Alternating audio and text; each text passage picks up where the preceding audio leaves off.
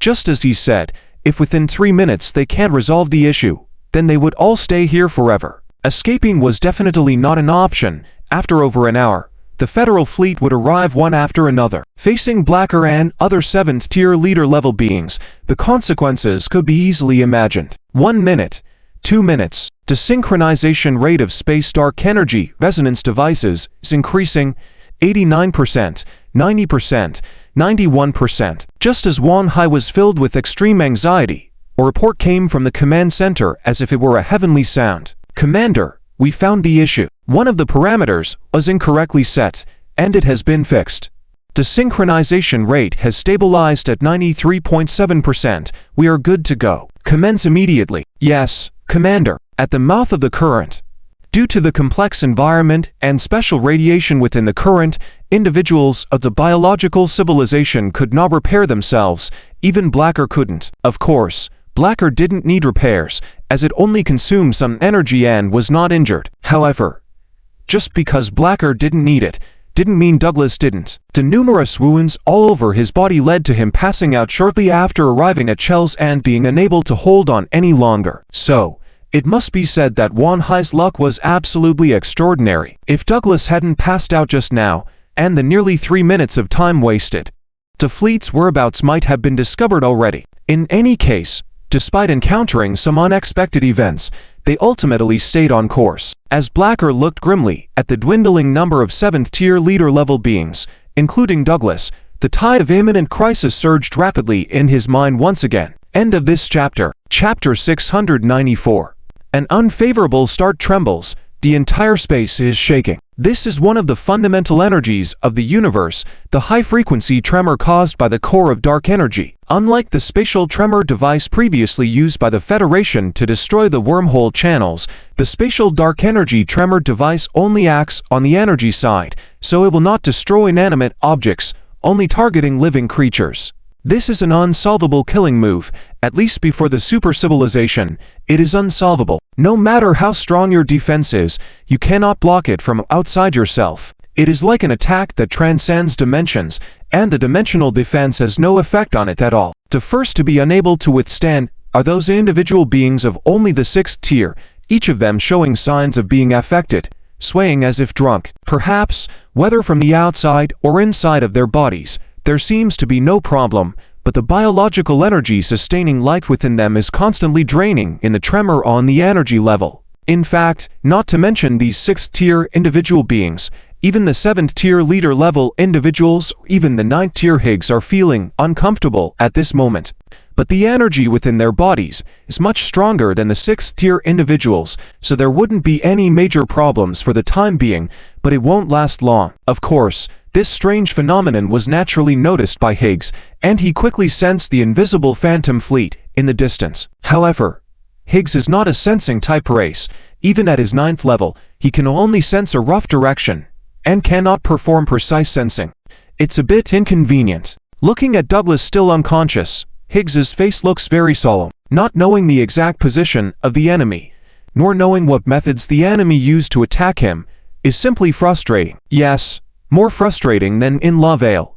At the same time, several astronomical units away, the 2nd Legion of the Phantom Fleet, the spatial dark energy resonance system, is operating normally. According to the current data, the energy dispersion efficiency is about 288 standard units per minute, approximately 17% of the average value of a 6th-tier biological individual, 1.2% of the average value of a 7th-tier leader-level biological individual, and 0.015% of a 9th-tier biological individual. The current operating efficiency of the system, 20%. Legion Commander, the efficiency is too low.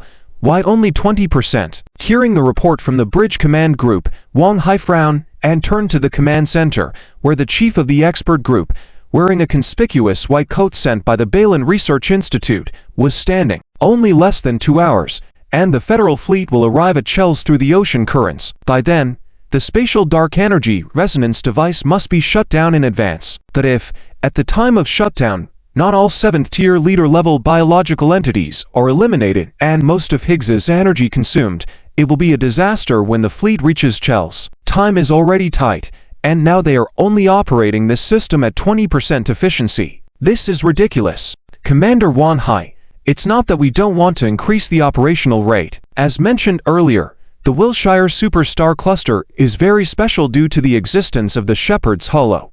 Even though we have adjusted the relevant parameters, we still need to gradually increase the operational efficiency. During this process, if any problems arise, we can address them more quickly. The group leader of the expert team was also quite aggrieved. If I can run the system at full power, why would I not do it? The risk is too great. Gradually increasing operational efficiency is the most prudent way. Scientists and soldiers really can't see eye to eye. Are you saying that if we immediately increase the operational efficiency of the entire system, there will be a certain risk? Am I right in understanding that? Yes, that's what I mean. The group leader of the expert team continued nodding like a chicken pecking at grains.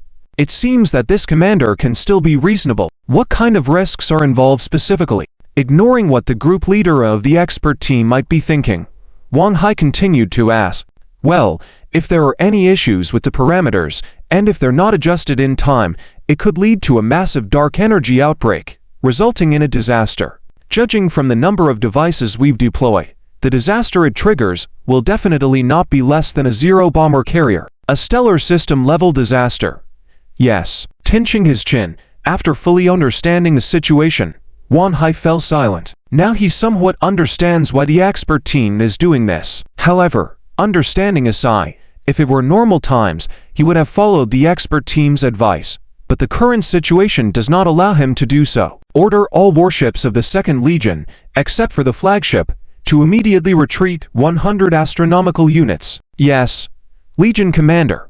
Hearing Wan Hai's orders, the adjutant immediately, and to carry out the command, leaving the group leader of the expert team somewhat puzzled. What do you mean by all warships except the flagship? Wait a minute, could it be? Legion Commander, all warships of the 2nd Legion have activated their hyperspace engines according to the orders, and are expected to complete the retreat in 10 seconds. Before he could ponder further, the adjutant returned to Wan Hai and reported, okay, you go with him too. If anything happens to me, you will take command of the fleet. Remember, at any cost, lead the target away from the mouth of the current before the main fleet arrives. Legion Commander, don't waste time, carry out the order. Yes. Understanding Wan Hai's temper very well, after saluting, according to standard Federation military etiquette, the adjutant left the command bridge. This scene completely puzzled the group leader, the expert team. Now, the risk has been minimized. You can proceed.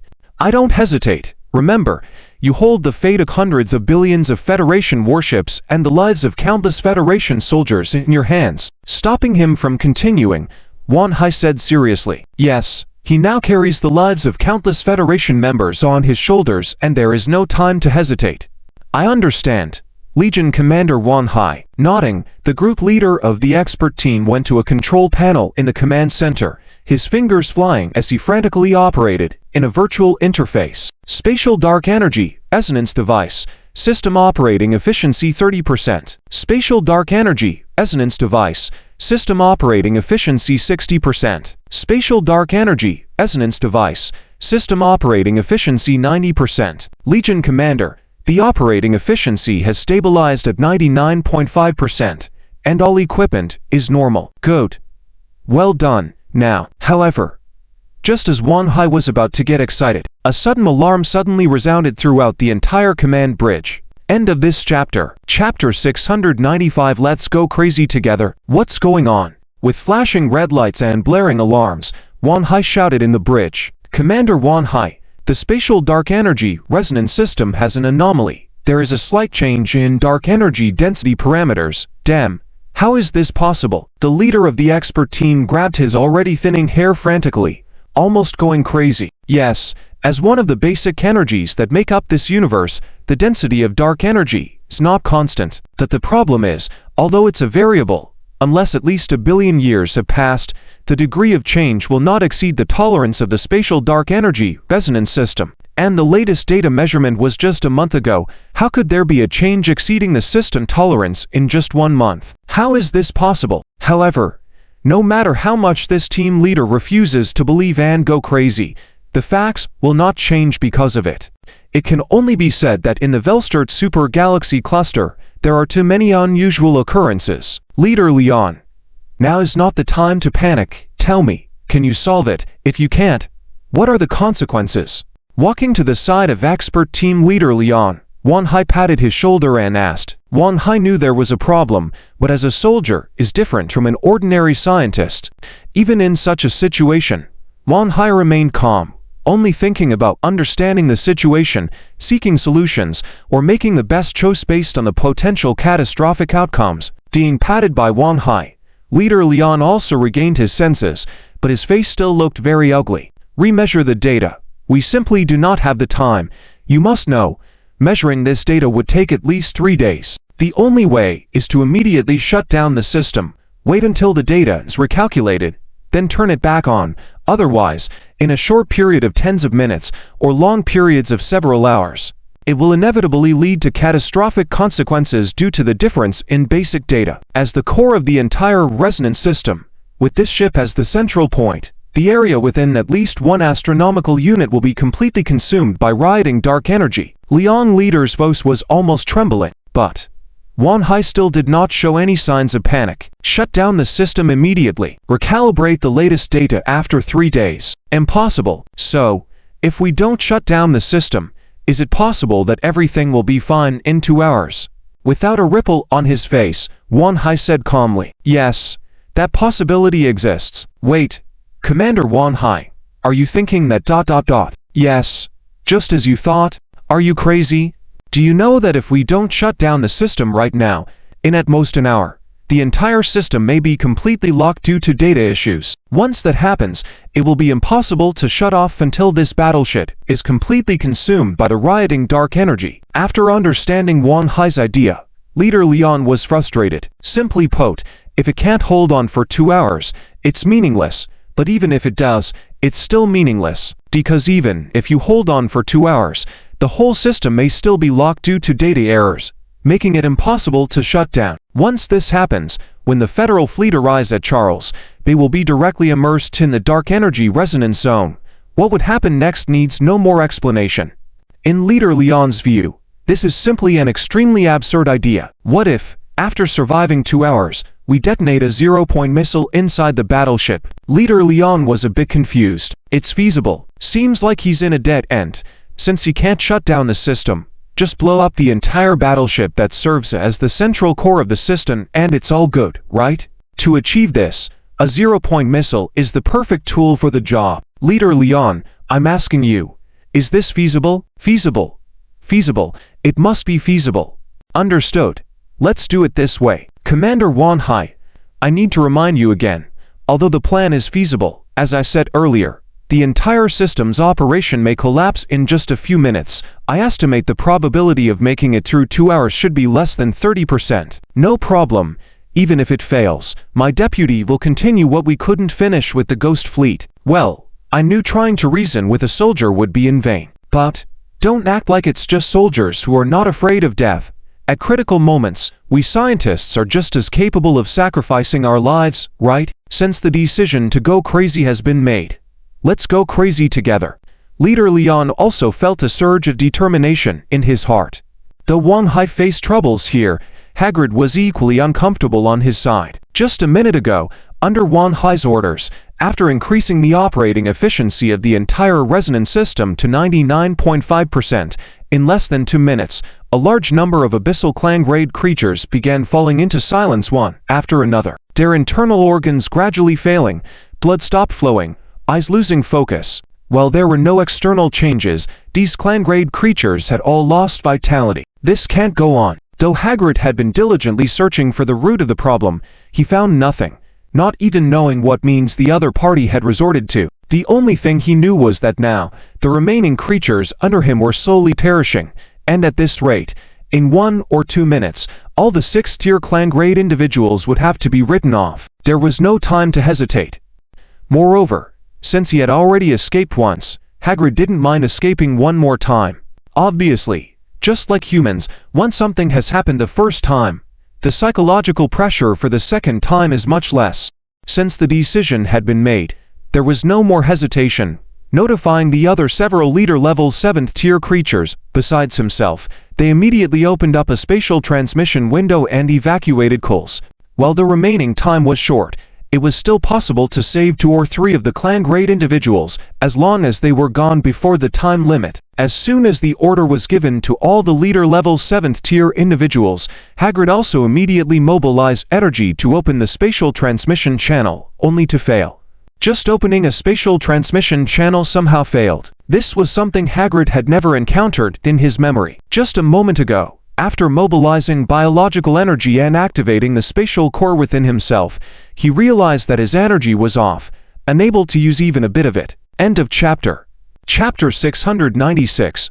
Delight Pole Commander. This is an unsolvable situation, because the entire resonance system directly acts on the basic energy that constructs the universe. It directly results in Black's inability to mobilize normal energy. Even if he wanted to open a spatial teleportation channel, he couldn't do it. This is not because Wang Hai used a spatial interference device, but purely due to energy turmoil. When the time reached the 7th minute, within the entire area, not a single breath of a Tier 6 member of the species could be seen. Only Black and 7 Tier 7 leader-level individuals remained. However, the energy resonance continued, and even these Tier 7 individuals and Black could not avoid the continuous loss of energy within themselves. The other 6 Tier 7 leader-level individuals were still somewhat stable, so holding out for a while longer was not a problem. But Douglas was different. Already heavily injured, barely clinging to life and even slipping into a state of coma, its remaining energy was extremely weak at this moment, unable to even repair its own body. Following this trend, in at most 2 minutes, Douglas would inevitably follow the fate of those Tier 6 species. But even knowing this, Black still had no solution.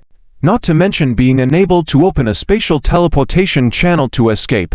Black had even tried to contact Galan. The result, however, was that any action driven by energy could not be processed. It was truly unfathomable to Black why an 8th-level technological civilization could possess such a powerful and bizarre weapon, rendering even itself, a 9th-level being, completely helpless. After coming out of purgatory, upon Galen's orders, Black and Hypnos onto 2 neighboring super galaxy clusters. In the super galaxy cluster where Black went, not to mention 8th-level civilizations, there were even 9th-level civilizations. But it had never experienced such frustration before. Could it be that it had encountered an 8th-level civilization disguised as a super civilization? It was unbelievable. As expected, after just over a minute, Douglas's life force extinguished, becoming the first fallen Tier 7 leader-level being in this place. As for the remaining 6, their expressions were full of sorrow, considering that as long as this bizarre attack continued, the now lifeless Douglas in front of them would be them in over 10 minutes. They couldn't just sit and wait, they had to do something. Watching Douglas slowly lose his life force, Black couldn't help but say in its heart, who knew how long this human attack would last? An hour? 2 hours, or could it last as long as they wanted? Having felt the rate of energy loss in its body just now, even if it were itself, it definitely wouldn't last more than 5 hours. With almost all means blocked now, the only solution was to leave the human attack area before being completely consumed. How large was this area? Black didn't know, but trying was better than waiting here to die. At least it could still move now, right? After conveying its thoughts to the remaining 6 leader-level beings, Black took the lead in moving. Even though the energy interference affected their flight speed to some extent, they could still travel at about 30,000 kilometers per second. However, Black was fine. But for the leader-level beings who had entered the countdown of 10 minutes, it was difficult. After all, even flying at a speed of 30,000 kilometers per second, in 10 minutes they could only fly out 18 million kilometers, a distance just over 0.1 astronomical units. Remembering that even the now lifeless over 10 billion Tier 6 species spread over an area of at least 1 astronomical unit. In other words, the range that these leader-level beings could escape in 10 minutes couldn't even reach 10% of the array of the 2nd Legion of the Purgatory, let alone escape the range of the human's mysterious weapon. In short, it was completely unrealistic. However, regardless of whether it was realistic or not, Black and a total of 7 purgatory creatures embarked on the escape journey. Along the way, they encountered only seemingly intact, but lifeless Tier 6 purgatory creatures, like wandering through a cosmic graveyard. Of course, miracles didn't happen. In the 15th minute, the escape team once again lost a member, and from this first loss, it spiraled out of control. In the 18th minute, the last leader-level Tier 7 creature finally could no longer hold on and lost its life force.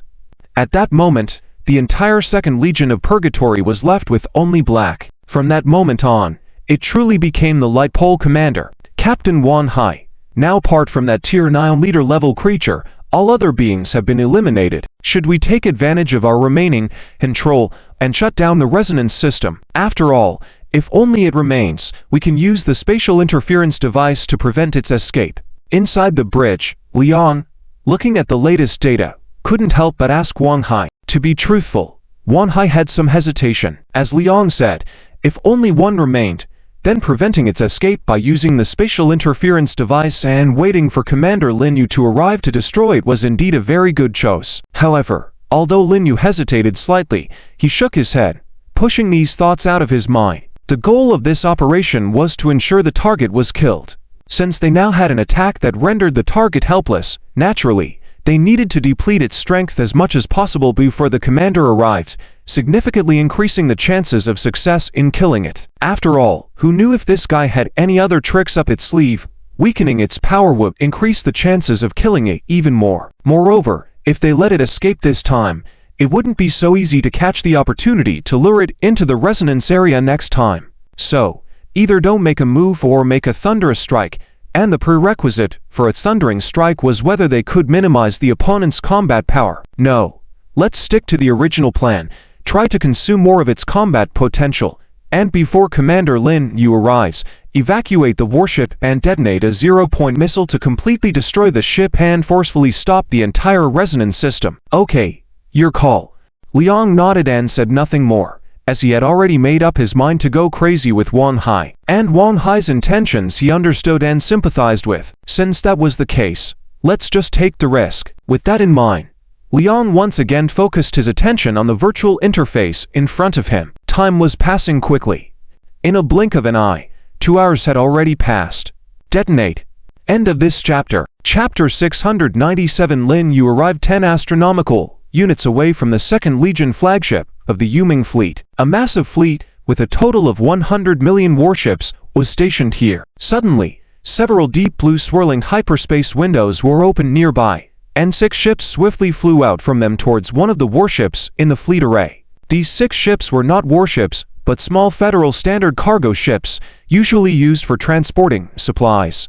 However, at this moment, they were carrying a large number of Federal soldiers. Quickly, the 6 standard small cargo ships carrying over 1,000 people each had arrived next to one of the warships in the fleet array and docked in the hangar of the warship as directed. As Wan Hai descended from the gangway of the ship, his deputy officer, Bai Zi, was already waiting below. How much time do we have left? Without even time for greetings, Wan Hai immediately asked as soon as he stepped off the gangway. 4 minutes and 18 seconds. All right, is the spatial disruption device ready? It has been fully deployed. Good. We must ensure a seamless connection, leaving no chance for the target to escape. Yes, Legion Commander. As the two of them walked and conversed, they quickly arrived in front of a light transmission array in the hangar. It had a similar appearance to a Stargate, but featured completely different technology and applications. If a Stargate was used for long-distance travel, then the light transmission array was used for short-range teleportation, especially within warships. Today's warships were tens to hundreds of kilometers in size, and using traditional transportation methods would be too cumbersome to move from one part of the warship to another. While Stargates could also be used for short-range teleportation, the issue was that within a million light years, regardless of the distance, Stargate transport always took a fixed 7 minutes. In simple terms, the closer the distance, the slower the Stargate. Therefore, the emergence of light transmission technology perfectly compensated for the shortcomings of Stargates in short-range transport, making movement within warships more convenient. Captain to the bridge. After Wan Hai and Bai Zi arrived on the bridge via the light transmission, the ship's first mate immediately shouted, and the captain promptly stood up, giving way to the captain's seat and positioning himself to salute the Federal military protocol. Display the countdown. Yes. After performing a Federal military salute, while walking, Wan Hai sat directly in the captain's seat vacated by the captain, and spoke to Bai Zi. Soon, A timer was projected onto the bridge. Countdown to 180 seconds before initiating remote detonation. Immediately activate the spatial disruption device following detonation to ensure a seamless connection.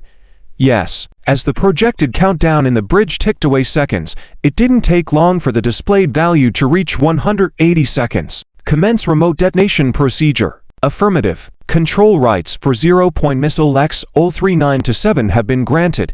The safety lock is released. Proceeding with detonation. Detonation complete. Signal lost from Lisbon-class command ship. Confirmed 0-point missile detonation complete. Dark energy resonance field detected to disappear. Activating spatial disruption devices 1 to 3. Activation complete. Target images captured. Projected onto the virtual image on the bridge. With a series of reports, Won Hai breathed a sigh of relief as everything proceeded smoothly. Soon, an image was projected onto the bridge, and the main figure in it was the ultimate target of the operation, Hike. Legion Commander, the target seems to have not yet detected that the dark energy resonance field has been deactivated. It continues to fly at its original speed and direction. Scan. Compare target data in the database. Calculate how much its energy intensity has decreased. Yes.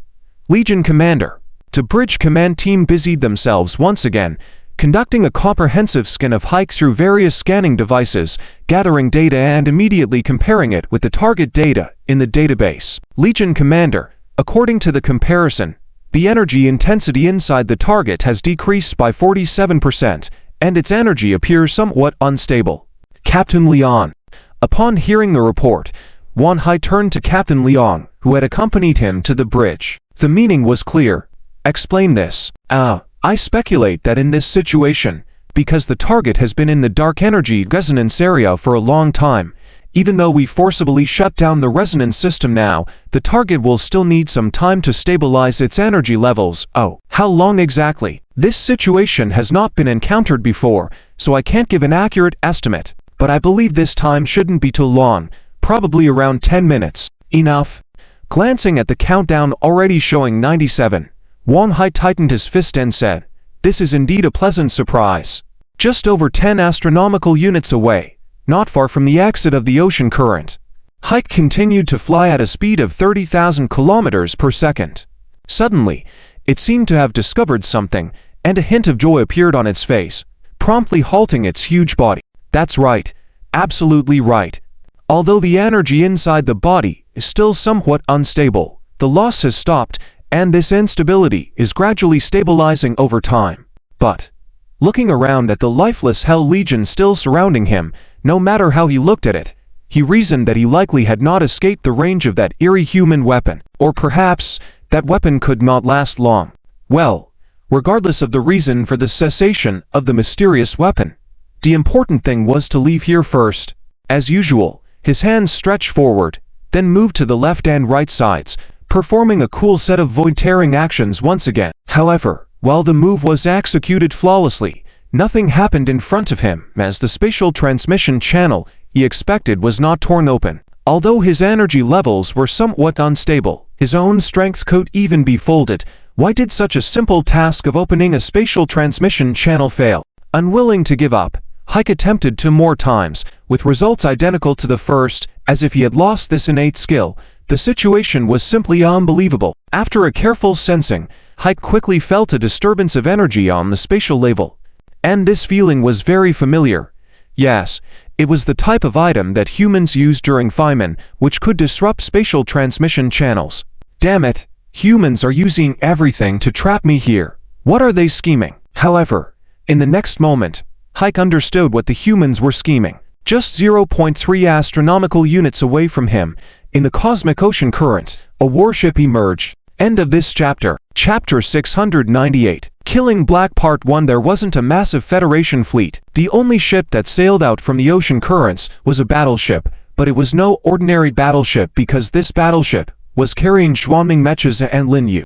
Commander, the Marova has sailed out from the ocean currents and reached Charles. The relevant data of the 2nd Legion has been received and is currently being transmitted to your command terminal. Inside the bridge, Baijuan sat in a captain's seat that originally belonged to Lin Yu, providing reports. Meanwhile, Lin Yu had long been waiting in the driver's cabin of the Mecha, ready to engage at any moment. This Wang Hai is quite decisive, actually blowing up his flagship like that, but not bad. With the greatly developed brain domain, Lin Yu was able to quickly read through all the data and reports within a short amount of time, and a smile unconsciously appeared on his lips. Although unexpected situations had arisen and almost led to the collapse of the entire battle plan, Lin Yu greatly appreciated Wang Hai's decisive actions. It could be said that at any point in the process, if Wang Hai had retreated, the consequences would have been disastrous. Fortunately, Wang Hai not only did not retreat, but was very decisive, even abandoning his own flagship. Now it's time for my performance. Closing the virtual interfaces displaying various data streams and reports, Lin Yu activated the propulsion device of the Zhuangming Mecha. Bridge propulsion system is activated. Ready for engagement. The path ahead is clear. Ready for engagement. Course 3 for 1. Understood. Zhuangming Mecha. Lin Yu, engage. A blue line promptly appeared in the void in front of the hangar, delineating a route for the Zhuangming Mecha as if outlining a lane in the dark universe, guiding it on its path of engagement. With 6 powerful thrusters capable of propelling a small battleship, emitting a brilliant blue light, the Zhuangming Mecha, supported by this strong thrust, began to move, accelerating, and accelerating. Finally, the Mecha rushed into the void, and Lin Yu, in the driver's cabin, even felt a sense of coming home. It was strange. Before evolving to the level of an S-class dark energy manipulator, Lin Yu, like all other humans, had an instinctual dependence on life-bearing planets. However, since evolving to S-class and gaining the ability to control dark energy, Lin Yu's innate reliance on life planets disappeared. Strangely, whenever Lin Yu left the confines of the warship and ventured into space, he felt a sense of returning home, as if the cosmic expanse were his birthplace. Relative distance 0.27 astronomical units, that's quite close. Dark energy scanning array activated. Begin constructing the battlefield model. Dynamic battlefield model constructed.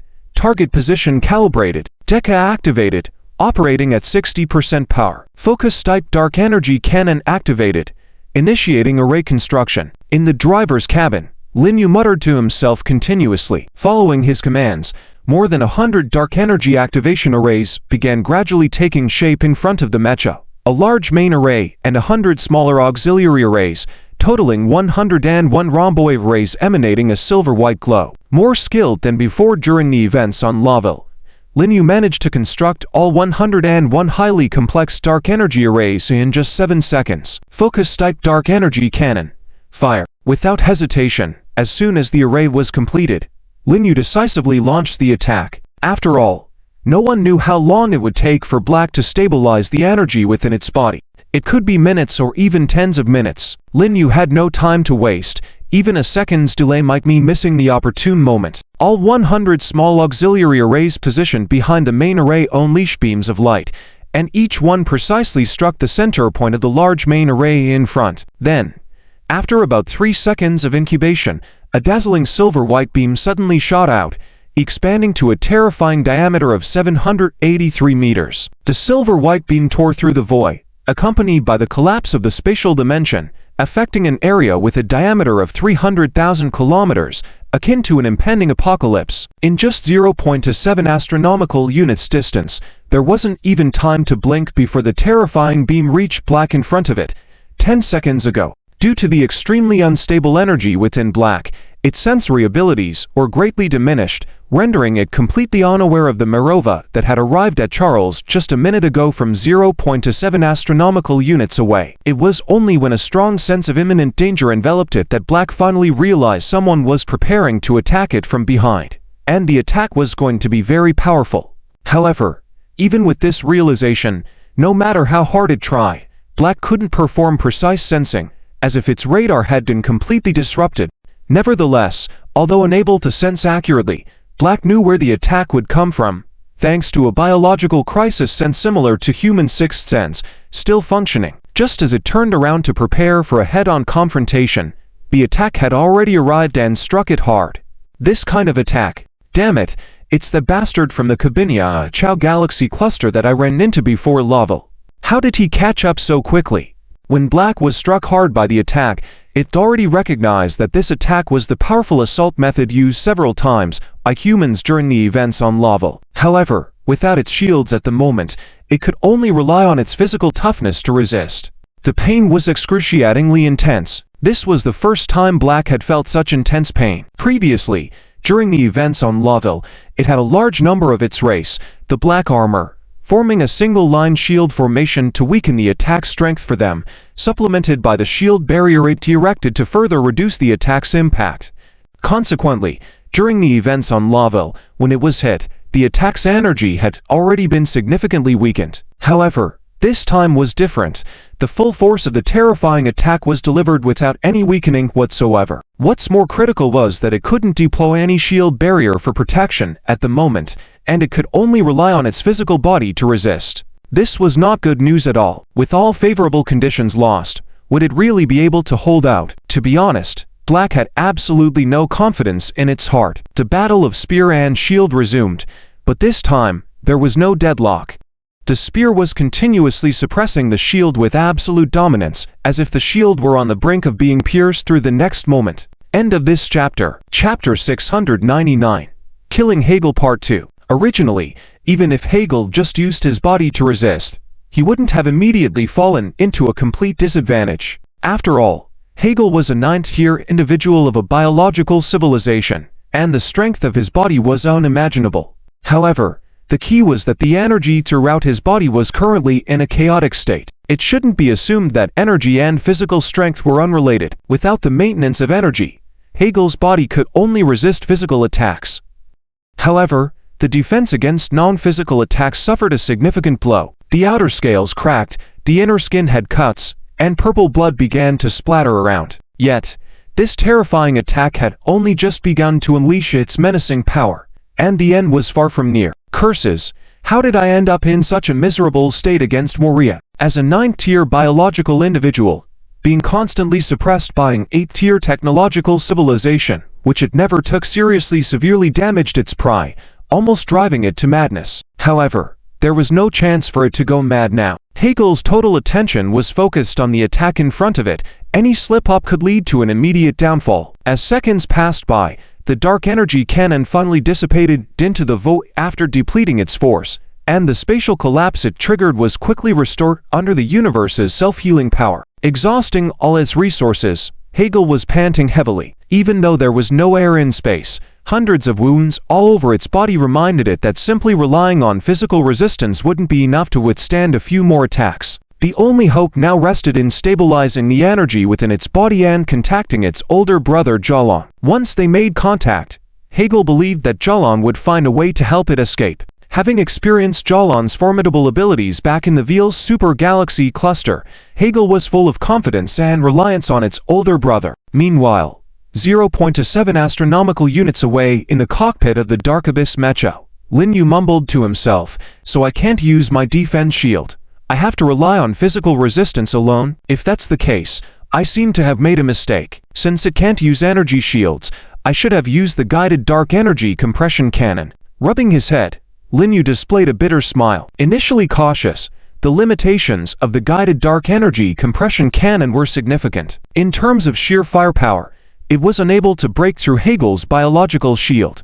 However, its piercing ability against individuals is extremely strong, especially effective against non-energy shields like the one Hegel currently couldn't use. At a distance of 0.27 astronomical units, the attack of the dark energy passed by almost instantaneously, fiercely impacting Hegel's body. Despite the attack being weaker in force compared to the previous one, it did not cause any disturbances in space. The attack was precise, aiming to pierce rather than brute force it. Hegel, unable to use shield defenses, believed it could easily withstand the attack. However, reality was cruel, and the sound of being proven wrong was loud in its confidence. In that moment, Hegel could no longer smile. Compared to the probing attack on Black Yatan in Rayville, Lin Yu's attack was at least 3 times more powerful. This was not a probe, but a full-on attack. As the attack penetrated Hegel's biological shield, its outer defense was broken through, followed by its skin, leading to further damage within its body. Despite being a 9th-tier individual, its skin strength was formidable, but couldn't change the inevitable outcome. Around 10 seconds later, the beam dissipated, and the destructive special energy had embedded itself in Hegel's body. Chapter 700. 5 hours had passed since Lin Yu launched the second attack on Heg. After studying the black hole from Lin Yu, and billions of Federal warships were neatly arranged in fleet formations, showcasing the well-trained Federal fleet. Not far from the fleet, a creature the size of a star stood tall in the void, but there was no sign of life on its body. Despite Heg's body being covered in scars, they were not fatal wounds, mostly superficial injuries, like scratches. However, despite the external appearance, its internal cellular structure had been completely destroyed. It wouldn't be entirely accurate to say destroy, as under the influence of the induced dark compression cannon, a large number of cells mutated inside its body, rapidly infecting all the cells in its body. Ultimately, the cell mutations led to its organs failing to provide the necessary functions for survival. Even a being as powerful as Heg, a 9th-tier creature, could only meet a tragic end. It's important to note that Heg endured the internal cell infection mutation process for a full 2 hours. During these 2 hours, it seemed enough time for its internal energy to stabilize. However, even after its internal energy stabilized, due to the effects of organ failure from cell mutations, it couldn't retaliate. Instead, in its final moments, it reached out to Galan in a manner reminiscent of a farewell telegram, sending out a segment of its memories. Yet, none of this mattered to Lin Fen at present. What he cared most about now was whether, after over 2 months, he could still find something valuable at the edge of the Shepherd's Void, where Hegan the Second Legion of Purgatory descended. After all, Hegan the Second Legion's sudden arrival had caught the Allied forces off guard. Lin Fen had always had a sense that perhaps the Purgatory side possessed a stronger means of superluminal beaming than space teleportation or hyperspace travel.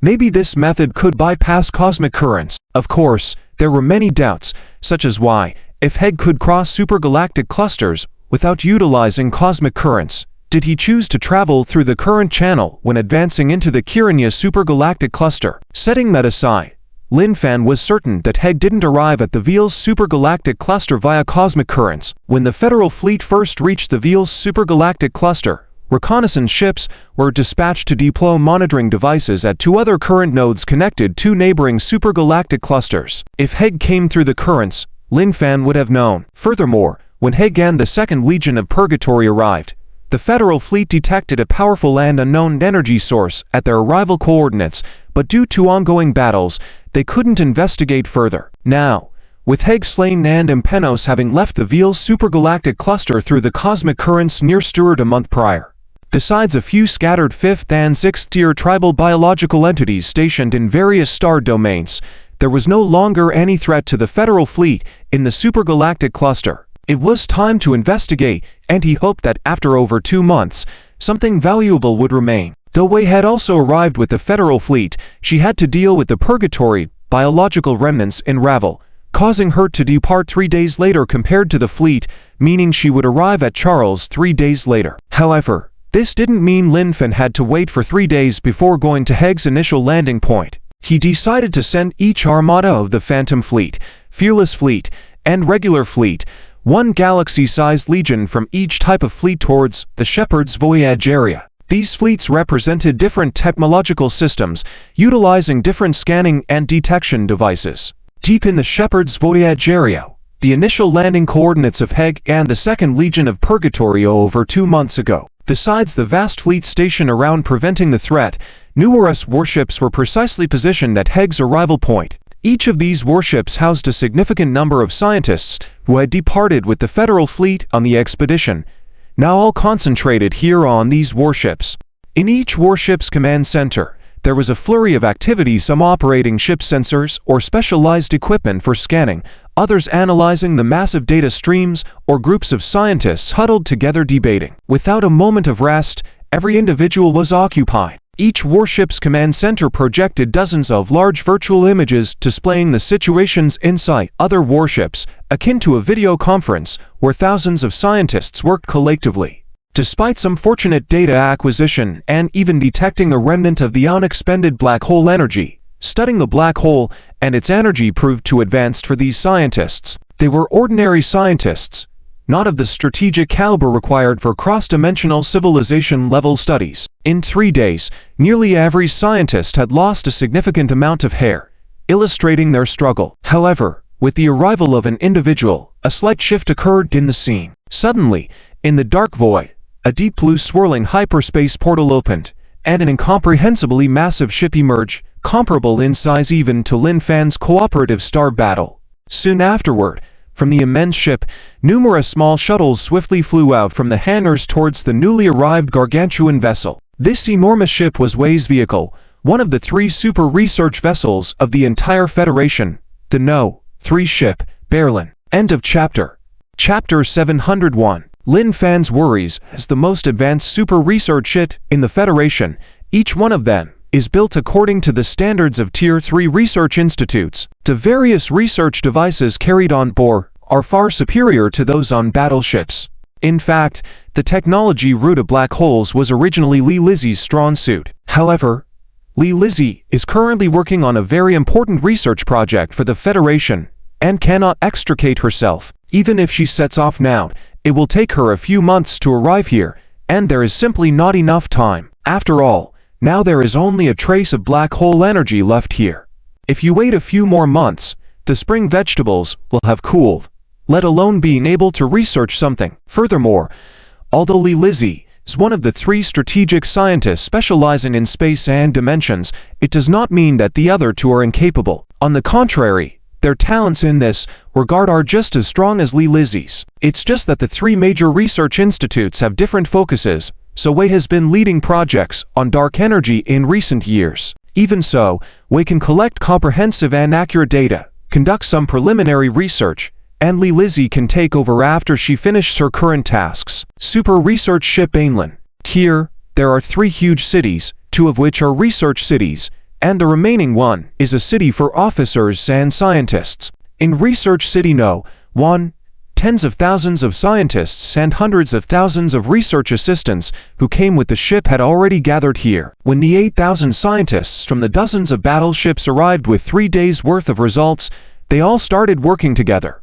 In the central research building, only Wei was on her own floor. This is a super large flat space with hundreds of virtual images surrounding Wei at a rapid pace, going through all the data preliminarily. Wei furrowed her brows deeply.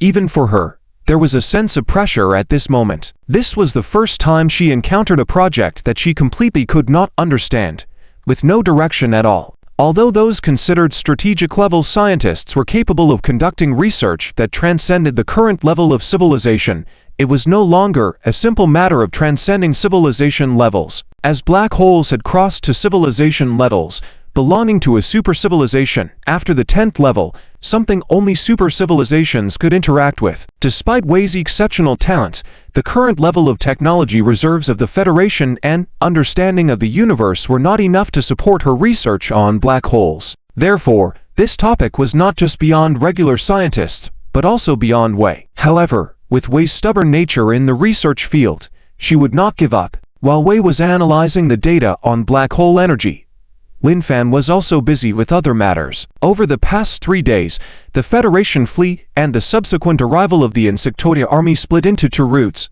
starting from Kul's, the base, and began to launch attacks on the surrounding star domains, aiming towards the Sasser star domain. This was the former headquarters of the Federation in the Verse superstar cluster, which had been recaptured 2 days ago and now served as the base for the Federation Fleet Expeditionary Force. After all, only the 5th and 6th level Ethna-class creatures were skilled but not numerous.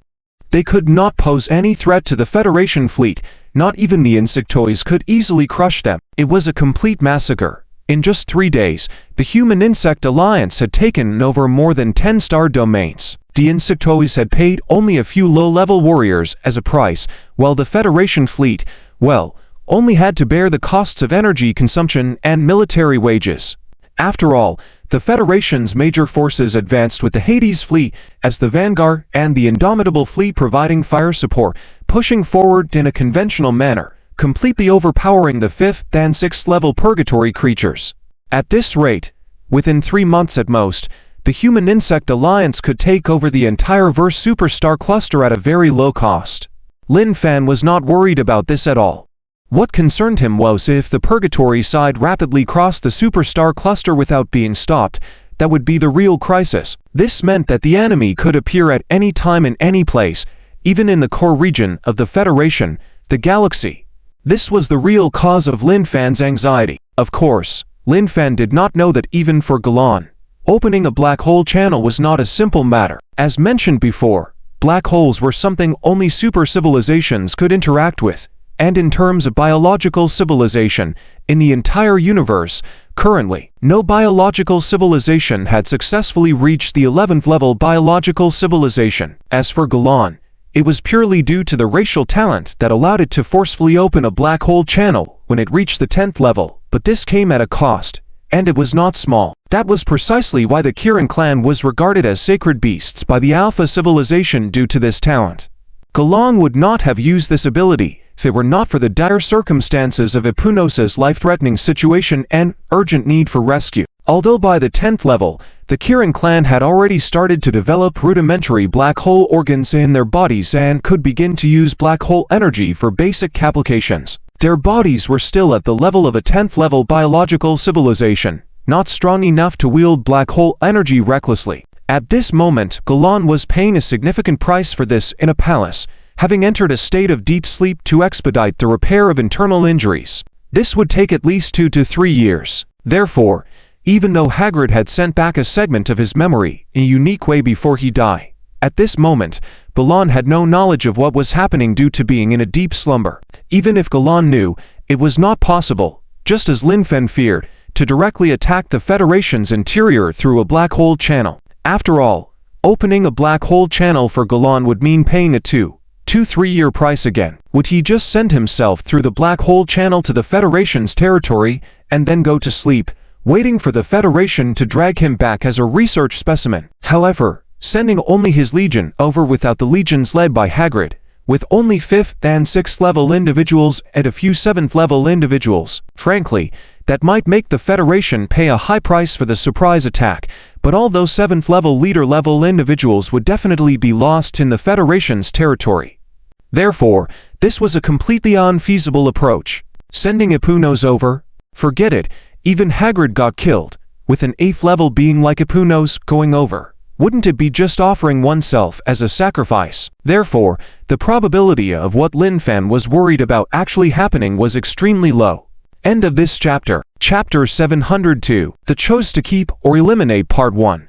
The insect race, a race that has entangled humanity for nearly a century, should they be kept or destroyed? For this matter, the entire federal high-level officials have discussed it repeatedly, yet they have not been able to unify everyone's opinions. Some people believe they should be kept temporarily, considering the uncertain situation on the side of Purgatory.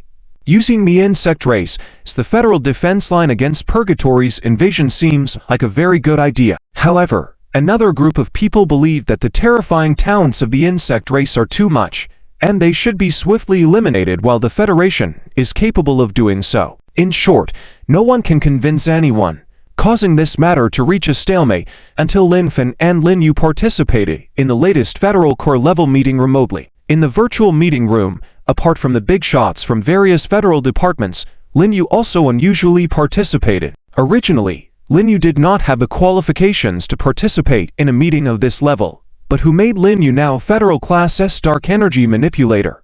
Therefore, as the current top combat force of the Federation, Lin Yu has also been granted corresponding special qualifications. The theme of the meeting still revolves around the unresolved issue that has been discussed several times before, the dilemma of whether to keep or eliminate the insect race. Initially, Lin Fan was definitely inclined to keep the insect race as the first defense line of the Federation, but now, Lin Fan's thoughts have changed somewhat. Alright, everyone is here. Let's begin. Lin Fan, this time we specifically allowed you to participate remotely because we want to hear your opinions as the frontline commander. After all, we are just listening to reports from the rear, and judgment may be biased. After everyone was seated, as the host of the meeting, Lin Zhen looked around before speaking to Lin Fan. The truth is, whether we keep or eliminate the insect race, both have their drawbacks. Indeed, the racial talent of the insect race is terrifying, especially the fact that they can evolve themselves by acquiring genes from other powerful species, even breeding more powerful war insects. Just from this point alone, this race is more powerful than any other biological civilization encountered in the forces of purgatory. From the fact that the insect race only had one seventh-order individual, several hundreds of sixth-order individuals, and the rest were third to fifth-order individuals, could resist the onslaught of the Purgatory Legion, is telling. Lin Fen organized his thoughts slightly and verbalized what he was thinking. Reflecting on the initial battle between the insect race and the Purgatory's first legion led by Hypnos, the two sides fought for a long time. It should be noted that in Hypnos's first legion alone, there were more than 37th-order biological civilization individuals, over 1 billion 6th order, and even more 5th-order individuals. But what about the insect race? Except for Aelia, who was a 7th-order individual, the rest could only be classified as 6th-order biological civilized creatures, with the majority being 3rd to 5th order. If analyzed based on the numbers on paper, the insect race should have been powerless. However, in reality, under Aelia's command, the insect race and Hypnos's Purgatory Legion fought for an entire year. They were only constantly forced back, but not annihilated like what was initially expected. Part of it was due to the sheer numbers of the insect race, but the more important reason was the diverse array of war insects within the insect race and the unique abilities they possessed. In other words, if Aelia's insect race could advance further, such that the overall numbers on paper would be comparable to the Purgatory Legion, then without a doubt, Hypnos's side would be the one crushed. In this war against the Purgatory Legion, the insect race has captured a 7th-order leader-level individual, and who can guarantee that Aelia has not clandestinely obtained the remains of other leader-level individuals from the 7th order. Everyone should be able to imagine what Aelia would do after acquiring the genes of these powerful creatures. Bluntly speaking, if we don't take action against them, in 10 or 20 years, what we would face would be a terrifying race that is countless times stronger than it is now. Lastly, in the previous report we submitted, Alpha Special Agent Lin Han once said that the ancient Alpha Special race, which is currently known as humanity, is the most perfect existence in this universe. And now, with Aelia's continuous evolution, it's heading towards the template of humanity from various aspects. This makes me feel like it is evolving incessantly towards the most perfect species in the universe. And once it evolves to the end, trying to exterminate the insect race will undoubtedly come with a huge cost. As Lin Fen narrated, the expressions of everyone in the virtual meeting room turned grave, especially, and Lin Fen mentioned the line, is evolving incessantly towards the most perfect species in the universe, causing a drastic change in everyone's complexion. What does this imply? Everyone understood. Emil once said that the reason the insect race currently only had Aelia as a 7th-order individual was mainly that this race had many defects inherently. To evolve to the level of an insect emperor was already unparalleled in terms of talent. But once Aelia had used the genes of those powerful creatures from the Purgatory to rectify the inherent talents of the entire race, the significantly improved insect race was no longer far from 7th-order existence. Aelia could break through the racial limitations and evolve into 8th, 9th order, or even more. In short, this race absolutely cannot be kept. Everyone in the meeting room exchanged glances, each looking resolute. Even those who previously supported using the insect race as the federal defense line were now in favor of immediately exterminating them. However, Lin Fan's next statement completely baffled these people. But we can't eliminate the insect race now.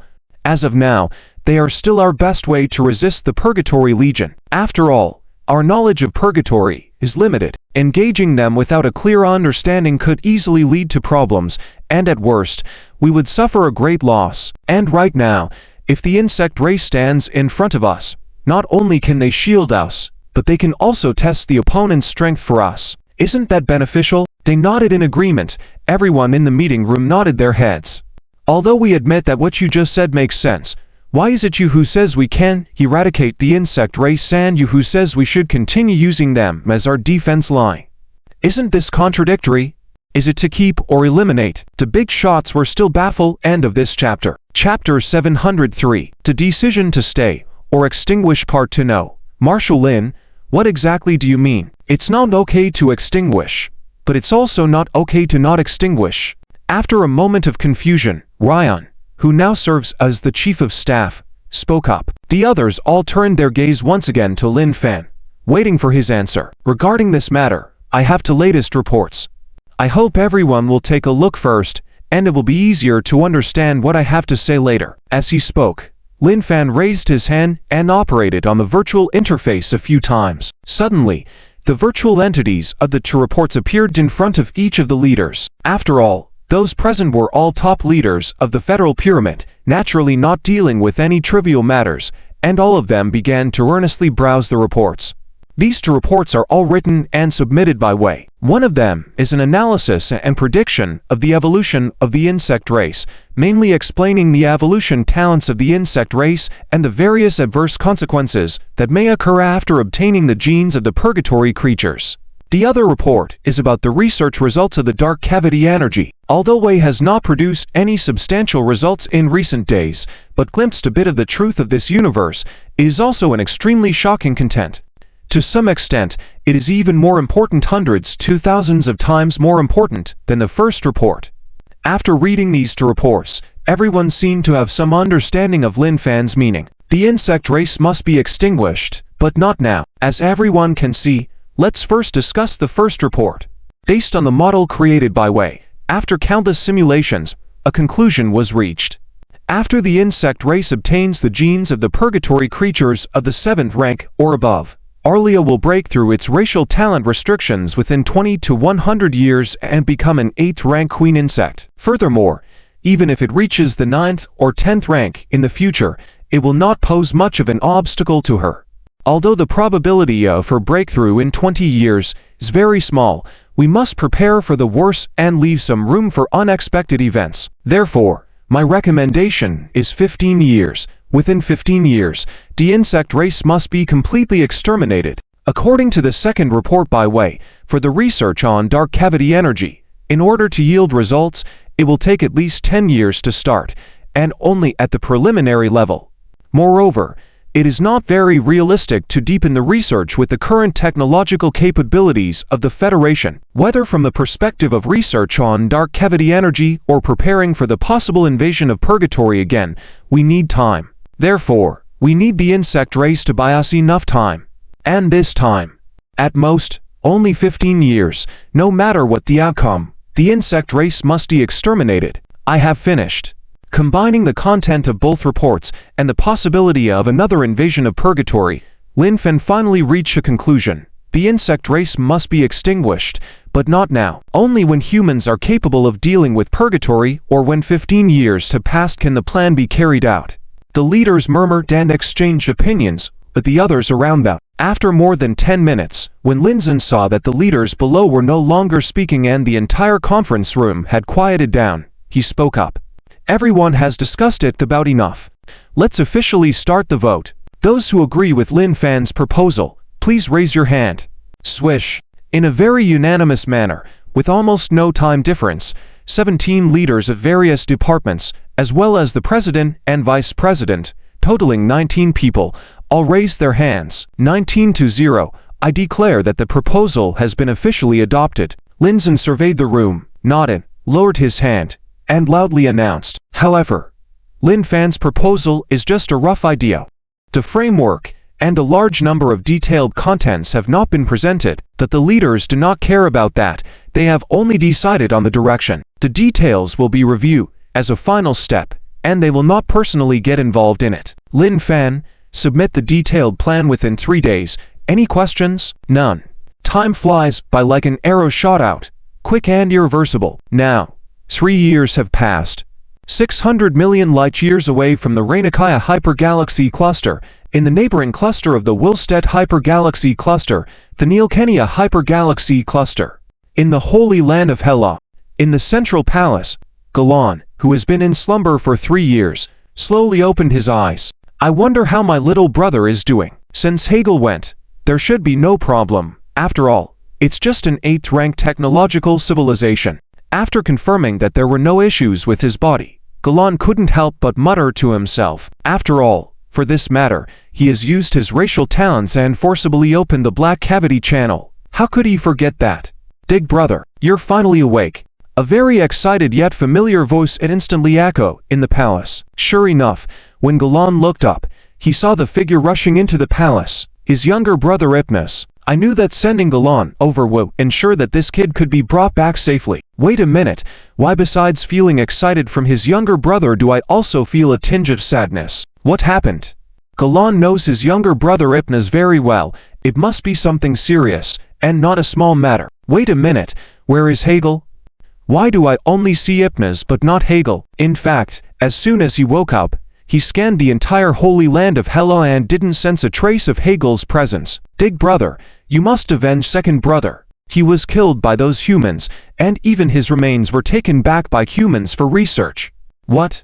This news was like a bolt from the blue, making his face look very ugly. Humans? You mean that A-rank technological civilization? Yes, that human. This is impossible. How could an 8th-rank technological civilization, even if Hegel stood there without resistance allowing them to hit him, be killed? But now Hypnos tells him that his second brother was killed by this 8th-rank technological civilization, and even his remains were taken away and used as research materials. This is too unreasonable. Watching Galan's face full of disbelief, Hypnos can only narrate the whole story in detail. However, instead of calming down, this explanation made Galan even more agitated. As for why, it is naturally because of what Hypnos said earlier. A civilization that can proficiently use dark energy for offense and defense. And you tell me that's an 8th-rank civilization? This can be considered as a 9th-rank civilization, right? Dig brother, what should we do now? Don't stir up trouble for no reason. If it's true that humans have mastered dark energy proficiently, then if you go back, it's definitely just sending yourself to death. Just leave this matter to them to handle. Could it be that they are? End of this chapter. Chapter 704. Is the strongest force in the Nyarkenia super galaxy cluster the purgatory faction of Lasties' plan? Yes. But also no. If we were to say yes, it is because of the existence of Galan, who can suppress everything here, reaching the peak of the 10th level, even touching on the threshold of the 11th level of biological civilization, is terrifying. Even a 10th level technological civilization cannot generate any resistance. However, if we were to say no, it is because apart from Galan, the other forces within the Purgatory faction cannot match up to the native technological civilization. Not to mention a 10th level technological civilization, in the aftermath of Galan's fall, even the existence that could rival a 9th level civilization no longer exists. In other words, if we exclude Galan, then the Purgatory faction in the Nyarkenia super galaxy cluster cannot even be considered a second-rate force. In the Holy Land of Helavi, there is a massive structure. Since the central point of the Holy Land has been occupied by Galan and turned into his palace, the native technological civilization led by the Purple Empire had to relocate their council here. Despite Lasty appearing to be a lapdog since Galan emerged, this old man is quite calculating. For example, when Galan first appeared, Lasty immediately took advantage of the situation, directly subdued the leaders of the two 9th-level civilizations within the council, as well as all the leaders of the 8th-level civilizations, and supported new leaders obedient to him in each civilization. It can be said that in the Nyarkenia super galaxy cluster, the power of technological civilizations is now completely under Lasty's control. The so-called council has become merely a formality. After all, some appearances must still be maintained. Lawrence, Essek, have you completely taken control of the internal affairs of your civilizations? In a hidden hall, Lasty, seated like an emperor at the top, looked down below. And below were two creatures evidently not of the same race as Lasty, standing like subjects, not daring to lift their heads to look at Lasty. These two fellows may appear subservient, but this is only in the presence of Lasty, as in reality, they are the leaders of 9th-level civilizations, commanding respect as overlords in other super galaxy clusters. However, with control crystals implanted in their bodies, they are now merely servants of Lasty. We have gained control of over 90%. The remaining resistance groups are few in number. Given some more time, they will undoubtedly be eradicated completely. I am experiencing a similar situation. However, those resistance groups never attack directly, which poses some inconvenience.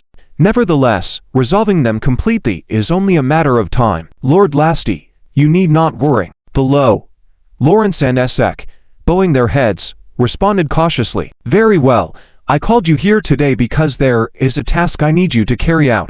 And this task concerns the technological civilization camp of our Nyarkenia super galaxy cluster, a crucial operation to break free from Galen's control, which must not fail. Lasty's voice was extremely serious, indicating how much importance he placed on this matter. Breaking free from Galan and ensuring the Purple Empire becomes the undisputed master of the Nyarkenia super galaxy cluster has been Lasty's top priority, his covert scheming. However, according to his plans, this process would have taken at least tens of thousands of years. The unexpected appearance of an 8th-level civilization outside his range of light years has significantly increased the probability of his long-cherished desire being realized in just a few decades.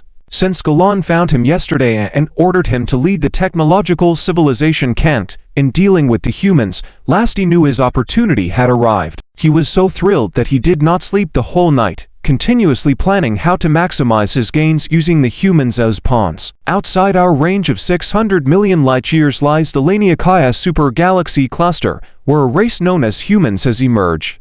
They are an 8th-level civilization, but far from an ordinary one. They are not considered ordinary because they can utilize dark energy and possess 9th-level dark energy envoy. Of course, that alone is not the key point.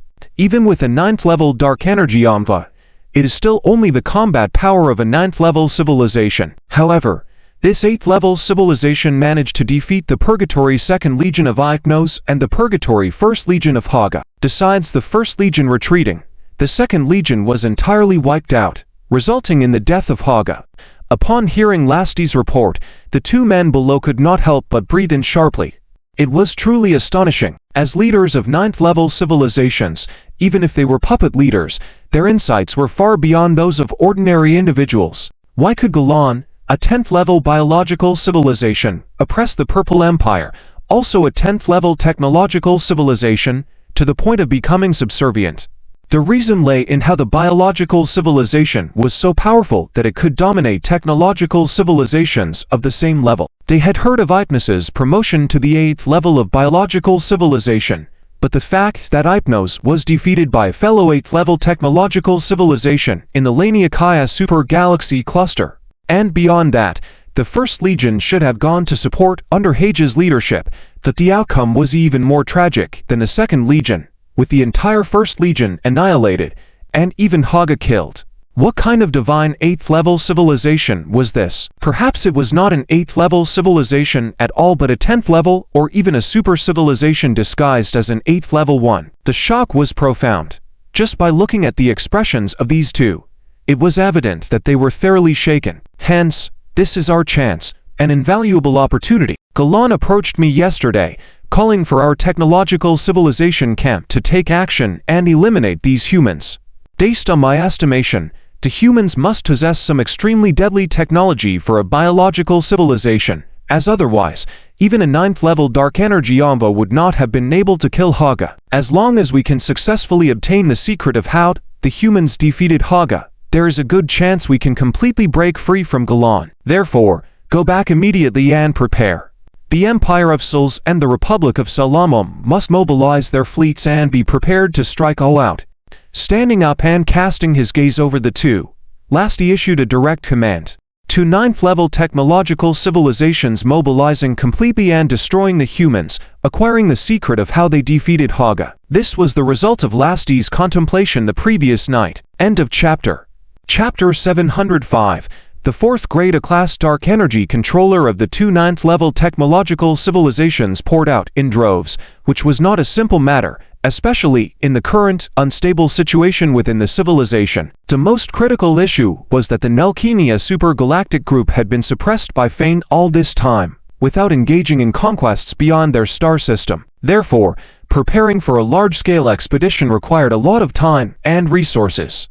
In fact, for civilizations that had existed for tens of thousands or even over 100,000 years, 3 to 5 years was not a big deal. Nonetheless, under Lasty's orders, the two 9th-level technological civilizations were busy. Normally, their military resources were sufficient for self-defense, but when it came to a large-scale expedition, the existing resources within the civilization were simply inadequate. As a result, Lawrence Anasek issued a wartime mobilization order, redirecting all production to services required for the expedition. The previously unstable civilization seemed even more tumultuous. Of course, this temporary chaos had nothing to do with humanity. At this moment, Lin Fan was intensifying his layout according to his plan. Although it wouldn't be difficult for humanity to eliminate the insect race with their current strength, ensuring controlled low casualty rates and preventing any insect race from escaping from the Wilster Supergalactic Group under Arya's control required thorough preparation. If Arya managed to escape, it would lead to endless troubles. Therefore, within 10 years, Lin Fan needed to focus on defense strategies against the Purgatory Psi, while planning the annihilation of the insect race. The first step was to station a large number of troops within the Wilster Supergalactic Group. As for the reason, given the potential danger of another Purgatory invasion, whether for joint defense agreements or human safety, stationing troops in the Wilster Supergalactic Group was a rational decision. When Lin Fan proposed this, Arya agreed without hesitation. She was genuinely afraid of Purgatory, at least for now, as the insect race couldn't compete with the Purgatory Legion. If humanity didn't station troops, the insect race would have to rely on themselves to resist any potential Purgatory invasion. If that happened, not to mention whether humanity would support them, even if they did, assembling a large fleet and reaching the Wilster Supergalactic Group via cosmic currents would take months. Therefore, Arya had no choice but to agree to station human troops and even agreed to Lin Fan's request to transfer the Sarsal domain and the Calvinia Supergalactic Group to the Federation. According to Lin Fan, Kals was the gateway to the Federation, so what were they doing there? Were they trying to cut off the communication between the Sarsal domain and the Calvinia Supergalactic Group? With a strong argument, Arya had no room for retort. Within 3 years, under Lin Fan's command, the entire Sarsal domain had been transformed into a fortress star domain, impregnable even to the Purgatory's first legion of Hypnos. The extensive stellar defense network spread throughout the domain made anyone who glanced at it shudder. It was simply insane. The key point was that this was only a small part of the deployment. As the closest domain to the cosmic current node, it would serve as the frontline defense and attack stronghold in the future, still far from Lin Fan's ultimate goals. Meanwhile, the insect race was also active. Over 3 years, they not only recaptured all lost domains, but also initiated widespread cultivation operations. Considering their significant losses in the previous war, even with their vast numbers, it was still challenging to replenish their forces, requiring decades, if not centuries. Fortunately, the existence of a mini-universe with time contraction effects eased some pressure for the insect race. However, the massive war insect cultivation put a strain on the indigenous civilizations within the mini-universe, triggering sweeping resource harvestations. The Federation was unaware of these developments, and even if they knew, it wouldn't affect them directly, as those civilizations were not under their jurisdiction, and the Federal Union wasn't a saintly organization. But there was one exception.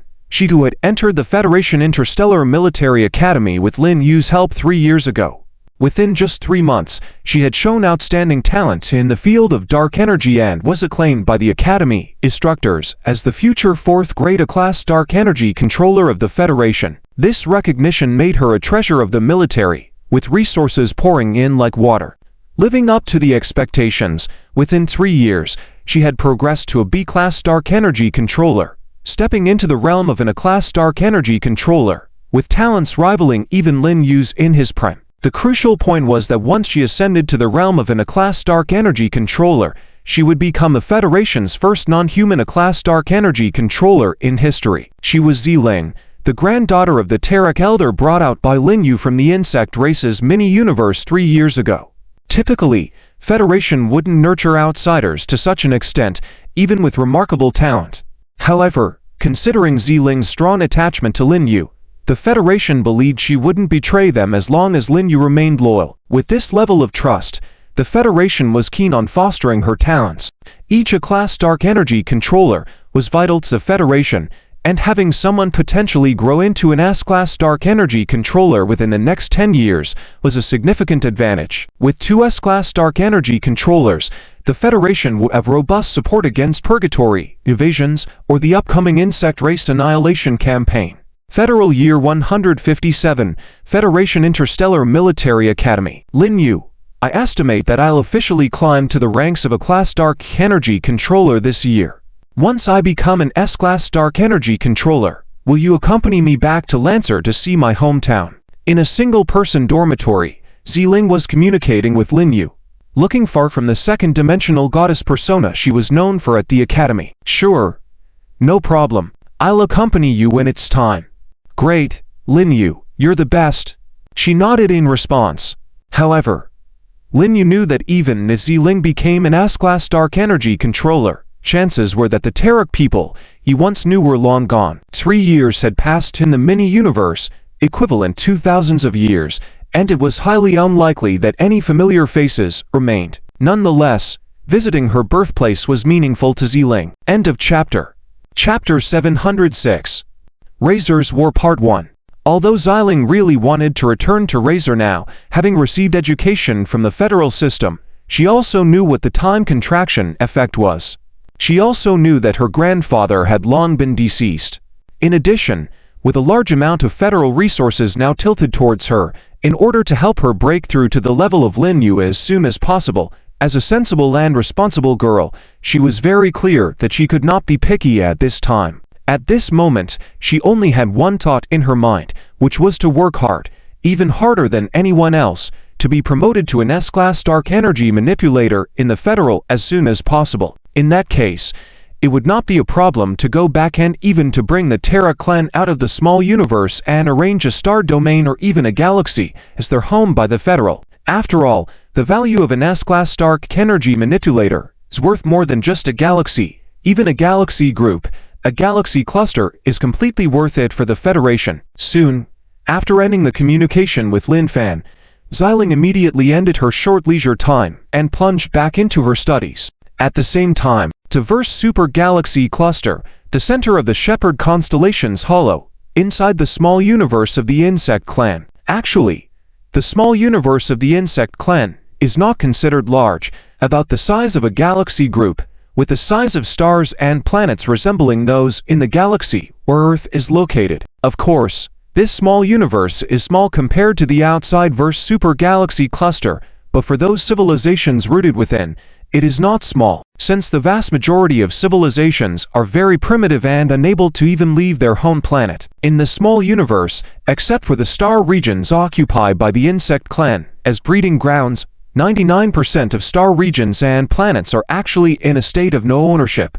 And these primitive civilizations, with no resistance in the face of the Insect Clan's harvesting operations, in just over a year, over 90% of civilizations had been exterminated by the Insect Clan, all turning into feed for the Insect Clan's bred war insects. And on this day, a harvesting swarm of the Insect Clan arrived at Razor, the giant planet where Lin Yu had spent several years. If Lin Yu and Ziling were to come to this planet now, they would definitely not recognize it, as the changes have been too drastic.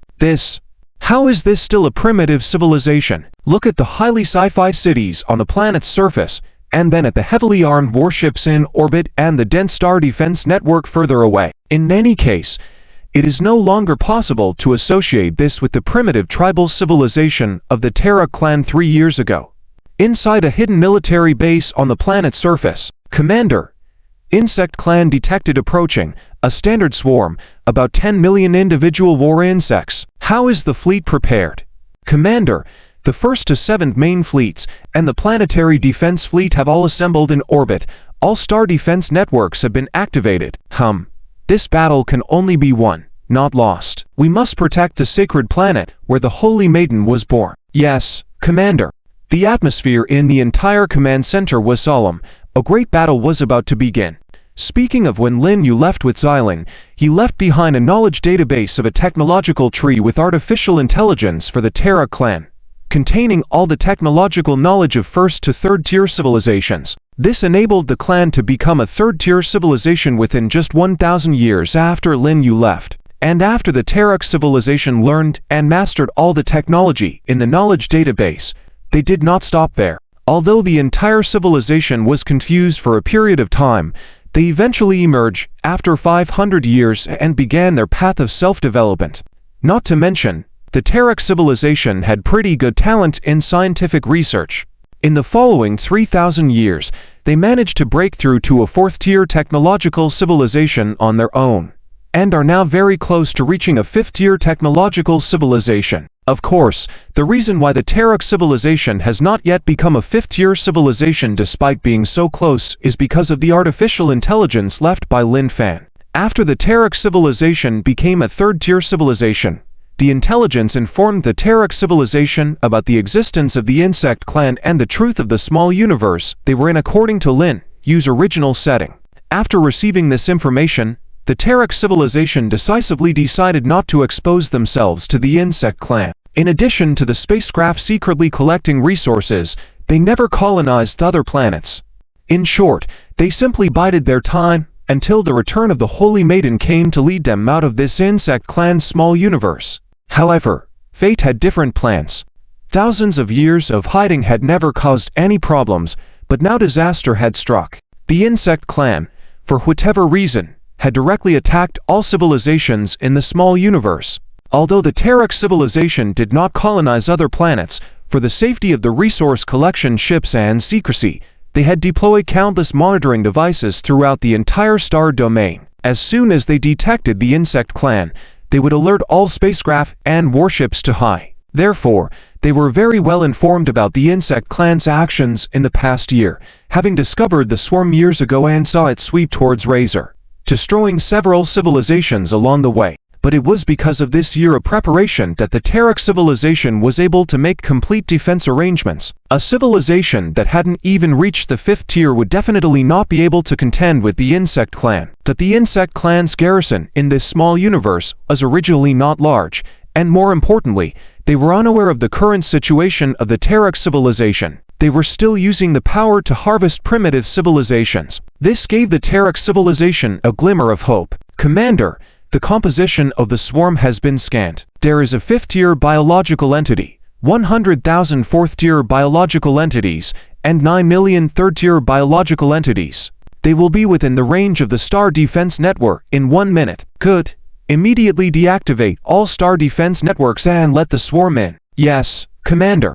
After receiving the command, the assistant quickly made the necessary preparations. In fact, as the commander, Zilu did not want to weaken the opponent's strength by using the Star Defense Network, but he knew better than anyone else how strong the defense network was. It might cause some trouble for the swarm, but the loss on their side would definitely not be small. Therefore, letting them in and engaging the fleet in direct combat, while at the same time activating the defense network from behind the swarm to attack, was the best strategy to ensure victory with the least possible losses for the Terok clan. End of this chapter. Chapter 707. Russell's War Flames Part 2. A small insect group composed of over tens of millions of war bugs was steadily approaching Russell. Leading them was a 5-tiered king worm, the lowest level king worm in the hierarchy of worms. Over 1,000 years ago, when the passage to the small world opened again regularly, the insects stationed inside received Arya's slaughter order. They were to exterminate all the original civilizations in the small world to use them as nourishment in order to swiftly cultivate a large number of war bugs to compensate for the losses in the previous insect war. Like other kingworms stationed there, Eber led a small insect group on a journey of slaughter. To him, this mission was like going on an armed outing with no pressure.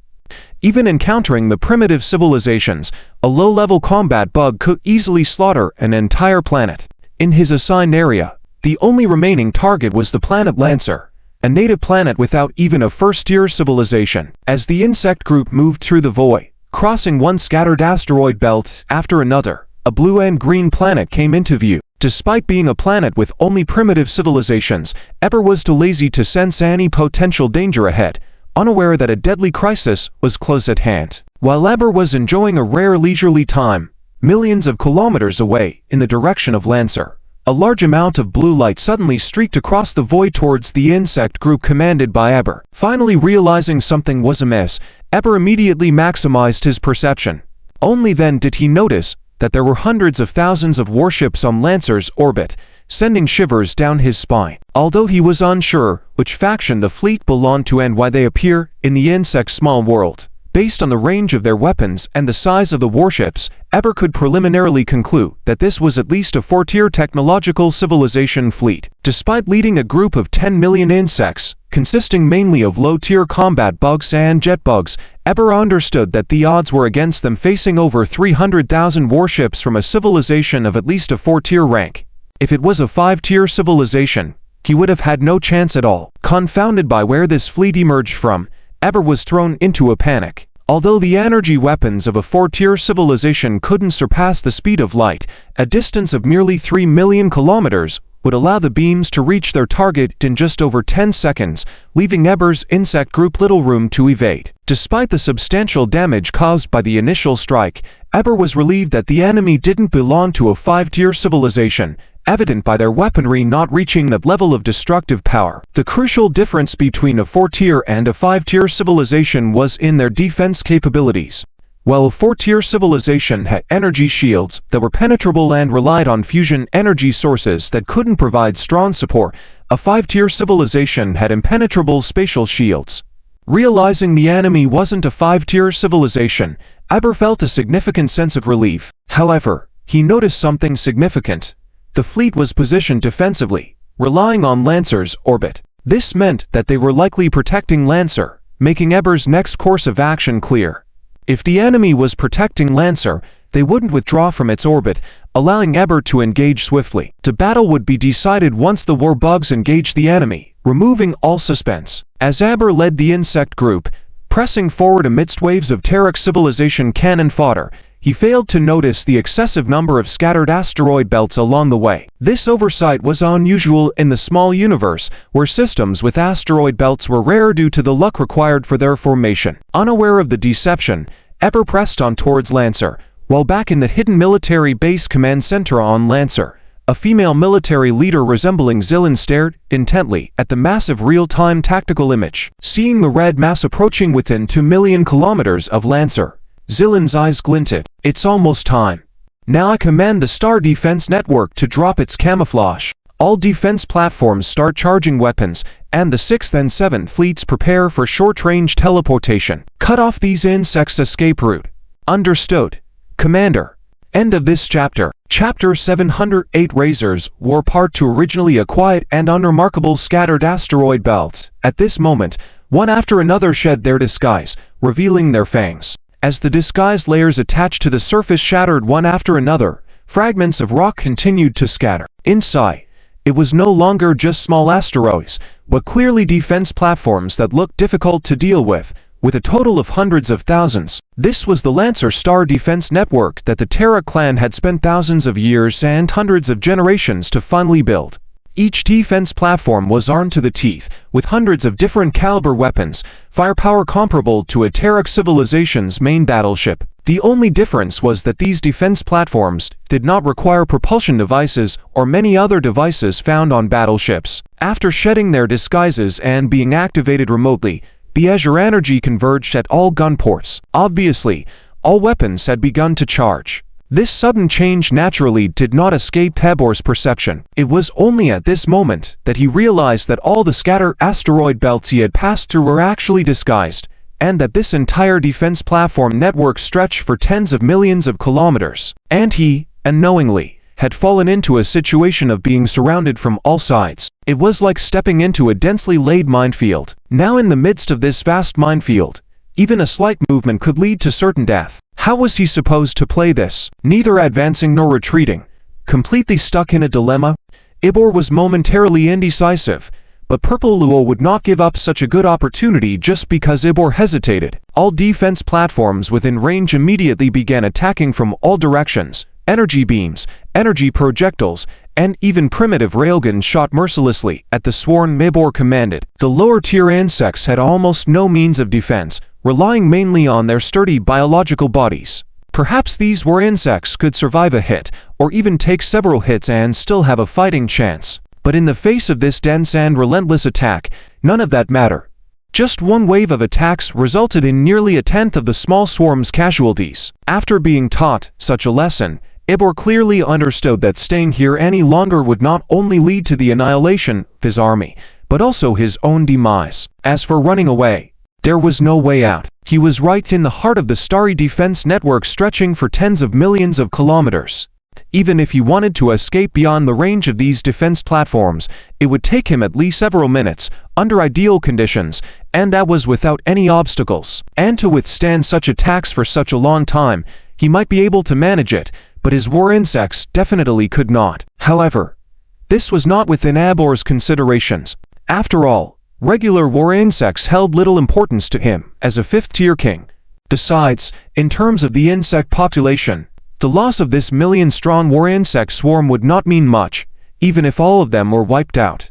In Abor's mind, he already had a plan. Centering around himself, all war insects would converge to provide full protection, and within this protective shield, he would open the insect nest passage for his escape. Essentially, the insect nest passage was a form of spatial teleportation channel, closely related to the space jumping engine technology. The main difference lied in the speed of transit and the energy used. However, as the Terran civilization was still a fourth-tier technological civilization, they had yet to acquire any interference means for the insect nest passage, let alone the space jump engine interference technology. Commander, abnormal energy detected. According to the database comparison, it seems like the swarm leader is trying to flee by opening the insect nest passage.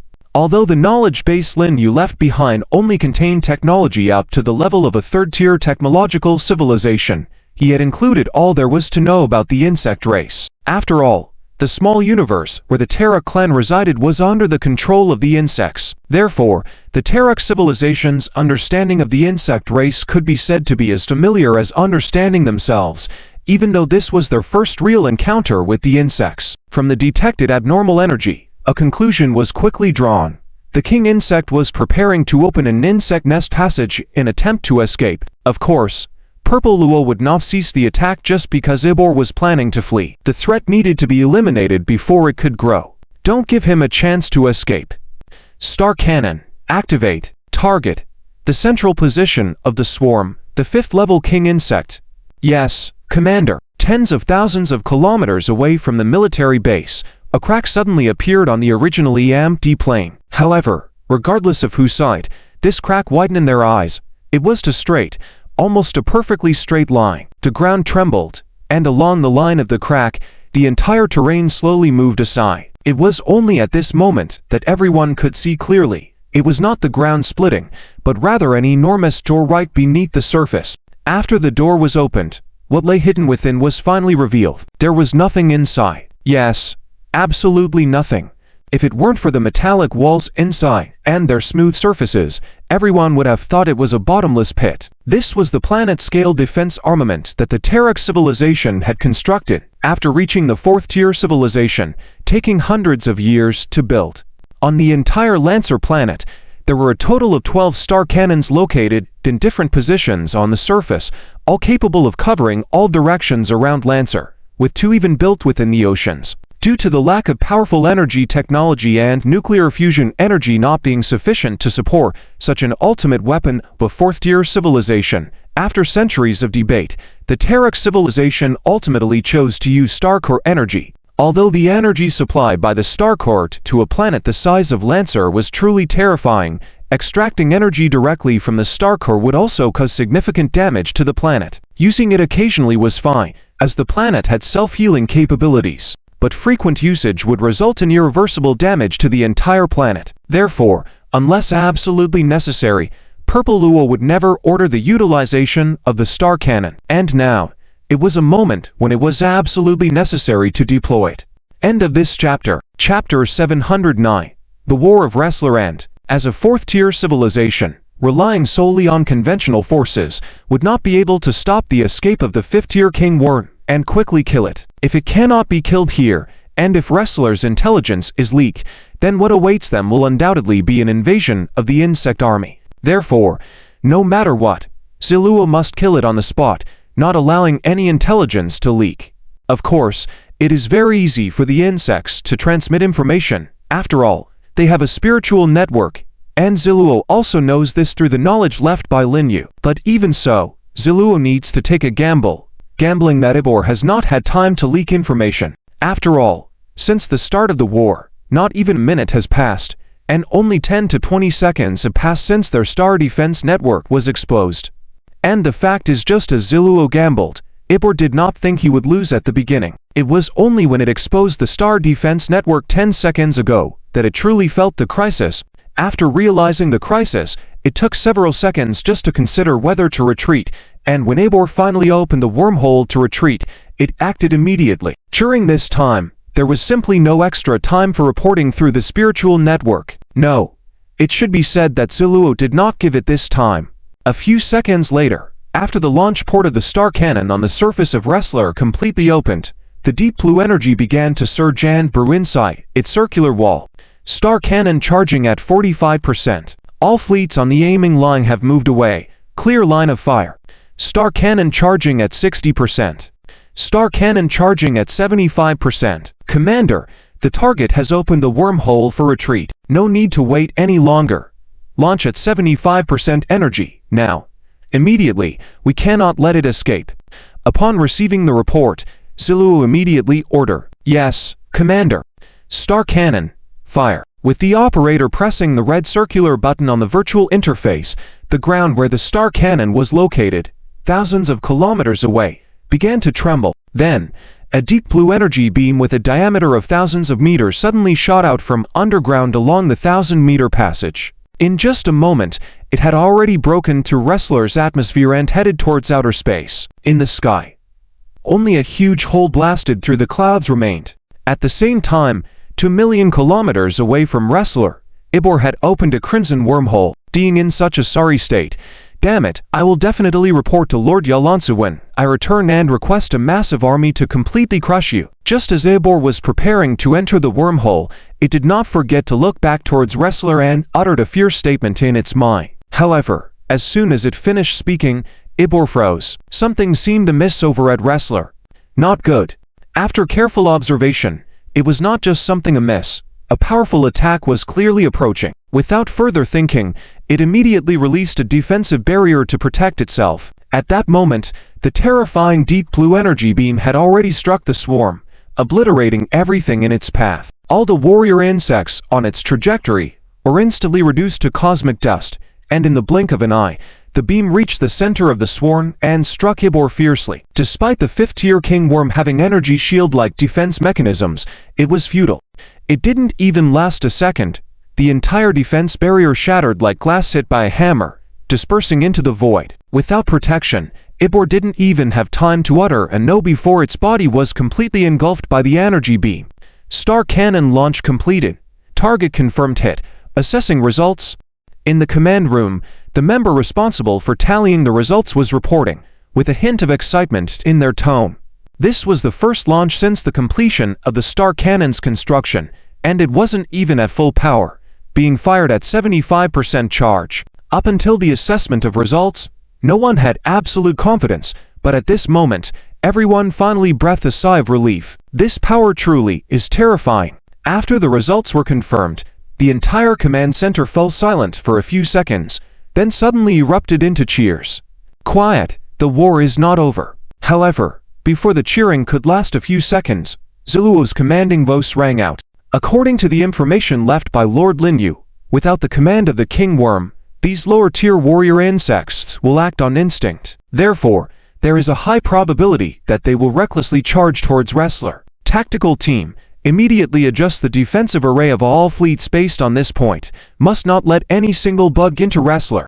In addition, as a precautionary measure, inform Ground Commander Lan Feng to prepare for defense. Yes, Commander Zuluo.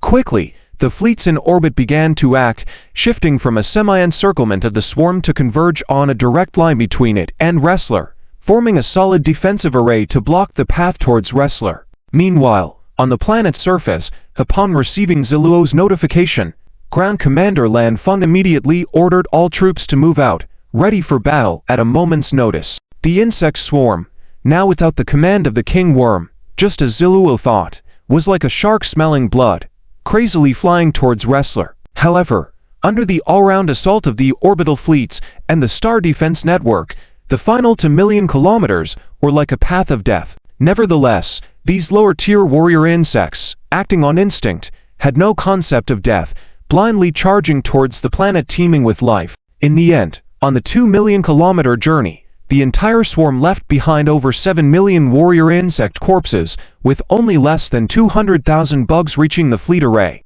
Due to the small number, these bugs posed no significant threat to each of the Terran civilization battleships protected by energy shields and were quickly eliminated by the siege of over 300,000 warships and millions of space fires. However, It must be said that the insect race's close combat abilities were indeed formidable. Even under this absolute advantage, the Terran civilization paid a price of more than 1,200 battleships and nearly 10,000 space fighters when the insects got within close range. At this moment, the first war between the Terran civilization and the insect race finally came to a close. But before Xiling returned, there was still at least tens of thousands of years to pass. In such a small universe completely dominated by the insect race, these tens of thousands of years were truly not easy to get through. End of this chapter. Chapter 710.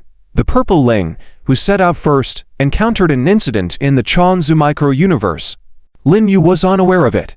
However, even if he knew, he wouldn't be too worried. After all, besides leaving behind the knowledge repository containing all technologies below the Third Order civilization, he also left something else. So, even in case of an emergency, the current situation indicated that the insect race wouldn't dare to act too outrageously after seeing that something. Time flew by quickly, with 12 years quietly passing. The Federation has known 169 years. Lin Fan, who had finally completed all his preparations on time, finally planned to take action against the insect race. The hidden danger within this Federation had reached the point where it must be eliminated. According to the latest information, several new battle insects have been discovered in the Verse Superstar Cluster. Although their abilities are temporarily unknown, judging from the actions of Arya engaged in intensive cultivation, they definitely possess impressive combat power or special abilities. And the most critical point is that Arya has made a breakthrough. Yes,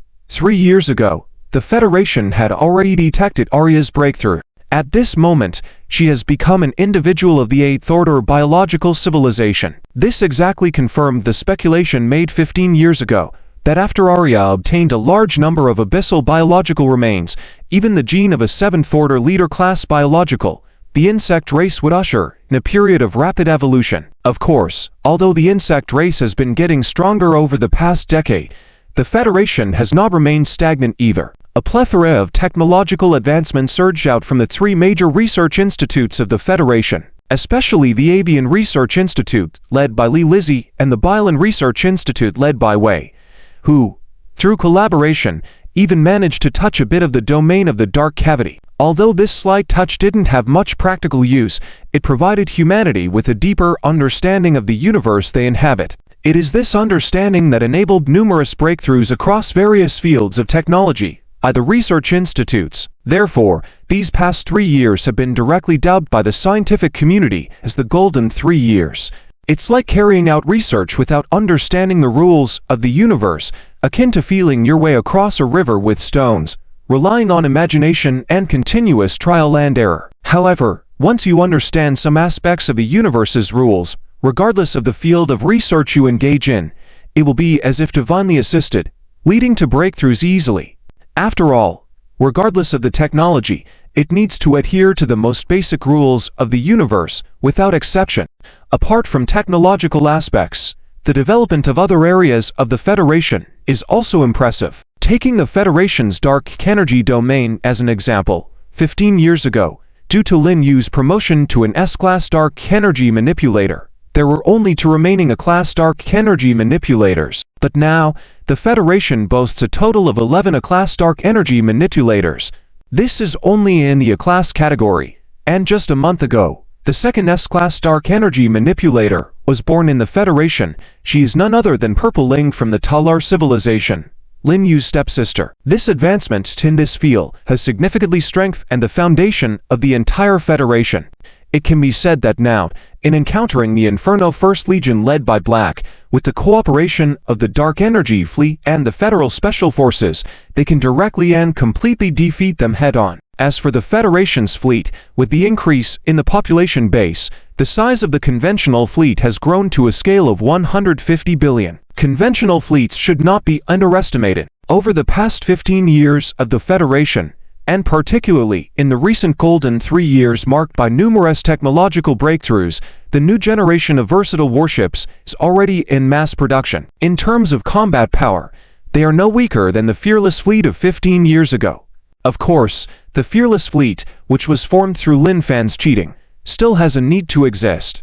After all, this is a part of the Federation's strength. Thus, After Lin Fan's cheating, with the completion of the replacement, a brand new fearless fleet has once again appeared, still maintaining even stronger combat power compared to the conventional fleet.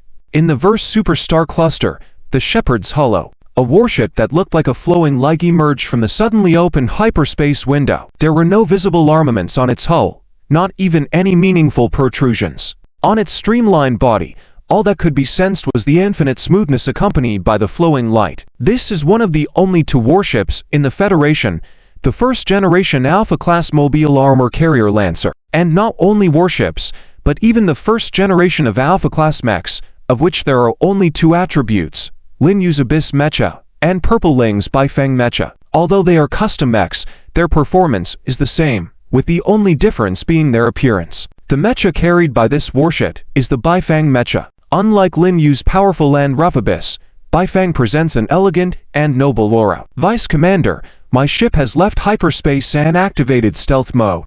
We are 5 astronomical units away from the target.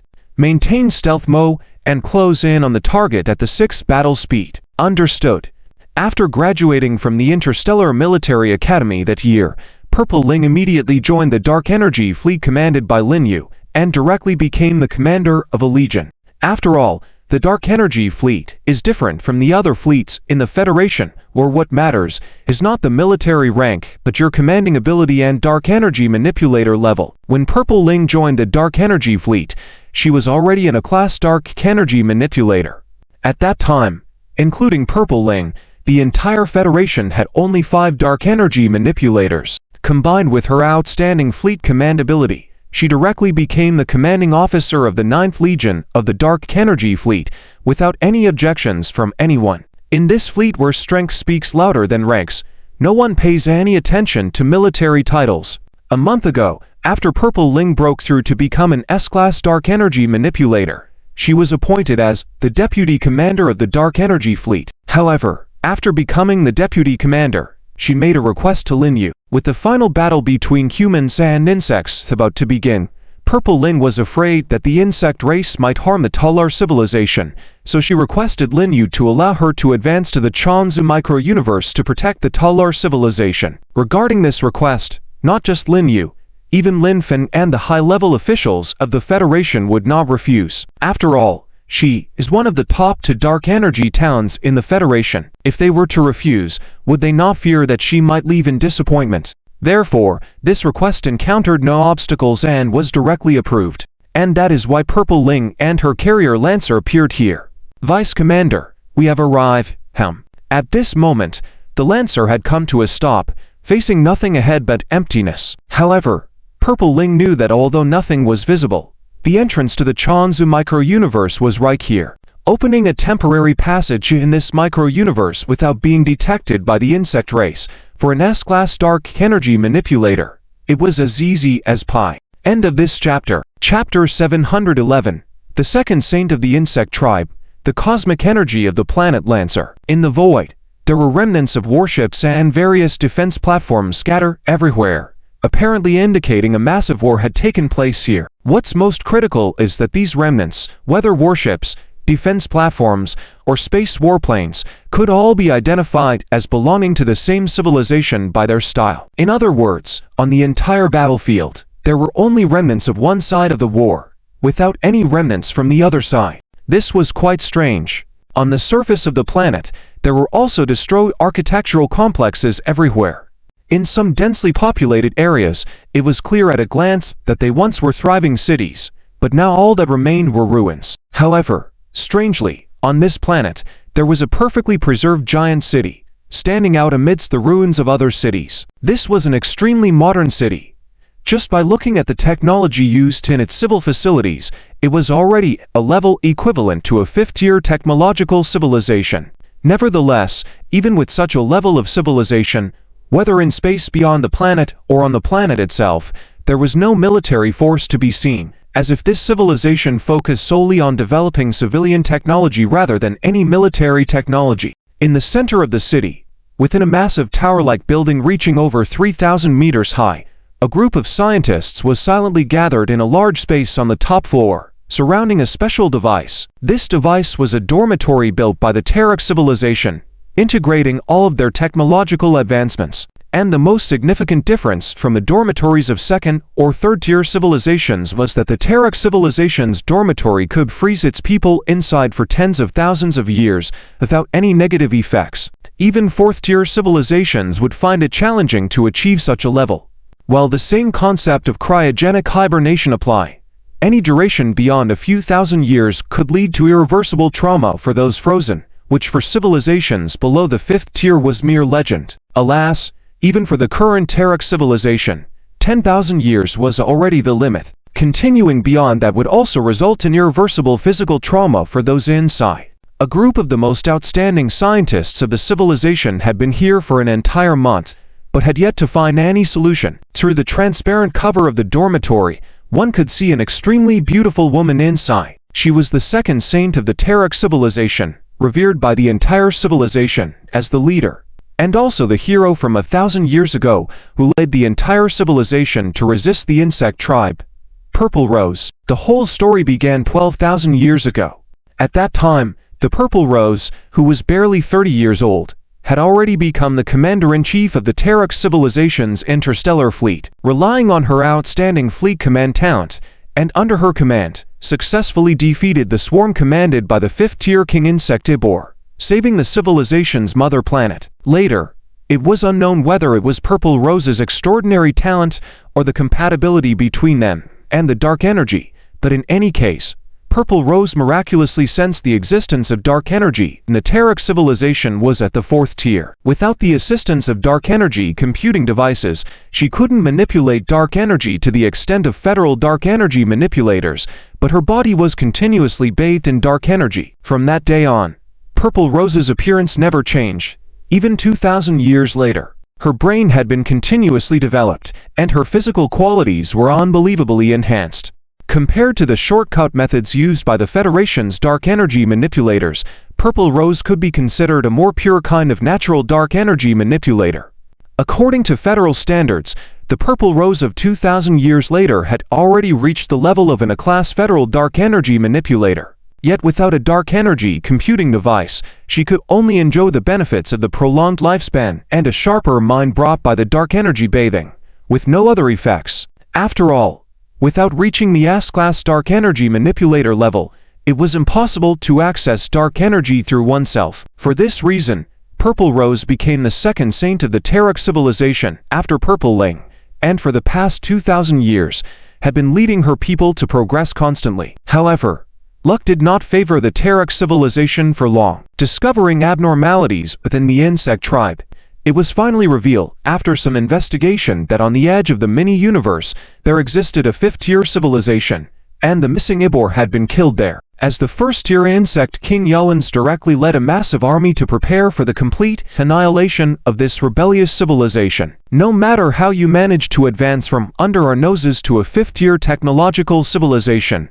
the key was to destroy it. Unlike the previous encounter with Ibor, Yulans immediately dispatched various sizes of insect swarms, with over 30 insect kings of different levels among them, directly rushing towards Lancer. As a saint of the civilization and the leader of the entire civilization, Purple Rose naturally realized that negotiation with the insect tribe was impossible. All the Terran civilization could do was to resist with all their might, hoping for a miracle. However, resistance was ultimately futile. For the Terran civilization, which had just advanced to the fifth tier and refrained from external colonization to avoid exposure, the foundation of war was so fragile that even the first wave of the insect vanguard could not be stopped.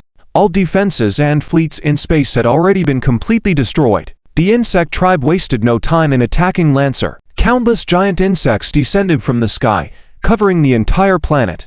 Even though the Terran civilization had built extensive anti-aircraft firepower on the surface over the past thousands of years, it was all deemed useless. The number of insects was just too great.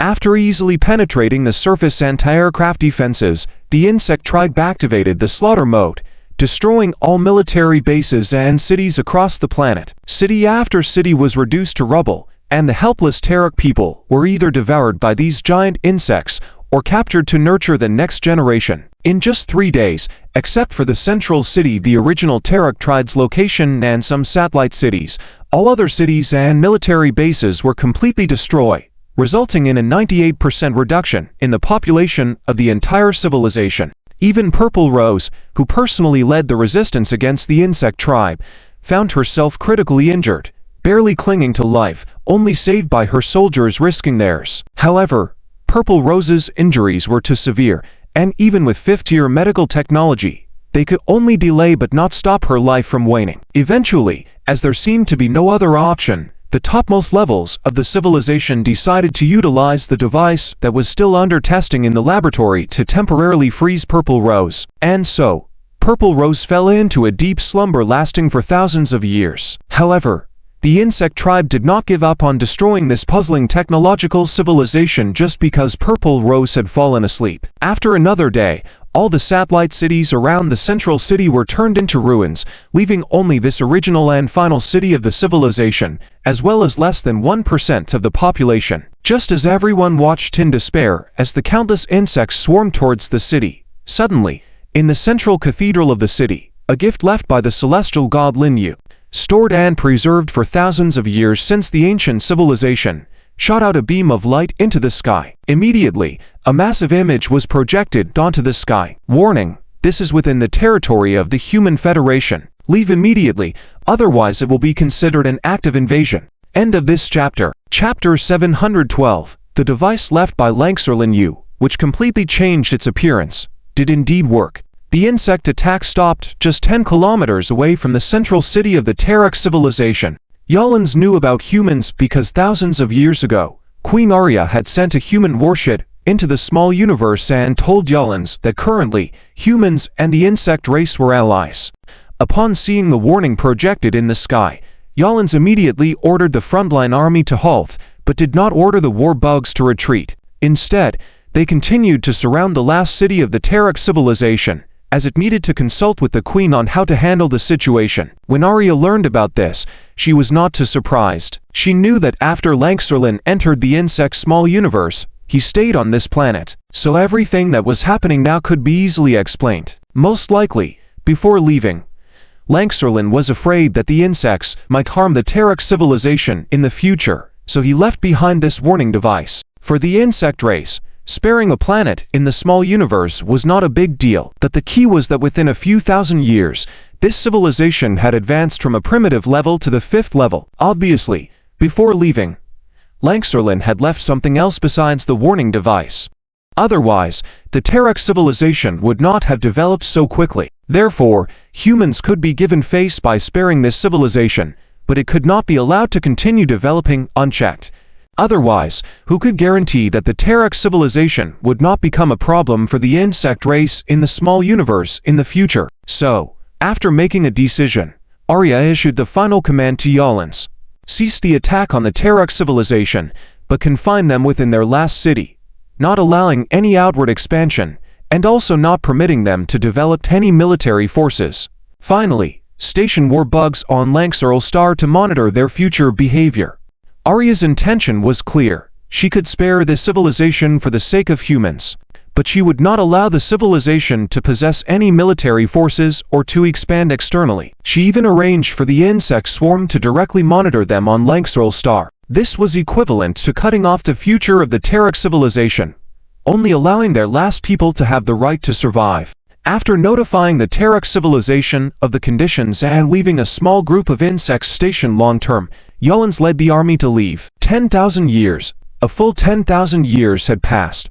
The last people of the Terek civilization had been holed up in the central city all this time, and they had not developed any military power. Time passed swiftly in this tranquility. But now, another very serious issue confronted the entire civilization. The sacred woman, Violet, who symbolized the race's spirit, still lay in a hibernation pod, but it was nearing the limit of the pod's damage freezing capacity. So, whether to unfreeze her or not posed a difficult question for everyone.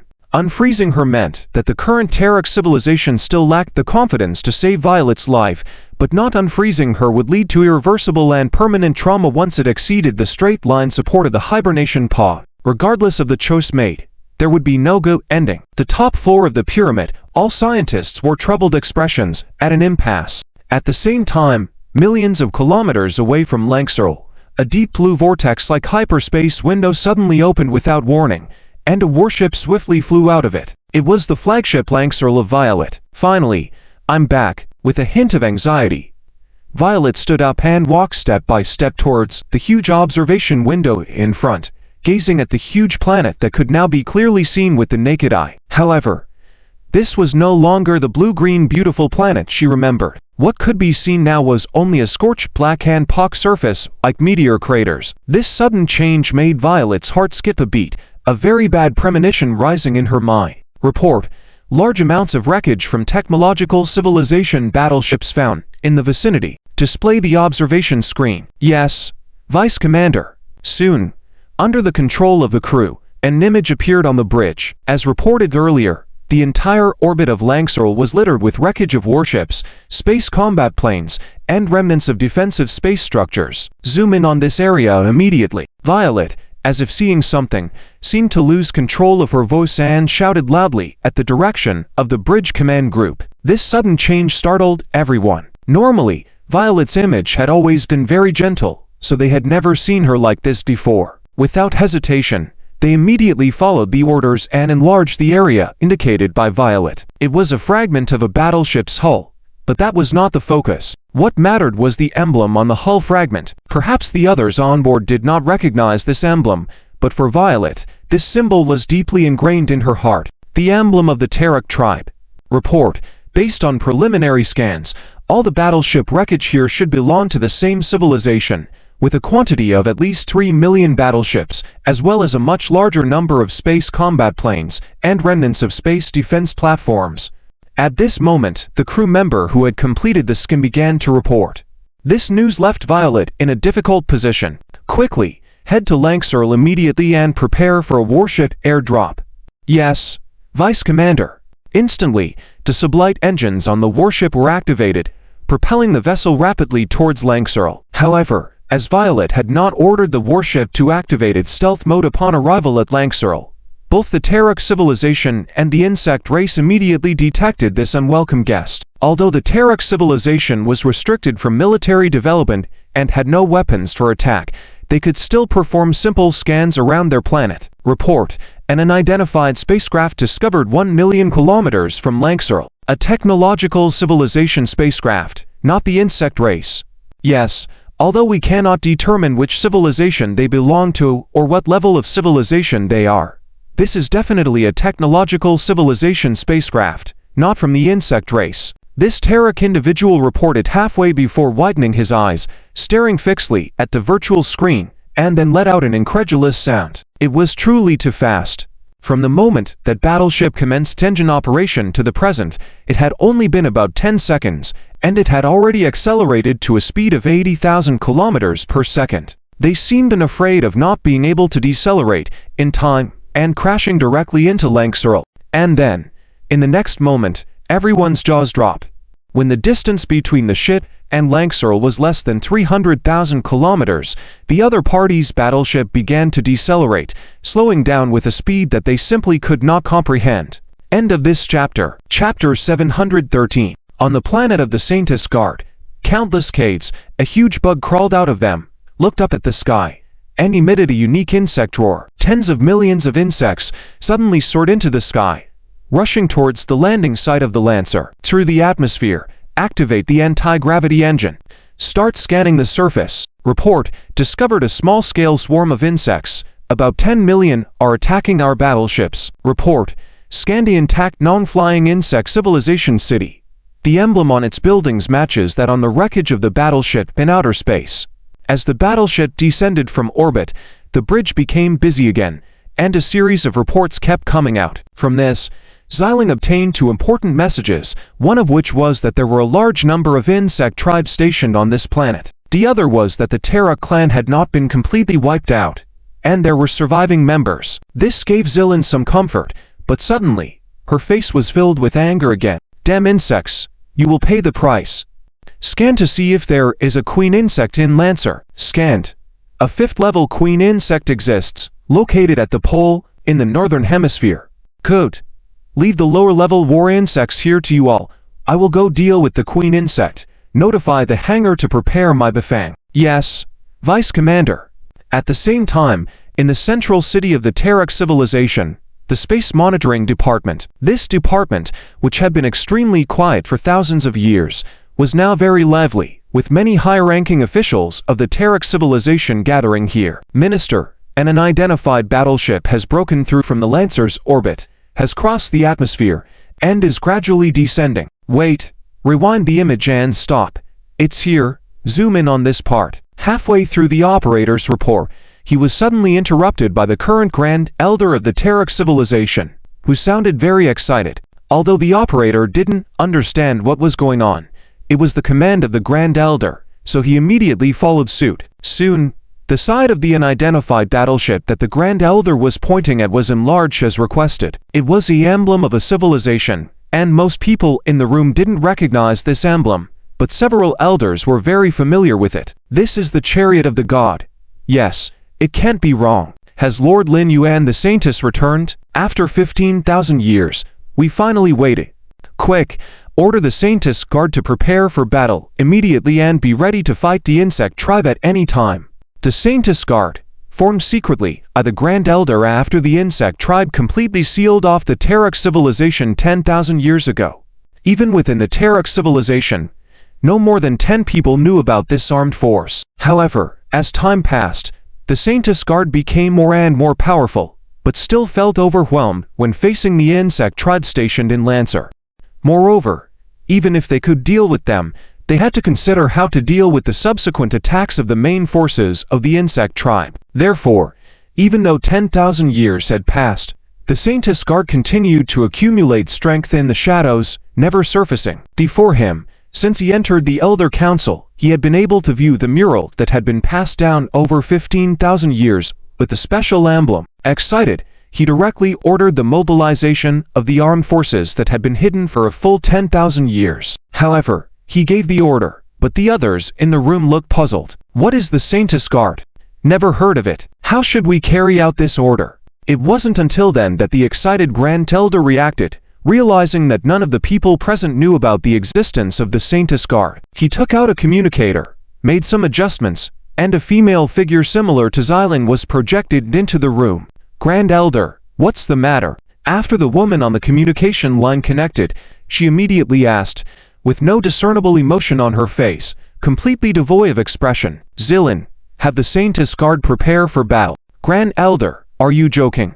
Still without expression, but from her words, it was clear that she did not approve of this command. However, the Grand Elder did not get angry even after hearing that. Even he, if suddenly given this order, would think the person giving the order was crazy. After all, at this time, launching the Saintess Guard to attack the insect tribe had little chance of success, and this was without taking into account the subsequent advances of the insect tribe's main army.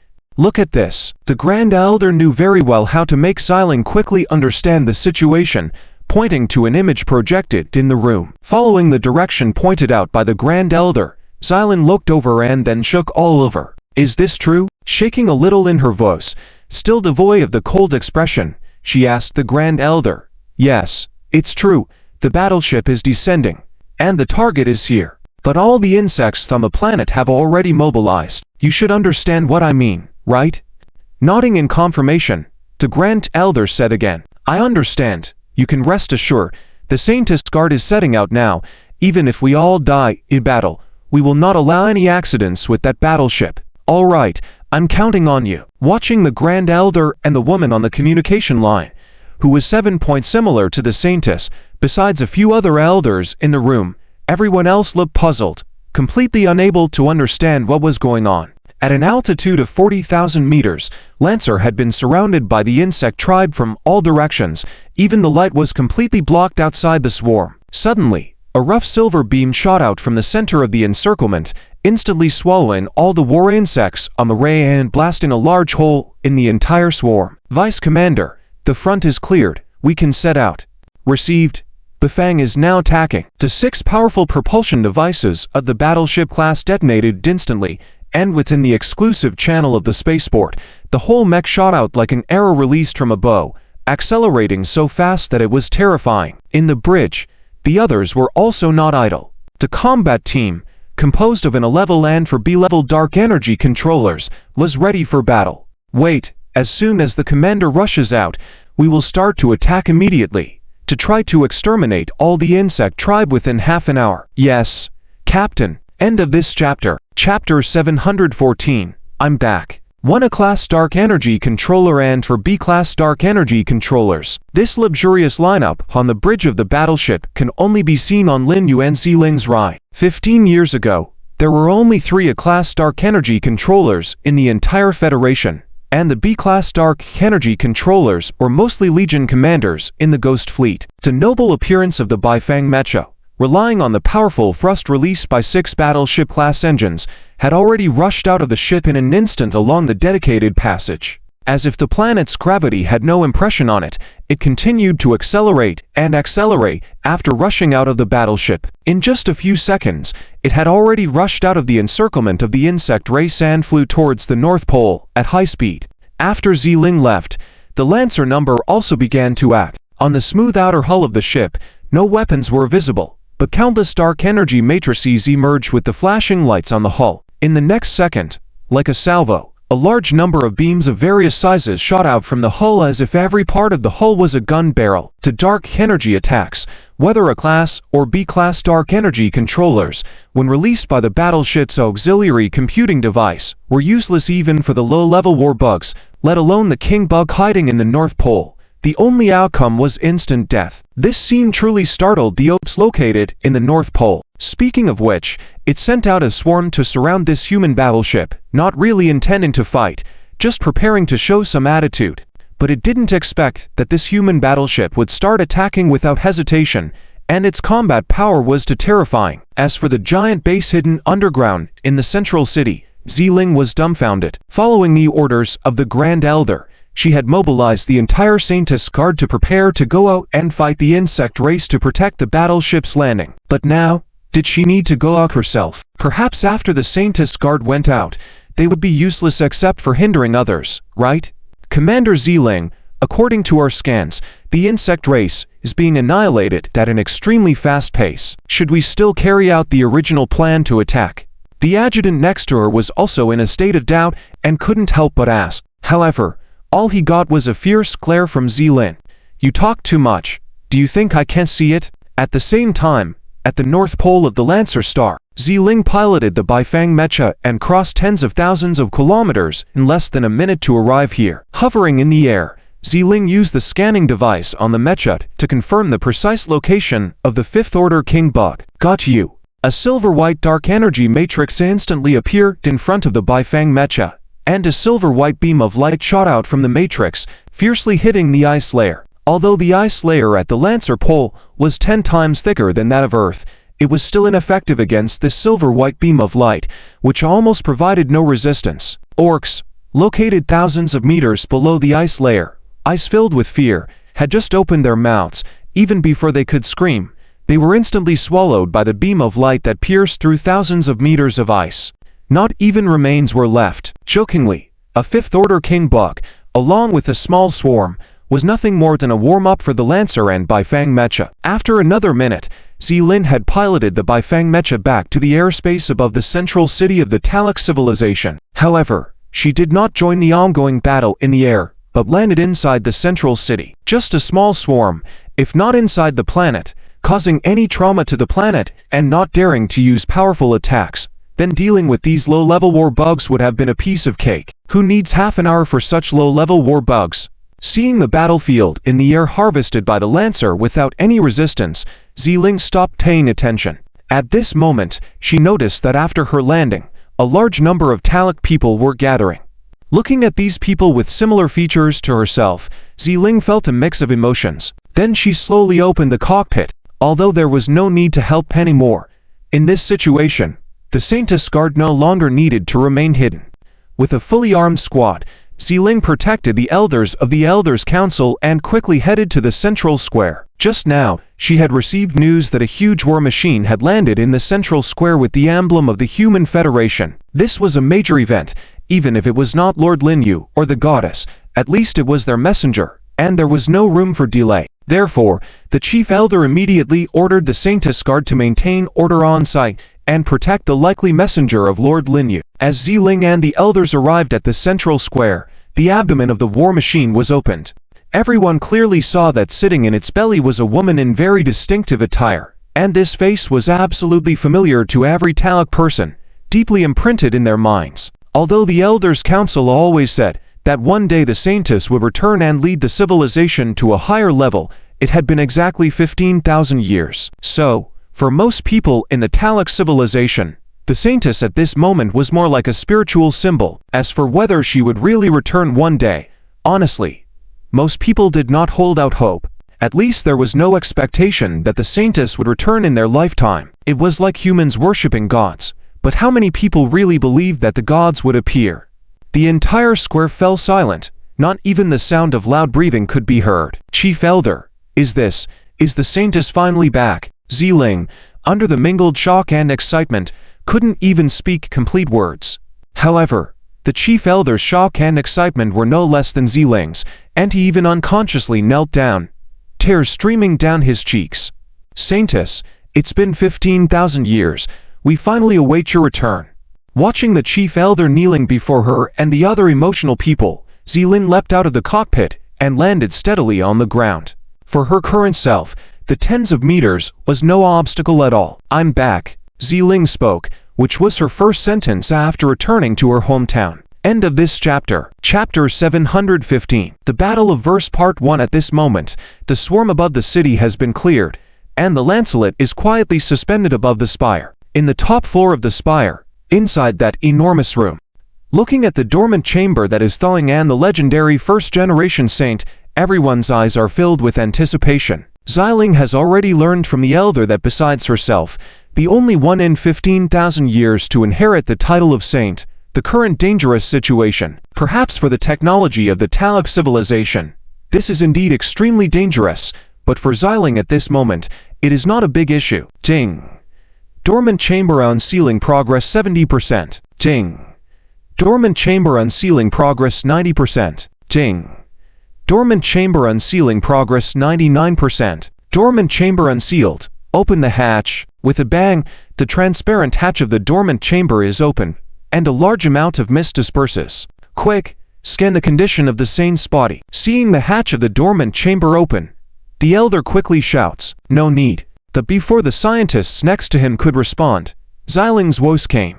At this moment, Ziling had already arrived next to Ziluo. The woman in front of her, who can be considered her descendant, has a face that is 90% similar to her own, which touches Ziling. It should be noted that Ziling's loved ones are no longer in this world long ago. After all, before civilization reaches a certain height, 15,000 years is a time that no one can resist. And Ziluo, who inherited the title of saint, becoming the second saint in the history of the Taluk civilization, Ziling even feels a connection of bloodline from her, subconsciously treating Ziluo as a younger sister rather than a junior. "Don't worry, I will help you recover." Muttering to herself, Ziling raises her right hand, palm facing down, placed on Ziluo's chest.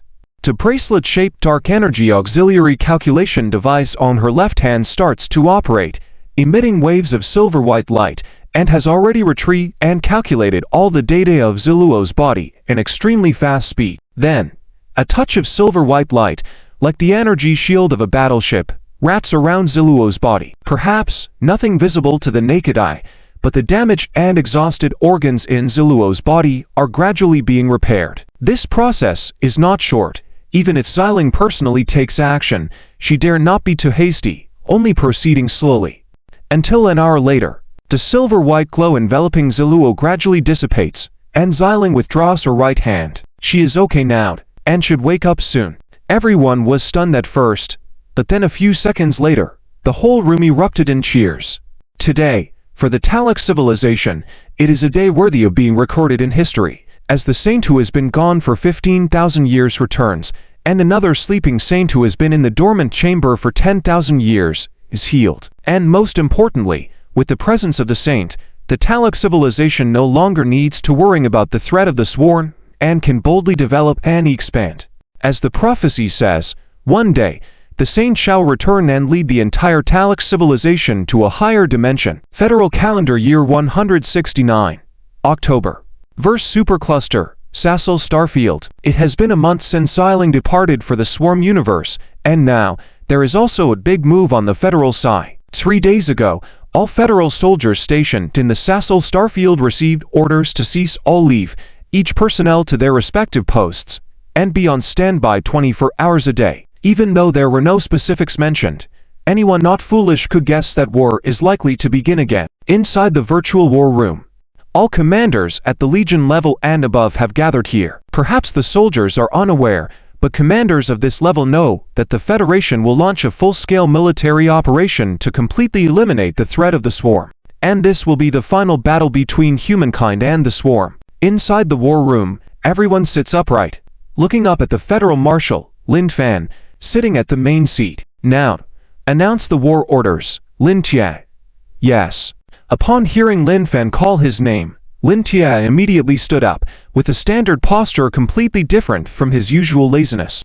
The Intrepid fleet will be immediately reorganized into 2 fleets, then head towards the nodes leading to the Nekea Supercluster and the Sunia Supercluster in the Sassel Starfield respectively, and establish defensive lines around the nodes. During the guard duty, not only do you need to defend against the Swarm possibly escaping to other superclusters, you also need to be aware of possible invasions by the Purgatory forces. The mission of the Intrepid fleet is crucial this time, determining whether the final goal of the battle can be achieved, and no mistakes are allowed. Lin Fen looked at Lin Tia heavily as he spoke. Lin Fen believes that it is not too difficult for Lin Tia and the Intrepid fleet to prevent the Swarm from escaping. After all, the current second-generation Intrepid-class battleships are thoroughly 9th-tier civilization technology, without any room for error. Just like the current Arya, they cannot be opponents. Therefore, Lin Fan's real concern is on the side of Purgatory, but since they do not know whether Purgatory exists in the Nekea Supercluster or the Sunia Supercluster, the Intrepid fleet can only be split into 2 to guard both. I understand, Marshal, rest assured. The Intrepid fleet will not have any accidents. Good. He nodded and gestured for him to sit down. Lin Yu. Yes, your Shadow fleet is exclusively responsible for decapitation missions this time. Organize into 10 paths to attack. All other forces need not worry. Focus on killing all Swarm Queens with a Legion as your unit. Your goal is to thoroughly disrupt the Swarm's command chain. I guarantee the mission will be completed. The Shadow Fleet is the sharpest blade in Lin Fan's hand. If used against ordinary Swarm insects, it would be a waste of resources, so large-scale operations are not suitable for the Shadow Fleet. On the contrary, decapitation operations are the most suitable way of combat for this fleet's characteristics. Liang Xingchen. Yes, once his subordinate, now his son-in-law. Liang Xingchen has become a federal marshal controlling all fleets of the Federation, which makes Liang Xingchen proud. As for the awkwardness of listening to Lin Fan's commands now, no. Liang Xingchen shows that he is a very professional military officer and has no worries in that regard. I now appoint you as the deputy commander of this operation. Take charge of the entire 50 star system clusters in Sassel, and your only mission is to follow the Shadow Fleet and act as the cleanup crew, thoroughly eliminating all Swarm, not leaving a single one behind. Yes, Marshal. End of this chapter. Chapter 716. The Battle of Versailles II. In addition to deploying main fleet forces under his command for combat missions, Lin Fan also assigned missions to 3 secondary combat fleets. The 3 conventional star system clusters originally commanded by Mu, the great general of the 3i Empire. 10 conventional star system clusters originally commanded by Queen Alfie of the Angel Clan. 5 conventional star system clusters originally commanded by Queen Alwyn of the Elf Clan. In Lin Fan's deployment, the 3-eyed clan fleet was responsible for guarding the cosmic ocean current node leading to the Keplerian super galaxy cluster known as Cols, while the Angel Clan and the Elf Clan were responsible for guarding the Sazar star domain. This served both to defend the main base against any desperate actions from Arya and to serve as a ready fleet that could strike at any time. 3 hours later, the atmosphere in the entire Sazar star domain had completely changed, filled with an indescribable sense of solemnity and ruthlessness. Nearly hundreds of Federal Interstellar Fleet star system clusters were now lined up in neat formations in the void, with all warships having completed their respective supplies in the past few days, ready to engage in long periods of high-intensity combat. As the time for combat drew near, the first to act was the Shadow Fleet. The 10 star system legions had already initiated their hyperspace engines and quickly disappeared into the void. Perhaps Arya had already foreseen a future battle between the human and insect races, but she had not anticipated it coming so quickly. Therefore, she had not fully prepared, and even many royal insects were peacefully living in several star systems around the Sazar star domain without any defenses, providing an excellent opportunity for the Shadow Fleet's operations. Asaeus is a first-tier royal insect, and among the first-tier royal insects, it ranks in the top 10 in terms of evolution. At this moment, it was lying quietly in the void of the Crete star sector, enjoying a peaceful rest, completely unaware that a life-and-death crisis was rapidly approaching. The First Legion of the Shadow Fleet, commanded by Wan Hai, arrived here. When the hyperspace window opened, billions of warships swiftly flew out, but Asaeus still did not take it seriously. After all, Lin Fen had made quite a few arrangements for today's battle. One of them was to have a fleet patrolling the surrounding star systems. It was called using a passage. Therefore, Asaeus did not care at all that a human fleet suddenly appeared here. Indeed, it considered it just another using a passage by the humans. At the same time, on the bridge of the Second Legion of the Shadow Fleet, Legion Commander, we have received a message from the insect race through the Dark Energy Network, asking about our purpose here. Should we respond? Respond? Of course, respond with the ship cannons. Wang Hai sneered. Dan said, Daddle team, lock onto the target immediately. Construct a large dark energy matrix. Release the compressed stream of dark energy particles, aiming to kill the enemy in one strike. Yes, Legion Commander. The compressed stream of dark energy particles, once released by Lin Yu at Ipnos, and the Federal Fleet first entered the Versailles Super Galaxy Cluster. This attack could be seen as a prototype of an inductive dark energy compression gun. Even a Tier 8 individual of a biological civilization like Ipnos was directly injured by a moment of carelessness in front of it. Not to mention the first-tier royal insect, equivalent to a Tier 6 individual of a biological civilization. Once hit, there was absolutely no chance of survival. In the face of such opponents, now under a grade dark energy control, Wan Hai had no interest in fighting and delegated the task to the leader of his battle team. Warship Type DEAC operate at maximum efficiency. Multiple mirrors begin constructing. One after another, silver-white dark energy matrices began to construct in front of the warships, each one larger than the last, incredibly magnificent, like a wizard constructing multiple magic circles. 7-tier mirror construction completed. Dark energy particle compression stream. Beam firing commences. Suddenly, the crazily rotating DEAC began to release the dark energy it had stored, almost bursting itself, rushing towards the first mirror in front of the warships. Layer by layer, the massive dark energy was compressed with each layer of the constructed mirror matrix. After passing through 6 mirror matrices, the dark energy had been compressed to its extreme. The terrifying energy made all organisms in the area shudder. Finally, this dark energy, compressed to the limit, was sent into the last mirror matrix, which had a completely different function from the previous 6. If the previous 6 were for compression, the last one was for shaping. Of course, this shaping was not about appearance but form, the form of dark energy. In the next moment, a silver-white beam shot out from the 7th dark energy mirror matrix, ignoring time effects and rushing towards Asaeus at tens of thousands of times the speed of light. At a distance of 1 astronomical unit, even at tens of thousands of times the speed of light, it would only take half a second. Asaeus hadn't even had time to say a word before his entire body was swallowed up by this devastating attack. Report, Legion Commander, the target has been confirmed destroy. Have the positions of the Tier 2 to 5 royal insects been located? Well, yes. Stop mumbling and just say it. Yes, all the royal insects in the Crete star sector have been located. Besides the Tier 4 and Tier 5 royal insects scattered throughout the sector, there are 2 Tier 2 and 5 Tier 3 royal insects, all located on coordinates adjacent to the Tier 1 royal insect just hit. So our attack just happened to wipe them all out. Yes, Legion Commander. What a coincidence! That was indeed quite a coincidence, to stumble upon a gathering of high-level royal insects. Having understood this, Wan Hai couldn't help but make a sarcastic remark in his mind. show the positions of the remaining Tier 4 and Tier 5 royal insects on the star map.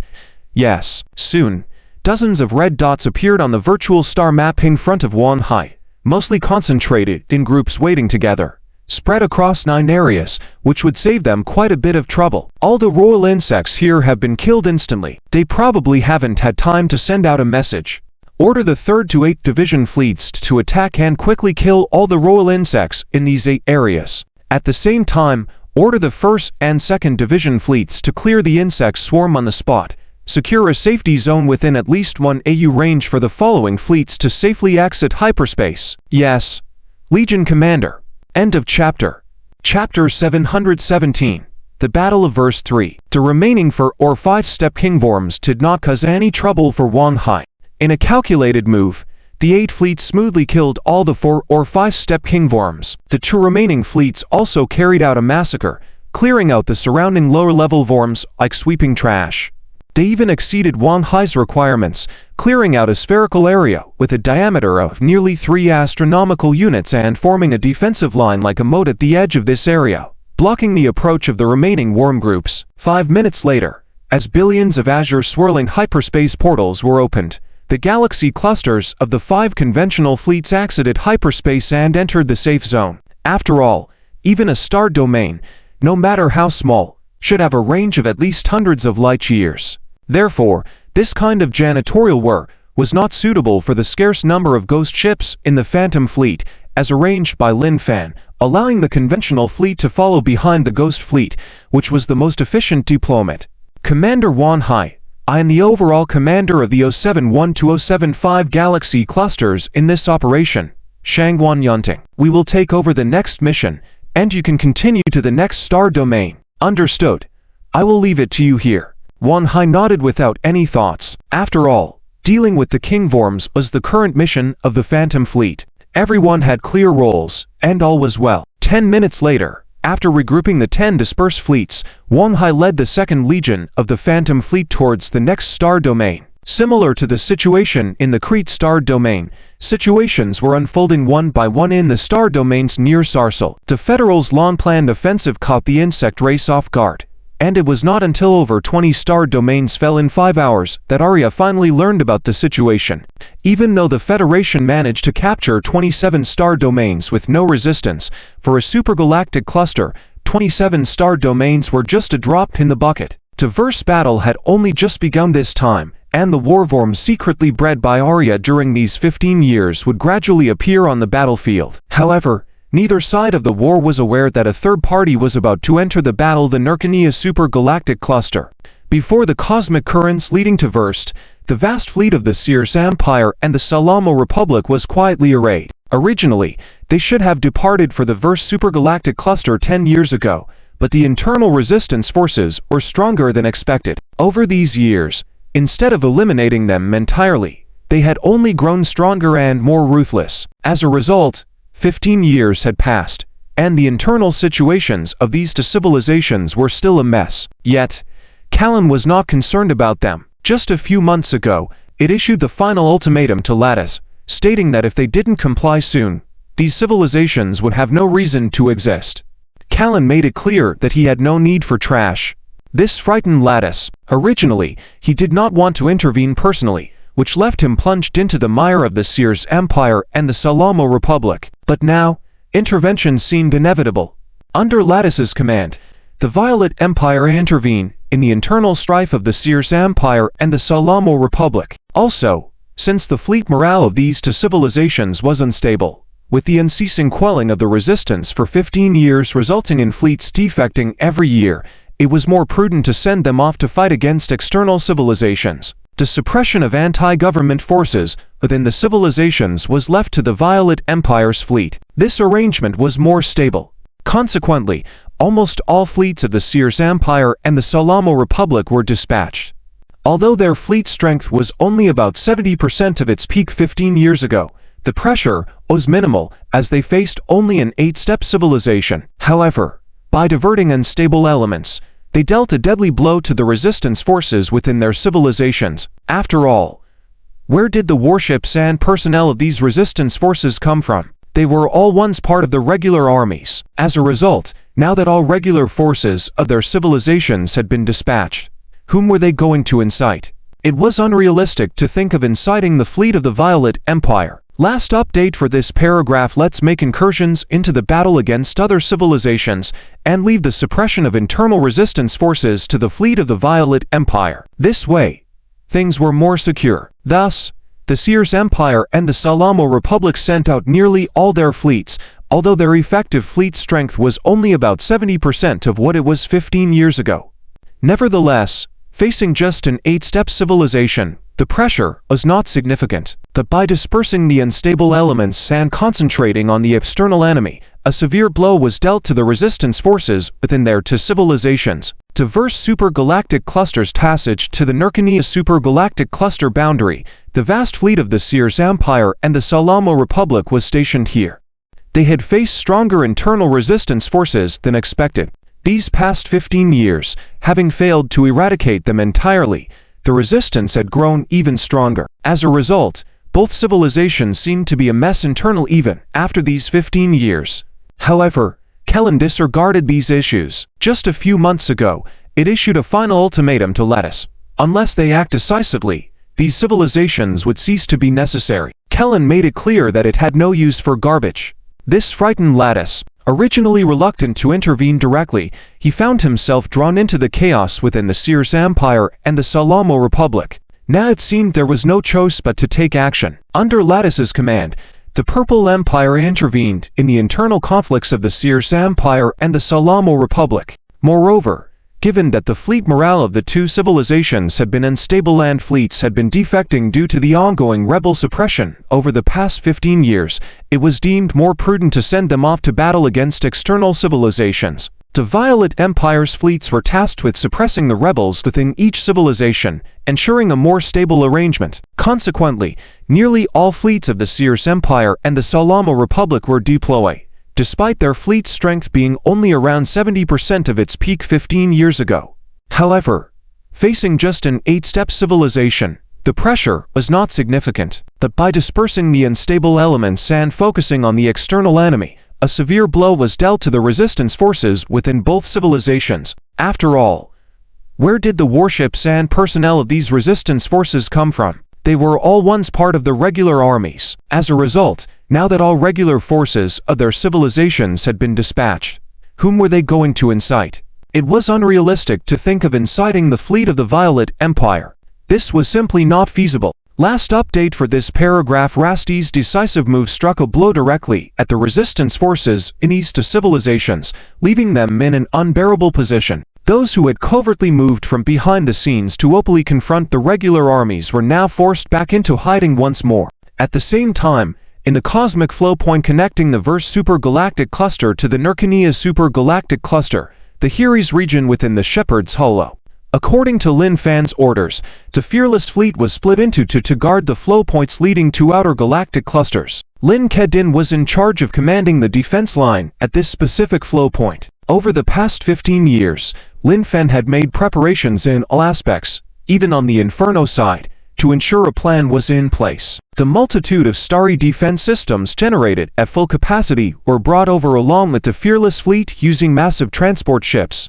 Currently, numerous engineering ships and engineering mechs were continuously unloading defense system components from one massive transport ship after another and transporting them to designated positions for installation. It was estimated that within the last month, the construction of the intensive starry defense network would be completed. As these were modular components designed for efficient production, it wouldn't take much time to set up. When this defense network was completed, its formidable firepower would be able to block the entire exit point of the flow point from all angles.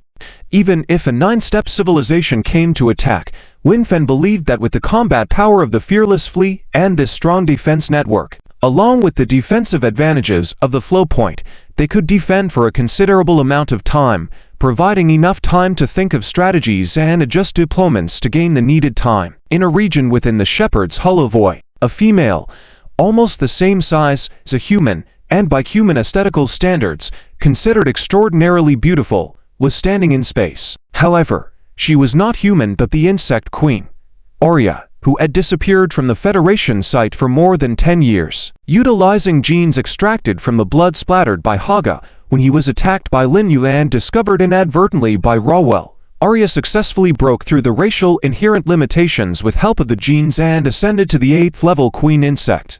After her evolution to the 8th level, not only did her appearance shift towards human-like features, resembling the ancient Alpha Civilization's members, but her size also decreased significantly, almost reaching the size of a human. If Lin Fan were present, he would surely sigh and remark on the extreme strength of the insect race's talents. Just at the 8th level, they've evolved to a stage strikingly similar to the Alpha beings, hailed as the most perfect life forms in the universe.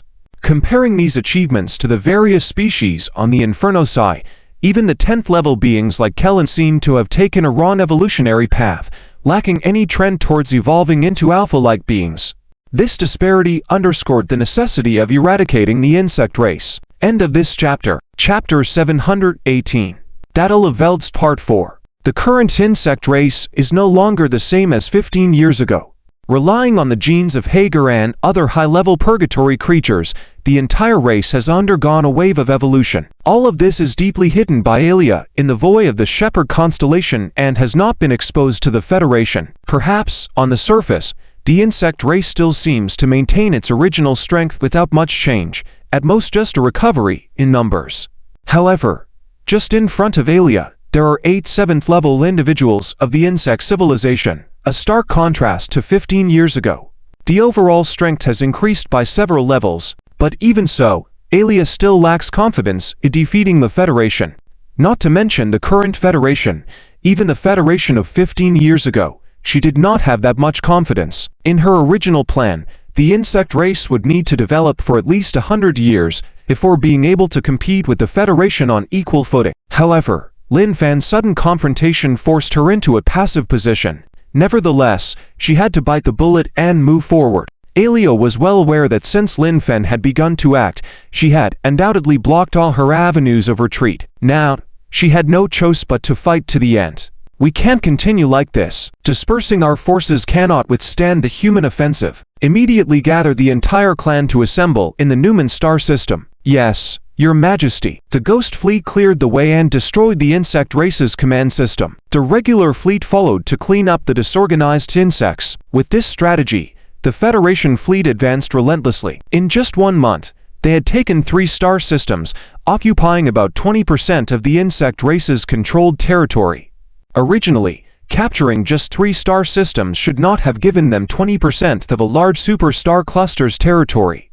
But the Veld superstar cluster was unique. The battle between the insect race and the Holy Empire nearly 100,000 years ago left 80% of the entire superstar cluster in ruins, leading to the formation of the Shepherd constellation Void, a cosmic phenomenon. Therefore, within the entire Veld superstar cluster, there were only 15 star systems left. The Newman star system was the only star system cutting across the outer edge of the entire superstar cluster and was a strategic location that the Federation fleet needed to conquer to move forward. Of course, there was another way, which was to detour along the outer edge of the Shepherd constellation Void. However, with the insect race entirely concentrated in this area, even if they tried to detour, they would inevitably end up battling in Newman. There was a saying, better to strike first than late. Since they had to face a battle, let it be in Newman, the decisive battle that would determine the outcome of the whole war. Hence, both the insect race and the Federation were assembling. Over 80 standard star clusters had already gathered in the Weserlo star system adjacent to Newman. War was imminent. At the same time, at the current leading flow node towards the Nelmica superstar cluster, Hares. Commander, abnormal energy fluctuations detected in the current. Something is about to arrive through the current, and based on the magnitude of the fluctuations, there should be quite a few. Raise the combat alert to the first level, regardless of whether it is the Abyss Legion coming out. Initiate a full-scale firepower blockade directly. Understood. Although the Federation's technology could not monitor the current internally, through years of research, they could estimate when something was about to arrive from the current based on the energy wave analysis. Whether it was the Abyss Legion or not, at such a critical moment, they would launch a full-scale attack, leaving no chances for the enemy to form a bridgehead. Here it comes. A few minutes later, with a loud shout from the bridge's intelligence team, Lin Kexin's eyes narrowed as she focused on the monitor screen showing the current outlet, from which a large number of warships emerge. Looking at the target on the screen, Lin Kexin voiced her confusion. No matter how she looked at it, these were warships of a technological civilization, not the biological legions of the Abyss, right? However, she wouldn't cease the attack just because of that. At this crucial moment, no room for any oversight was permitted. All warships and defense platforms open fire immediately and form a firepower network to block the current exit. Understood. Since the current exit was not very extensive, even considering the 1 astronomical unit distance and subtracting the areas occupied by defense platforms, at most, 2 standard star clusters could be deployed in a semi-spherical formation. Therefore, 3 of the 5 star clusters could only be used as reserves. Under Lin Kexin's command, 20 billion Fearless-class warships, along with over 100 million of the Federation's latest generation firepower support platforms, launched an attack on the current exit position simultaneously. The powerful attack created an impenetrable wall of firepower around the fleet of the unknown force. However, the results of the attack made Lin Kexin frown deeply. The attacks were effective, as the first wave had indeed destroyed tens of thousands of warships that had emerged. But the concerning issue was that her expectation of comprehensive destruction was not met. Instead, each enemy warship withstood at least 5 or 6 attacks before being destroyed. This was highly abnormal. Very abnormal. Commander, based on the data analysis, the shield on the enemy warships is the same kind of dark energy shield as ours. So, the enemy is a 9-tier technological civilization. At that, Lin Kexin's frown deepened. End of chapter. Chapter 719. The Battle of Velis 5. For Lin Kexin, the situation was simply terrible. A 9th-level technological civilization, 1 level higher than the Federation. Although her fearless fleet also had 9th-level technology, the issue was that they only had 5 standard clusters here, with 5 billion Dreadnought-class warships. And who knows how many fleets the other side had brought in. If compared to a regular 9th-level technological civilization, the advantage the Federation had was in the use of dark energy. Thanks to the accidental development of auxiliary computing devices, the Federation was like on steroids in the field of dark energy. Otherwise, they would not have been able to take down Hager. In the same level civilizations, biological civilizations were much stronger than technological civilizations. The fact that the Federation could take down 9th-level individual biological civilizations already demonstrated how powerful their dark energy use was. Watching the fleet continuously firing on the defensive line and unknown forces flying out from the nodes, Lin Kexin knew she couldn't delay any longer. It wasn't a good time to save face now. Once this place fell, the entire battle plan of the Federation would collapse. Officer, report my information immediately to the battle commander and request to deploy to Soul Legion reinforcements to Helios for support. Yes, Commander. After giving orders to the officer, Lin Kexin looked back at the monitoring screen at the node's entrance. If she wasn't mistaken, it seemed like the enemy's warships had increased.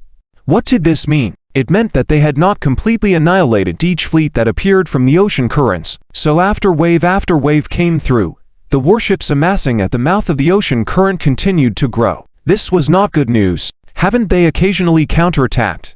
It was only because the enemy's warship numbers were too low at the moment, combined with the new generation Dreadnought warships also having dark energy shields, that they had not yet caused casualties to the defenders.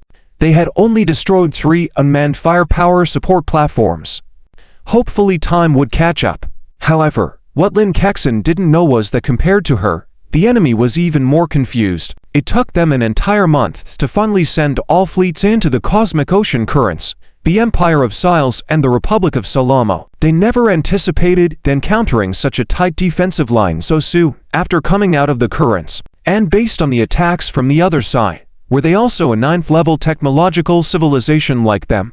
This was simply absurd. Wasn't it agreed that there was only a 7th-level biological civilization and an 8th-level technological civilization here? In short, the first batch of warships that set off, after exiting the ocean currents, quickly crumbled. No, it was more like, most of them didn't even have time to crumble, they were just destroyed. If talking about confusion, they were even more confused than Lin Kexin. The most critical point was that these 2 civilizations hadn't engaged in large-scale interstellar warfare for tens of thousands of years, except for some small-scale operations against internal rebellion in recent years. It could be said that among their fleets, whether soldiers or commanders, they were like rookies compared to the Federation soldiers. Moreover, they couldn't establish contact inside and outside the ocean currents. Therefore, lack of war experience, facing unexpectedly powerful enemies, and inability to communicate with the central command blended together, instantly causing these soldiers to lose direction. They didn't know what to do but to fight blindly. This inadvertently helped Lin Kexin to hold on longer. Velist Hypergalactic Cluster, Weezerlo Galaxy Group. Marshal, emergency situation on the Heli's defense line. Inside the command center of the New Gong Star battleship, the communication officer suddenly snapped back to attention and turned towards Lin Fan to report loudly. Hearing that it was an emergency situation, and from Heli's, Lin Fan realized that perhaps the worst-case scenario was happening. He immediately opened the command terminal and received the encrypted emergency situation report. Not from the Purgatory Forces, an unidentified 9th-level technological civilization fleet. The specific number currently cannot be determined. These key pieces of information made Lin Fan furrow his brows. Notify Lin Tia to immediately deploy 3 Soul Legion reinforcements to Heli's for support. No room for error. Yes, Supreme Commander. After a moment of contemplation, Lin Fan ultimately decided to dispatch 3 Soul Legion reinforcements to support Lin Kexin in Heli's. Not because Lin Kexin was his daughter, but Lin Fan simply believed that 2 Soul Legion fleets were not enough. If not for the impending war with the insect race, Lin Fan would have even considered sending the entire Soul Legion fleet to support them. After all, facing an enemy with unknown intel, giving them a full-scale blow was the smart move. Otherwise, it could easily turn into a fueling tactic, which was a commander's taboo. Also, inform Alfie and Alwyn to mobilize their 10 Angel Clan star clusters and 5 Elf Clan star clusters to support Heli's. We no longer need their protection here. Yes, Marshal. Soon, the orders reached the hands of Alwyn and Alfie. Alfie was fine, as the Angel Legion had gone on multiple missions during the conquest in the Gemini supercluster. She was not new to such large-scale interstellar wars. But compared to Alfie's relative calm, Alwyn was a bit agitated. After all, the Elf Clan hadn't been in war for decades since joining the Federation. Now, after the Federation designed a warship specifically for the Elf Clan and formed 5 star clusters, leaving them idle would be a waste. Indeed, Alwyn directly equated the month-long mission of protecting the New Gong with the warship gathering dust. If Lin Fan heard this, he would surely be speechless. In any case, for a month, Alwyn had been feeling uncomfortable watching the battle reports and military intelligence from the front line every day. She had long wanted to drop the assignment of guarding the New Gong and lead the troops directly into combat. Now, the opportunity finally presented itself. Half a day later, the Hellfire 1st to 3rd Legions, led temporarily by Wang Halen, were approaching Heli's. Commander, we are almost there. 800 light-years away from the destination, estimated time 7 minutes. Where are the Angel and Elf fleets? They are slower than us because they have yet to upgrade to the latest generation of warships. They are currently here and are expected to take another 10 hours to arrive. Pointing to the virtual star map in front of them, the officer responded. What about the Heli's defense line? Any new military information relayed? None. The latest report we received was 5 minutes ago. 5 minutes ago. In that report, Lin Kexin made it clear that the first defense line had been breached, and all fleets have retreated to the second defense line for sniper attacks. According to the report, within the 10 hours of fighting at the first defense line, the Dreadnought fleet had already lost 107,000 warships. This was a significant blow for a Dreadnought fleet that had never suffered any losses on any mission so far, regardless of the battle. Chapter 720. The Battle of Wills Part 6. The Invincible Fleet is a special fleet within the Federal system that enjoys the title of invincibility. From its establishment in the Magellan Galaxy to the present day, not a single ship has been damaged, nor has a single crew member been sacrificed. However, now it has lost more than 1 million warships, an unprecedented first in the entire history of the Invincible Fleet. On the other hand, the Cyrus Republic is in an even more difficult situation. Having departed earlier than the Pasalamo Republic, they have suffered heavy losses in the past 10 hours, with almost 5 billion warships destroyed. Despite the quantity and level of civilization, After tens of thousands of years, without major warfare and the extremely unfavorable terrain in the mouth of the current, a foothold is gradually being established with the continuous arrival of reinforcements. At this moment, at the mouth of the current, the warships of the Sela Empire have gathered close to 100 million, and the casualties on the side of the Invincible Fleet have dramatically increased. From no losses in the first 5 hours to over 100,000 warships lost in the following 5 hours, especially in the last hour, the number of losses reach 80,000. To deal with this situation, Lin Kedin had to order the fleet on the front line of the first defense line to retreat to the second defense line. At the same time, since the second defense line is a full 2 EU away from the mouth of the current, Lin Kedin also deployed the remaining 3 reserve fleets. With 5 Galaxy clusters plus a large number of firepower support platforms, the Cyrus Empire's counteroffensive was immediately suppressed. However, this was only a temporary solution. The key now is when the support of the Shadow Fleet will arrive. Commander, I suggest using zero-point missiles to clear out the enemy's foothold. It may not be effective, but we can try. Prepare 10 zero-point missiles and launch them simultaneously. Yes, Commander. Lin Kedin shook his head and spoke. After all, the new Invincible Fleet had undergone testing after being refitted. The test results showed that the Dark Energy Shield could completely withstand the bombardment of zero-point missiles.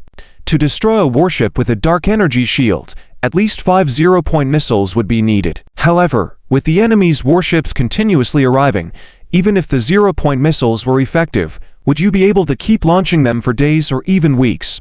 Even though the Federal reserves of zero-point missiles are abundant, they cannot afford such a consumption. Moreover, the enemy may not just endure it. Not to mention the enemy civilization, even the Federation itself has several means to prevent zero-point missiles. One of the simplest methods is to interfere directly with the hyperspace engines, preventing the zero-point missiles from even reaching them. Commander, zero-point missile launch preparation complete. 10 missiles. Launch. Yes.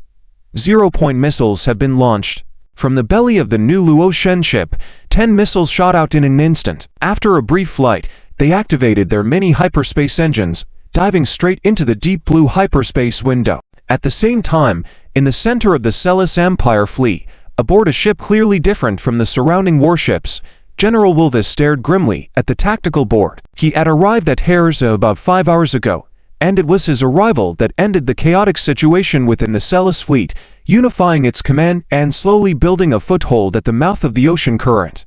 Though the enemy has retreated 1-0, they can still deploy more warships into the encirclement. The fleet no longer needs to be packed together like before, and overall, we will remain in a passive position for a long time, Wilvis said, his face darkening. The false intelligence had led to massive casualties far beyond the initial forecast.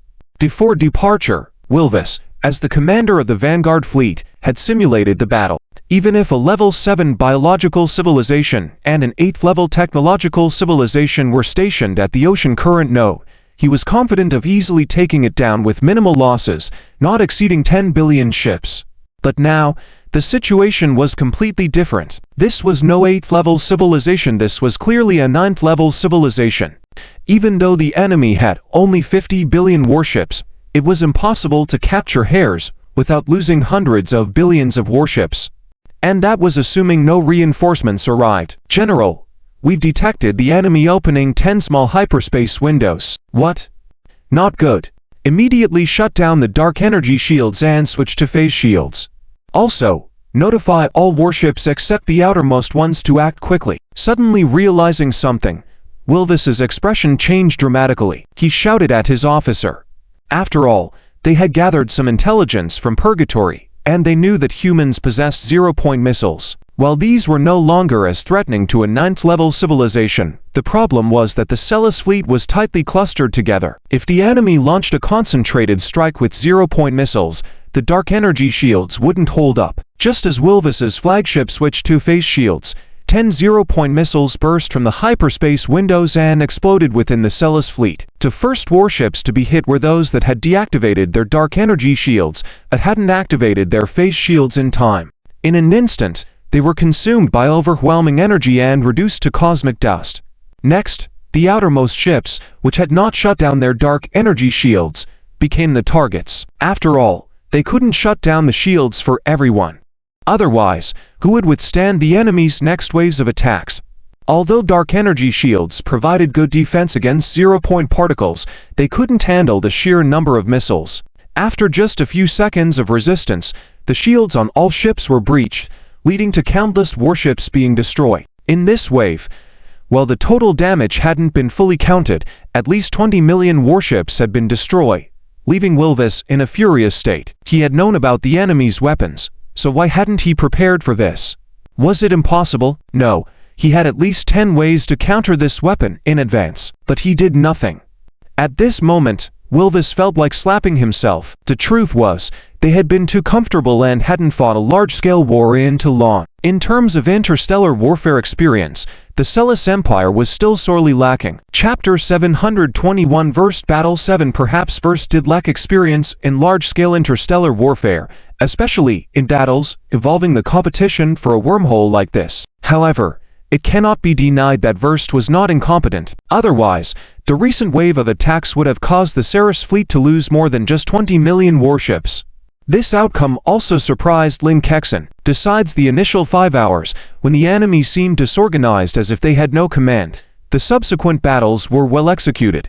Not to mention, their marching formations were quite commendable. As for why the enemy appeared disorganized in the first 5 hours, Lin Kexin could also guess the general reason. After all, in the unique environment of the cosmic currents, commanders are usually not placed at the forefront of the fleet. Of course, exceptions like Lin Yu don't reason like that. Then the question becomes interesting. For Lin Kexin, upon discovering that the opponent belonged to a 9th-level technological civilization, made arrangements targeting the disruption of the wormhole, preventing the smooth operation of their hyperspace engine. This was just the foundation. It was something any senior Federation commander would do immediately upon encountering a similar opponent. That is what interstellar warfare experience entails. However, the opponent did not take such measures, allowing their 10 zero-point missiles to easily penetrate. Despite their strong fleet command abilities, it was strange that they overlooked this basic aspect. In the end, Lin Kexin concluded that the opponent's commander possessed strong command capabilities without much large-scale interstellar warfare experience. This contradiction could only be explained this way. Whether this was the case remained to be tested, such as, with a hand on his chin, Lin Kexin couldn't help but think, well, that's the plan. After a brief thought, Lin Kexin came up with an idea. However, before implementation, further confirmation was needed to verify his speculation. The simplest method of confirmation was to battle group, prepare 10 zero-point missiles again. Once ready, launch them immediately to attack the same coordinates as last time. Yes, Commander. Seconds later, the 10 missiles shot out from the battleship's underbellies once more. However, as they flew a distance and initiated the hyperspace engines, an anomaly occurred. A special energy interfered directly with the hyperspace engines in operation, preventing them from starting normally. Commander, zero-point missile hyperspace engine failed to start for unknown reasons. As expected, upon hearing the report, Lin Kexin was not surprised at all. This proved that the opponent's commander was indeed competent. Even though there was a lapse due to lack of experience, they responded promptly after being utilized once and blocked this loophole, not giving Lin Kexin a second opportunity. Watching the Ceres fleet reposition like a turtle, Lin Kexin couldn't help but twitch his mouth. They really could endure. No. This guy had to be taken out first, otherwise, with his cautious and methodical approach, they might be safe in the short term, but it could be risky in the long run. Lin Kexin most hoped that the opponent would charge out rather than linger there. If they accumulated enough fleet quantity and made a concentrated breakthrough, the entire defense line could be torn apart thoroughly. In order to maintain sufficient firepower to block the wormhole comprehensively, Lin Kexin had clustered 5 fleets directly around the wormhole's exit, forming a hemispherical defensive line. In other words, while ensuring ample firepower, the defensive line's thickness was sacrificed. Any point on the defense line, if attacked by the enemy, would be as fragile as paper and easily break. Therefore, unable to communicate inside or outside the wormhole, Lin Kexin believed that the best way for the defending side of the wormhole exit was to eliminate the opponent's commander. This would leave their fleet without a supreme commander, possibly even in a state of complete disarray, without command. It was a good idea, but the thick turtle-like formation in front of her gave Lin Kexin a headache. She despised strong and cautious commanders, as they left her feeling somewhat at a loss. How long until the Phantom Fleet arrives? 6 minutes, Commander. Good. Order the first 10 Second Fleet clusters to vacate their defense zones and strengthen the formations in the remaining zones. But, Commander, won't this give the opponent a chance to break out? The deputy was suddenly alarmed. The entire defense line relied on a comprehensive barrage to tightly block the enemy at the wormhole's exit.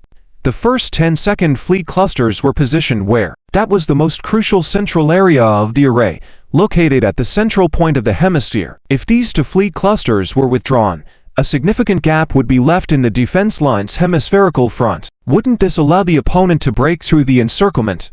Have you forgotten the predetermined arrival point of the Phantom Fleet? Are you suggesting? Exactly.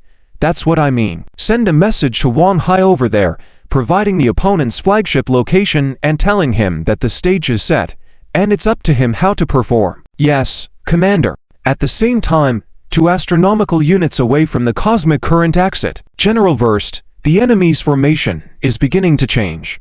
According to estimates, they seem to be preparing to abandon a part of their defense zones to reinforce the formations in the surrounding zones. On the bridge, after the Fearless Fleet began to move, the deputy immediately reported this information to Verst.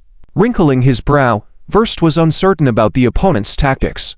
The hemispherical defense line previously was undoubtedly their most dominant deployment against them. But what were they doing now by withdrawing their defense zone directly in front of him to strengthen the other zone's formation thickness? This didn't make sense. General, I see this as an opportunity. Regardless of their intentions, as long as we now charge straight ahead, even though we might suffer heavy losses due to the surrounding zones flanking, the opponent will not have enough time to fill this gap again. We have at least an 80% chance of breaking out.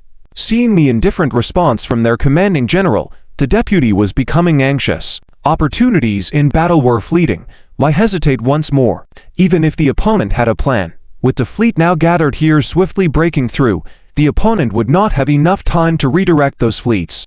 Moreover, once they successfully broke through, they could turn around and join the fleet coming out from the heart of the cosmic currents to encircle the enemy's defense zones together. This was definitely a rare opportunity. How could General Verst not understand the deputy's thoughts? Honestly, he was also a bit tempted. After all, opportunities like this were rare. But what was that lingering sense of unease in his heart all about? End of this chapter. Chapter 720 to the Battle of Vels Part 8. To advance or to hold back? That is a very good question. As his adjutant said, it had been almost 4 minutes since the human fleet started to reconfigure. If you were to lead the fleet in an assault at this moment, even if the humans immediately recalled their fleets, there would not be enough time to close the gap. Most likely, during the assault, they would suffer a 360-degree ambush for a certain period of time, and incur significant losses. But compared to the potential strategic change that his fleet could bring about by pushing out, these losses were negligible. After weighing the options, Vels made a decision to take a gamble.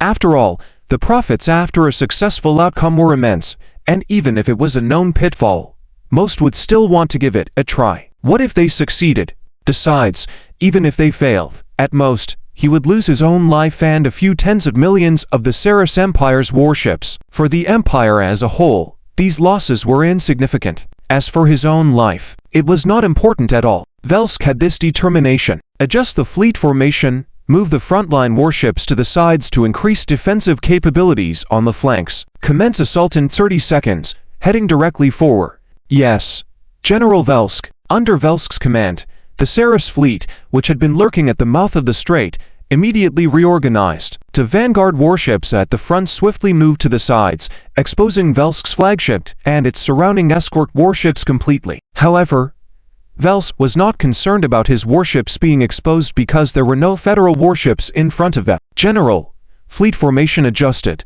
Maintain formation. Commence assault. Yes, General Velsk. The current formation of the Ceres fleet, when viewed from any angle, did not look like an assault formation, but rather a defensive one. Except for the front and rear, it was deployed with tight defenses in all directions, resembling a cylindrical shape. As for Velsk's flagship, along with the escort fleet, they stayed in the center of this cylinder. As the Ceres fleet pressed forward, leaving behind countless warship wrecks along the way, which was expected. Velsk's focus was on the human fleet's movements within their defense sectors. 1 minute had passed, and there was still no action to close the gap. Not only that, but instead of attempting to seal the gap, they further expanded the unguarded area. Even the Invincible fleet's defense line formed a hollow cylinder similar to the Ceres fleet. The scene in the empty space at that moment was eerie, with two cylindrical formations composed of numerous warships, one large and one small. The smaller cylinder was swiftly moving within the larger one, attempting to rush out through an unguarded section of its circumference. Just give me one more minute, just 1 minute, and I can completely break through this damn 360-degree crossfire web. Inside the bridge, Velsk stared fixedly at the tactical board, shouting in his mind. With just 1 more minute, the entire situation would be turned upside down, and the annihilation of the human defense fleet was almost within reach. 50 seconds, 30 seconds, 10 seconds, it was close. It was almost there. Watching the fleet he commanded, which was about to reach the forefront perimeter of the human encirclement, Velsk's lips curled up, revealing the first hint of a smile since the beginning of the battle. But this smile was destined to not last long. Just when there was less than 10 seconds remaining to break out of the encirclement, the scenery before Velsk suddenly changed. Countless swirling azure superspace windows, without warning, opened approximately 0.3 astronomical units in front of the Ceres fleet. As a commander of a 9th-tier technological civilization fleet, Velsk naturally knew what this scene represented. It signified that a large number of fleets were arriving at this location through superspace navigation, as if when he was almost reaching the doorstep, the other side suddenly closed the door again, making him feel utterly uncomfortable. General Velsk, a large number of fleets had appeared ahead of my ship, numbering 3 billion. 3 billion ships. There seems to be still a chance.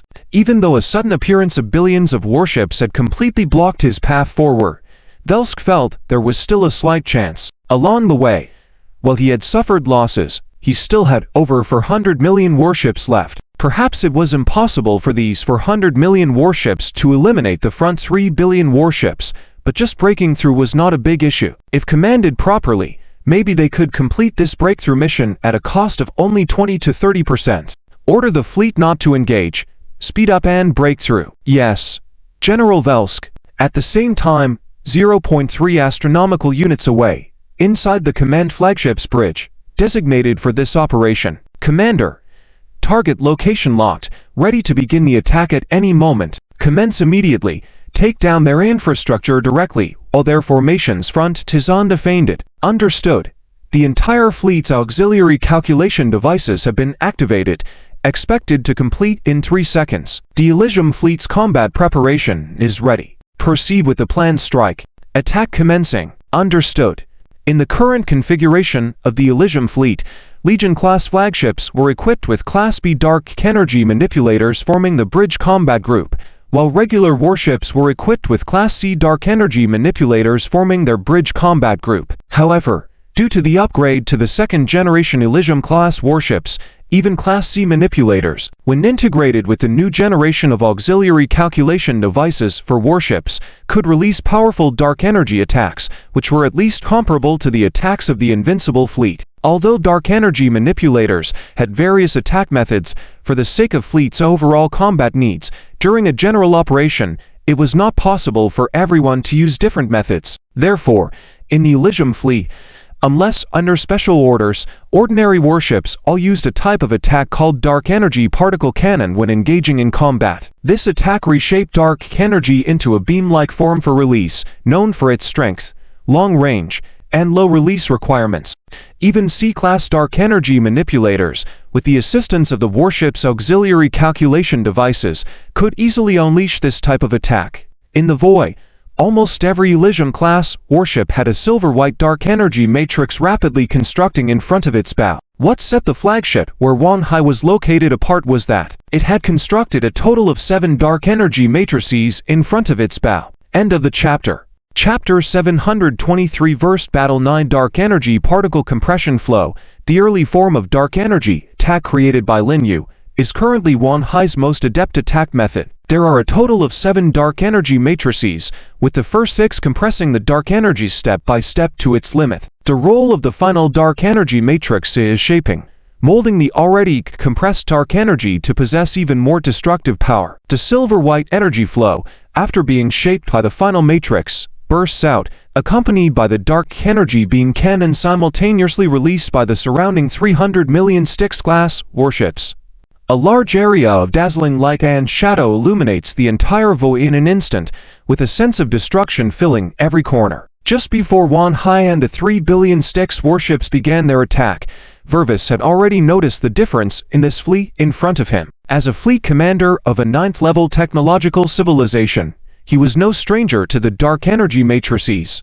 After all, within the Celis Empire, there were quite a number of dark energy users. However, due to the fact that the Celis Empire had not developed dark energy auxiliary computation devices like the Federation, the dark energy users within the Empire did not possess strong interstellar combat capabilities, which belonged to the 10th-level technological civilization. As previously mentioned, natural-born dark energy manipulators could only begin to use dark energy for attack or defense after advancing to S level and completing the leap in the level of life. And without the assistance of a dark energy auxiliary computation device, their combat strength was only equivalent to a B-level dark energy manipulator who only used a personal-type auxiliary computation device. Therefore, their combat strength could only be said to far surpass ordinary individuals at an individual level. But when facing numerous advanced civilization warships in interstellar warfare, it was a different story, with their combat strength possibly not even comparable to a single fighter jet. However, this does not mean that the Celis Empire, as a 9th-level civilization, cannot use dark energy attacks. There are ways. That is to use technology to replace the computation of the dark energy users. In this way, even without dark energy user control, warships could release attacks similar to dark energy, and their power would be far greater than that of the dark energy users themselves.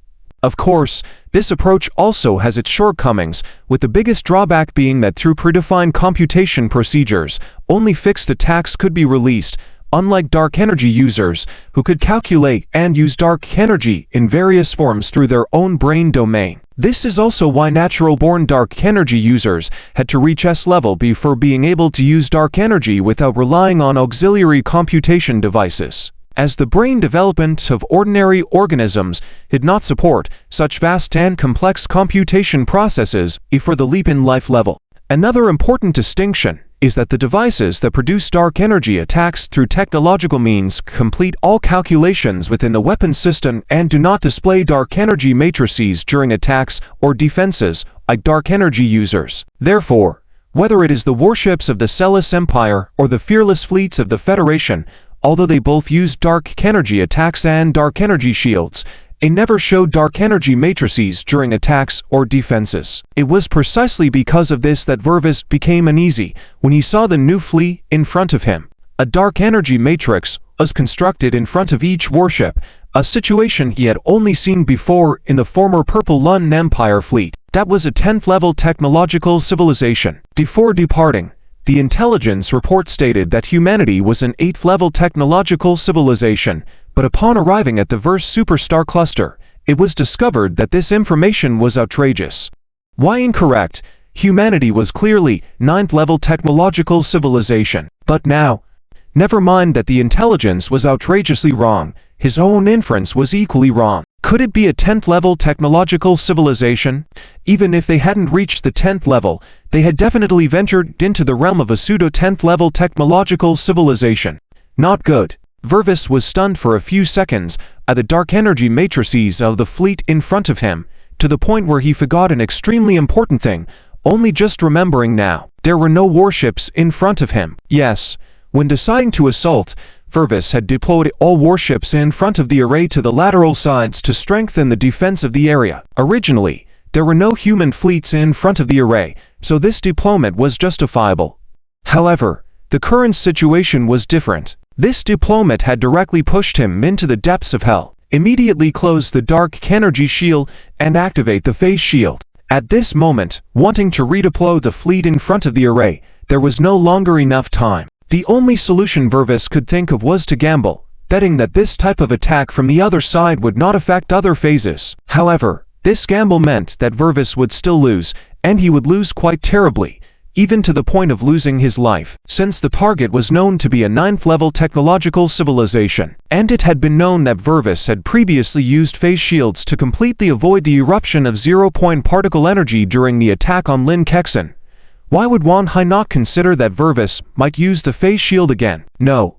Wan Hai did consider it, which is why he used the dark energy particle compression flow. Logically speaking, to destroy a warship, even a 9th-level technological civilization's warship, such an attack was unnecessary. After all, the dark energy particle compression flow belonged to an 11th dark energy manipulator, and with the assistance of the shipboard auxiliary computation device, it was one of the most powerful attacks that could be released. However, currently, there were only a few attacks that could directly affect different phases available to Wan Hai. The key was that, other than the dark energy particle compression flow, the power of the other attacks was too weak to guarantee the killing of the target. Therefore, it was a waste. But as long as the mission was accomplished, it was good. The silver-white beam of light instantly traversed the void, the 0.3 astronomical units distance hardly causing any hindrance to it. Accompanied by the cracking of space, the destructive attack had already crossed the entire array in the blink of an eye, swallowing all the warships on its trajectory. Except for the Vervis craft with activated phase shields, the other warships located on the attack path had no resistance at all and were instantly destroyed.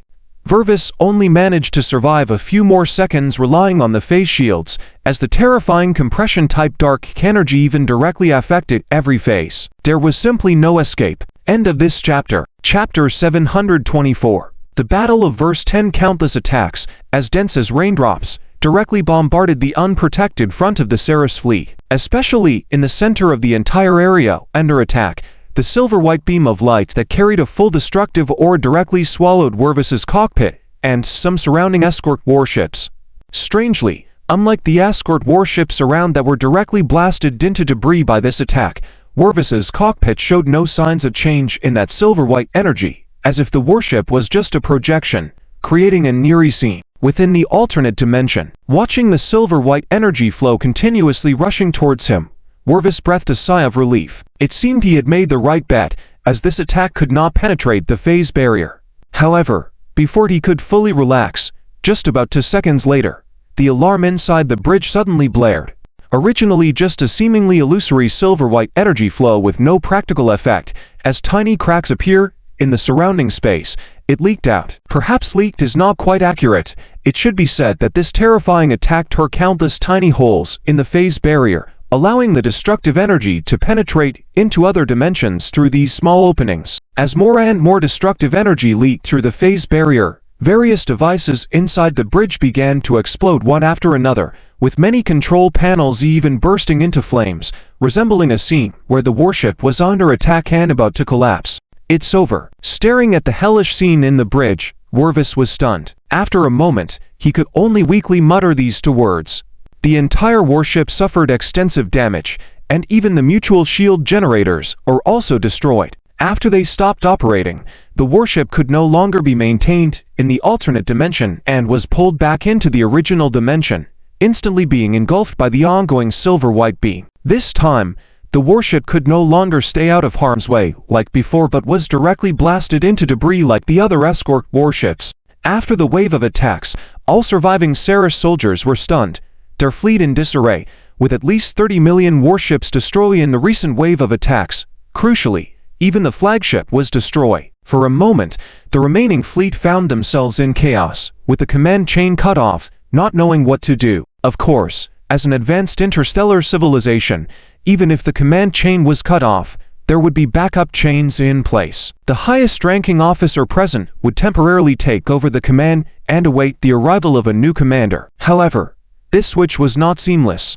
Even though the command system immediately confirmed a temporary commander from the remaining fleet officers, it would still take 1 to 2 minutes before the new temporary commander could take over and start commanding. Would Lin Kedin and Wan Hai give them that 1 to 2 minutes? Obviously not. With the cylindrical surround from all directions and the coordinated attack of 300 million Stygian warships in the front, after just 2 rounds of fire, the remaining warships of the breakout fleet numbered less than 2 million. And when the third wave of attacks was launched, the entire Ceres breakout fleet was annihilated, leaving behind only wreckage scattered in the void.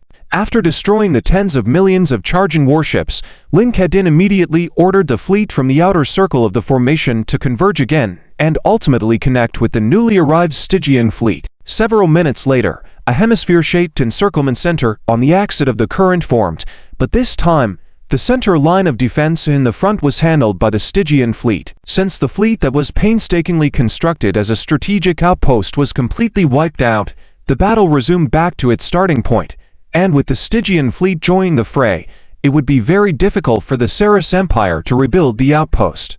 Furthermore, an hour later, 10 fleets of angels and 5 fleets of elves, totaling 15 billion warships, would arrive at Hears as reinforcements. With the addition of these warships, Hears would be fairly secure. At least, before Lin Fen and Arya determined the outcome, there would be no unexpected disturbances in Hears. Just as Lin Kedin and Wan Hai successfully contained the Saras Empire's assault, tens of thousands of light years away, the final battle between the Federation and the insect race had fully begun. Each group of 5 fleets constituted an assault team, and through hyperspace travel, they simultaneously arrived at various locations within the Newman Galaxy, engaging in war without any prelude, diving straight into intense combat. The first batch of 50 groups of fleets consisted of a whopping 500 billion Federal Universal battleships. There was no main attack direction, no feigned attacks. All 10 battlefronts were firing at full capacity, killing countless insects every second. These swarms of ordinary war bugs, no matter how numerous, posed no real threat to the current Federal fleet. As if in silent agreement, the insect race's queens and newly bred powerful war bugs did not appear on the 10 battlefronts, while the Stygian fleet also did not enter Newman. Whether it was Lin Fen or Arya, they both retained a significant reserve of cards. Empress Arya, let the high-tier stealth blades move out. Sending low-tier war bugs out in numbers will only lead to senseless deaths, posing no threat to humans at all. On a secondary spiral arm of the Newman Galaxy, 17 queens surrounded Arya, with one speaking to her urgently. They all relied on a mental network, observing the entire war's progress through the frontline insect's eyes. It must be said that relying solely on low-tier war bugs to employ swarm tactics was useless against the Federation's battleships, akin to throwing in the towel. In fact, Empress Arya, who was also observing the progress of the war, could not ignore this fact. Originally, she had planned to leverage the absolute numerical advantage to at least cause some trouble for the Federation fleet, even if she couldn't defeat them. By then, she would have a better chance of turning the tide in her favor. However, she never expected that she wouldn't even be able to get close to the Federal fleet, let alone cause any trouble. How could they fight like this? Just as the Queen under her command had said, this was simply pointless. Akkord, command the high-tier stealth blades to move out. Stant, lead a group of 10 high-tier insect guards in support of Akkord. Yes, Your Highness. End of this chapter. Chapter 725. The Battle of Versailles 11. High-level stealth knife insect. For over a decade, Alia has successfully merged with the hidden knife insects using the genetic material obtained from the purgatory creatures, giving birth to a new generation of hidden knife insects. Compared to the time when they battled alongside the fearless fleet on the Vita defense line, these high-level hidden knife insects have evolved significantly, to the point where they can be considered a completely new type of combat bug. How capable are these high-level hidden knife insects in actual combat? They are powerful, very powerful. However, Alia is still not at ease, so while deploying the high-level hidden knife insects, she also sent out a super bug swarm composed of 10 Imperial Guards bugs to provide cover for the hidden knife insects during the ambush. Newman Galaxy, second spiral arm, front end. The overall commander of the Federal fleet in this war zone is Ariel Reed, one of the former commanders under General Lin Fen when he initially served as the fleet commander. Now, Ariel has become a Federal admiral, commanding an attack group. The 5th attack group, composed of 5 fleet clusters, has not allowed the insect race to come within 5 astronomical units since arriving at the battlefield. Perhaps, Ario is the most ordinary among the initial commanders under Lin Fen. However, his ordinariness is not due to incompetence but rather compared to the dazzling command styles used by other commanders. His command style is more rigorous, closer to Liang Shinken's style, the exact opposite of Lin Fen's. This style usually results in slow progress during offense but excels in its prudence, especially in defense. He is undoubtedly one of the top 3 commanders among the initial 10 under Lin Fen when it comes to defense. Therefore, After leading the 5th Attack Group's arrival, Aereo did not launch an attack on the insect race but rather deploy as if in defense. In Aereo's words, since the galaxy is filled with insect races, as long as the fleet is here, the insect race will continuously gather. Since that's the case, why should they actively attack? Isn't it better to wait for the insect race to come to them? Well, the so-called defense is the best defense, though this somewhat problematic statement seems to fit seamlessly with Aereo. Commander, at 133 to 27, 10 astronomical units away, we've detected a reaction from the Insect Emperor. Is it Aliat? The sudden report also surprised Aereo. It has only been a few hours since the battle began, yet the Insect Queen has already shown up. That's abnormal. Very abnormal. Adjust the remote observation system immediately, and bring up the visuals. Yes. Adjusting now. Target align. Initiating image projection. With a series of operations from the observation team, a virtual image appeared on the bridge, but is this? Confirming it's an Emperor bug reaction. Aereo was somewhat surprised after seeing the image. He knew Alia, but the bug in the image definitely wasn't her. Could it be a scanning error? Or in these 15 years, has a new Emperor bug been born in the insect race? Commander, based on the energy intensity we scanned, it is undoubtedly of Emperor bug level. Record the target and related data in the database. Yes, Commander. It's interesting to encounter an Emperor bug that has never appeared before. Nevertheless, since it's here, they might as well keep it. The threat of an Emperor bug is no longer a concern for the Federal Fleet equipped with a new generation of battleships. Even its threat level is lower than the same level Purgatory creatures. Aereo is confident in taking it down. Commander, at 131 to 29, also 10 AU wait, another reaction from the Emperor bug, and there are also significant responses from high-level combat bugs.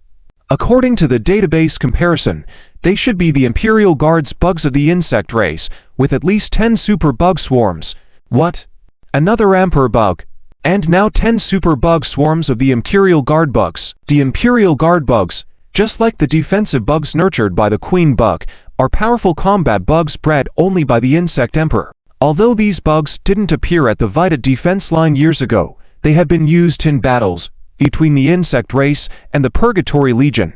Hence their data is recorded in the federal database. Lin Fen specifically pointed out these bugs in the pre-war meeting as one of the targets that could pose some minor troubles to the fleet. However, what Aereo is concerned about now isn't these Imperial Guards bugs, but the 2 Emperor bugs that aren't in the data. It's clear that at this stage, if 2 Emperor bugs come out to battle, then the insect race's reserves are definitely more complex than just these 2. It looks like the insect race's development in these years is faster than what the Marshal had anticipated. Record the data of this Emperor bug in the database, and immediately report the situation to the Deputy Chief of Staff. Yes, Commander. Westloro Galaxy, Federal Temporary Headquarters, in the command center of the new Gongcheng-class War Star. Marshal, Admiral Aereo of the 5th Attack Group has sent urgent information. While studying the progression of the war on a massive virtual star maps and table with Liang Xingchen, Lin Fan, upon hearing Lianzu's report, turned around in confusion. Liang Xingchen had the same reaction. They are both familiar with Aereo, especially Lin Fan. Logically, the 5th Attack Group should be the most secure battle zone. Getting urgent information from Aereo in the middle of the war is indeed not a trivial matter. Show me the information. Yes, Marshal. Lianzu pulled up the information on the terminal, and a virtual projection of the document appeared in front of her. With a slight push, the document flew smoothly towards Lin Fen and was caught by his hand. Lin Fen flicked the document, turning it into more than 10 interfaces in an instant. There were observation image data, energy scanning records, and many other pieces of information. After a brief glance, Lin Fen and Liang Xingchen frowned. 2 Emperor bugs not in the database, along with 10 super bug swarms composed entirely of Imperial Guards bugs. Ask if the other 9 attack groups have found similar situations. I've already asked, Marshal, and there haven't been any reports. As the woman who knew Lin Fan best, Lianzu had instructed her team to query the other 9 attack groups upon receiving the report. Hence, when Lin Fan asked, Lianzu could directly provide an answer. What do you think? Nodding, Lin Fan then looked at Liang Xingchen and asked, I believe they found that ordinary bug swarms pose no threat to us, so they mobilized part of their reserves to try to change the situation, right? But I can't believe that Alia is unaware of something. There must be another reason for her actions. Different from Irio's focus, Lian Xingchen gave his conclusion. End of chapter. Chapter 726. The Battle of Wills Part 12. Do you have any other intentions? After listening to Lian Xingchen's analysis, Lin Fan nodded slightly. This analysis was actually very close to what he was thinking. But what exactly was the hidden card that Alia was holding? Where is Lin Yu now? The Ghost Fleet is currently lurking at the end of the second main spiral arm in the Newman Star domain. Alright, have Lin Yu lead a legion to the front of the 5th attack group in the spiral arm. If the situation changes, be ready to provide immediate support. Understood. After a salute to the Federation military, Lian Zhu turned to handle the matter. Marshal, do you see something? Not really. Just adding an insurance policy on Alia's side. Whatever strange thing Alia brings out, we can still handle it calmly. True. After all, Lin Yu is currently an unsolvable figure for the insect race. Although it might expose their early arrival and lurking within the Newman star system, Lian Xingchen still supported Lin Fan's view. In war, one should always be prepared with enough backup for any prediction. Newman star system, end of the second main spiral arm. Commander, the Marshal has sent an urgent message. Skillfully opening the commanding terminal and verifying his identity, Elliot received the message. The main content was that Lin Yu would lead the First Legion of the Ghost Fleet to arrive in 17 minutes. To prevent any uncontrollable changes in the battle, Lin Fan ordered Elliot to focus on delaying the enemy until the Ghost Fleet arrived. 17 minutes, and the Marshal actually sent General Lin Yu out. This surprised Elliot greatly. The 7 Ghost Legions lurking in the Newman Star domain were originally prepared to remain hidden until the end of the war and then launch a surprise attack on Alia. However, the battle had just begun, and the Marshal had already sent Lin Yu and a fully equipped Ghost Legion. From this perspective, the Marshal must have believed that the Royal Guard insects were not the main attacking force for the insect race this time. Inform the 28th Fleet Cluster to abandon the Special Attack Operation Plan and reinforce the defensive circle. At the same time, tighten the defensive circle formation and have all fleets immediately adjust their firepower mode to wave assault, maintaining rapid and continuous firepower. Understanding the meaning behind Lin Fan's command, Elliot abandoned his previously prepared plan to hunt down the royal insects and reposition his forces. Initially, the 5th attack group maintained a spherical defensive circle with a diameter of about 10 ounce, capable of defending against any front line of the insects. But now, in response to Lin Fan's orders, cautious Elliot immediately made the most prudent adjustments. By shrinking the defensive circle, the original 10 astronomical units diameter defensive circle quickly shrunk to 5 AS, indicating a more concentrated deployment of firepower with the same number of warships. Additionally, with all fleets switching to wave assault mode, the fleet could unleash a continuous wave of attacks, potentially increasing their output by over 5 times compared to before. In these 17 minutes, Elliot left no room for the insects to exploit any weaknesses. However, Alia's killer move was not as simple as expected. Unbeknownst to Elliot, the advanced hidden blade insects were just 3 AS away from the array of the 5th attack group. This distance was well within the attack range of the Federal battleships, and with their all-round and relentless attacks, many projectiles directly hit the 3 super insect groups of the hidden blade insects. However, whether through visual observation or scanning, that area appeared empty, devoid of any insect presence. In fact, decades ago, the hidden blade insects had appeared and engaged in battles with the first-generation Fearless Fleet at the Vita defense line of the Mill Star System cluster. However, back then, the hidden blade insects had significant flaws and posed no threat to the Fearless Fleet. The first version of the hidden blade insects could only conceal their physical bodies like the Ghost Fleet's invisibility mode, blending their emitted energy with the cosmic background energy to remain undetected. But their abilities were limited to that, as being invisible did not guarantee protection from attacks. Therefore, with knowledge of the hidden blade insect's general location, they could be eliminated with successive concentrated firepower assaults. The current battlefield scenario was different. Sustaining constant firepower all around was a precaution taken by Elliot due to the existence of the hidden blade insects. Even in areas where insect presence was not detected, he ensured that the firepower was directed there to secure the absolute safety of their defensive circle. It could be considered as a space version of firepower reconnaissance. However, These attacks passed directly through the 3 hidden blade insect groups, without causing any disturbance, as if there were no insects present at all. In the rear of the insect's side, more than 10 hours away, Aket's heart was filled with excitement. While he had confidence in the hidden blade insects under his command, he was aware of the Federal's technology and weapons capable of targeting beings in alternate phases. Therefore, during the movement of the hidden blade insects, Aket's biggest concern was whether the Federal fleet's weapons would have an impact on the insects hidden in the alternate phase. Now, Aket was finally relieved, as the Federal forces had not discovered the hidden blade insects, and their conventional weapons had no effect on them. Yes, the so-called high-level hidden blade insects were an advanced form of the initial version. After incorporating phase abilities, they could perfectly conceal themselves while switching between different phases to evade attacks, covering their biggest weakness. While these high-level hidden blade insects were still limited to close combat, their phase abilities elevated their combat capabilities to a significant extent. It would be intriguing to experience the moment when they reappear in their original phase during an attack, just as it would be to witness these advanced insects infiltrating fleet formations on a large scale. This looming threat was slowly approaching the 5th attack group. End of the chapter. Chapter 727 Wells Battle 13. I don't know why. Ellie always feels that he has missed something, always feeling unsettled. Speaking of which, Ellie has not experienced this kind of feeling for decades. The last time was during a simulated battle with his superior, Fleet Commander Lin Fan. Instinctively, this is a process of cognition. It's just that because the processing of information is completed in the subconscious, it is not consciously aware. The final result that can be grabbed by consciousness is only the intuition after completion.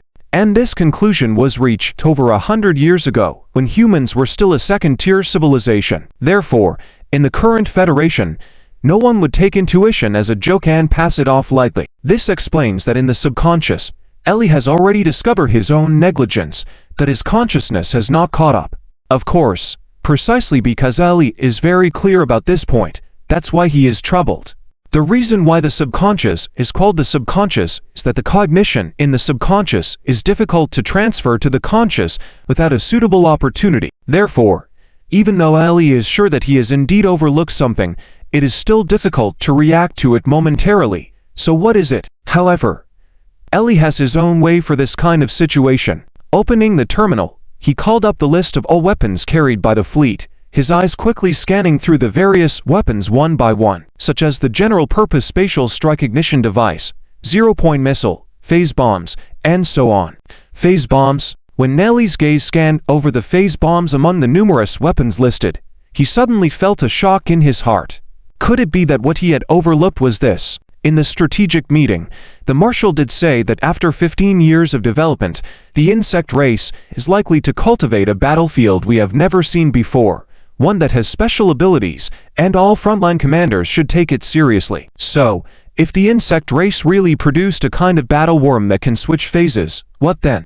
Thinking of this, Ellie's back suddenly broke out in a cold sweat. He was careless. If it's true, and he didn't prepare in advance, the consequences are simply unimaginable. In any case, whether it is as he suspected or not, making appropriate deployments won't hurt, and caution is the best policy. Order all fleet groups to deploy phase bombs immediately, requesting the range of casualties to cover the entire defensive fleet array. Yes, Commander. The deputy was shocked. It should be noted that the entire attacking group nearby consisted of 5 billion warships, and their formation covered a spherical area with a diameter of 5 astronomical units. The damage area of the phase bomb is not large, so it would probably take all the ammunition they brought this time to barely cover the range. Could the commander have judged that the insect race would have battle worms capable of switching phases and use this as a means of attack? The deputy was not naive. Although it is true that ordinary weapons cannot harm a target once their phase is switched,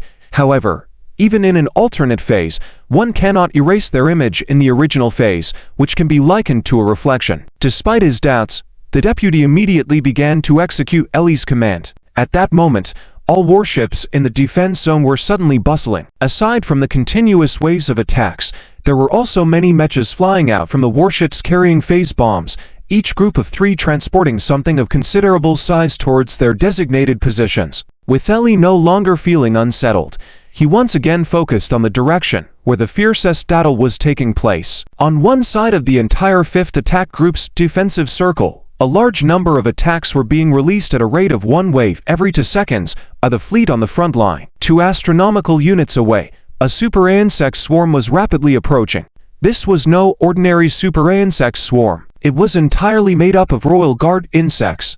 They not only had strong offensive capabilities, but also had excellent defense, and could even generate a unique insect space shield.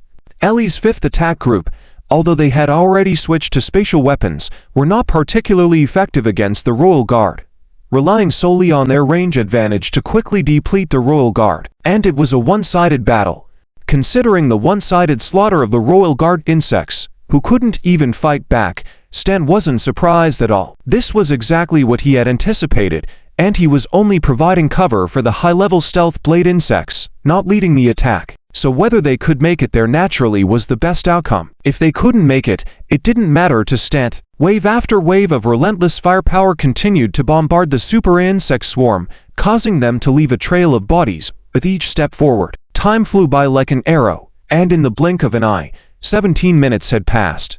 Although all 10 super insect swarms composed entirely of Royal Guard insects continued to launch charges, the fact was that 17 minutes had passed, and under Ellie's defensive deployment, they hadn't even touched the edges of the 5th Attack Group, leaving behind a number of corpses that were approaching the size of a super insect swarm. In comparison to the tragic state of the Royal Guard insects, as the main participants in this attack, the high-level stealth blade insects were much more comfortable. Without any losses, the 3 super insect swarms had already approached to within just over 1,000 kilometers of the 5th Attack Group's defensive circle. Ackert, are you ready on your end? If this continues, I won't be able to hold out much longer. Don't worry, I've already found their doorstep.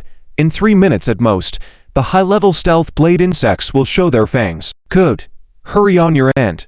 I'll continue to divert their attention here. Soon, the 2 royal insects in the rear had a brief exchange and made preparations for the upcoming battle. It all depended on whether the stealth blade insects could perform as expected, otherwise, things would not go well. 1 minute later, without any notice from the insect race, the 1st Legion of the Pluto fleet, personally commanded by Lin Yu, had arrived on the battlefield and concealed their fleet in the center of the spherical array of the 5th Attack Group. End of this chapter. Chapter 728. The Battle of Verse 14. This chapter is actually 723. The chapter number was written incorrectly. In the realm of phase distortion, the hidden blade insects, which concealed their image and energy, were solely approaching the 5th Attack Group. They did not possess energy attacks or any long-range attack methods, relying only on the team in the front that resembled large knives. These were not just for show, as they possessed sharp blades similar to large knives, but with a sharpness different from what most people would understand. Looking solely at the shape of their blade, it appeared dull rather than sharp. However, during the attack of the hidden blade insects, a special form of energy could cover their front legs, allowing them to cut through space as they move, similar to spatial cutting as seen in Federal spatial attack methods. Even massive interstellar warships could be severed with a single swing of these front legs, as long as they lacked shields of a superior level to spatial attacks. It was precisely due to these powerful traits that this advanced hidden blade insect, developed and improved by Alio over a decade ago, became one of the 3 formidable combat insects of the insect race with profound abilities. Commander Alien, I feel that the insect race's tactics seem off. How so? Lin Yu had been here for 3 minutes already, and, no matter how he observed the battlefield, something felt amiss. Consequently, he immediately contacted Alien. In fact, not only Lin Yu, Alien also felt something was off but couldn't identify the reason behind the insect race's actions, which was quite perplexing. To my knowledge, the Insect Queen's Royal Guard insects are among a few of the strongest combat insects below the royal insects. Their numbers are not as plentiful as common combat insects. However, considering the current situation, Commander Alien, your deployment is quite solid, making it impossible for these 10 Royal Guard insects supergroups to breach the defense line. If these were just ordinary low-level combatants attacking, it would be understandable. But as I mentioned earlier, even within the insect race, the Royal Guard insects are scarce. Then, under the premise of knowing they won't succeed, to let these Royal Guard insects be wasted like ordinary combatants, there must be a problem here. Lin Yu expressed his concerns, and upon hearing this, Elian realized it was indeed strange. However, although aware of this oddity, Elian couldn't pinpoint the reason behind why Aelia had sent the invaluable royal guard insects continuously without any apparent cause. I have considered this and conducted a thorough scan of the entire star region, but found nothing. Elian nodded in agreement, yet Lin Yu, on the other hand, deeply furrowed his brows upon Elian's response, pondering while holding his chin with his right hand. As a veteran subordinate of his father, Lin Yu had known Elian since childhood and found him to be extremely cautious and composed. Thus, he naturally believed in Elian's words. Nonetheless, the issue at hand was determining the true purpose of the insect race. No, perhaps he should reframe his perspective. If something was indeed amiss, then it meant that Aelia was using the royal guard insects as bait to divert their attention. Thus, the 10 supergroups currently entangled in battle were merely cannon fodder and decoys, while the real danger lay elsewhere. However, Elian had already stated that he conducted comprehensive firepower reconnaissance across the entire operational area, indicating the impossibility of hidden blade insects' presence.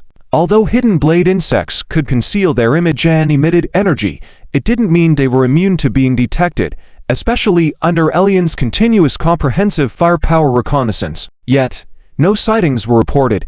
Thus, the chances of hidden blade insects being present were negligible. If not hidden blade insects, then what could it be? Suddenly, Lin Yu remembered his father Lin Fan's words during the strategy meeting. Although we exerted maximum effort to prevent Aelia from obtaining the genes of the purgatory creatures during that war, the conflict's vast scale made it impractical to completely halt their acquisition. Hence, in this decisive battle, all commanders should be medley prepared as the insect race might unveil new combat insects not recorded in our data, or uprated versions of known combat insects. An uprated version of a known combat insect, hidden blade insects, undetectable by firepower reconnaissance, phase switching abilities. Recollecting Lin Fan's instructions, scattered thoughts in Lin Yu's mind suddenly aligned, and eventually, after integrating these ideas, the answer seemed to unveil itself. The evolved hidden blade insects gained phase switching abilities, superior to their former selves. If this was the case, then everything made sense. Commander Elian, I have some new ideas. Emerging from his contemplative state, Lin Yu lifted his head and addressed Elian. Commander, the deployment is ready. Then let's begin. Yes, Commander. After the communication with Lin Yu, 2 minutes had passed, and inside the flagship of the 5th Attack Group, the atmosphere was bustling. They urgently deploy over 10 phase bombs to predetermined locations, areas free of the insect groups. Lin Yu and Elian believed that if their conjecture was correct, these baseline areas were the most likely spots. The key has been entered, the safety lock has been opened, and the phase bombs have initiated the detonation sequence. Detonate in 3 seconds. 2, 1. Detonate. End of chapter.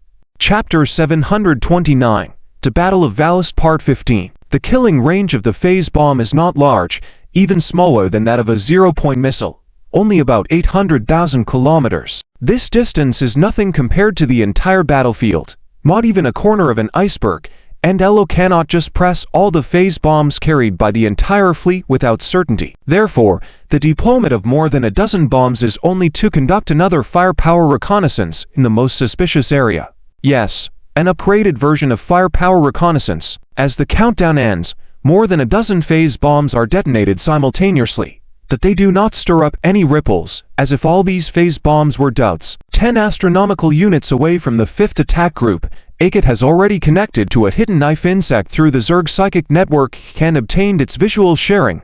With only 1 million kilometers left, just 1 million kilometers, at most, only about 10 seconds left, the front of the hidden knife insect group is about to officially make contact with the human fleet.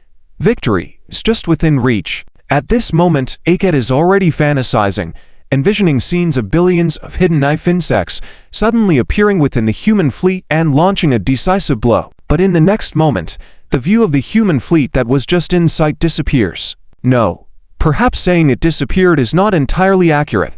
Through the shared psychic network, Akit's view suddenly turns pitch black, with nothing left. What is going on? Upon a careful sense, it turns out that the shared link between Akit and that hidden knife insect has been disconnected, a situation Akit has never encountered before. Of course, without dwelling too much on it, Aket immediately sensed the foremost hidden knife insect and randomly selected one. Through the mental connection, sensory sharing was obtained. Once again, the scene appeared in Aket's eyes, still the image of the Federal fleet that was almost within reach. But why does Aket feel that this Federal fleet has become further away? Upon closer examination, it is clear that the fleet has indeed moved farther away. Right after his connection was inexplicably cut off for just 2 to 3 seconds, there was no sign of movement in the human battleships. So why did the distance to the human fleet suddenly increase by hundreds of thousands of kilometers? To be honest, Aket is perplexed. The time goes back 10 seconds. Flagship of the Federal 5th Attack Group. Inside the bridge. Key entered. Safety lock opened. Phase bomb initiating detonation procedure. 3 seconds before detonation. 2, 1. Detonate. When the phase bombs were detonated in those areas, nothing happened, as if those phase bombs were all poor duds, failing to stir up any ripples. Of course, it is absolutely impossible for all the dozen phase bombs to be doubts. If such a thing were to happen, the entire production unit would likely be brought before a military court. In reality, the reason why this weapon is called a phase bomb is that, upon detonation, it does not affect the primary phase, but directly affects the alternate phase. This is why these dozen phase bombs, once detonated, show no reaction, just like doubts. However, in the alternate phase, the situation is completely different from the calmness in the main phase. The entire killing range of 800,000 kilometers directly swept away those hidden knife insects at the forefront of the swarm's formation. All phase bombs confirmed detonated. Begin collecting data from the detonation area. Relevant data obtained. No. 1 phase bomb detonation area, all normal. No. 2 phase bomb detonation area, all normal. No. 12 phase bomb detonation area, anomaly detected. Abnormal data found in the detonation area of the No. 12 phase bomb. After the phase bomb detonation, a brief skim revealed a large amount of Zerg reactions, with energy signatures 85% similar to the hidden knife insects in the database. Its scale covering the entire killing range of the phase bomb, 950,000 kilometers from our fleet defensive line. What?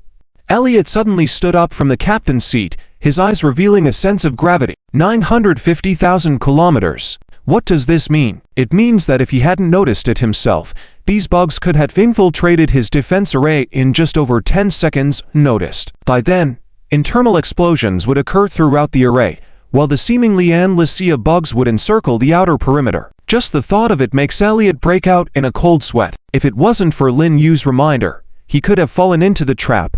The crucial point now is how many hidden knife insects the Zerg has dispatched. Even though the killing range of the No. 12 phase bomb was filled with insects, that doesn't mean those were the only ones, because the results are based on the scan of a small amount of alternate phase data present in the detonation area. At that time, areas not included in the detonation zone remain out of reach for data collection. Hence, the actual scale cannot be calculated. However, one thing is certain. Even if the bugs killed by the phase bombs just now were among the first to charge into the array, the bugs that were not affected now are still only about 1 million kilometers away at most. Still a very dangerous situation. Prepare the phase bombs immediately. Launch directly at the detonation area of the No. 12 phase bomb and the surrounding areas. Simultaneously, the phase bombs previously deployed on the defensive line are ready to detonate. As soon as any bugs are detected, regardless of their location within our array, no need for approval. Immediately detonate the nearest phase bomb. With such proximity and urgency, there is no time for Elliot to make elaborate arrangements. Fortunately, the phase bombs have already been deployed throughout his entire fleet, meaning that if these bugs infiltrate the array, Elliot can press down on them immediately. If Elliot hadn't detected the hidden knife insect attack beforehand, he truly would have been caught off guard by the Zerg. If the other Zerg swarms and the Royal Guard insects also launch a full-scale counterattack, the consequences would be unimaginable. But now, Elliot is prepared. Even if a bit rushed, it should be enough to respond. Yes, Commander. End of this chapter. Chapter 730 Vilsta Battle 16. This is like dispelling the fog while playing a game. Unable to see where the enemy is, nor knowing their size, one can only bomb one area after another. When it was discovered that within the coverage area of a phase bomb, all the insects had reacted, they would send out another round to the surrounding area, covering a larger area until the edge of the insect swarm was detected and all the insects were eradicated. After being puzzled for half a day, ACAT, the lead warbug at the forefront, realized why his telepathic connection with the stealth bugs was once again severed, even though he was getting farther and farther away from the human fleet. Even if he was dull, he understood one thing at this moment. Something went wrong. Quickly sensed the entire stealth bug swarm. Only then did he discover that this deviation was not small at all. It was as if being stabbed by hundreds of skeletons all over his body. The entire swarm was blown up from the inside by phase bomb explosions, burying the warbugs in the alternate phase. Stant, we have a problem. What's wrong? ACAT's voice was anxious, but Stant, who was commanding the Royal Guards bug, did not understand the urgency in his tone. Humans have discovered us, and they are using a strange weapon to slaughter us within the alternate phase. At least 1 billion stealth bugs have been slaughtered. What? Stant was dumbfounded. He purposely scanned the human fleet, which should have been under attack by stealth bugs. There was no movement. Not a single battleship was firing. But ACAT wouldn't make things up. Then how exactly were humans attacking the stealth bug swarm? Should we retreat first? I think so too. Although I don't know how humans found out, I'm sure we've been exposed now. If we continue, it will only result in casualties on our side. Queen Arya once said there's a human saying, something like, plan for the long run. Yes, that's it. Plan for the long run. At the same time, within the 5th Attack Group's defense zone, Commander, the second wave of phase bombs has been deployed. Based on the data obtained after 2 strikes, we can roughly estimate the size of this bug swarm. Establish a model immediately and project it. Yes, Commander. Soon, a 3-dimensional bug swarm model was projected onto the bridge. Through the strikes of hundreds of phase bombs into waves at different points, and then analyzing and modeling the feedback data, the size of the stealth bug swarm was estimated. It was a massive spherical shape, a super bug swarm entirely composed of stealth bugs. In this 3-dimensional model, there were hundreds of holes on this spherical shape. Some were on the edge of the bug swarm, some in the center, and some directly inside the bug swarm. Overall, this super bug swarm, inside and out, was directly bombed by Elliot's phase bombs, causing holes everywhere. Immediately form a strike plan based on this model, and request a wave to consume the entire bug swarm. Yes, Commander. The staff quickly acted, and after receiving Elliot's command, they completed the strike plan in just half a minute. Commander, the strike model is complete, requiring approximately 181,275 phase bombs to be consumed, and full deployment will take about a minute. The 2 waves of phase bombs just now have already alarmed them. Deploy immediately, or they might escape. Yes, Commander. I wonder if Lin Yu's nether fleet has reached the target. Watching the busy bridge, Elliot remembered that Lin Yu had left 2 minutes ago, saying he was going to intercept the enemy's Emperor bug. If possible, Elliot also wanted to take part in the interception, but 1. The distance was too far. 2. He still had the task of completely decimating this special bug swarm. It was inconvenient to do so, and his fleet knew that such interception and beheading activities were more suitable and professional for the Nether fleet. While Elliot was pondering, warships on the defense line carrying phase bombs were already following the strikes plan transmitted by the flagship staff team, constantly launching phase bombs into the empty space ahead. The process didn't take long, coupled with the time wasted in communication between ACAT and Stant in the sea area. So almost as soon as the stealth bug swarm received ACAT's retreat order and was preparing to turn around, a large number of phase bombs had already arrived at their designated positions. There was no choice. The stealth bug swarm was already so close to the defense line. It was almost in their face. Therefore, delivering these phase bombs to the designated positions hardly took any time at all. Like a chain reaction in a minefield being detonated, although there were no ripples in the primary phase, in the alternate phase, it was a scene straight out of hell. Under the wash of powerful energy flows, the originally weakly defended stealth bugs could not resist at all, and not even debris could be left behind. They were completely wiped out by this destructive energy flow, erasing all traces of their existence. Damn it. In just an instant, ACAT sensed that in that moment, 99% of the stealth bug swarm composed of stealth bugs had become untraceable. What did this mean? How could ACAT not understand? This meant that 99% of the stealth bugs in the entire super bug swarm were wiped out in an instant. How could they continue like this? He was practically a commander with no troops.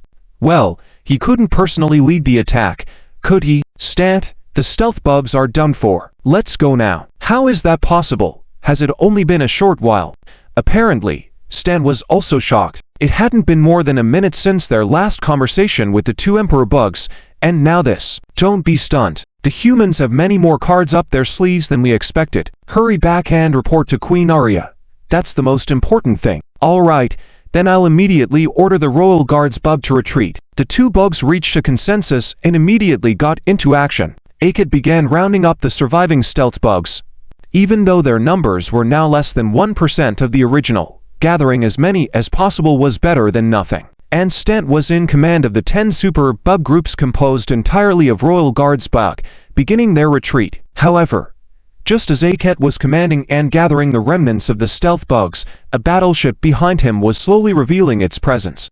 Up until now, the empty space was indeed empty. Without giving Akot any chance to react, a dark energy matrix was instantly built at the bow of the ship. By the time Akot sensed the killing intent behind him and realized something was wrong, it was already too late. He didn't even have time to turn around and confirm it. A silver-white beam of light had already engulfed him completely. End of this chapter. Chapter 731. The Battle of War 17. With a destructive force, the silver-white light pillar directly engulfed Akot. Even though instinctively activating the insect race force field upon sensing the killing intent and forming a shield behind him, it was of no use. Although it was just a simple dark energy attack, even a powerful 8th tier like Arlia would be severely injured if caught off guard. Not to mention Akot, who had just advanced to become a royal insect and was still at the early stage of the 7th tier of the biological civilization. Several seconds later, as the silver-white light pillar gradually dissipated into the void, the warship behind Akot, like a chameleon, once again blended into the void background. If it weren't for Akot still being there, lifeless and with a broken body, the warship would seem as if it had never appeared. Of course, with such a commotion, Stant also noticed. Akot. Even though Stant had sensed Akot's disappearance, he continued calling through the insect race mental network until he called 7 times, finally accepting the inevitable.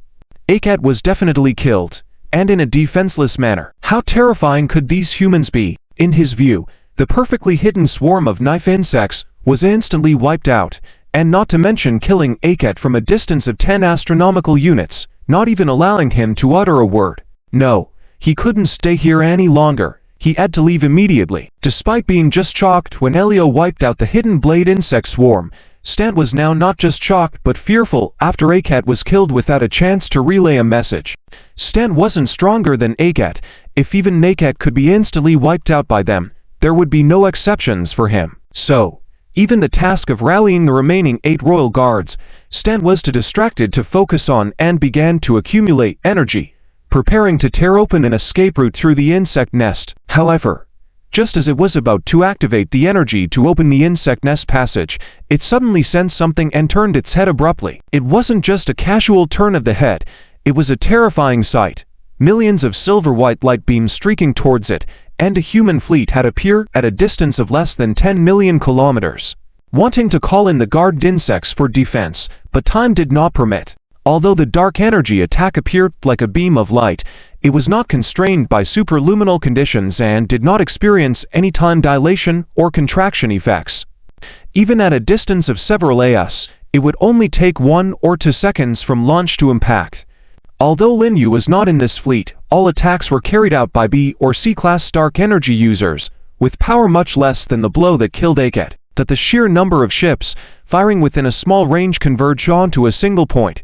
Even if it was Stant, Arlia would have to exert all her strength to defend against it. Even if Haga were still alive, it would be challenging to bear the attack unscathed. In a critical moment, just before the attack arrived, the shield was finally raised, but it didn't last long before it shattered and gradually dissipated into the starry sky. Immediately, a large number of attacks struck Stant and the surrounding area, enveloping Stant's guard insects as well. These guard insects, although part of the battle insects, were among the top combatants at the apex of the entire insect war pyramid, were completely powerless against dark energy attacks and soon turned to dust in the cosmos. As for Stant, while resisting the attack, he had lost most of his combat power, covered in numerous wounds, Even his internal energy was running low, making him vulnerable to any subsequent strike that could be fatal. Bai Zhuan, the deputy in charge of the front command, naturally did not let this golden opportunity slip by and immediately order another round of coordinated fire. But at that moment, a sudden change occurred. A crimson spatial rift appeared behind Stant, seemingly with a suction force, and Stant, who was unable to move, was drawn into the rift as if by an invisible hand, flying towards it helplessly. Seeing this, Bai Zhuan was not willing to let the cooked duck fly away. This cannot be tolerated. However, whether it was a B-class or C-class dark energy manipulator, due to the slower calculation speeds of their brain domains, even with auxiliary calculation devices, the construction speed of the dark energy matrix was much slower than that of an A-class dark energy manipulator. The fighters who had just begun constructing the dark energy matrix were completely outpaced. It seemed like Stant was about to escape. Inside a temporary flagship's bridge, Bai Zhuan was sitting in the captain's seat, with a warship-type auxiliary calculation console already raised at some point in front of her, her hands flat on the control panel, and her eyes closed. Although the construction of the dark energy matrix started later than on other warships, as Lin Yu's deputy and one of the few A-class dark energy manipulators in the Federation, Bai Zhuan had already completed building the matrix in just 1 second. At this point, other warships had at best built half a dark energy matrix. There was no time to waste. A silver-white light pillar suddenly shot out of the matrix, directly towards Stant's position. Stant's half-body had already entered the Crimson Rift, but his other body no longer had a chance to go in. The silver-white pillar of destruction struck the rift and devoured and destroyed Stant's half-body that hadn't yet entered, reducing it to nothingness. However, this Crimson Rift was a mystery. In any case, the single blow released by Bai Zhuan had completely no effect on it. All the energy passed through and destroyed Stant's half-body, leaving no trace nor even a ripple. It was as if it had been devoured by the rift. Encountering such a strange situation for the first time, Bai Zhuan immediately ordered the fleet that had nearly completed constructing the dark energy matrix to change its attack target directly towards the rift for a precise concentrated fire. This was no joking matter. Even though most warships were manned by C-class dark energy manipulators responsible for combat, the firepower each ship could unleash was worlds apart from Bai Zhuan. However, there was a vast army of ghostly warships numbering an entire 1 billion ghostly-class battleships. A combined attack from 1 billion warships was something that Bai Zhuan alone could not match in power. Seconds later, 1 billion silver-white light beams simultaneously struck the Crimson Rift. End of this chapter. Chapter 732. The Battle of Verst. 18 billions of silver-white light beams simultaneously smashed into one point. The entire space trembled with horror, like ripples spreading outward visible to the naked eye, as if a stone had been dropped into water. Finally, after more than 10 seconds, it seemed as if this strange crack had reached its limit, unable to absorb any more energy from the terrifying attack. Following that, the entire scarlet mysterious crack, like glass being shattered, disintegrated into countless pieces and gradually dissipated into the void. Vice Admiral Bai, is it done?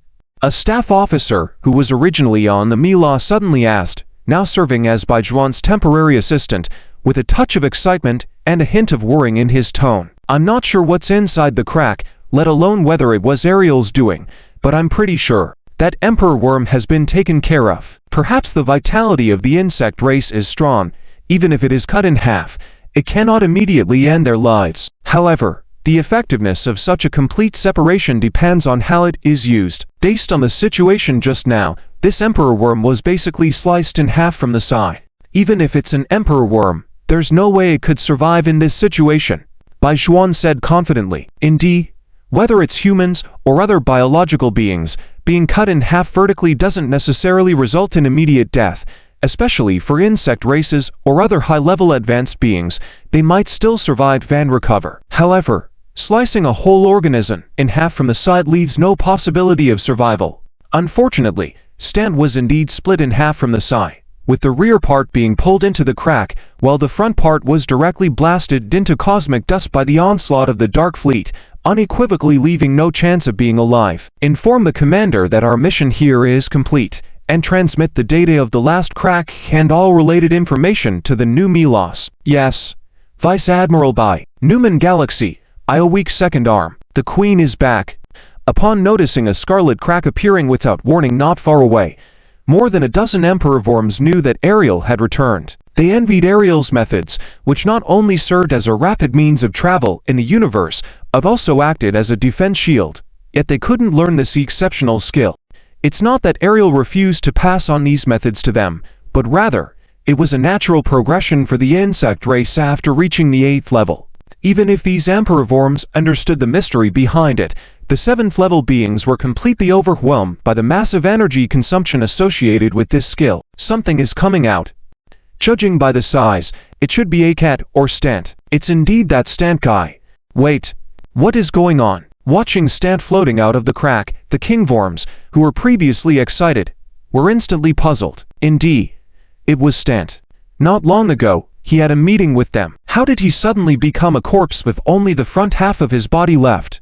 This abrupt change caught all the insects off guard. However, before they could fully recover, something else came out of the crack, appearing very small to the point that if these Kingworms didn't pay careful attention, it might pass unnoticed. Having emerged from the scarlet crack, Ariel couldn't hold back anymore. Large amounts of blood sprayed from her mouth, indicating she was seriously injured. Unlike other insects, Ariel, after evolving to a higher life level, no longer had purple blood but red blood similar to humans or the Alpha civilizations. The blood sprayed out in this weightless void scatter and occasionally emitted a unique scent that excited all the insects. Damn it! Seeing that the Kingworms were gradually losing their senses due to the smell of her blood, Ariel raised her seemingly fragile right arm. A silver-white matrix slowly formed in front of her palm. If Lin Yu were here, he would recognize it as the Dark Energy Matrix. Unexpectedly, after evolving to a higher life level, Ariel finally mastered the correct use of dark energy. The insects were naturally equipped to use dark energy. Before this, including Ariel, all insects didn't understand what dark energy was, but by instinct, they utilized this gift for communication, forming the insect mental network. Now, Ariel seemed to have mastered the true application of dark energy and was quite skilled. Although she was still relatively new in this aspect, it took a full 10 seconds to construct this incredibly gigantic dark energy matrix. Ariel stared intently at Semillus, one of the lower life forms within her reach, which served as a huge attraction given her status as an 8th level fully evolved being. Lacking strong will, creatures like Semillus could lose their senses. Instead of attacking immediately, Ariel waited. Even though the insect race was powerful, there were only about a dozen Emperor Worms. She didn't want to strike unless absolutely necessary. However, the situation quickly escalated to a point where she had no choice but to act. With 3 pairs of terrifying crimson eyes, Semillus approached the blood floating in the void. A gaping maw opened wide, its entire neck swaying as it thrust its massive head forward, ready to devour Ariel's blood. Courting death. A voice full of rage resonated in the mind of each Emperor Worm, and a silver-white beam filled with a destructive aura shot towards Semillus's position. Along the way, causing spatial collapses. End of this chapter. Chapter 733. The Battle of Verse 19 was originally a massive attack by 2 forces, compounded by the fact that, at this moment, rationality was lost. In their eyes, there was only Alia's blood and no resistance from Semillus. The outcome was already clear. Originally, the insect race had only 17 Emperor Worms.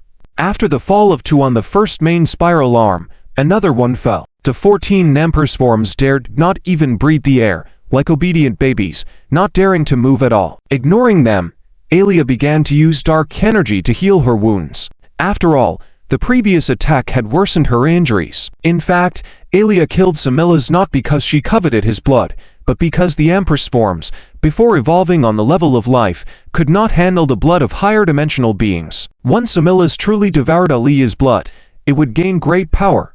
It would quickly devolve into a beast that relied only on instinct. How did Alia know this? Because a year ago, there were 18 Emperor Worms in the insect race, but now there are only 17.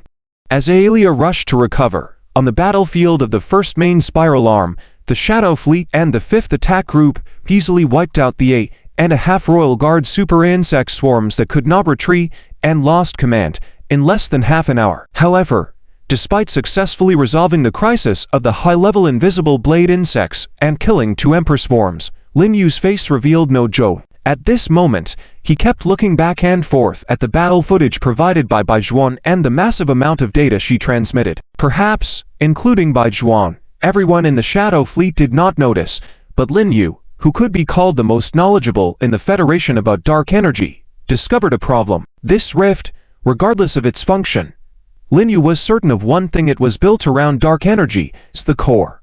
And the utilization of this dark energy was quite peculiar. Throughout the Federation, even ordinary people knew that when dark energy was mobilized and utilized, it would emit a silver-white light visible to the naked eye. However, this rift, although Lin Yu was sure it was constructed using dark energy as a foundation, it emitted a crimson light, which was quite strange. At least in Lin Yu's opinion, he could not change this characteristic of dark energy to appear as crimson to the naked eye. Or perhaps he could, but Lin Yu didn't know how. Okay.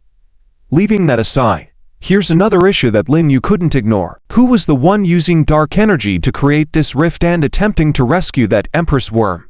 A new special war insect of the insect race. Alia, who had possibly advanced further. Or someone like Lin Han or Farn from a high-level civilization. These questions had no definite answers for now. When Alia's location was found, maybe all the answers to these questions would be revealed. Not dwelling on that, Lin Yu quickly wrote a report with his various speculations, along with all the images and data, and sent it to the headquarters. After receiving this data, Lin Fan didn't make any special deployments. He still ordered the 10 attack groups to follow the established plan to decimate the insect race, and the Shadow Fleet led by Lin Yu remained as the mobile force, ready to support the attack groups at any time.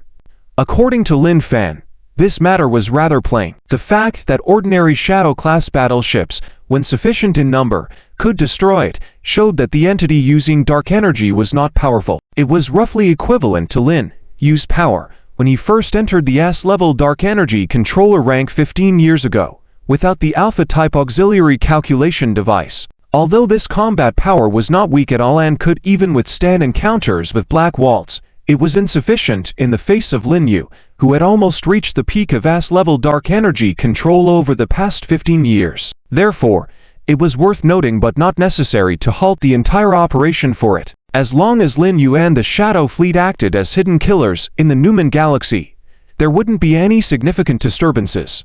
And so, 3 days passed.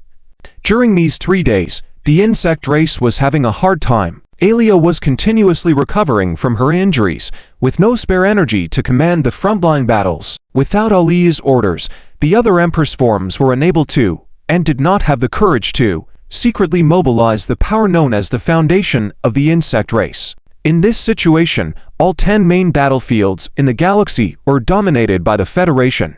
Even if the insect race had a large number, they were almost unable to withstand such a slaughter rate. This doesn't mean that the Federation had almost finished off the low-level war insects of the insect race in these 3 days. It was just that the low-level insects flew so fast in space that the time spent chasing them it was impossible to offset the speed at which the Federation attack groups were clearing them. For example, for every range of 1 astronomical unit cleared by the Federation, the insects flying at normal speed could at most advance about 0.2 astronomical units from 1 astronomical unit away. This led to an interesting phenomenon. Though the insect race had many numbers, their support could not match the speed of the Federation's massacre. In many cases, the Federation attack groups, after clearing the bugs within a fuel range, could rest and wait for the insects to gather again. It was like an armed outing. In comparison to the situation in the Newman Galaxy, the battle in the Hears star system posed a more dangerous challenge. Even after the 3 Shadow Legions and the Angel and Elf fleets arrived, the situation had stabilized, sealing the enemy at the exit of the currents. However, the Silas Empire was a 9th-tier technological civilization. Even though the conditions were unfavorable, it did not mean they could only be beaten without any ability to fight back. On the contrary, the Silas Empire warships that predominantly came out from the currents still had the chance to fire before being destroyed. The difference lay in the inability to gather more warships to form a bridgehead. As a result, they could only engage in scattered counterattacks. Still, even these dispersed counterattacks using dark energy-like attacks could cause losses to the fleet on the defensive line. Although not many, over the 3 days, except for the Shadow Fleet, The other three fleets had suffered some losses, with the Angel and Elf fleets experiencing the most. After all, they had not yet upgraded to the newest generation of warships and had almost no defense power against the firepower of a 9-tier technological civilization warship. End of the chapter. Chapter 730 for Battle of Wars 20. If the fleets of Angels and Elves were to engage the fleet of the Celestial Empire in a head-on battle, they would surely be instantly obliterated. Fortunately, they had the advantage of terrain. The four fleets cooperated continuously, forming a semi-spherical encirclement with a full-range crossfire network, keeping the constant flow of battleships appearing from the outflow suppressed to below 10 million ships at all times. Even though their numbers were low, the attack's release posed a deadly threat to the fleets of Elves and Angels. It might take several hits, even a dozen hits, to destroy an invincible fleet or nether fleet, but for the older model warships of Angels and Elves that had not been refitted, it would never be more than 3 hits. Therefore, during these 3 days, both the Elven and Angel fleets lost hundreds of thousands of warships, causing significant casualties. Worst supercluster, Weseloro Galaxy Group. Marshal, the casualties of the Elves and Angels are quite severe. Should we send a conventional attack group to relieve them? Watching the reports coming in, Lianzu couldn't help but ask Lin Fan. After all, letting the fleets of Angels and Elves confront a 9th-level technological civilization fleet, even with absolute numerical and terrain advantages, would result in hefty costs. According to the report, within 3 days, the Federation's attack on Hales had lost 9 million warships, of which the 5 Invincible Legions had lost a total of 112,000 warships, with 107,000 lost during the initial isolation. The 3 Nether fleets lost a total of 109 warships. Yes, only 109, just barely entering the hundreds. But the Angel and Elven fleets had each lost over 4 million warships. Clearly, continuing to battle in Hales was not suitable for them. It would be better to trade Newman's attack group with them. After all, the Insect Clan couldn't inflict such significant damage on their fleets. Actually, Lin Fan had considered this issue, but it was not the right time for a large-scale deployment.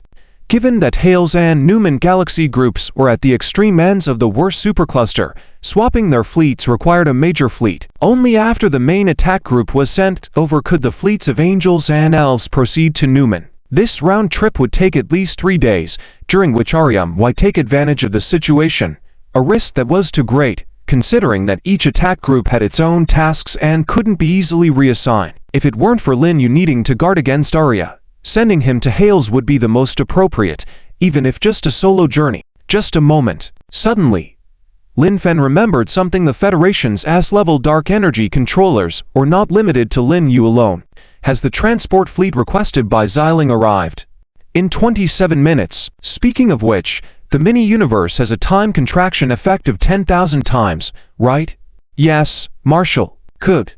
Once Xiling comes out of the mini-universe, Ephor and the Lance will go to Hales immediately. Understood. Xiling had emerged from the mini-universe days ago and contacted the Federation, requesting a large number of transport ships to assist the Talar civilization in evacuating. The Federation promptly agreed and deployed a fleet of 100 million heavy transport ships and a regular cluster for escort. Now, this fleet was about to arrive at the Insect Clan's mini-universe. While assisting the complete evacuation of the Talar civilization was no easy task, taking several years. Given the time contraction effect of the mini-universe, it would be much quicker in the primary universe. In other words, Xiling would be able to emerge from the mini-universe in just an hour. As the apex mobile force of the Federation, she would then head to Hales for support. Worst supercluster, Insect Clan mini-universe. Though only a month had passed in the outside world, nearly 1,000 years had elapsed here. Under Xiling's protection, the Talar civilization had flourished once again, thanks to a significant increase in population resulting from encouraging reproduction. They had nearly reverted to their once prosperous state. The only shortcoming was that while Xiling could protect the Lancel, she couldn't expand outward significantly. With limited resources in their confined territory, combined with the resource scarcity within the mini-universe, even after 1,000 years, the Talar civilization had only constructed a few million warships. This was why Xiling needed the Federation's fleet to assist in evacuating the Talar civilization from the mini-universe. However, there was something Lin Fen had never imagined: the birth of a second S-level dark energy controller in the Talar civilization. As the only one to be honored with the title of Sane after Xiling, Xiren's talent in dark energy usage was not inferior, thanks to her A-level status granted by Xiling a millennium ago. However, her combat prowess was inferior by tens of thousands compared to Xiling and Lin Yu. The ability to unleash the full combat potential of an S-level dark energy controller lay in the Alpha-type auxiliary computing device, unique to the Federation, but Xiren lacked this device. Of course, once the Talar civilization became a subsidiary of the Federation under Xiling's leadership, Xiren might be granted citizenship like Xiling, joining the Federation's Nether Fleet with access to the Alpha-type auxiliary computing device and custom-made Nebula armor, eliminating her weaknesses. As for whether the Federation would worry about two non-human S-level dark energy controllers among the three, the Federation wouldn't be concerned at all. Ultimately, without the Federation's auxiliary computing device, the combat prowess of an S-level dark energy controller might not even surpass that of an A-level Federation counterpart. Moreover, all Federation auxiliary computing devices had special control measures, allowing them to be deactivated at will. So, what was there to worry about? End of chapter.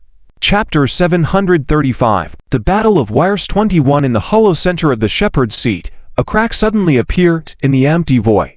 Even from this crack, one could see the scene of another universe. Shortly after, the noble and elegant Lancer number had already sailed out slowly from the crack. After all, if Xiling didn't come out, this huge fleet dispatched by the Federation would not be able to open the passage to enter the micro-universe on their own. Commander Kushin, are you saying the Marshal asked me to support the Hares at the Yanflow node? Yes. Vice Commander Xiling, the situation in Hares is not so good, and Commander Lin Yu cannot leave Newman because of the war. So, I understand. Let's take action immediately. Finish things here earlier, so I can go support early. Okay. Vice Commander Zilin. After talking with the commander of this special task force, Xiling also understood the latest situation of the Battle of Wires. According to the description, the situation in Hares was indeed not good. Xiling wanted to support immediately, but couldn't leave things here behind. After all, there were still quite a few insect clans in this micro-universe. Without their presence, even with a conventional escort force, it would not be easy to perfectly guard such a large fleet of transport ships. As for Zillion, before obtaining the Alpha-type auxiliary calculation device, its combat power could be described as negligible. So, the only solution was to complete the evacuation of the Talar civilization as quickly as possible and then immediately go to support Hares. 1 hour later, in the void, the crack connecting the micro-universe was opened again. It had only been an hour in the main universe, but in the micro-universe of the insect clan, over a year had passed. Unlike when they entered, this time, apart from the huge heavy transport fleet and the conventional escort fleet, there were approximately 8 million various warships and spacecraft. These were all warships and transport ships of the Talar civilization. Due to the lack of resources, even after 1,000 years, there were only these ships left, which is why they had to seek help from the Federation to assist in relocating their entire civilization. Commander Kushin, we entrust the Talar clan to you. I will immediately go to support Hares at the Yanflow node. Okay. Good luck to you. The Wires Supercluster. Hares at the Yanflow node. Commander Alfie, as the enemy's warships gather more and more at the Yanflow port, our casualties are rising sharply.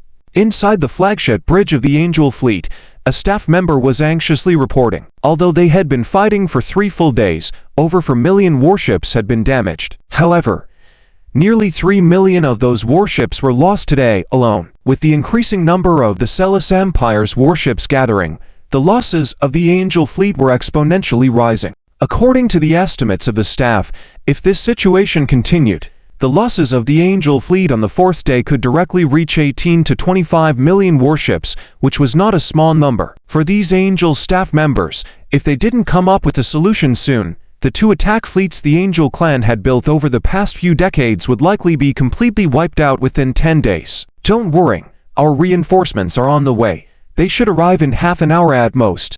Are the reinforcements coming? How many attack fleets are coming? After hearing Alfie's words, the people on the bridge became excited. The arrival of a large number of reinforcements in half an hour would completely alleviate the current unfavorable situation, which was undoubtedly the last piece of good news. It's just that they didn't know how many reinforcements the Federation sent, whether it was one standard attack fleet, or two, or even more. In any case, it couldn't be less than 5 standard fleet clusters, right? Well, one warship. Seeing the excitement of the people, Alfie nodded. Oh, only one attack fleet. Although it was somewhat unexpected, it was still good. After all, it was an attack fleet that had already completed the refitting of new warships. Even if there was only one, its combat power was almost equivalent to 5 or 6 Angel attack fleets. Wait, didn't Commander Alfie just say it was one attack fleet, not one warship? Suddenly, everyone was stunned, even suspecting that they were hearing things. One warship, how could that be? It couldn't do anything good at all. Is the High Command intentionally trying to let us all die here? All right, don't look like that. While due to the war situation in the Newman Galaxy, the Marshal couldn't pull too many fleets to support us. The warship that came to support this time is not an ordinary warship, but the flagship of Vice Commander Purpling, the Lancer number. What does this mean? I think you should know, right? In fact, because of the suppression of King Hai and the 3 Dark Fleet in Hairs, it was extremely difficult for the Celis Empire to gather enough warships. Otherwise, it wouldn't have taken a full 3 days to gather nearly 10 million warships.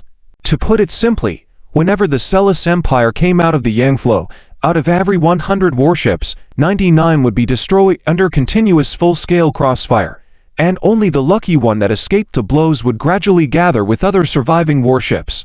So, with the S-rank Dark Energy Manipulator equipped with customized dark armor, how far can it reach with all-out effort? Bluntly speaking, its full blow could directly clear the Yangflow port, where most of the gathered Celis warships were. This was like the final straw that broke the camel's back.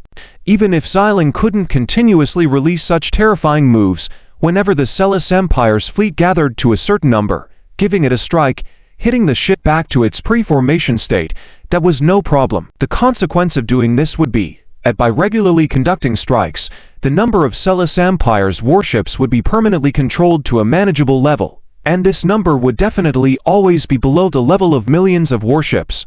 End of this chapter. Chapter 736. The Battle of Verse 22 at the mouth of the current in Hairs.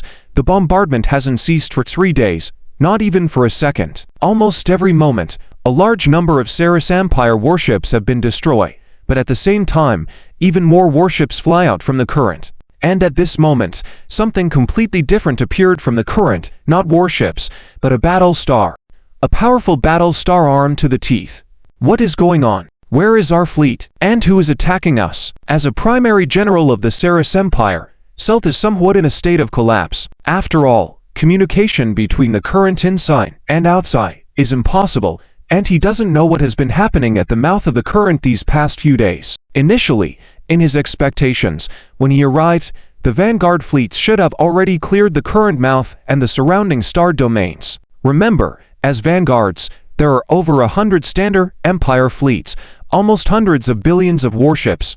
Most importantly, all these standard Empire fleets are 9th Order Civilization fleets, while according to intelligence, the opponents are only a 7th Order Biological Civilization and an 8th Order Technological Civilization. But what is the situation now? All he can see is the nearly 10 million warships struggling to maintain formation and occasionally counterattacking, with warship wreckage scattered all around. Yet Selt can still recognize from these remnants that they are all Empire warships.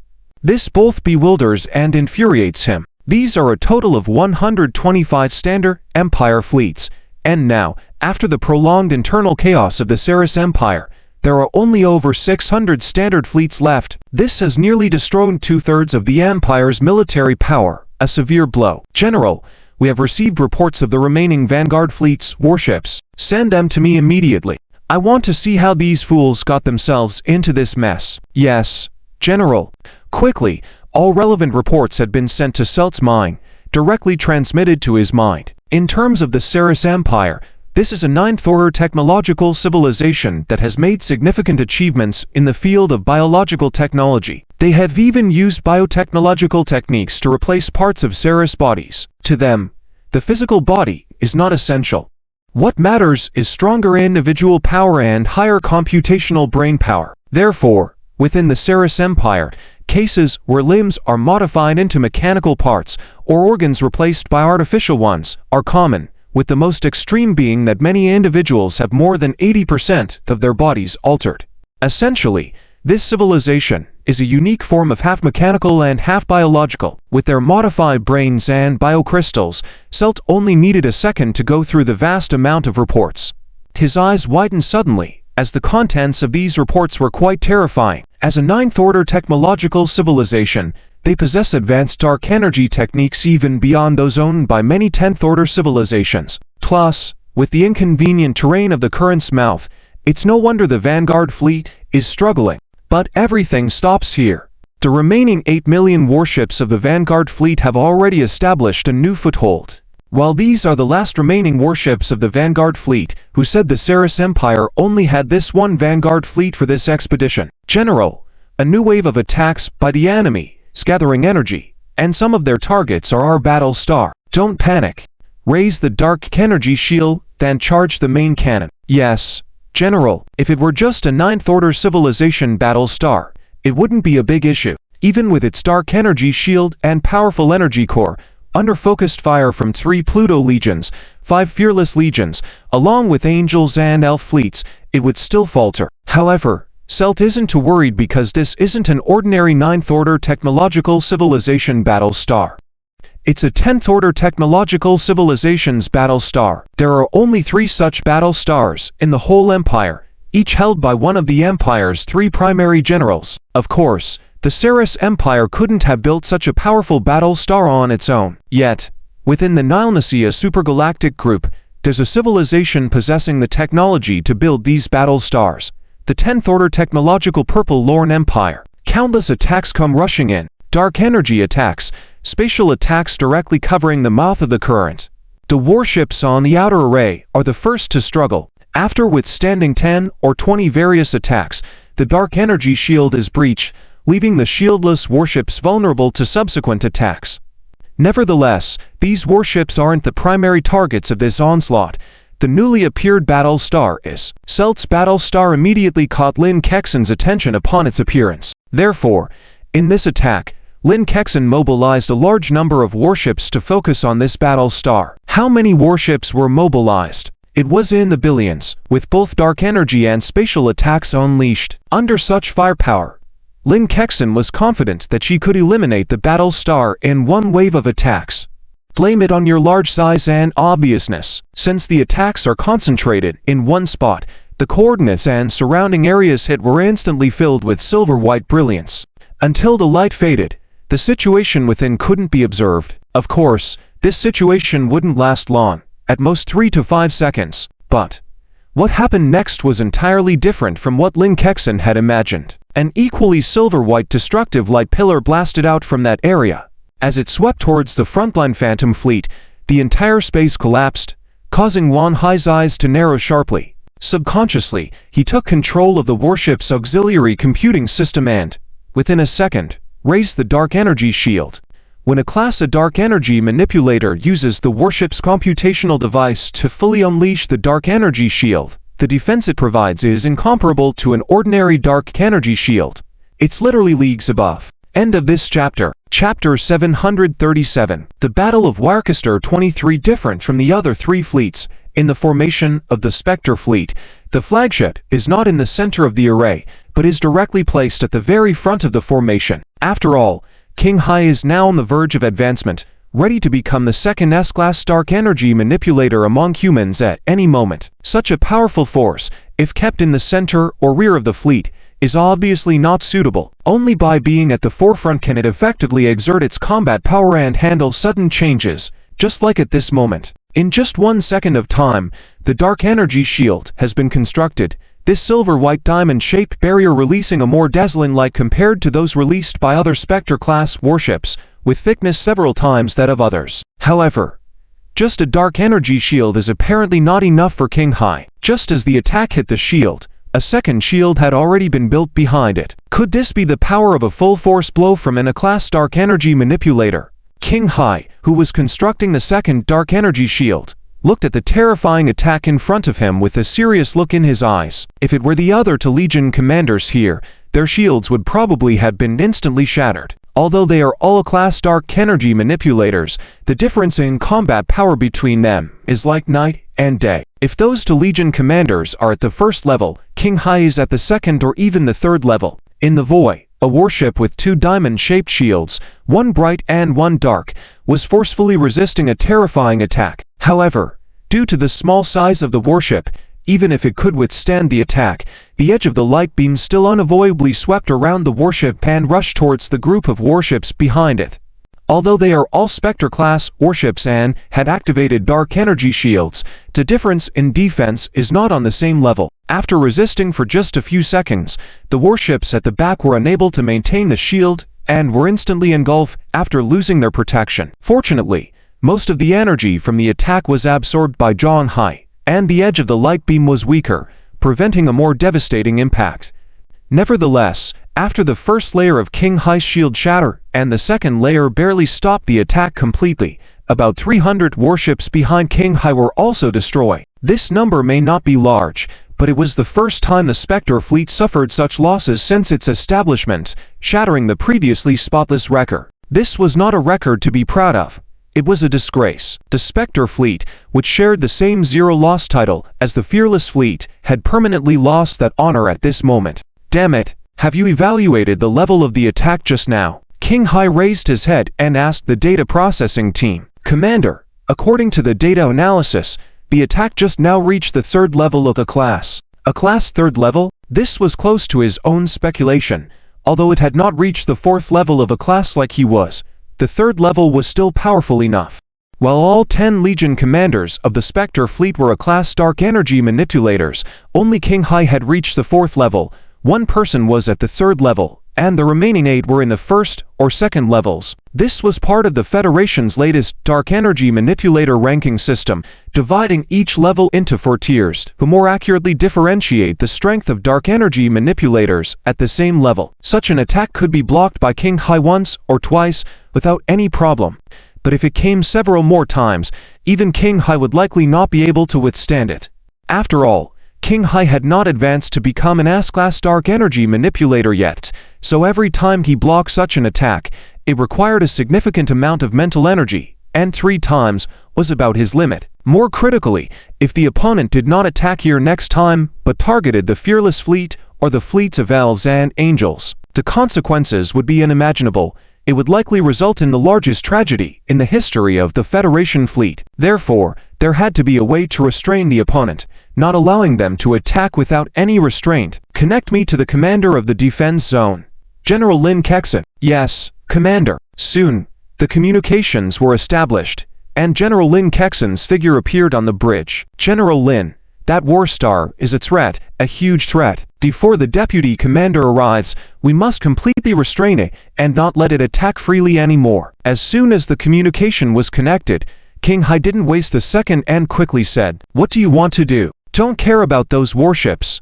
Once the deputy commander arrives, we can quickly suppress it again. What we need to do now is to continuously attack the war star seamlessly, giving it no chance." King Hai spoke quickly, laying out his plan. "All right, let's do it." Without hesitation, General Lin Kexin agreed. Even if King Hai had not contacted her, she was ready to contact him. And given that the plan King Hai proposed was extremely similar to what she had in mind, there was no need to waste time. Acting a second earlier could reduce potential losses in the future. At the mouth of the ocean current, in the War Star of Ceres, General, our main cannon attack was blocked by an enemy warship, and some of the energy from the main cannon caused devastating damage to other warships. According to our calculations, the dark energy shield released by that warship is not much weaker in defense compared to our War Star. Is it only that one warship that is special? Yes. The other warships had all their energy destroyed after the main cannon was blocked. The deputy nodded and confirmed with Selt. Although the reports left by the Vanguard fleet had indeed mentioned an extremely powerful warship among the human fleet, Celt had never expected the opponent to be this strong. This tiny warship could unleash a defense not much weaker than their own war star. As expected, the issue is not with the warships but rather with the people, as we have previously guessed, right?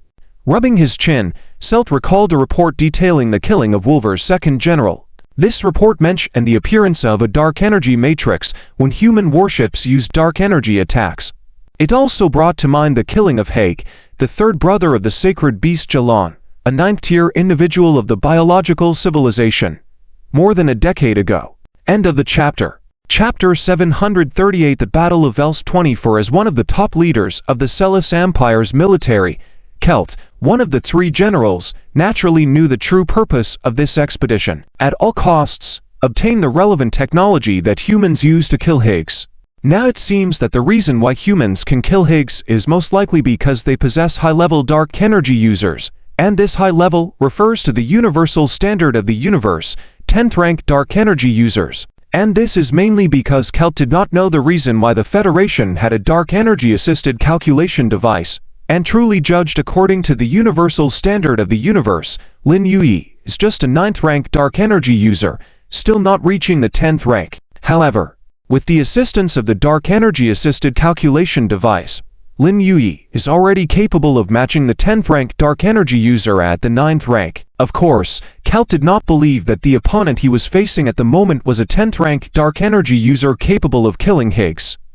Otherwise, his battle star would have been destroyed by the opponent long ago. But, no matter what, based on the data obtained from the dark energy measuring instrument, even if it has not reached the 10th rank, it is at least the 9th rank. And a pure 9th rank dark energy user, even within the Celis Empire, there is only one person, and before his title. The word pseudo is added because that person is not a true natural dark energy user, but a product of the highest technological pinnacle of the whole civilization, undergoing body modifications to barely reach the rank of 9th rank dark energy user. General detected that the enemy fleet is charging their weapons, suspected to launch the next round of concentrated fire attack. Have all warships prepare.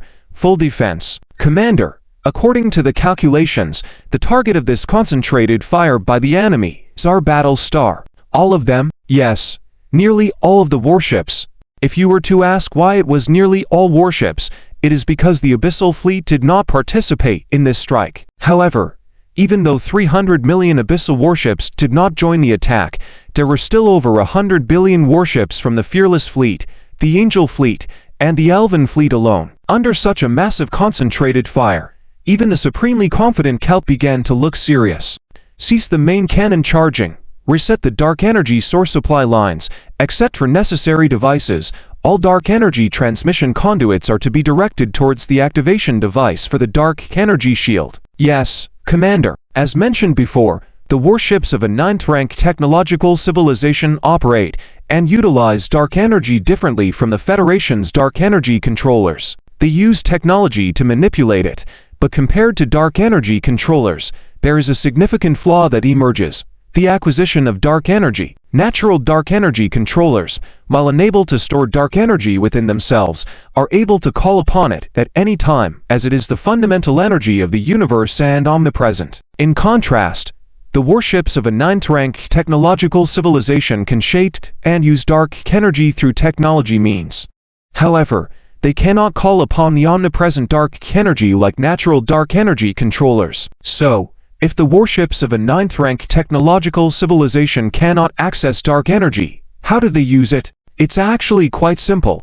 Although there may be only one 9th rank dark energy user in the Celis Empire, there are plenty of 6th to 8th rank dark energy users.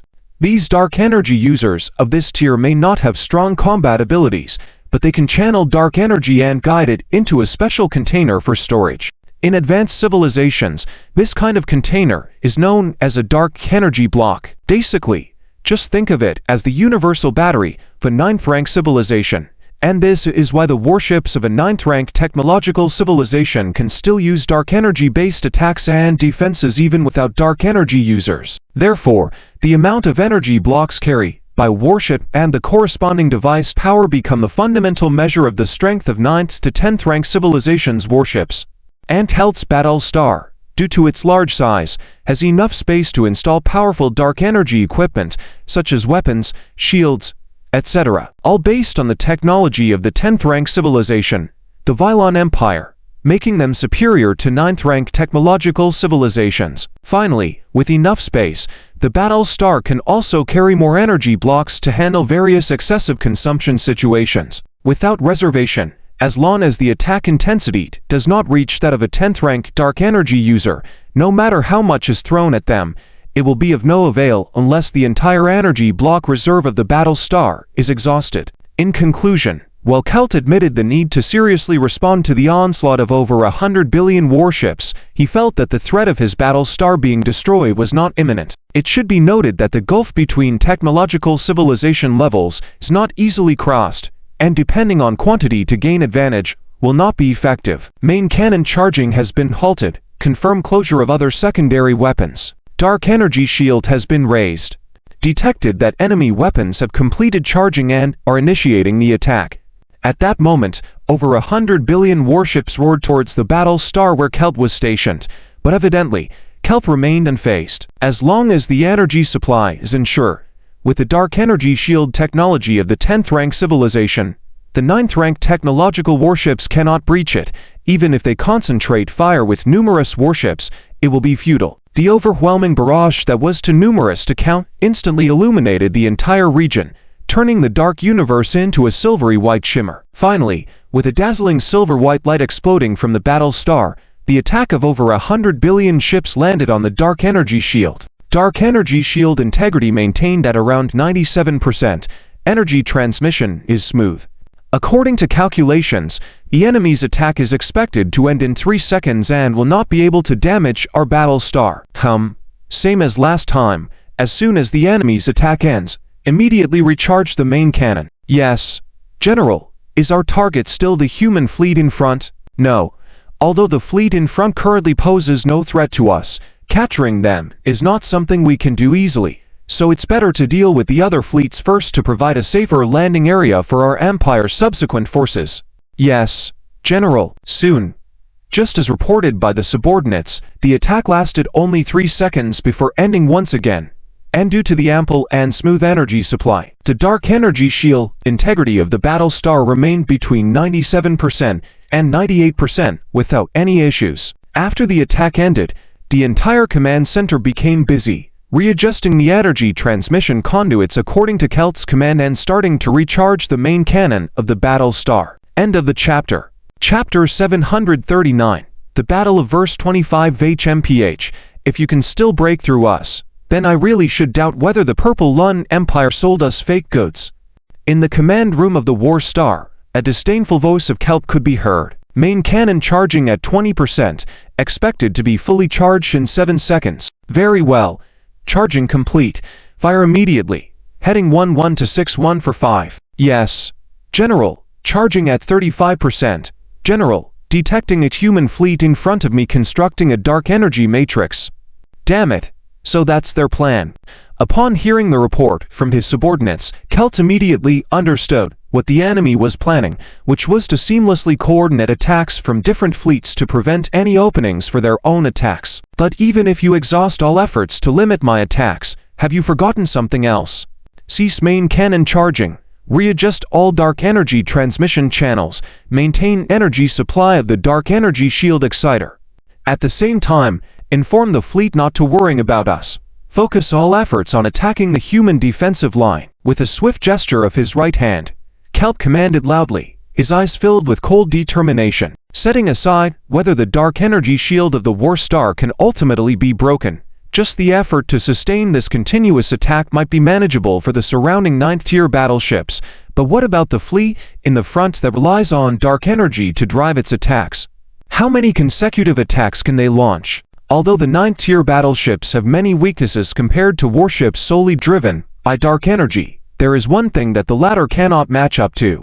That is, endurance in battle. For 9th-tier technological civilizations warships, as long as the dark energy block carried in the warship is not exhausted, they can continue fighting. However, it is different for the abyssal warships. Since their attacks are completely driven by dark energy users, Each attack consumes some mental energy until it reaches a point of exhaustion where the dark energy cannot be controlled anymore. This is also why, even though the number of dark energy users in the Federation has increased tenfold in the past 15 years, the Abyssal Fleet has remained at a scale of 1 billion ships. After all, given the average tier of the dark energy users in the Federation, controlling Abyssal warships still has many limitations and is not suitable for prolonged large-scale combat. Therefore, it is not suitable to significantly expand the fleet size at the moment. Additionally, there is another crucial point.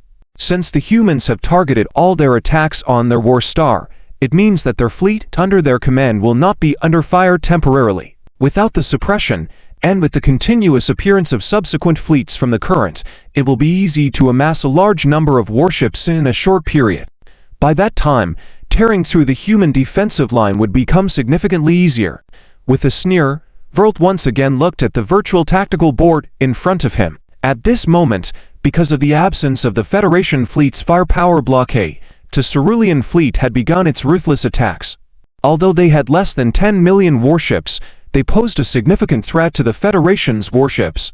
Most importantly, as time passed and the Cerulean fleet continued to emerge from the current, the situation on the front lines might instantly collapse. Of course, Lin Kedin and Wan Hai understood these reasons, but they had no other alternative. With Vice Commander Ziling not yet arrived and themselves unable to break the defense of the War Star, they were left with only two options. Either continue to suppress the ordinary fleet near the current opening, while letting the War Star slaughter, or shift all focus to suppressing the War Star, but allowing the liberated Cerulean Empire fleet to launch a counterattack. Whichever option they choose, the Federation fleet will pay a considerable price.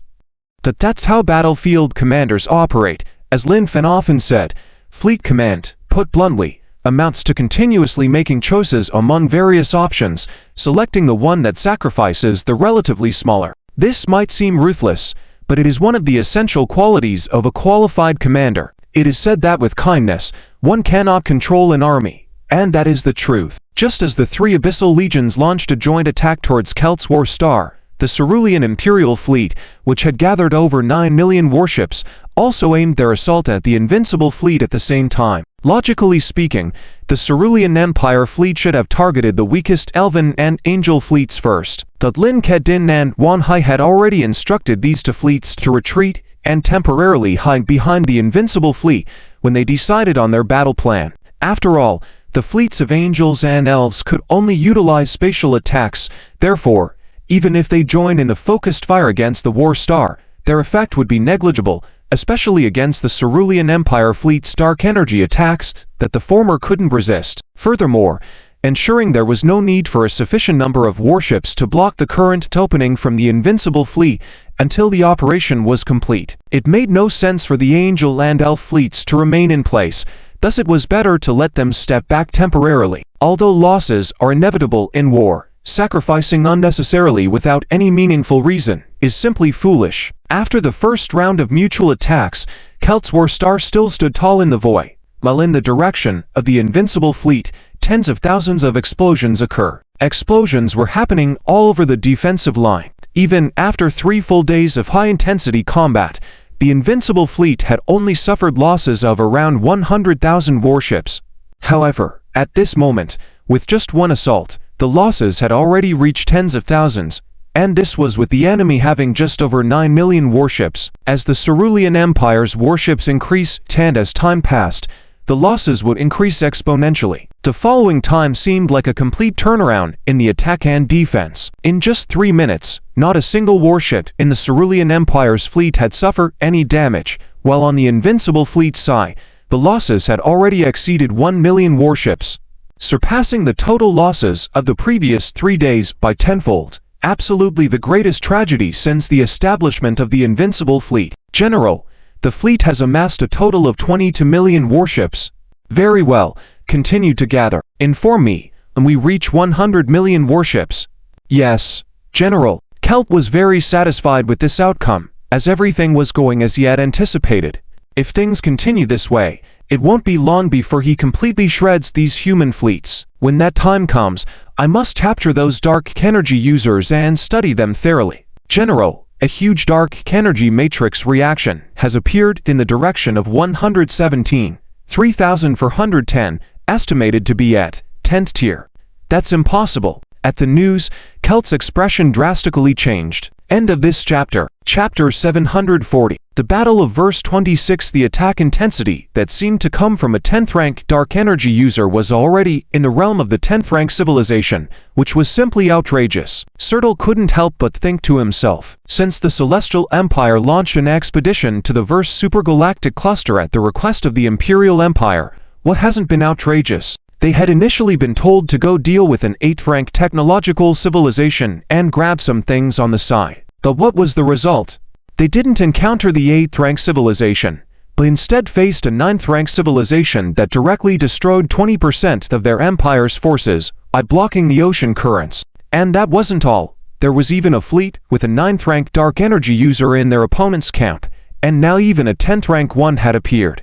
Could it be that they had stumbled into the stronghold of a 10th rank technological civilization pretending to be weak? Any chance of evasion? Less than 1%. General, damn it, have the War Stars fully activate the Dark Energy Shield induction device. Everyone put on your battle armor. And when necessary, we can redirect the exclusive energy supply channels of the like support devices as well. Yes, General, there was no escape and no chance to evade. At this point, Verlt had no choice but to fight with all they had. Verlt had already made a decision.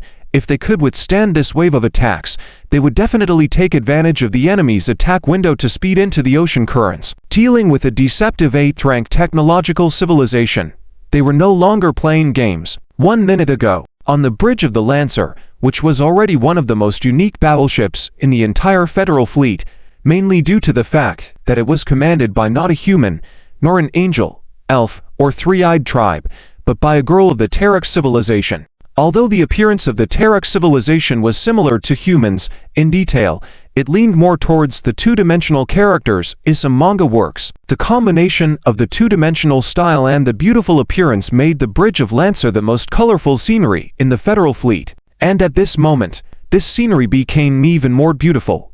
Besides Xiling, there was another Terek person standing beside her with a face that was 90% similar, giving a feeling of twins. Xiling had consulted Lin Fen about bringing Ziluo on board, and had expressed that Ziluo was willing to join the Ghost Fleet to serve the Federation. Ziluo had no objections to this. After all, since Xiling entered the small universe, she had spent a whole 1,000 years there, and during this long time, Ziluo had learned almost everything about the Federation from Xiling. Of course, Xiling wouldn't reveal certain confidential information, but even so, it was enough for Ziluo to understand the strength of the Federation, whether for the future of the Terek civilization or to strive for higher levels.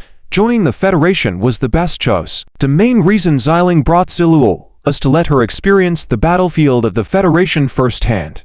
After all, the war between the Terek civilization and the insect tribe, compared to the current scale of Hales, was tiny. So while there was an opportunity, Ziluo was directly brought on board the ship, or who knows when such an opportunity would arise again. After all, a soldier who had never seen blood, no matter how powerful, was still a new recruit. Commander, we are about to reach our target. Prepare to exit hyperspace in 10 seconds. After exiting hyperspace, I will initiate the first attack. Acknowledged. With that said, the members of the combat group on the bridge had already moved their hands away from the consoles in front of them, and in front of Xiling, her dedicated console rose from the ground. 3, 2, 1. Open the hyperspace window. Exit hyperspace. As the voice from the bridge sounded, the view outside the porthole changed abruptly. The once colorful space turned into a dark void. However, this darkness was soon illuminated by countless attacks. Even the Lancer, which had just emerged from hyperspace, was very unlucky as it was directly hit by an attack. However, Xiling had already opened a dark energy barrier in front of the ship, and not only could the attack from a 9th rank technological civilization warship not break through, but even 100 or 1,000 attacks would not be able to pierce through the defense Xiling had constructed. Ziluo, standing nearby, widened her beautiful eyes, staring at the dozens of observation images displayed in various corners of the battlefield on the bridge. The densely packed warships made her scalp tingle. For the Terek civilization, The entire arsenal consisted of only tens of thousands of warships during the previous war with the insect tribe. And now, the number of warships destroyed in this wave of attacks was estimated to be much more than that. For the Terok civilization, a wave of attacks that destroyed at least one Terok civilization was simply too terrifying. Ignoring Ziluo's shock, after warding off the attack, Xiling quickly began to operate the Alpha battleship's auxiliary computing device. Dozens of dark energy matrices were rapidly constructed in front of the ship. Watch closely, Ziluo. This is the true power of our dark energy users. While manipulating the auxiliary computing device on the battleship, Xiling spoke. Although after Ziluo was promoted to an S-rank dark energy controller, she could access and use dark energy through the construction of dark energy matrices. However, she still lacked an auxiliary computing device, and even though she had reached an S-rank in dark energy control, the effect of using dark energy solely on her own was still far behind. Up until now, seeing Xiling's operation, Ziluo finally understood why Xiling had been telling her in Lancer Star that this was not their true power as dark energy users. Focusing dark energy cannon, fire. At that moment, Xiling, who had taken only a few seconds to construct the 101 dark energy matrices, didn't hesitate and launched the attack towards the coordinates received from Lin Kexin. The radiant silver beam, carrying a destructive aura, directly struck the Warstar where Sertal was stationed. Although the Warstar's dark energy shield was very powerful and managed to block Xiling's attack, it wasn't over. It was only the beginning. The silver beam continued to radiate brightly, but the dark energy shield released by the Warstar was gradually dimming at a visible speed. After 5 seconds, the dark energy shield, which was almost no longer emitting any light, shattered with a loud crash, and with no further impediment, the dark energy cannon surged forward again and directly struck the outer shell of the Warstar. End of this chapter. Chapter 741. The Battle of Verstand 27. Even though the life support system of the entire war planet had been severed halfway, and all energy transport channels were redirected to the activation device of the dark energy shield, the rate of supply still couldn't match the consumption rate brought on by the enemy's attacks. Damn it!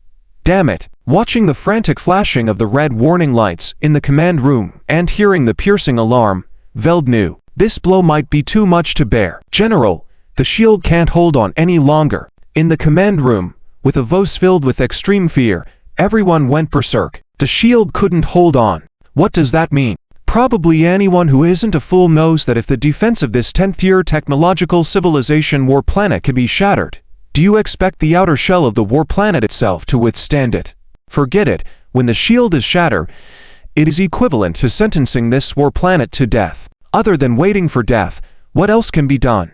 In the next moment, the shield shattered, and the destructive attack directly hit the war planet, which couldn't even hold on for a mere moment before being pulverized by the attack. Following that attack was the collapse effect on the spatial level, turning the debris of the war planet and the surviving Ceres beings into cosmic dust.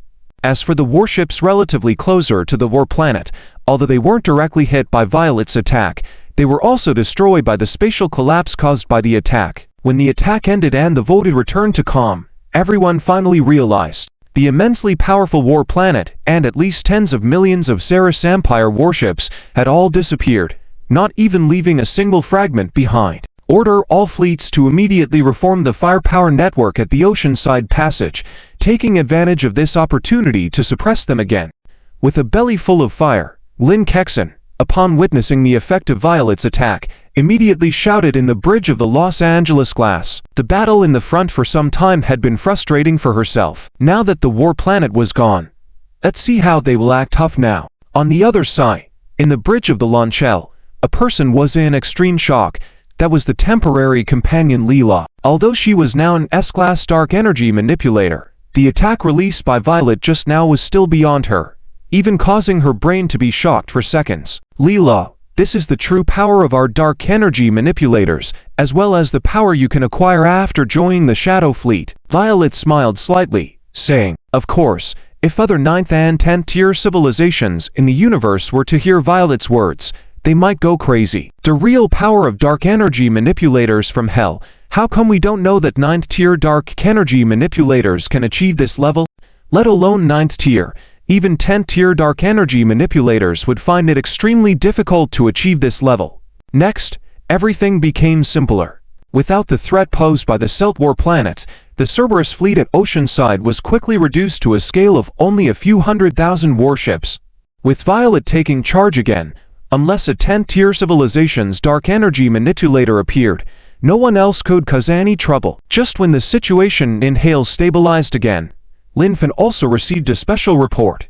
Since the beginning of the war, Lin Fen had dispatched hundreds of strategic reconnaissance ships to conduct comprehensive reconnaissance of the entire Newman star system, with the aim of finding the whereabouts of Arya and the main force of the insect clan. Just now, one of the strategic reconnaissance ships sent a message back. Arya's location had been located, and there were 14 Nampervorms and a huge number of various high-level worm groups present. Unfortunately, just as this strategic reconnaissance ship was about to send back all recorded detailed data, it was discovered by Arya. As a strategic reconnaissance ship, having ventured deep into the enemy's headquarters, it was prepared at all times for various escape measures. However, a kind of worm not found in the federal database directly controlled the entire reconnaissance ship with a strange energy, rendering it immobilized. Arya did not immediately order the destruction of the ship, because even though they were the insect clan, they needed information, especially in this war. As for how to obtain information, it's even simpler. As long as a person is captured, the voice scavenger can be mobilized to control the target directly and obtain its memories, without any difficulty. However, the development of the situation differed from what Arya had in mind. When the warship was controlled and a large number of voice scavengers were discovered approaching, the captain decisively issued a self-destruct command. With a fireball rising in the void, Arya failed to obtain any information, and Lin Fen, aside from learning Arya's whereabouts and the existence of 14 Nampervorms, also failed to obtain more information. However, for Lin Fen, knowing just Arya's location was already enough. Notify all attack groups within a day, without attracting too much attention from the insect tribe. Each withdraw 10% of their fleet and converge with Lin Yu's shadow fleet at backup coordinate 16. Yes, Marshal. 10 attack groups, each withdrawing 10% of their fleet, adding up to 50 billion warships, forming an attack group of the same scale. Together with the 7 Shadow Legions, this force was no weaker than all the defending troops in Hales. This was the force Lin Yu prepared to launch the final extermination battle against the insect clan. Of course, the key to this operation was how to rally this force without alerting the insect clan. Lin Fen did not want to leave any chance for Arya to escape smugly. Have Lin Yu simulated the restrictions on the Crimson Passage. After giving the orders, Lin Fen asked Liang Xingchen to means exhibited by Arya when she attempted to rescue the Emperor Worm from the first Spiral Arm battlefield, which Lin Fen called the Crimson Passage, was an uncontrollable factor for the final extermination battle, possibly even leading to the failure of the entire extermination operation. Therefore, 3 days ago, based on the data obtained, Lin Fen ordered various targeted measures to be simulated, focusing mainly on the Shadow Fleet since Lin Yu reported that this so-called Crimson Passage was constructed based on dark energy. After all, the best way to counter dark energy methods was through dark energy methods. Marshal, over the past 3 days, Lin Yu has conducted thousands of simulations through various methods and has so far simulated 3 possible ways to suppress it, but specifics will require actual combat to know. There's still a day's time. Let Lin Yu work harder to find more methods. For every additional contingency plan, there will be more chance of success. Good. I'll notify him immediately. End of this chapter. Chapter 742. Battle of Wheelstat 28 Newman Galaxy, somewhere on the first main spiral arm. Here is the place, referred to by Lin Fen as the 16th backup location, as well as the location where the 7 Hades Legions are hiding. The special nebula environment makes this an excellent hiding place, almost impossible to detect. What is the progress of the fleet assembly? 97% complete. Commander, the closer we get to the end, the more careful we need to be. Notify all attack groups to proceed slowly, so as not to attract any attention from the swarm. Understood. After saying that, Lin Yu walked towards the porthole of the bridge, watching the constant appearance of one after another hyperspace portal emitting a brilliant blue light in the void, with warships being drawn from the 10 attack groups every second. In order not to attract the swarm's attention, all the attack groups in operation in Newman were slowly moving their warships, with only a few hundred or a few thousand warships quietly leaving each time. In a fleet of 5 billion, this number was extremely small, barely attracting anyone's attention. Located between the first main spiral arm and the second main spiral arm, the Lombard support arm. This is a very inconspicuous support arm, only over 8,000 light-years long. However, at this moment, all the high-end forces of the swarm were converging here, not only Alea, but also 14 royal insects, as well as a large number of high-ranking war insects of the swarm gathered here. This force may not mean much to the Federation now, but compared to just one attack group of the Federation, it was undoubtedly much stronger. In a place on the support arm, Alea, who had been asleep for 4 days, finally opened her eyes. Although she had suffered considerable damage this time, for Alea, it was not a bad thing. Upon waking up, Alea suddenly found that her level of evolution had taken a big step forward. If the previous Alea had just entered the 8th level realm, then now she was at least at the mid-8th level. If Lin Fen found out about this, he would surely say, "Are you a Saiyan who crossed over? How has the frontline situation been these past few days?" Looking around at the royal insects who had been guarding her, Alea inquired through the swarm's mental network. Although advancing further had put her in a good mood, the crucial point was the situation in the Newman galaxy. If they lost there, then her advancement wouldn't matter. Queen Alea, the battle between the lower-ranking insect groups and the Federation fleet is still ongoing, and there won't be any significant changes in the short term.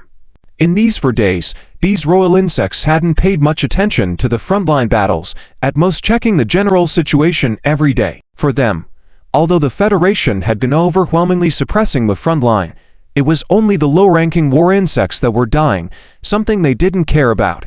Moreover, even if they were being slaughtered unilaterally, with the vast number of low-ranking war insects in the swarm, it would take more than a few days for humans to completely exterminate these low-ranking insect groups. Hearing this, Alea breathed a slight sigh of relief. As long as there were no major problems, she needed to figure out how to turn the tide next. Directly sharing senses with a bug from each battlefield through the mental network, she found that the battles were unchanging.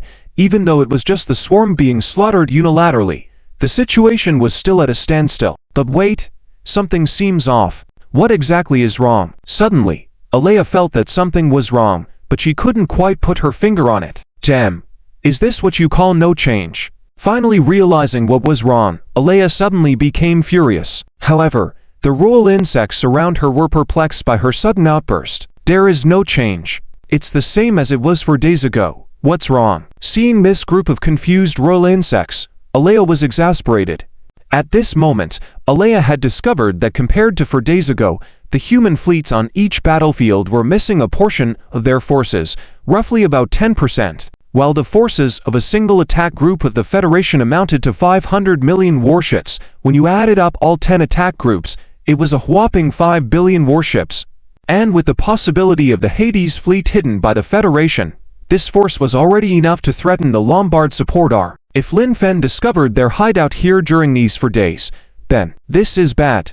Immediately lead all insect groups to retreat. Just as Alea sensed the crisis and prepared to respond, it was already too late. A large number of brilliant blue space portals suddenly opened all over the Lombard support arm, and one Federation fleet after another leapt out from hyperspace. Subsequently, a large number of zero-point missiles were fired before the swarm could react, causing explosions all over the Lombard support arm. The first wave of strikes has been completed. A total of 78,125 zero-point missiles have been launched, and the effectiveness is being evaluated. However, in the process of this wave of strikes, we discovered a new kind of war insect from the swarm. Although their numbers are small, they are very powerful.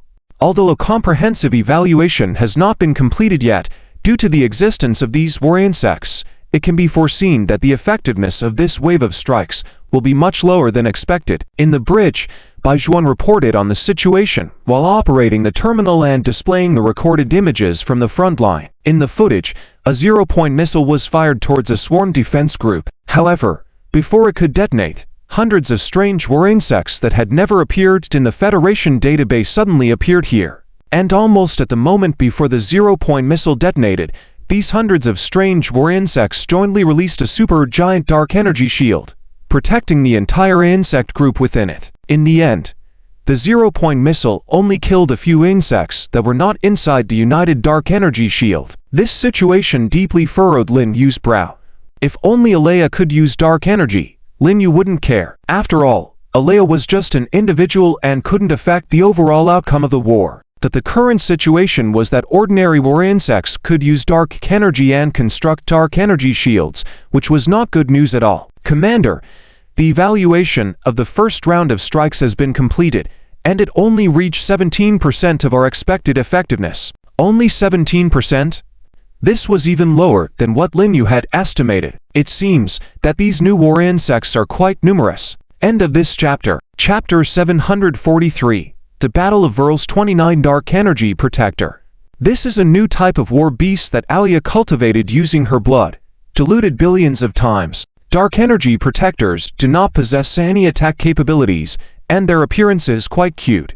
However, they have extremely powerful defense capabilities, the Dark Energy Shield. The crucial point is that Dark Energy Protectors can unite to release a joint energy shield, exponentially increasing their coverage and defensive capabilities. When Lin Yu led a large federal fleet to ambush the Lombardian supporting arm, watching the insect main forces that had no time to retreat, Alea had no choice but to invoke one of her trump cards and have all the Dark Energy Protectors unleash their power to save as many as possible. It's important to note that all the insects inside the Lombardian supporting arm are war beasts, the top-tier war beasts, and there are absolutely no low-level cannon fodder war beasts. These are all Alea's core forces.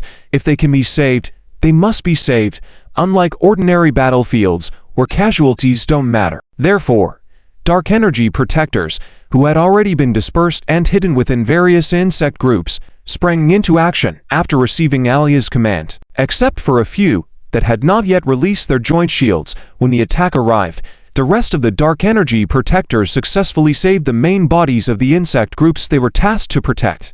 Consequently, both sides were dissatisfied with the first wave of attacks. Lin Yu was dissatisfied because the carefully planned ambush only had an effectiveness rate of 17%. Alea's dissatisfaction stemmed from the fact that her troop of insect overlords was too foolish. They didn't notice the reduction in the human fleet numbers for a full 4 days, leading to a surprise attack on themselves. Despite the existence of Dark Energy Protectors reducing casualties to a minimum, there were still significant losses of high-level war beasts and casualties among the Dark Energy Protectors. Cursing the greatly reduced numbers of high-level war beasts sensed through their spiritual networks, Alea couldn't help but curse internally. Damn humans! Since this is the case, let's engage in an all-out war here with humans. All insect groups, attack. There's no need for concealment anymore. Crush this human ambush fleet with full force. Through the insect race's spiritual network, Alea's orders were transmitted to every insect overlord. It wasn't that Alea hadn't considered a retreat to avoid direct confrontation with the human fleet. However, whether it was a common insect nest passage or her own crimson passage, all means of transport were rendered unusable. There was no need to guess. Alea knew it was the work of humans. Since they couldn't retreat, they decided to face humans head-on here. At the same time, on the bridge of the New Melosi, Commander, all insects have gathered toward our clusters instead of escaping. It seems they are preparing for a life-or-death battle with us. Normal, with no way out. Alea's only option is this. Lin Yu had already anticipated Alea's decision. Originally, they should have swiftly broken through the insect groups ahead and quickly pressed towards where Alea was. However, Lin Yu couldn't do it, and the reason was the presence of Dark Energy Protectors. These war beasts were too troublesome, making Lin Yu feel unsure of how to handle them. Despite bringing 50 billion warships, they were all standard fleet formations, equipped with numerous spatial attack devices. However, spatial attacks are of little threat to Dark Energy Shields, especially when facing an even more powerful joint Dark Energy Shield. Deploy the 3rd to 7th Legions within 5 operational fleet clusters to assist in stabilizing the situation of the regular fleet. At the same time, the first 10 second Legions remain hidden. Do not expose themselves. Watching the tactical board, Lin Yu issued orders to Bai Zhuan. After much consideration, the old strategy was deemed the most suitable. The regular fleet was responsible for standing at the forefront and engaging the insect race in direct combat, while the shadow fleet remained hidden, ready to deliver a fatal strike to the insect overlords or Alea. Of course, To seize this opportunity, Alia had to let down her guard, even if only for a brief moment. That's why Lin Yu dispatched 5 Shadow Legions to the 5 battlefields in the Lombardian supporting arm. On the one hand, the current fleet formations indeed required the support of the Shadow Fleet, and on the other hand, Lin Yu also wanted Alia to believe that all of humanity's trump cards had been transitioned from covert to overt, hoping she would let go of some of her concerns about the Federal Shadow Fleet, exposing some vulnerabilities. Inform the supporting legions that their target is the new war beast of the insect race. Do not waste firepower on other things. If excessive combat leads to exhaustion of all combat members, preventing further combat, it will be a big problem. Yes, Commander. In reality, the current situation was awkward. Spatial attacks from the standard fleet were of limited effect against insect groups protected by dark energy protectors. Utilizing the range advantage, even though these insect groups were being annihilated unilaterally by the Federal Fleet, the massacre was significantly slowed down. However, because the rate of killing had decreased, it allowed the insect race to gradually approach the fleet clusters. If they came within firing range, engaged in artillery duels with the fleet, or were in close proximity, without specific countermeasures allowing this situation to continue, substantial casualties for the Federation were inevitable. That's why Lin Yu requested the 5 supporting Shadow Legions to focus on attacking dark energy protectors. The other insects were not to be feared once the dark energy protectors were dealt with. As Lin Yu ordered the 5 Shadow Legions to strike, Alia also closely monitored the developments on the battlefield. She was aware of the Federal Shadow Fleet's presence and understood how powerful this fleet was. Since the start of the conflict between humans and insects, except for the one incident on the first main spiral arm, this fleet seemed to have disappeared, never surfacing. Still, Alia was certain that this fleet had now arrived at this pivotal moment of the human-insect confrontation, the balanced supporting arm. For Alia, only by luring out the Shadow Fleet hidden in the shadows could she play her final trump card to turn the tide of the battle. This was also why Alia dispatched all dark energy protectors to protect other insect groups. The ultimate goal was to force the Shadow Fleet out. Well, right now, it's a game of setting up traps and intentionally falling into them. At that moment, Alia suddenly noticed. In each battlefield, the Shadow Fleet had appeared. End of chapter. Chapter 740. For the Battle of Werstadt 30. At all times, Alia was constantly thinking about how to expose the hidden Abyssal Fleet of the Federation. However, when the Abyssal Fleet actually appeared, Alia felt a sense of unreality. The appearance of the Abyssal Fleet seemed too easy.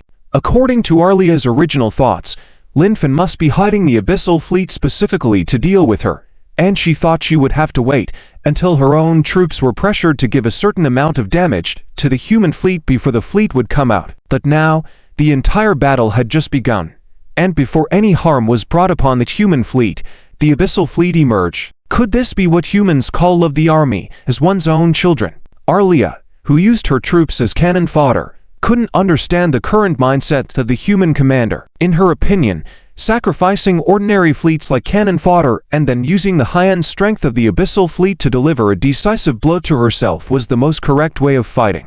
Well, never mind how Alia thought. Anyway, after the 5 Abyssal Legions arrived at the battlefield, the situation on the battlefield changed once again. Perhaps the regular fleets of the Federation did not have the ability to easily break through the dark energy shields, but the Abyssal Fleet Co. These seemingly powerful shields, which could reach the 9th rank of Dark Energy Standard after being jointly released, were almost as powerful as the main battleships of a 9th rank technological civilization in front of the Abyssal Fleet. For the Dark Energy users, of the aid of dark energy calculation devices, they were as fragile as paper and could be easily broken. Immediately, the dark energy protectors mixed in the various groups of insects were swiftly killed one by the Abyssal Fleet. Without the protection of the dark energy protectors, the remaining insect groups, even the first-tier guard insects, were just as vulnerable to the attacks of the regular fleet and couldn't even approach them. Watching the increasing losses of the dark energy protectors and the insect groups being slaughtered by the regular Federation fleet without protection, Alia decided not to wait any longer. Before the situation collapsed, she had to make a breakthrough herself, and the key to the breakthrough lay in her possession of a new type of insect, the most powerful force in her hands at the moment. This was the Star Punisher bred from the genes of purgatory creatures obtained by Black and other Arlias. Due to the large amount of resources needed and the high difficulty of cultivation, over the past 15 years, Arlia had only successfully cultivated 98 of them, not even reaching 100. However, do not underestimate these 98 insects. Each one of them had reached the level almost close to that of an 8th rank biological individual. Among the current insect races, apart from Arlia, they were the strongest, surpassing even the combat power of the roll insects. And the strongest aspect of the Star Punishers was not the rank of their biological individuals, but the abilities they possessed. Just like Archmages, they were cultivated through the fusion of a large number of high-level biological genes, possessing a wide range of abilities with almost no apparent weaknesses. Lombard Support Arm, the battlefield of the Federation's 2nd Fleet Group. Despite only one attacking group participating in this decisive battle apart from the Abyssal Fleet, it was divided into 5 routes, each comprising only a fleet group in size. However, each fleet group commander was no small figure. Take the 2nd Fleet Group, for example. Its commander was Federal General Qin Tia, who was also one of Lin Fan's original corps commanders. The commanders of the other 4 fleet groups were Carol Taylor, Dennis Linden, Xia Yu, and Ayako Fujiwara, all famous federal generals who were also part of Lin Fan's initial core team. Originally, they each commanded an entire attacking group, but now they were only commanding a fleet group. It could be seen how seriously Lin Fan regarded this decisive battle. General, with the support of the Abyssal Fleet, we have completely stabilized the situation. In the command bridge, the deputy reported to Qin Tia. However, Qin Tia did not react and instead stared fixedly at the virtual tactical panel in front of him. Was it too easy? Furrowing his brow, he couldn't help but think so. After all, before setting off, Lin Fan repeatedly reminded that Arlia had destroyed a Federation's latest generation strategic reconnaissance ship, not even escaping, and not even having time to transmit complete information back. There was a big problem in this. Qin Tia, as a current military officer, naturally knew the technological level of the Federation's latest generation strategic reconnaissance ship. Even if it was thrown right in the middle of a high-level insect swarm, it could easily break out unharmed. Although the main focus of the strategic reconnaissance ship was detection ability, with almost zero attacking ability, its defense was also very formidable. Furthermore, the latest generation of strategic reconnaissance ships all used dark energy technology, and each one had a grade B dark energy controller for control. Such strength meant that even when facing Arlia, she couldn't cause substantial damage to the ship, let alone have only half the information transmitted back before being destroyed. Therefore, Qin Tia felt that the current situation was not normal. The true high-end combat power of the insect race may not have appeared yet. Do not let your guard down. Yes, General. So, where will you strike next, Arlia? After giving the command, Qin Tia continued to look at the tactical board in front of him, paying attention to every movement of the insect race, hoping to anticipate from where the race would launch a fatal blow next in order to better respond. General, there is a significant number of high-energy reactions in the direction of Fleet Group 9 for 7582, quantity 98, distance 7 astronomical units. First-tier king insects. Upon hearing the report from his subordinates, especially the quantity of 98, Qin Tian's first reaction was that it was first-tier king insects. After all, Arlia or the queen insect could not possibly reach that quantity, and if it were second to fifth-tier king insects, his subordinates could not report such high-energy reactions. Therefore, Qin Tia subconsciously thought it was first-tier king insects. General, it's not first-tier king insects. Their energy reaction is far higher than first-tier king insects, even surpassing the power of the queen insect recorded in our database, although it has not reached the level of an 8th rank biological individual. You mean, energy reactions stronger than the queen insect, and there are 98 of them? Yes, General. Qin Tian's expression immediately became serious when he heard that. If 98 creatures stronger than the queen insect, almost comparable to a level 8 biological civilization, were discovered, this was definitely not a small problem. Immediately notify the overall commander and request the Abyssal 3rd Legion to intercept. They must not be allowed near our fleet group within 5 astronomical units. Yes, General, it's not good. Detected that the energy reactions of those creatures are rapidly increasing, indicating a prelude to an attack.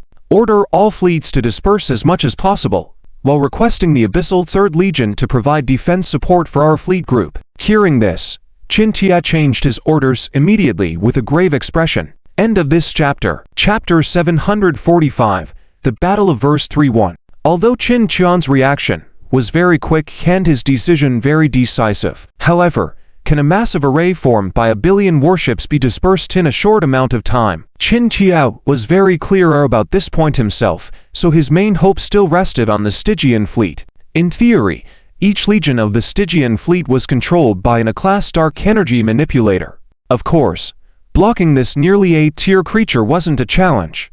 Even a full-strength strike from a true 8-tier individual of a biological civilization could be resisted. However, the problem lied in the fact that it wasn't just one nearly 8-tier battle bug they were facing, but a total of 98. If these 98 nearly 8-tier battle bugs simultaneously attacked one point, located precisely where the flagship of the Stygian Legion was, it wouldn't be much of an issue. But the fear was if they attacked 98 different points separately. It's important to note that the regular warships in the Stygian fleet didn't have such powerful dark energy manipulators, making it difficult to withstand attacks of this level.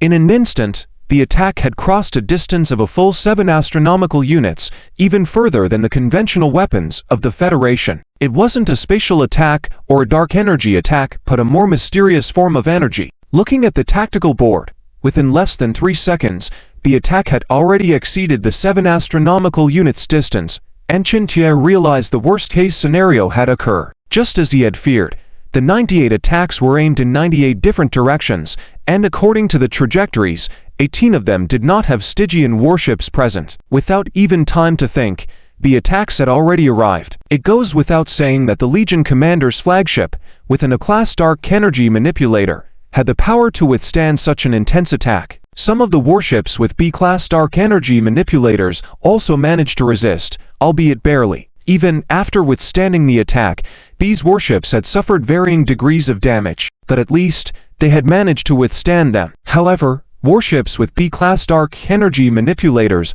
were still a minority, as the majority of the fleet was composed of C-class dark energy manipulators. Although the Star Decider hadn't reached the 8th-tier and was just nearly there, according to Universal Classification Standards, the Federation C-class dark energy manipulators, supported by the Stygian warship's auxiliary computing devices, had already reached the 7th tier of dark energy manipulation. However, even if a 7th-tier and nearly 8th-tier dark energy manipulator could temporarily resist the attack, it wouldn't be able to withstand it in the long run. Fortunately, perhaps the first Stygian warship that directly faced the attack couldn't endure it ultimately, but it had correspondingly consumed a significant amount of its energy, allowing the second or third warships in line to withstand the attack completely.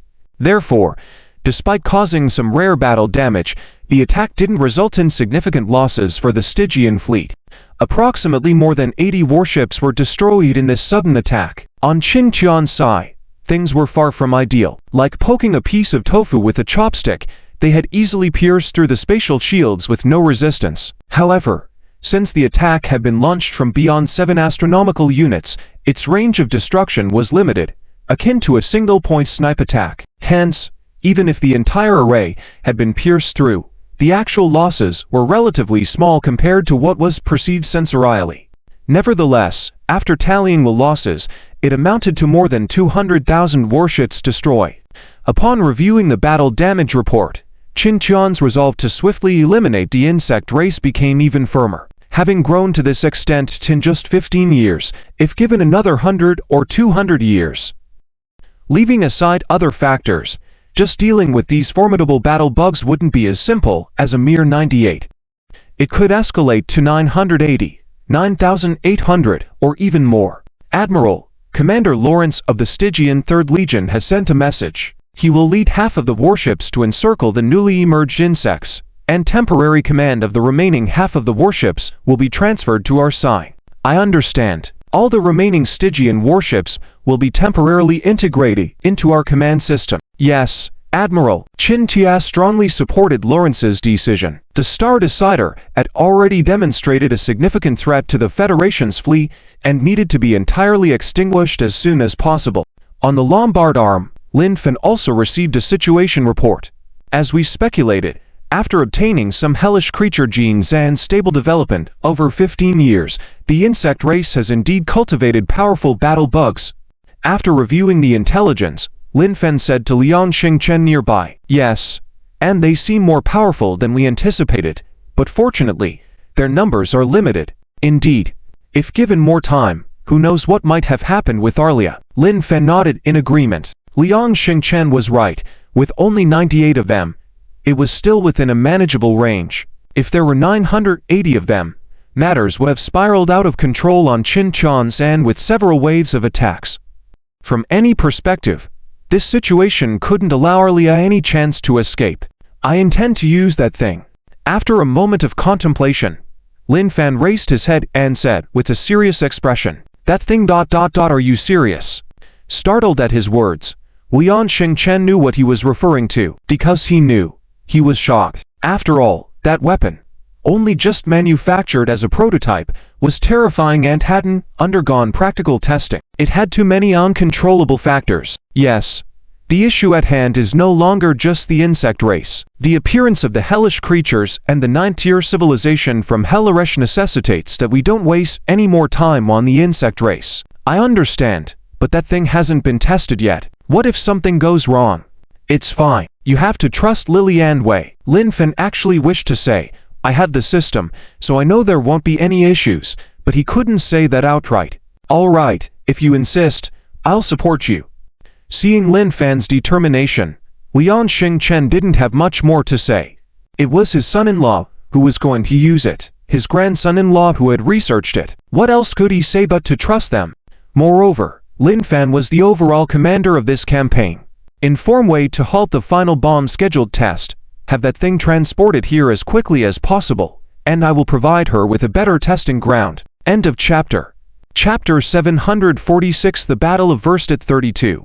Verstit Super Galaxy Cluster, Shepherd's Hollow. Entrance to the insect race's small universe. This is the designated test site for the Doomsday Bomb. There is no better place than here at this moment. Inside the small universe, apart from the Terran civilization, almost all civilizations have been decimated by the insect race. In other words, after the departure of the Terran civilization, the small universe is basically left with only the insect race. Therefore, there is no need to worrying about testing here, and there is no psychological burden. Under the protection of a fully organized fleet, the super flagship research vessel has already arrived and is making final preparations. Director, the lab has reported that all tests have been completed, and they recommend that the test can begin. Okay, transport the Doomsday Bomb to the launch channel. The test will officially start 5 minutes after the first launch. Yes, Director. Watching the various data flashing before her, Wei couldn't help but feel emotional. She had spent more than 10 years researching this weapon with Lily, and now they finally had some initial success. However, the appearance of the Doomsday Bomb, whether it was a good thing or a bad thing for this universe, remained to be seen. After all, if this weapon was not controlled properly, it could lead to catastrophe. But in the current environment of the Federation, if they didn't have a last resort weapon, they might one day encounter a higher civilization and be destroyed. It was a dilemma. Director, Marshal Lin Fen has issued an emergency order. It's on your terminal, At this critical moment, an emergency order from Lin Fen gave Wei a sense of foreboding. She immediately opened the terminal system and accessed the order. Stop the first test of the Doomsday Bomb. Have the test fleet bring the samples to the Alliance headquarters immediately. After reading Lin Fan's order, Wei furrowed her brow slightly. Could it be that the Marshal wants immediately stop all launch procedures for the Doomsday Bomb? Once the safety locks are reactivated, return the Doomsday Bomb to storage. Regardless of what Lin Fan wanted to do, now that the order had been issued, Wei had to comply. After all, Lin Fen was in command of the entire Battle of Verstit, and during the battle, he had the authority to mobilize any resources from any Federation department at any time. Moreover, Wei was highly dependent on Lin Fan, so even if the orders seemed unreasonable, she would follow them immediately. Director, don't ask, I don't know what's going on either. We'll find out when we reach the Alliance headquarters. Understood. All right, once the Doomsday Bomb is back in storage, inform the escort fleet to prepare to depart for the Alliance headquarters. Yes, Director.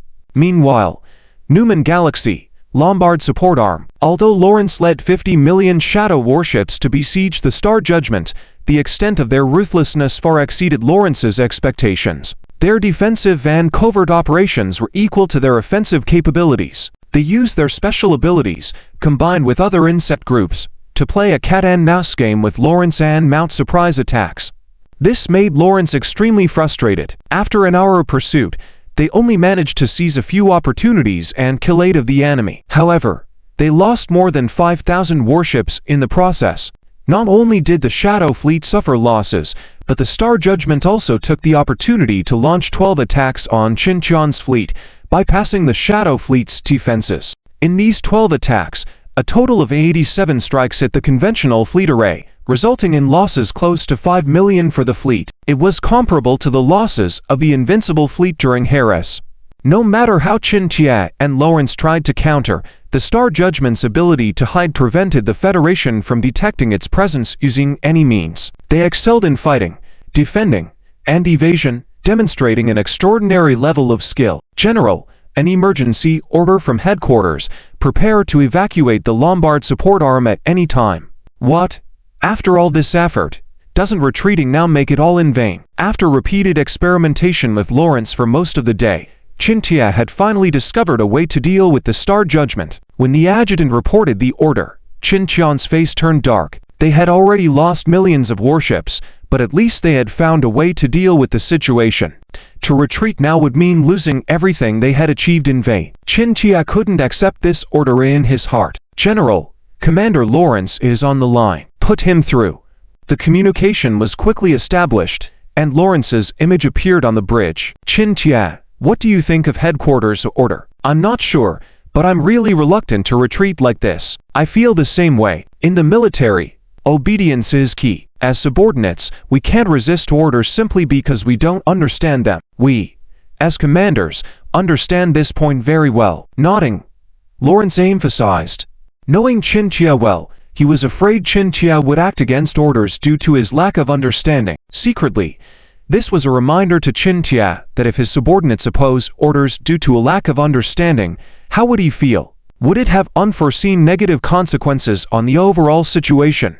This was why obedience was repeatedly emphasized in the military. The question was, when you were in a command position and couldn't accept your subordinates' resistance due to lack of understanding, why did you forget this lesson when you were in a subordinate position and faced with an order from a superior? It was a simple principle, but most people struggled with this role reversal. In short, it was a subconscious belief that only I am right that was at play. After Lawrence's reminder, Qin Tia suddenly realized, Lawrence, thank you.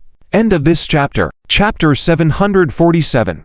The Battle of Wers 33. Qin Tia, who was awakened, immediately discussed specific strategic arrangements with Lawrence. It's not simple to talk about defense. At least you can't just passively take hits. Otherwise, before the retreat order comes, you don't know how many battleships and federal soldiers you will lose. You have to ensure that the casualty rate is within a controllable range and ensure that you can retreat at any time without being entangled by the insect race and unable to escape. This is an extremely difficult task. At the same time, two hidden Phantom Legions received orders from Lin Fan. However, due to Lin Yu's high level, compared to other fleet commanders, he obtained more information. This information clearly mentioned the Doomsday Bomb.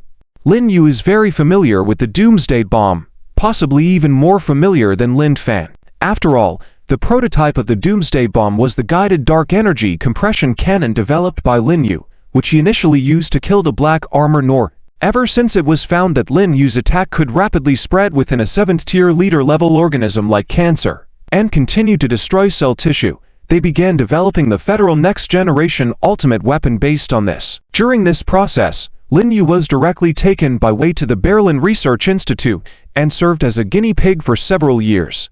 Whenever Lin Yu thought of this, he couldn't help but twitch at the corner of his mouth. It was indeed the darkest few years of his life. Therefore, after seeing the order sent by Lin Fan, Lin Yu immediately understood his father's intentions. This is to directly treat the insect race and this decisive battleground as the detonation target for the Doomsday Bomb. If they want to execute this order, Lin Yu is not concerned about other battlefields, but the battlefield where Qin Tia is located is not ideal. After all, Arya has only 98 stellar judges in her hands. It is not possible to split them up and send them to 5 different battlefields, as that would pose less of a threat. Therefore, When sending out the stellar judges, Arya's tactical approach remains concentrated firepower and various breakthrough strategies. That is why the stellar judges only appear in the battlefield where Qintia is located. Forget it. I'll go in person. Bai Zhuan. After I leave, you take over the fleet command. When the marshal's evacuation order is issued, don't hesitate. Leave immediately. Lin Yu looked at Bai Zhuan and said very seriously. He knew what kind of dire consequences would result if they left late. Yes, Commander. Hearing Lin Yu's much more serious tone than usual, Bai Zhuan realized the seriousness of the situation and nodded quickly. Lombard's support arm is not large. It is not even up to 10,000 light years in length. The new Melrose arrived at the battlefield in less than 10 minutes after departure.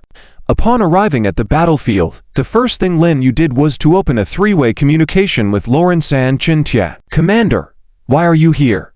When the communication was connected, Lawrence looked surprised at the man on the screen. Since we are evacuating anyway, there's no point in continuing to hide. It's meaningless. In that case, let me do what I am best at. Commander, what do you mean? Okay, I have reviewed your battle report with Qintia on my way here. Everything else is fine, but the part of the diversion may be problematic. Can you really divert a large number of new species of insects just by yourself? Lin Yu shook his head. According to Lawrence and Qintian's plan, the entire Phantom Legion provides outer protection for the conventional fleet group, while Lawrence carries out the diversion alone with the stellar judges. Although this can reduce the casualties of the conventional fleet group, it is unlikely that Lawrence alone can completely divert 90 stellar judges with a single ship. After all, in a situation where the numbers are unequal, the insect race can easily divide their forces, using only a small number of stellar judges to engage Lawrence, while the rest launch a fierce attack against Qintia. Therefore, casualties can be reduced indeed, but not significantly. For this reason, Lin Yu had already given orders to the commanders of the other 6 Phantom Legions in the Lombard Star domain on his way here. He instructed them to hand over the command of the legions to their deputies and gather at the battlefield where Qintia is located. A commander, 7 legion commanders, and 8 warships jointly execute the mission of diverting the stellar judges with the aim of minimizing casualties in the conventional fleet before retreating. Federal Expeditionary Army Headquarters. Marshal, the Bayerlin and its escort fleet have arrived. Connect me to Wei.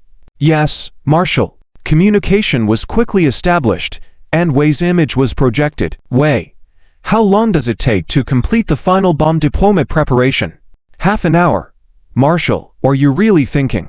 That's right, just as you thought. The final bomb test location has been changed to the Lombard branch of the Newman Galaxy. Although Wei had anticipated this, she was still somewhat shocked to hear Lin Fan say it. After all, there was a reason for choosing the test location in the insect race's microcosm initially. Even if there were any uncontrollable issues during the test, it would not affect the main universe. It was the most cautious method to conduct the test in a sealed environment. But now, Lin Fan intends to carry out the test directly in the Lombard branch and take down the main forces of the insect race while doing so. In case of any problems, not only the Lombard branch but even the entire Newman Galaxy would be affected. For this, Wei was under immense pressure. I know what you're thinking. Don't worry, before the final bomb deployment, I will withdraw all federal fleets from the Newman Galaxy, just in case. Wei finally breathed a sigh of relief. If that's the case, it's not entirely impossible. What she feared most was Lin Fan's excessive confidence in his control over the final bomb, and only evacuating the fleet from the Lombard branch. It seemed that the Marshal had already taken into account the problems she was worried about. In fact, Lin Fan was not considering it. The purpose of doing this was purely to make his decision seem more reasonable. After all, he couldn't tell everyone that he had tested the final bomb with the system and found no problems, and it was safe to use, right? Obviously, that wouldn't work. So if he really only withdrew the fleet from Lombard, it would seem very abnormal. Understood. I will prepare immediately.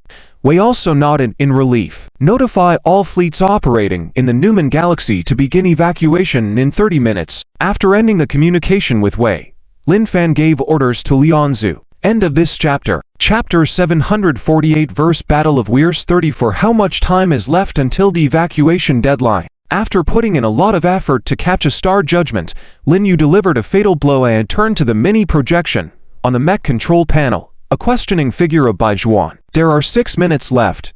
The Doomsday Bomb has been sent into the Space Transmission Channel 1 minute ago, Lin Yu replied. Since he led 7 Legion commanders to hunt down the Star Judgments, half an hour has passed. During this time, a total of 16 were killed, with Lin Yu slaying 5 alone, while the others, at most, killed 2 each. It is evident how difficult it is to kill these new war beasts, not because of their strong defense, but because of their exceptional stealth capabilities. None of the Federation's mainstream scanning techniques can accurately pinpoint their location. Of course, the general whereabouts can still be discerned, and Lin Yu used a focused dark energy cannon towards the general direction, successfully killing 1 Star Judgment. However, this level of attack, even for Lin Yu, could not be released continuously without limits. The Legion commanders are only a tier dark energy manipulators, covering a much smaller area with the same attack and able to use it far fewer times than Lin Yu. Therefore, in the end, Lin Yu had to resort to the most primitive methods, setting traps, luring prey, and ultimately hunting them down. However, these war beasts are no ordinary adversaries. Their level of intelligence is not inferior to a king beast, with Arya commanding from behind. Therefore, the same traps or lures do not work the second time, forcing Lin Yu to constantly come up with new methods for hunting. This is why, even though the Star Judgments pose no threat to Lin Fan and the other Legion commanders, they are so difficult to kill. Given a certain amount of time, data obtained from this battle could lead the 3 major research institutes to develop a special detection method that could successfully locate the Star Judgments. However, the Federation does not have that time, facing an increasing number of external threats. That is why Lin Fan changed his decision, abandoning the plan to directly defeat the insect race and instead, using the untested Doomsday Bomb. In the Lombard Branch Arm, the most dense area of the insect race, over a range of more than 1 light year, except for the central area where the various king beasts, queen beasts, and Arya are located, there is hardly a space left empty, filled with various insect swarms.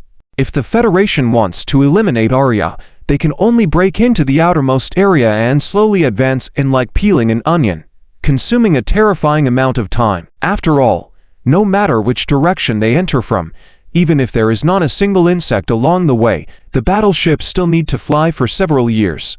This is because the area is filled with insects and does not allow for superspatial navigation or space transmission. This is why Lin Yu did not rush to directly attack Arya, since it would be impossible to reach her regardless. This is also a strategy devised by Arya, utilizing the absolute numerical advantage to form an impregnable defense against the Federation.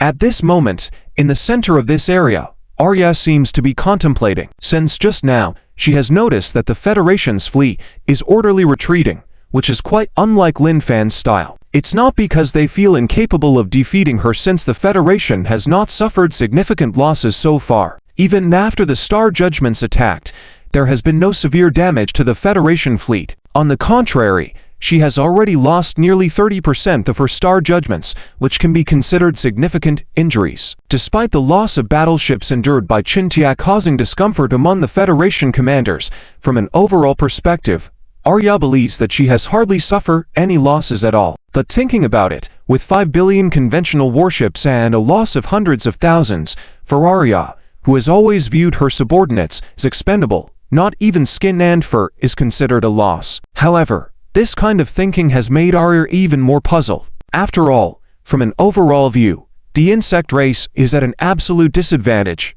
If Lin Fan is willing to endure a similar loss in battleships and given enough time, he could certainly defeat her.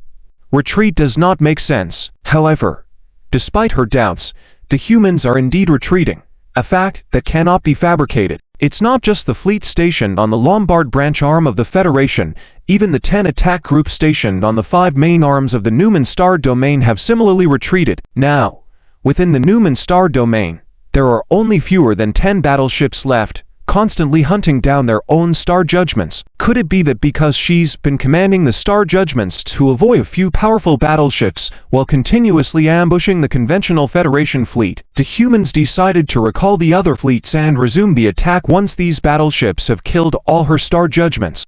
It's not impossible, and it seems quite likely. By continuing to engage on the front line and being solely worn down by the opposing forces, this seems a foolish strategy. No. All Star Judgments must be immediately recalled. This power cannot be wasted there. Having believed that she had seen through Lin Fan's strategy, Arya made a self-assured decision to order all star judgments to end their entanglement with humans and immediately return to the main camp, not realizing that this one decision greatly helped Lin Yu in the Lombard support arm to former Qin Tia fleet's operational area.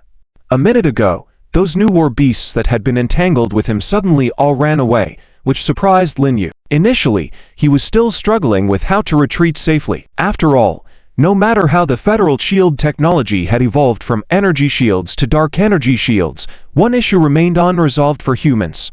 That is, regardless of leap, spatial transmission, or hyperspace travel, none can be executed with the shield activated. This greatly hindered Lin Yu's retreat plan. To activate the hyperspace engine, the shield system must first be turned off. Without the shield, given the attack range and power of the star judgments, they could easily obliterate him before he could enter hyperspace. This was something even Lin Yu could not avoid. As the time for the arrival of the Doomsday Bomb nears, Lin Yu is even considering letting the other 7 Legion commanders retreat first while staying behind to protect them, and then finding his opportunity to escape. But unexpectedly, all those star judgments suddenly ran away.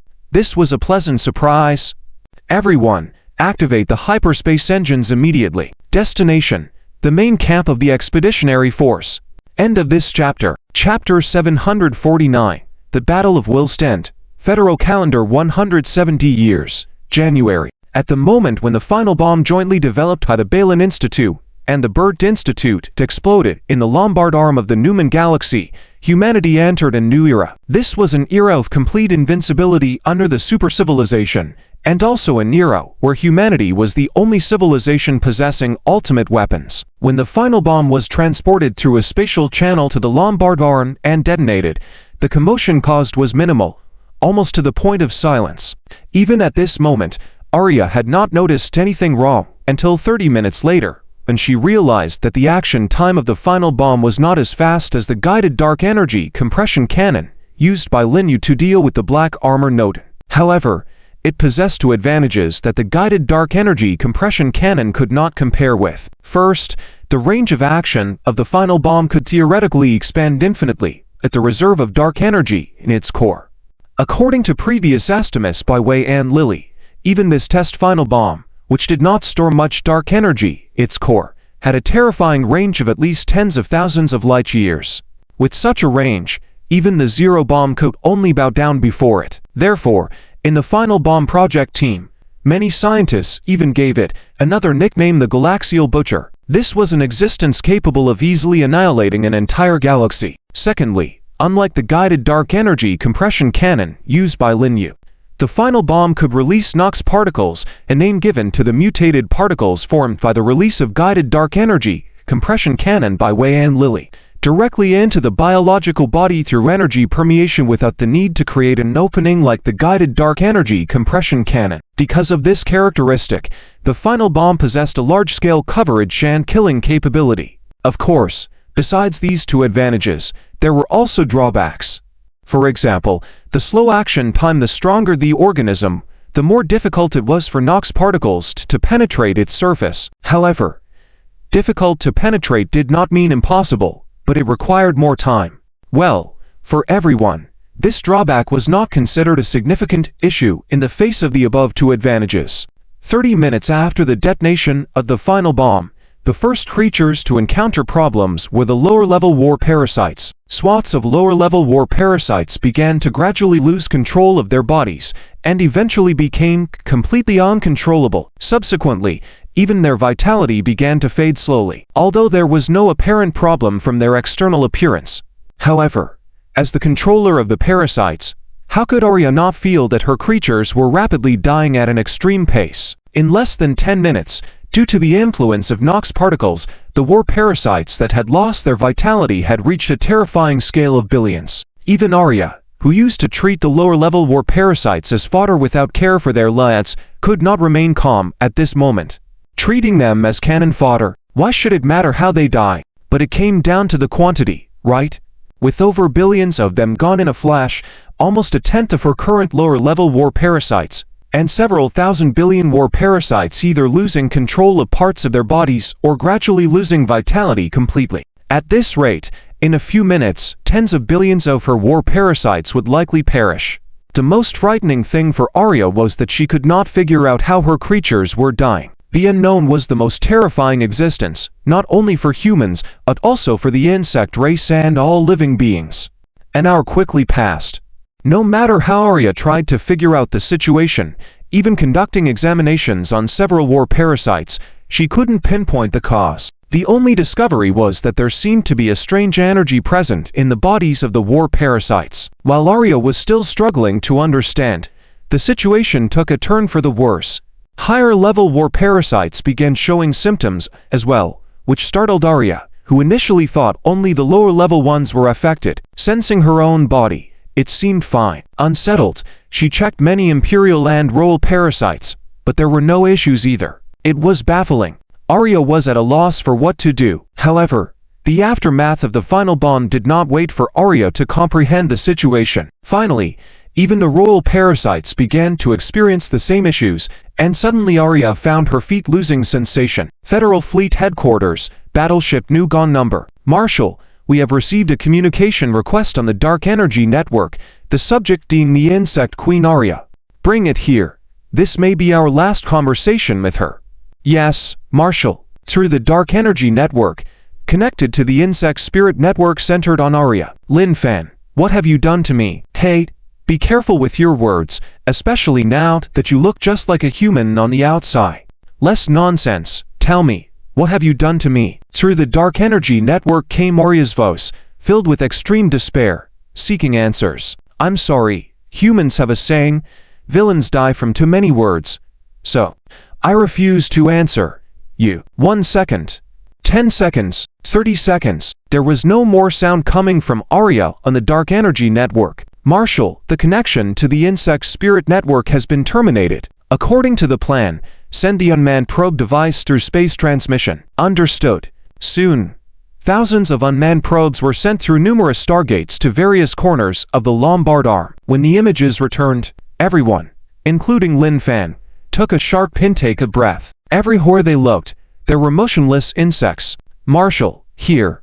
Suddenly, Lianzu discovered something and retrieved the image from one of the probes, magnifying it on the bridge. In an area slightly more deserted than others, unlike the Sea of Insects, there were tens of thousands of huge insects, all equally lifeless. Wow, those are royal parasites. There are over tens of thousands. Move towards the central area. Yes. Controlling the probe, following Lin Fan's command, they continued to move toward the core of this group of royal parasites. Soon, even larger multi-headed insects appeared before everyone. Seeing these planet-sized insects, Lin Fan immediately knew that they were all Imperial parasites. Unfortunately, even with the multi-headed Imperial parasites, there was no sign of life present. Wait a minute, is that? Pointing at the center of the Imperial parasites in the image, Lin Fan spoke. Without needing any more orders from Lin Fan, Lianzu had already begun to zoom in on that area. Soon, everyone saw clearly. It was an extremely beautiful woman, floating in space, her face as serene as sleeping beauty. Arya. End of chapter. Chapter 750. Seems like she's not completely dead yet. For 3 consecutive days, the research supercarrier Bayerland was extremely busy. With millions of researchers belonging to Bayerland, they conducted various studies on the Lombard Arm under the protection of an entire attack group. According to Wei's research, the Nox particles would continue to exist for at least 10,000 years within the range affected by the N-bomb. This means that the Lombard Arm, filled with Nox particles, will remain barren for the next 10,000 years, and during this period, humans will also be unable to enter it. Although the Federation has dealt with Arya and the other main forces of the insect race, this does not mean that the war has ended. After all, on the 5 main spiral arms of Newman, there are countless low-level insect species that still need the fleet to spend a long time to thoroughly eliminate. Of course, these low-level combat insects do not pose much of a threat, so all it takes is time. Just as the Federation's 10 attack groups re-enter the Newman Galaxy and launch a clearance battle against the low-level combatant groups that have lost command and fallen into chaos, a ship comparable in size to a war star, under the protection of a fleet-sized escort fleet, approached to an area only over 10,000 light-years from the Lombard Arm. The small unmanned research ship will arrive at the Lombard Arm in 1 minute. Make sure the operators handle it gently, as they are all valuable research materials. Understood, Dean. 1 minute later. Newman Galaxy, Lombard Arms. There were no living creatures here, and the void was filled with a dead silence, with the intact carcasses of the insect race scattered throughout the starry sky. Suddenly, not far from the area where Arya and the royal insects were located, a region previously confirmed by an unmanned probe to be free of insect carcasses opened a sudden azure hyperspace window. Subsequently, a small spacecraft measuring only a few hundred meters leapt out of it. This was standard equipment for every super research carrier, a small unmanned research vessel specifically used to operate in hazardous areas instead of manned ships. Soon, real-time images were already being transmitted back to Ireland.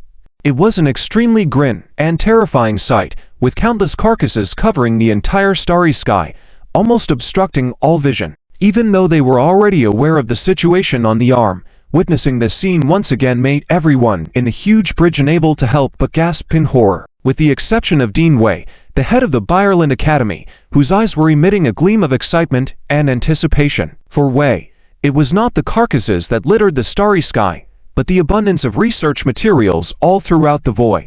This was simply a treasure trove. Don't doubt it. Every genius scientist is almost a madman. Under remote operation for tens of thousands of light years, the small unmanned research vessel continued to move through the sea of insect carcasses. Finally, after over an hour of slow navigation, the unmanned research vessel arrived at the location where the corpse of the queen and royal insects, as well as Arya, were buried. Teen, we found it. Good. Let's not worry about the others for now. This mission is to recover Arya. Her body holds too many secrets for us. Wei gazed forward at the humanoid figure of Arya floating in the void, her eyes once again gleaming with excitement. Yes, Arya was the primary target of this operation for her, even though she had already lost her life. By examining her body in peculiar ways, Wei hoped to unlock the special energy within her, especially Arya's alternative use of dark energy, which constantly piqued Wei's curiosity. Teen, rest assured. Watch me. At the bridge, a young scientist in a white lab coat operating the unmanned research vessel at a control console assuredly said, "Coordinates fixed. Warship posture adjusted. Maintain a stable state. Killin 3 type mechanical arm begins to deploy. Mechanical arm deploy. Opening the isolation compartment for Nox particles." With a series of commands from the operator, the unmanned research vessel, after deploying a set of huge mechanical arms, ejected something resembling a crystal coffin from the ship. Although the Ireland Research Institute did not possess a method to eliminate Nox particles, as the birthplace of the Nox particles, it had specialized materials for its containment. This crystal coffin was entirely made of such material. After it was ejected, it utilized its omnidirectional micro-thrust device to fix itself beside Arya and slowly opened its lid. Upon completing this step, the young scientist in the white lab coat in the bridge of the Ireland was now solemn. This was the critical moment. Any mistake in slightly damaging Arya's body during this process, and he could imagine how the Dean would deal with him, which was absolutely terrifying. Slowly manipulating the mechanical arm towards Arya, it took several minutes just to move dozens of meters, a journey akin to a turtle's pace, which caused Wei's mouth to twitch behind him. If you were careful in the last step, that would have been justifiable. But what are you doing on this hundreds of meters long path? Nonetheless, this was a crucial moment, so Wei did not interrupt him, and instead restrained her urge to smack him, and continued to watch. Finally, after 5 minutes, the mechanical arm reached Arya. The mechanical arm has reached the designated operation position. The target model has been established, and the front fixing clip of the mechanical arm begins to unlock and adjust its form. Capture preparation is complete. Commencing capture. Success. With the front end of the mechanical arm securing Arya precisely according to the model, the young scientist in the white lab coat finally breathed a sigh of relief. Only at this moment did he realize that his forehead was already completely soaked. However, before he could release his breath completely, a set of data displayed on the virtual panel in front of him made him freeze. Rubbing his eyes hard and reopening them, the young scientist in the white lab coat finally confirmed that he had not seen wrong. But how was this possible? Yes, this was absolutely impossible. Meanwhile, behind him, Wei, who had initially seen Arya successfully captured and was nodding in satisfaction, was now looking at the young scientist in puzzlement. When you were operating just now, you were so slow. Now that everything's done, why are you just staring blankly instead of putting Arya into the isolation device? Dean, you might not believe it if I told you. Cut the nonsense. Yes, actually, it seems like Arya is not completely dead. ... End of this chapter. Chapter 751. The cramped lettuce was a little confused for a moment. What do you mean not completely dead? Director, take a look. The young doctor in a white coat said, manipulating an interface to magnify it in front of them. This is... After watching the continuous data flashing by, Lettuce finally understood what it meant to not be completely dead. Indeed, Arya's body cells had been almost completely destroyed, or rather mutated, rather than destroy. To be more accurate, the crucial point was that even though Arya's vitality was almost non-existent, there was still a trace of it remaining, not completely extinguished. This was very interesting, at least for Lettuce. It was quite intriguing. Quick, bring Arya back into the Nox particle isolation device. I can't wait to thoroughly study this strange phenomenon in her body. The director, bringing her back before she's completely dead. Aren't you afraid she might suddenly rise up? The young doctor in a white coat expressed some concern about Lettuce's orders. Not completely dead, meaning still alive. That was an 8th-tier individual of a biological civilization. Bringing her back could be like setting a time bomb, potentially causing a big mess at any moment. It's fine. I'll specially request Marshal Lin Fanshan to have an entire galaxy lock Arya inside, cutting off all her external transmission channels. Once she shows signs of recovery and eruption, we can always have Lin Yu and his team come suppress her. After all, without the ability to leap or use spatial teleportation, Arya would take at least several thousand years to leave a galaxy conventional flight speed. Upon hearing Lettuce's words, two words suddenly appeared in the young doctor in a white coat's mind. Seems feasible. Understood. Director, I'll arrange this clearly for you. Although Arya was of the insect race, she had evolved in appearance to be almost indistinguishable from a human and possessed a beauty enough to rival most human women. The young doctor in a white coat looked at the screen, at the dormant Arya resembling Sleeping Beauty, and thought about the concept of containment proposed by the director. He suddenly felt an inexplicable excitement, to the point where even Lettuce behind him, seeing his subordinate in such an excited state, felt a chill. Maybe bringing this guy here was a mistake. The white coat was none other than the emperor of the former Triad Empire, now the representative of the Triad race in the Federation. Although he had excellent research talent, also had a significant problem, akin to it too. Under O's operation, Arya's body was quickly moved into the crystal casket, and the miniature propulsion device was activated again. After the crystal casket adjusted its posture, it flew towards an unmanned research ship not far away. Director, the goods have been received. Shall we return? Yes. Remember to isolate all Nox particles once you come out of the Lombard support arm. Rest assured, Director. Leave it to me. The flow node between the Verse Super Galaxy Cluster and the Neelmike Heres. Ever since Lin Yu arrived 3 days ago with 7 Shadow Legion fleets to support, the Angel and Elf fleets had completely ceded the defense zone and retreated to the Cabinia Super Galaxy Cluster to gradually accept new warships and begin the fleet-wide refitting work. Although they lost billions of warships, but only received 700 million warships, the firepower of the entire defense line not only did not weaken but became even stronger. After all, the second-generation Shadow warship's combat power was comparable to a 9th-tier technological civilization, and some warships commanded by certain legions were no weaker than a 10th-tier technological civilization. How could the old-fashioned warships of the Angels and Elves compare? In short, the Searles Empire had been hit hard, being decisively suppressed at the exit of the flow, unable even to establish a bridgehead, akin to being lined up and shot from inside out. Although communication was impossible between inside and outside the currents, the Searles fleet that arrived at Heres was able to communicate with the Empire's headquarters. Therefore, everything happening here, including the Searles Empire, Salamo Republic, and Mumbai Empire's high-level officials, were all well aware. But awareness meant nothing, something they had no way to deal with. To them, reaching the Verse Super Galaxy Cluster through the currents was the only way. And once the fleet entered the currents, there was no way to leave or retreat in the middle unless they exit from the other end. Furthermore, even if they can find a way to retreat or leave the currents midway, they still need to be able to contact fleets inside the currents. So at this moment, Besides having a sour face and watching the fleet constantly sail out of the currents and being shot one after another daily, there was nothing else they could do. If you were to ask who was the most suppressed, it wasn't the Searles Empire that had already suffered severe losses, but the Salamo Republic, whose fleet was currently inside the currents. Although the Salamo Republic hadn't lost a single warship yet, was there a difference? In a few more days, after the Searles Empire's fleet had all gone out and been annihilated, the fleet that would sail out from the inside of the currents would be that of the Salamo Republic, which, on par with the Searles Empire in military strength as to 8th-tier civilizations, had no way out of the battlefield on the other side of the current exit either. The Emperor of the Mumbai Empire, Lettuce, looked equally unpleasant. Even though the Mumbai Empire didn't send any warships on this expedition, as the Searles and Salamo Republics nearly emptied their nests during the internal turmoil, the Mumbai Empire also took on the task of purging internal resisting forces from both 9th-tier civilizations. And the Mumbai Empire itself had plenty of opposing forces internally. For this reason, the Mumbai Empire couldn't afford to pull too many fleets for operations in the Verse Super Galaxy cluster.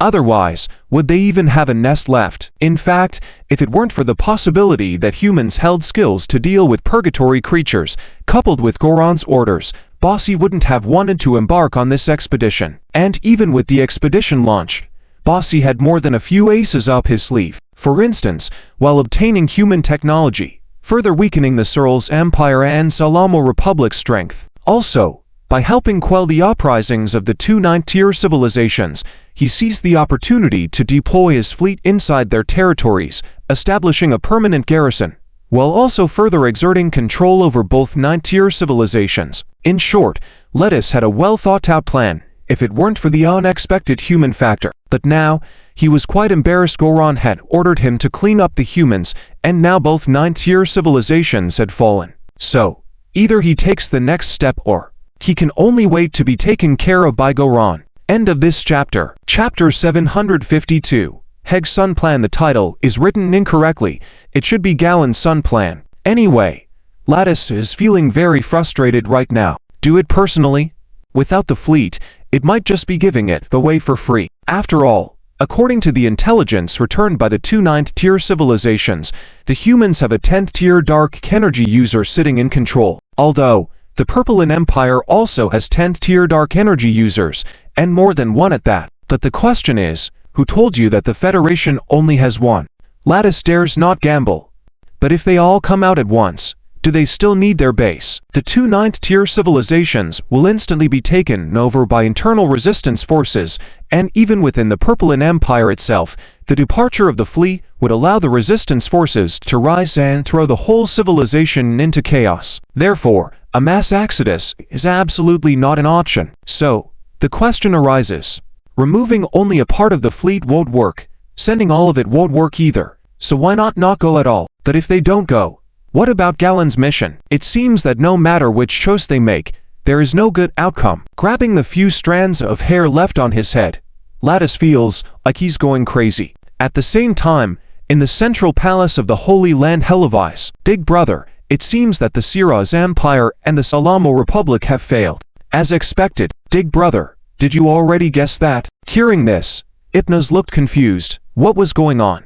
I never expected those three to defeat the humans. After I gave the order, Lasty, that guy full of mischief, would definitely send the two 9th-tier technological civilizations under his command, while the Purplean Empire would not move. However, this guy forgot one thing. Can two ordinary 9th-tier technological civilizations defeat the civilization that eradicated Heg? Not to mention that these are two civilizations whose overall strength is less than half of its peak due to an internal war. After nodding in confirmation, Balan slowly explained. But this left Hypnos even more puzzled. If they knew they couldn't win, why send them in the first place? Watching Hypnos's bewildered face, Galan shook his head helplessly. His third younger brother was GOAT in many aspects, but in this regard, he was a bit dull. If it weren't for following him, he would likely be deceived and killed by other forces sooner or later. Listen, despite the fact that our faction in Purgatory has to bow under my existence, you must understand that aside from me, the Purplean Empire can easily wipe you all out. And I don't need such strong technological factions. I only need civilizations of lower tiers, ones that won't rebel, and will obediently help us. Therefore, 9th and 10th tier technological civilizations must be eliminated. Of course, I can take action to destroy the Purplean Empire, but the problem is, it is a 10th tier technological civilization. Even if I decide to destroy them entirely, I would have to pay a price. So, the best approach is to let them weaken themselves until the time is right, then I will personally finish them off, and the humans ... They are the best pawns in my hands. Gasping, Douglas took a sharp breath. Indeed, his big brother was so clever. Although he didn't fully understand, he felt it was amazing. But big brother, what about the humans? Are we not going to avenge Heg? Who said we won't seek revenge? But we need to remain calm. We can't risk losing Purgatory just to avenge Heg. I'm sure, once I head to the Verse Superstar Cluster, Lasty will take the opportunity to slaughter all the remaining creatures in Purgatory, and then contact the humans to join forces against me. What do we do about that? It's simple. Put pressure on Lattice. Whether he sends part of the fleet or everything, he must engage in a battle with the humans in the Verse Superstar Cluster. Rather than calling it a conspiracy, Galan was using a strategy. Taking advantage of when he had Lasty under control, he handed him a choice that would be painful, but more likely than directly resisting him. After weighing the pros and cons, Lasty would ultimately make the choice that Galan hoped to see. Third brother, go to Lattice and urge them to launch an attack on humans as soon as possible. Remember to look angry. Understood? Understood. I'll go now. Did his third brother really understand? Watching Hypnos quickly flying away, Galan chuckled helplessly. Peripheral area of the Holy Land Helivice. This was already, who knows how many levels beyond. Ever since Galan brought the Purgatory army here, they had directly occupied the central area of the Holy Land as their palace, surrounded by several circles of other Purgatory creatures as guards. As for the council building that was originally dominated by the three major civilizations of Nirnikea's technological civilization, it had to be relocated here. Lasty, Hypnos hadn't approached yet, but the voice of anger echoing like thunder had already reached inside the council building. This startled everyone, but Lattice seemed unaffected and calmly walked out step by step. Just a creature of an 8th tier civilization, and yet dares to intimidate me. If it weren't for the presence of the Saint Lore, I could crush the Purplean Empire as easily as squeezing an ant. Although uneasy in his heart, Lattice slowly walked out. Doom. With a loud nose, Hypnos once again demonstrated his unique landing posture, crashing down like a meteor. The momentum was indeed impressive, but once Hypnos left, Lattice would probably need to find someone to repair the ground. Lord Hypnos, may I ask what you're angry about? You dare to ask me what I'm angry about? How about completing the mission I gave you? How is it going? The Siros Empire and the Salamo Republic have already arrived at the Verse Superstar Cluster and are fighting the humans. Fighting? Or being slaughtered? With a cold sneer, Hypnos stared into Lattice's eyes. Why is the Purplean Empire not attacking? If you attack, at least you can break through the human blockade at the mouth of the ocean current, creating a safe landing point for the Siros Empire and the Salamo Republic. It shouldn't be difficult for the Purplean Empire, right? Or are you planning to let the Siros Empire and the Salamo Republic go to their deaths, so you can take over their territory? You're really something, aren't you? Big brother told you to deal with the humans, but here you are playing tricks. Huh. After Galen's explanation, Hypnos was now masterfully debating with Lattice, leaving Lattice sweating on the side. Big brother said, we can't let Heg's revenge slide, and the Purplean Empire must attack to reverse the current situation. End of this chapter. Chapter 753. The new mission of the Repulse-class ship, which was bombarded by Hypnos for an hour long. Lattice had no choice but to agree to mobilize 80% of the Imperial fleet to launch an expedition to the Verse Super Galaxy Cluster. Of course, gathering the fleet and preparing war supplies all took time. Following this reason, although Lattice did not obtain the 10 years as expected, it did manage to secure 3 years. Within these 3 years, Lattice planned to use 120% of its energy to suppress some opposing forces within the civilization comprehensively. Even if they couldn't completely wipe them out, they would be fairly weakened. In this way, when they began the expedition to the Verse Super Galaxy Cluster 3 years later, the remaining 20% of the fleet could better protect Lattice's own nest, preventing the embarrassing situation of losing their homeland before defeating the humans. End of January, in the 170th year of the Federation. After the destruction of the Celis Empire fleet, The following fleet from the Salamo Republic faced the same ruthless treatment by the Federation, following in the footsteps of the Celis Empire. Helines, originally a system as a key cosmic stream node, had now turned into a graveyard of warships. Debris of two ninth-tier civilizations' warships floated in the vacuum. If most of the Federation's attacks were not in dark energy, and a large number of warships are directly turned into cosmic dust, then the scale of this warship graveyard would be at least 100 times larger. After all, these were the assets of two ninth-tier technological civilizations. Even if they were both half destroyed, the combined number of warships would still be in the tens of billions. In the void, a large number of Federation ships were busy. Joking aside, this was not a graveyard, but rather a mountain of gold and silver treasures.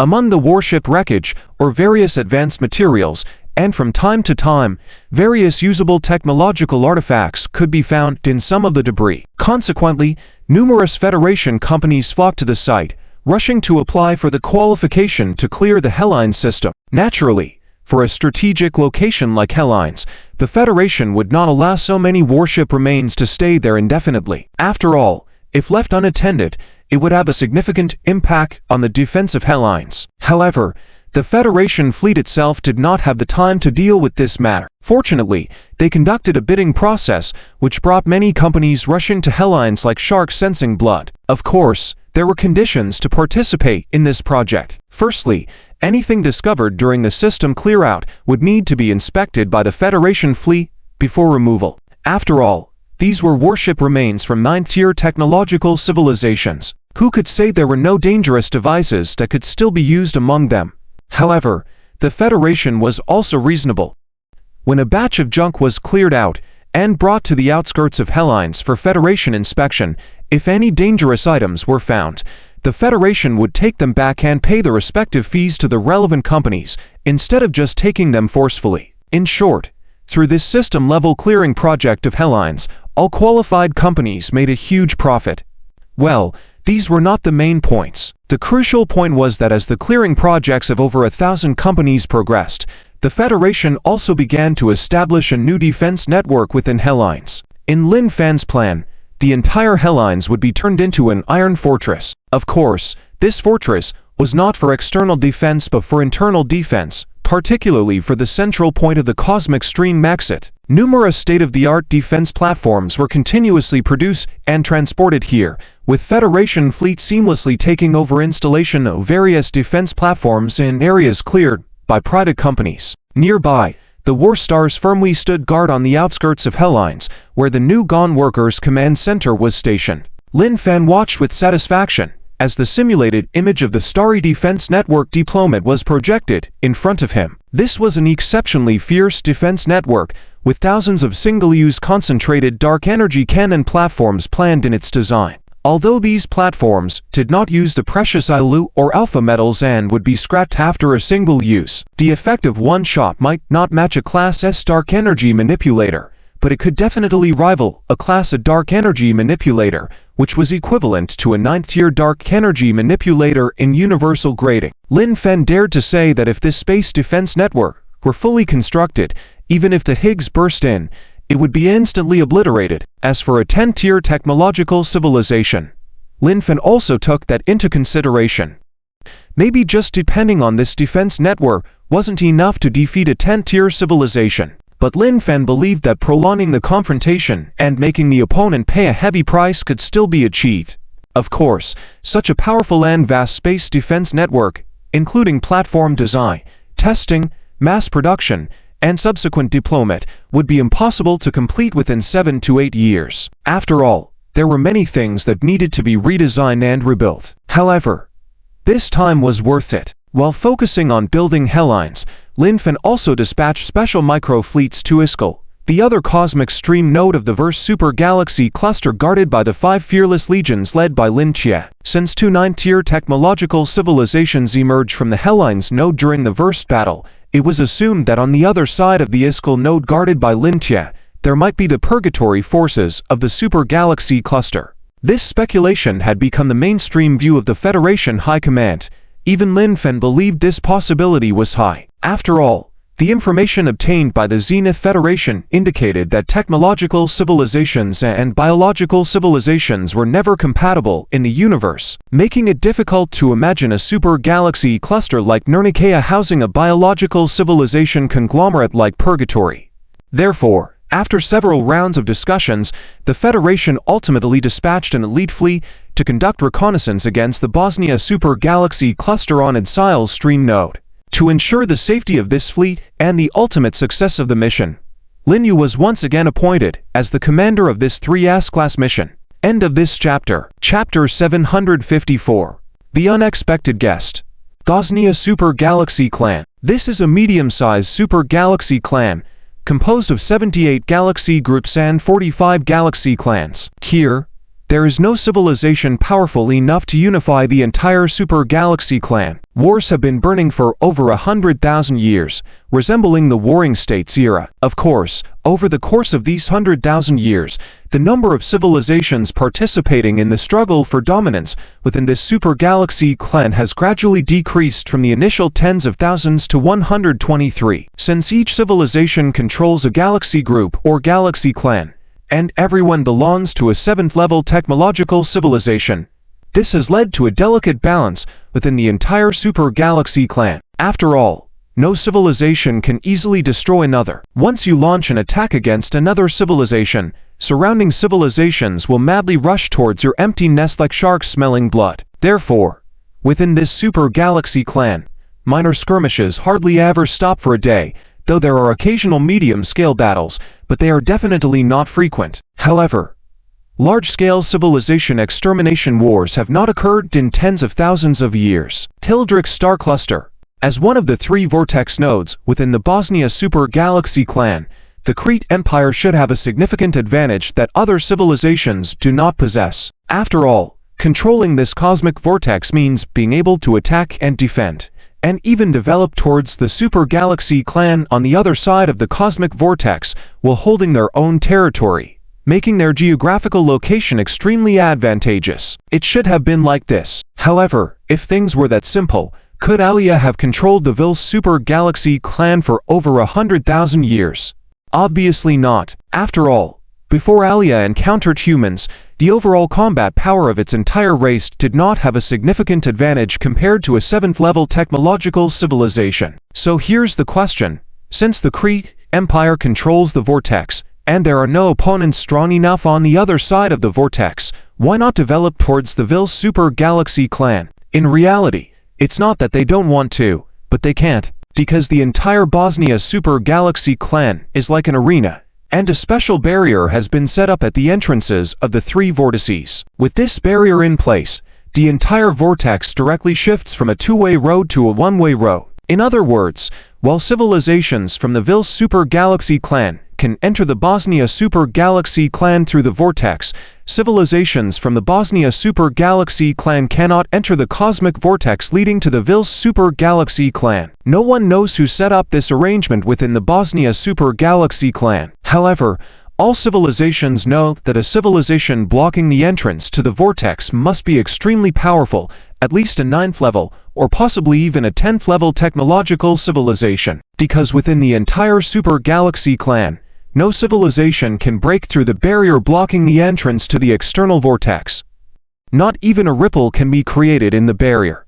It's like nurturing goo rather swarm within the Bosnia Super Galaxy clan, letting all civilizations within it fight each other until a final victory emerges. If you have seen the history of the Bosnia Super Galaxy clan, you would know that at the beginning, there were mostly civilizations of the 3rd or 4th level, with no higher level civilizations present. However, after over 100,000 years of mutual conquests, the civilizations that have survived to the present day have all grown into 7th level technological civilizations. Hildrix Star Cluster, Zoritz Galaxy. The location of the cosmic vortex, Lul Domain. Since 20,000 years ago, some huge and strange insects arrived here through the vortex. After being annihilated by the Crete Empire, nothing has come out of the vortex for a full 20,000 years. Consequently, the defense of the vortex exit has also slackened quite a bit.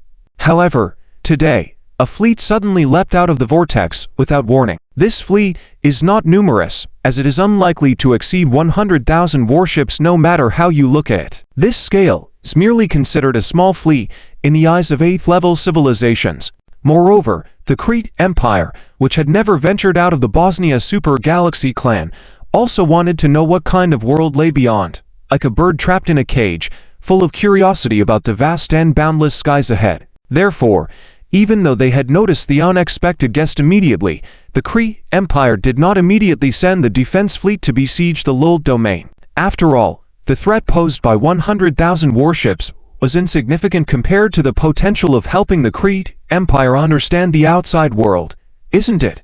This is the 7th-level technological civilization Krete Empire. Luld Domain Defense Fleet. An identified fleet will immediately report their origin and intention. Failure to respond will result in the use of force. The warning message was broadcasted repeatedly and sent to the suddenly appeared fleet. Commander, we have received the warning message from the other party, asking us to report our origin and intention immediately. How should we respond? 7th-level technological civilization? Lin Yu in the bridge of the Maelstrom was somewhat surprised it was different from what he had expected. After all, almost all of the Federation's high-level officials speculated that the Hildrix star cluster should be the stronghold of purgatory creatures. However, what kind of creature was this 7th-level technological civilization Krete Empire that suddenly emerged and controlled the entry and exit of the vortex? It was really interesting. No need to respond. Activate the entire fleet stealth mode. Also, let the tech team figure out how to infiltrate the enemy warship. I need some basic information. Understood. Just like a mirage that suddenly appeared and disappeared, the previously unknown fleet suddenly vanished, just as the Krete Empire was monitoring them. Not only did they disappear visually, but they also disappeared from all detection means, as if they never existed at all. This scene threw the entire defense fleet into confusion, with numerous warships frantically approaching, conducting intricate searches at every corner of the vortex exit. Yet, no matter what method was used for searching, they could not find a trace of the fleet that had just been there. Could it be that it was all an illusion moments ago, and a shared illusion at that? But that didn't make sense. Even if we experienced an illusion, would our technology equipment also be hallucinating? The senior officers of the defense fleet racked their brains, but could not come up with a reliable conclusion. Time flew by, and an hour had already passed. Commander, we have successfully infiltrated the database of one enemy warship and obtained some basic star map information. However, if we want to obtain more information, even we might be detected by the enemy. Stop there. Having the star map is enough. Yes, Commander. End of this chapter. Chapter 755. Krete Empire's capital. Lin Yu didn't intend to get into a conflict with the defense fleet here. Of course, he also didn't plan on engaging in a direct battle right here. This was an unfamiliar galaxy for the Federation, and in the absence of sufficient intelligence, any rash actions could lead to less than ideal outcomes. After all, this was just a small-scale reconnaissance operation, with only a total of 100,000 warships under his command, right? Commander, all the intelligence we've gathered has been compiled, including the star map of the galaxy cluster we're in and basic information about the Krete Empire. A few minutes later, the technical team had analyzed all the information obtained from the invasion. The content was not extensive, and even with the basic information that could be acquired without alerting the other party, it was enough for Lin Yu. It was sufficient for him to formulate the next steps based on this basic information. Opening the terminal, he accessed the data sent by the technical team and began to study it seriously. Krete Empire, 7th-tier civilization, holds control over the Hildikrik galaxy cluster that leads to the Verstal Oceanic Current, with its capital star system in the Loza Creek galaxy. This information further confirms something for Lin Yu, that the Bosnia supercluster was definitely not the stronghold of the Hellion creatures. Moreover, even if the stronghold of the Hellion creatures was not within the bordering superclusters of the Verstal supercluster, it was impossible for them to enter the Verstal supercluster through the Bosnia supercluster. Otherwise, a 7th-tier technological civilization would not be able to survive under the iron grip of the Hellion Legion. Their capital star system is not far from us. Transmit the coordinates, and the entire fleet will depart in 3 minutes. Yes, Commander. What could 100,000 warships accomplish? Conquer the entire Krete Empire through war. Well, with the 100,000 warships under Lin Yu's command, that was definitely achievable. However, achieving something and how long it would take to achieve it were two completely different concepts. Even if they succeeded, how would 100,000 warships be stationed for defense? Remember, a galaxy cluster was huge, with dozens if not hundreds of star systems alone, not to mention the numerous star domains and stellar systems within. Calculating based on stellar systems, even if each warship defended one stellar system, it wouldn't be enough. Therefore, solving it through warfare was not feasible at the moment. In this situation, other methods would have to be employed, with the best option being coercion, making them a subordinate civilization and using them as a stepping stone for the Federation to enter the Bosnia supercluster. This was something Lin Yu was particularly skilled in. After all, when Lin Yu led the fleet to invade the Ceres constellation, this was the method he had used. Although it was a bit cliché, it was indeed the most suitable for the current situation. While the Guardians of the Lolt system continued to search for the Ghost fleet, they were unaware that the Ghosts had already left the area and were heading towards the capital star system, Loza Creek, of their home planet, in just over 10 minutes. Loza Creek Galaxy, the capital of the entire Crete Empire, was more prosperous than any other star system within the Empire. There were at least 30 inhabited planets and thousands of resource planets. The prosperity of the capital is not due to the Crete civilization being inherently superior or the abundance of resources in their home star system. After reaching the 7th tier of technological advancement and acquiring the relevant technology, they had migrated a large number of inhabited planets and high-quality resource planets from other star systems to the capital, leading to its current affluent state. At the edge of the capital zone, there were dozens of supermassive stargates, some fixed to connect with surrounding star systems, while others were adjustable based on requirements. This was the basic facility for the long-distance voyages of the Crete Empire. As for the hyperspace technology, indeed, after becoming a 7th-tier civilization, the Crete Empire possessed hyperspace technology. However, similar to other 7th-tier civilizations within the Bosnia supercluster, hyperspace technology was considered a military-use technology that was prohibited from civilian distribution. Only military fleets had access to this technology and could utilize it on warships. Presently, none of the civilizations within the Bosnia supercluster had the means for blocking or interfering with hyperspace navigation. Therefore, if this technology were to be made available to civilians, it would significantly complicate internal governance for all civilizations. Furthermore, if space pirates were to get their hands on this technology, which was already a headache for all civilizations, it would pose an even greater threat. Due to these reasons, even today, civilian long-distance travel was still conducted through the Empire's Stargate network rather than hyperspace jump. In the vastness of space, countless ships travel, as usual, with no one realizing that a significant change was about to occur for the Empire. 100,000 swirling blue vortex-like hyperspace windows opened not far from the capital star, Crete. Oh, which fleet is arriving this time? I envy their hyperspace technology. It would be so much more convenient to have it available to civilians instead of relying on stargates. True, but if civilians were to gain access to the technology, so would space pirates, causing more complications. Well, it seems we'll have to wait a bit longer before we can experience it ourselves.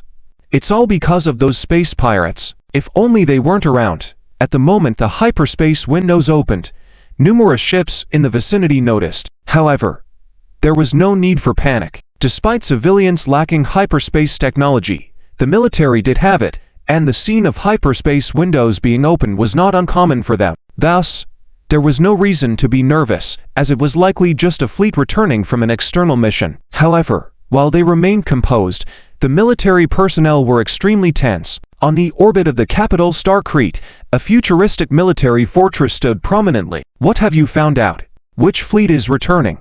Commander, I've checked the database 3 times. There were no scheduled arrivals for today.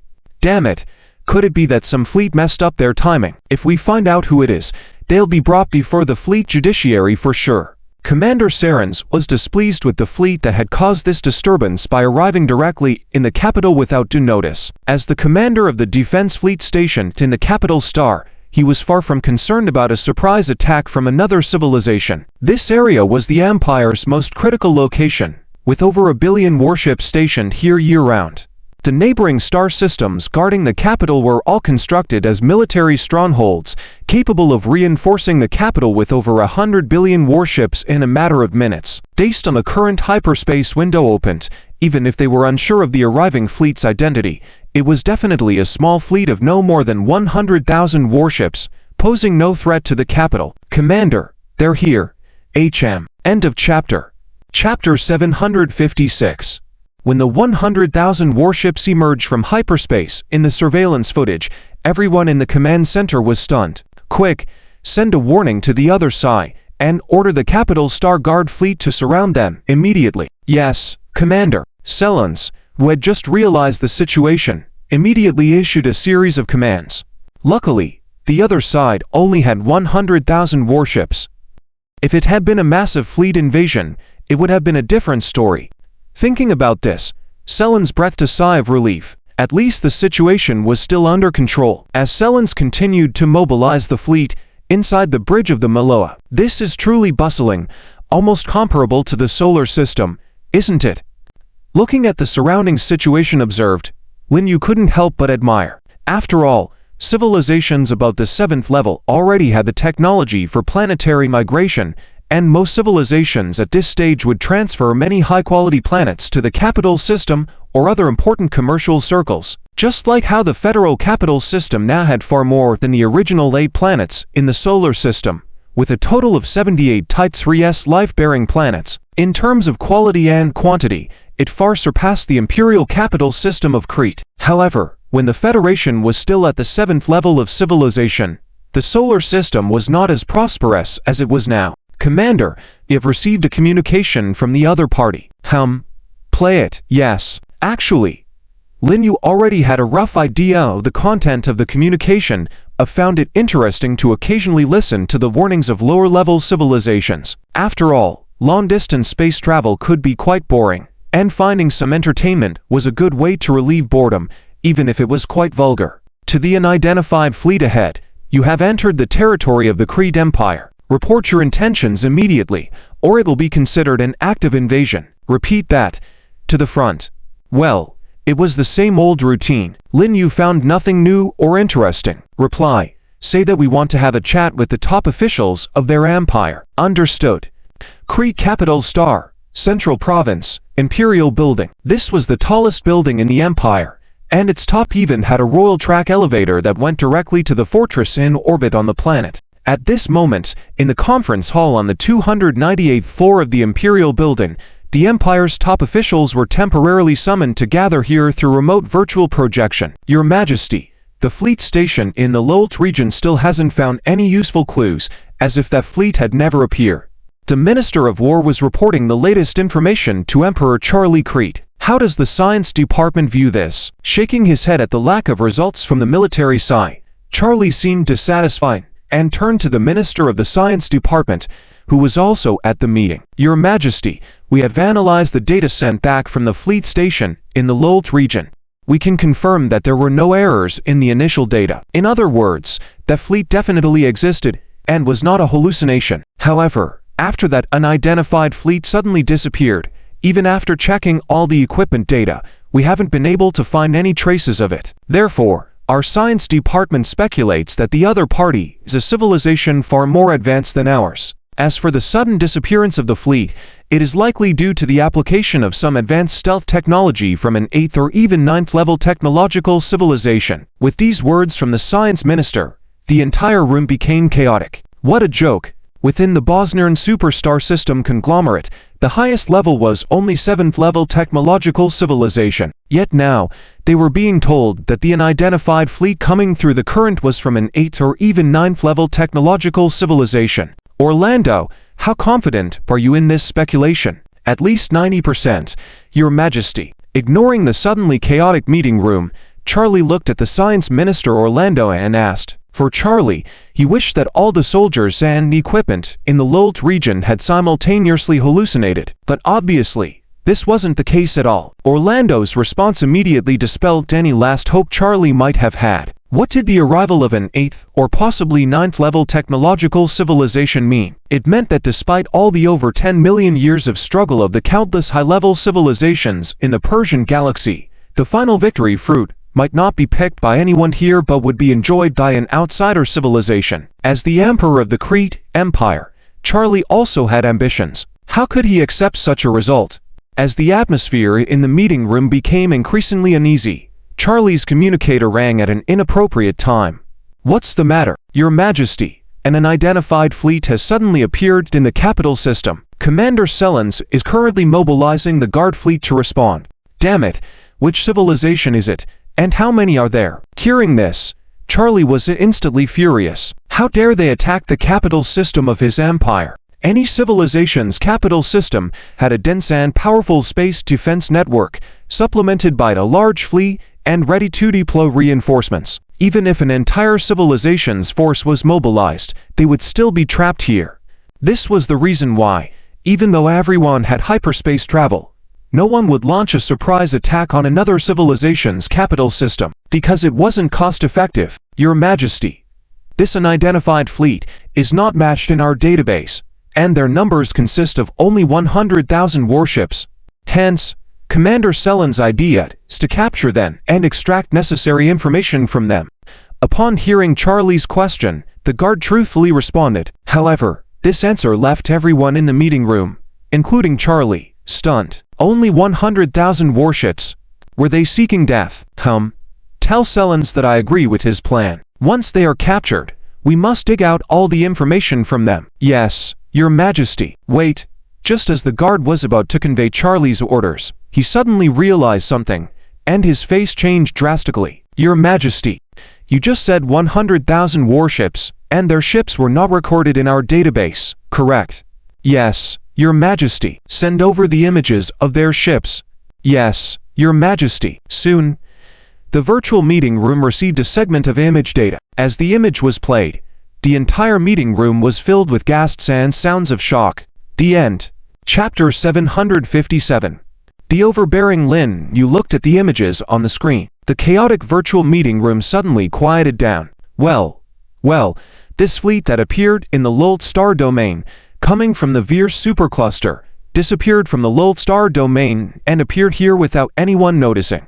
Even the Empire's hyperspace early warning system didn't trigger, making everyone think that a fleet from their own empire has returned without reporting. Sirens want to capture the other party. Impossible. Even our own warships are equipped with zero-point weapons. Isn't there anything more terrifying than zero-point weapons in a fleet of at least a Tier 8 technological civilization? Immediately order Sirens to stop the plan to capture the enemy warships, try to establish contact with them, and inquire about their intentions. Yes, Your Majesty. Commander Sirens has just reported that they have received a response from the other party. The unidentified fleet claims to be from the Tier 8 technological civilization Human Federation, requesting a dialogue with the Empire's top leaders. Just as Charlie gave the order, before the guards could respond, Sirens had already received and relayed Lin Yu's response. The Tier 8 technological civilizations in every Bosnian supercluster are working towards a common goal. All civilizations agree that the war, which has lasted for over 100,000 years, may end with the breakthrough of the first Tier 8 civilization. However, they hadn't achieved that breakthrough yet, and now an outsider had come in. Feeling somewhat frustrated, Charlie couldn't help but smile wryly. As he had just said, even if the other party only had 100,000 warships, could anyone be certain that there were no weapons more terrifying than zero-point weapons among them? Charlie didn't dare to bet, and neither did anyone else present. Forget it. Let's see what the other party has to say before making a decision. Go. Let Sirens inform them that I agree to the dialogue and to determine a way and time for the talk. Charlie waved his hand and spoke to the guard communicating with him. Yes, Your Majesty. In fact, Charlie had his own plans. The Bosnian supercluster was like a supersized cage, allowing no one to leave. This gave Charlie some options. However, it needed to be confirmed whether the other party was also unable to break the blockade of the ocean currents. If they couldn't, they would also be stuck here. In that case, no matter how strong the other side was, trying to conquer the entire supercluster with only 100,000 warships was absolutely impossible. In that case, the other party had only one choice: to cooperate with a local civilization using their technology to gain a foothold here. However, for their own safety, the other party couldn't give out their most advanced technology for cooperation. That's where Charlie's advantage lay. Surrendering was another possibility. If you can't beat them, join them. Isn't that the idea? After ending the communication with the guard, Charlie immediately called a few ministers and gave a series of orders before ending the impromptu meeting. In the aftermath of the meeting, chaos erupted in the capital region. Ships closer to Lin Yu's fleet were impounded, and a 3 astronomical units isolation zone was established around Lin Yu's fleet, forbidding all civilian ships from entering. Additionally, dozens of super stargates on the fringe of the capital region were closed simultaneously, preventing any ships from leaving. Not stopping there, Charlie even imposed communication control, disrupting all civilian communications, making it impossible to transmit any information externally. At that moment, the entire capital region of Crete entered total lockdown, at least until the talks with the representative of the Tier 8 technological civilization ended. Charlie didn't allow any leakage of information. A day passed quietly. This was a place of beauty and tranquility, specially created by the Kree Empire for the current dialogue. In the center of the flower garden stood a table and 2 chairs, with Lin Yu and Charlie facing each other. Surprisingly, Lin Yu found the appearance of the Kree people very familiar. They were reminiscent of the gray aliens with large heads seen in many sci-fi works of the Federal era. Would Lin Yu like to explain the reason for this visit? I wonder, King Charlie, what kind of reason you are hoping for? Lin Yu smiled slightly at Charlie's words, somewhat teasing. Is the reason for the visit important? It could be. Or it could be unimportant. After all, between civilizations, except in specific circumstances, there's only conquest or submission left. Asking for the reason is usually when both parties are equal in strength. But is the power of the Kree Empire equal to that of the Federation? Obviously not. In Lin Yu's view, the Kree Empire doesn't have the right to ask such questions. Of course, Charlie understood this. After all, he had tens of thousands of lower-tier civilizations under his rule.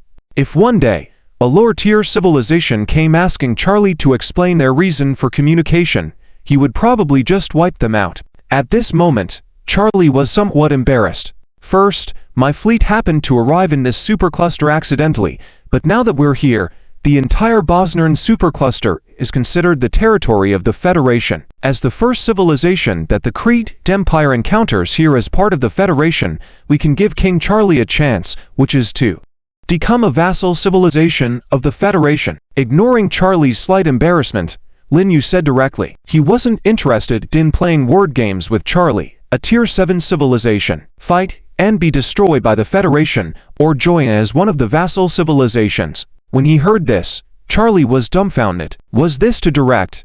Without even stating anything, he threw out these 2 choices, making it impossible for him to make a decision. Are Tier 8 civilizations so domineering? End of this chapter. Although he was momentarily stunned by Lin Yu's domineering attitude, Charlie did not forget his main purpose for this time. I wonder if Sir Lin Yu has noticed anything unusual at the mouth of our side of the ocean currents. Rather than giving a direct answer to Lin Yu's multiple-choice question, he asked a strange question. Indeed, Lin Yu found this question somewhat strange. An anomaly at the mouth of the ocean currents. Lin Yu hadn't paid attention to this aspect. After all, he had come directly to the capital circle of Crete from the ocean currents. Who would go back to check the ocean currents for anomalies? Interesting. It seems that the Emperor of the Kree Empire may have his own trump cards. But what exactly is this so-called ocean current anomaly? Although the unexpected problem had caught Lin Yu by surprise, he was equally interested in what Charlie had said. Arrange warships to head to the Lord Star region and carefully inspect whether there is any anomaly at the entrance of the ocean current. Yes, Commander. After giving Charlie a deep look, Lin Yu connected to Bai Zhuan's communication and ordered. Then, when the communication was cut off, he quietly sat there without speaking. Both sides were clear how to proceed next, which had to wait for results on Lin Yu's end. Otherwise, it was meaningless to discuss anything at the moment. The 2 of them fell into a temporary silence. As for Bai Zhuan, upon receiving Lin Yu's orders, immediately dispatched 10 Ghost-class warships, each with a Grade B dark energy operator, accompanied by some members of the expert team that followed the fleet, and activated the hyperspace engine towards the Lord Star region. With the speed of the second-generation Ghost-class warships, it only took a little over 10 minutes to cross hundreds of thousands of light-years and arrive at the mission target. It was clear that the defending forces here had received orders from above and showed no intention of stopping them. 10 warships didn't even need to activate stealth mode and easily crossed the thick defensive perimeter to reach the mouth of the ocean current. Why is there a barrier here, and it's so large that it covers the entire entrance of the ocean current? Team leader, take a look at the data here. Is this a barrier formed by dark energy?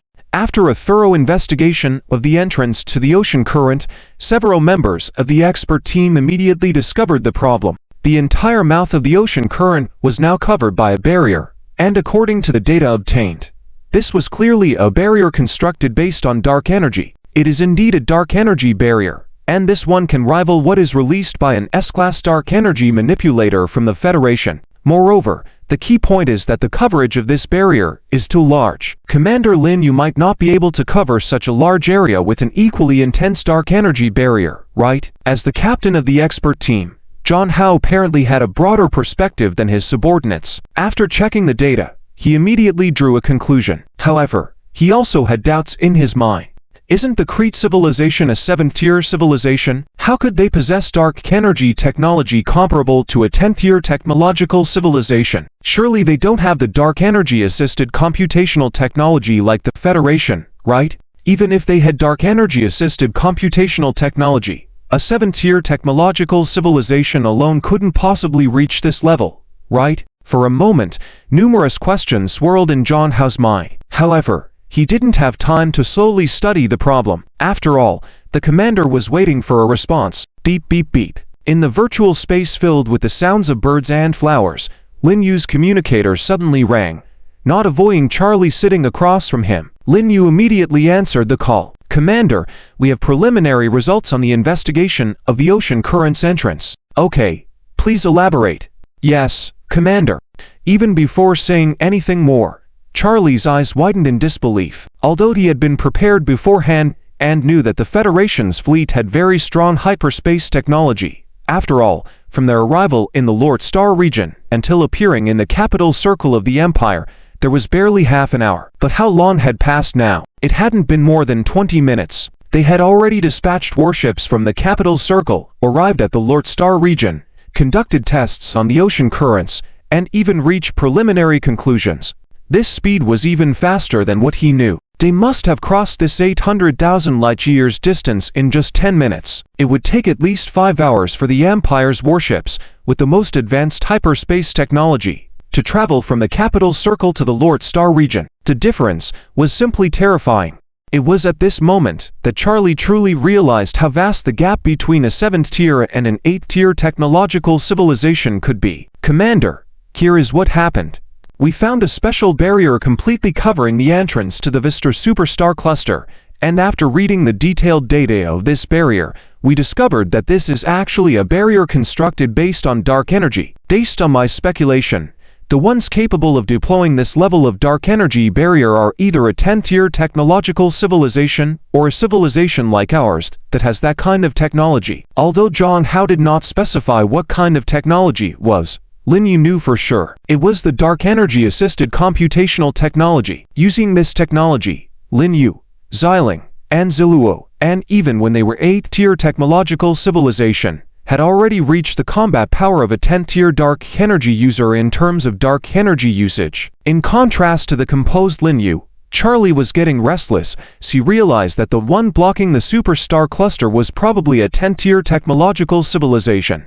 Even if he could successfully ascend to an 8th-tier technological civilization and unify the entire superstar cluster, could he really escape the machinations of a 10th-tier technological civilization?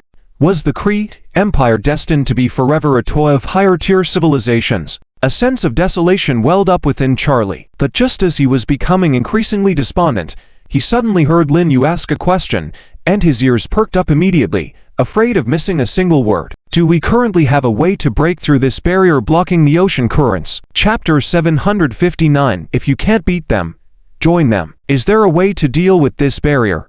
This is a question that Lin Yu is very concerned about. Based on Zhang Hao's brief report just now, Lin Yu already knew that the barrier constructed with dark energy was not weaker than the dark energy barrier deployed by himself, and its coverage area was even more exaggerated. Just from this point, Lin Yu could determine that the person who deployed this barrier must be stronger than himself, and possibly even a more terrifying existence than the world's dark energy users. In other words, the mastermind behind this is likely even more powerful than Zhang Hao suspects, and it's not impossible even for a super civilization. Lin Yu doesn't have much confidence in breaking through this barrier himself. Commander, we have established a model and conducted hundreds of simulations. From these simulations, we have concluded that the probability of the commander alone breaking through this barrier is only 2% at most. However, if we can allocate another S-class dark energy user from the Federation to collaborate with the commander, the probability of breaking through this barrier will skyrocket to 97%. Nodding,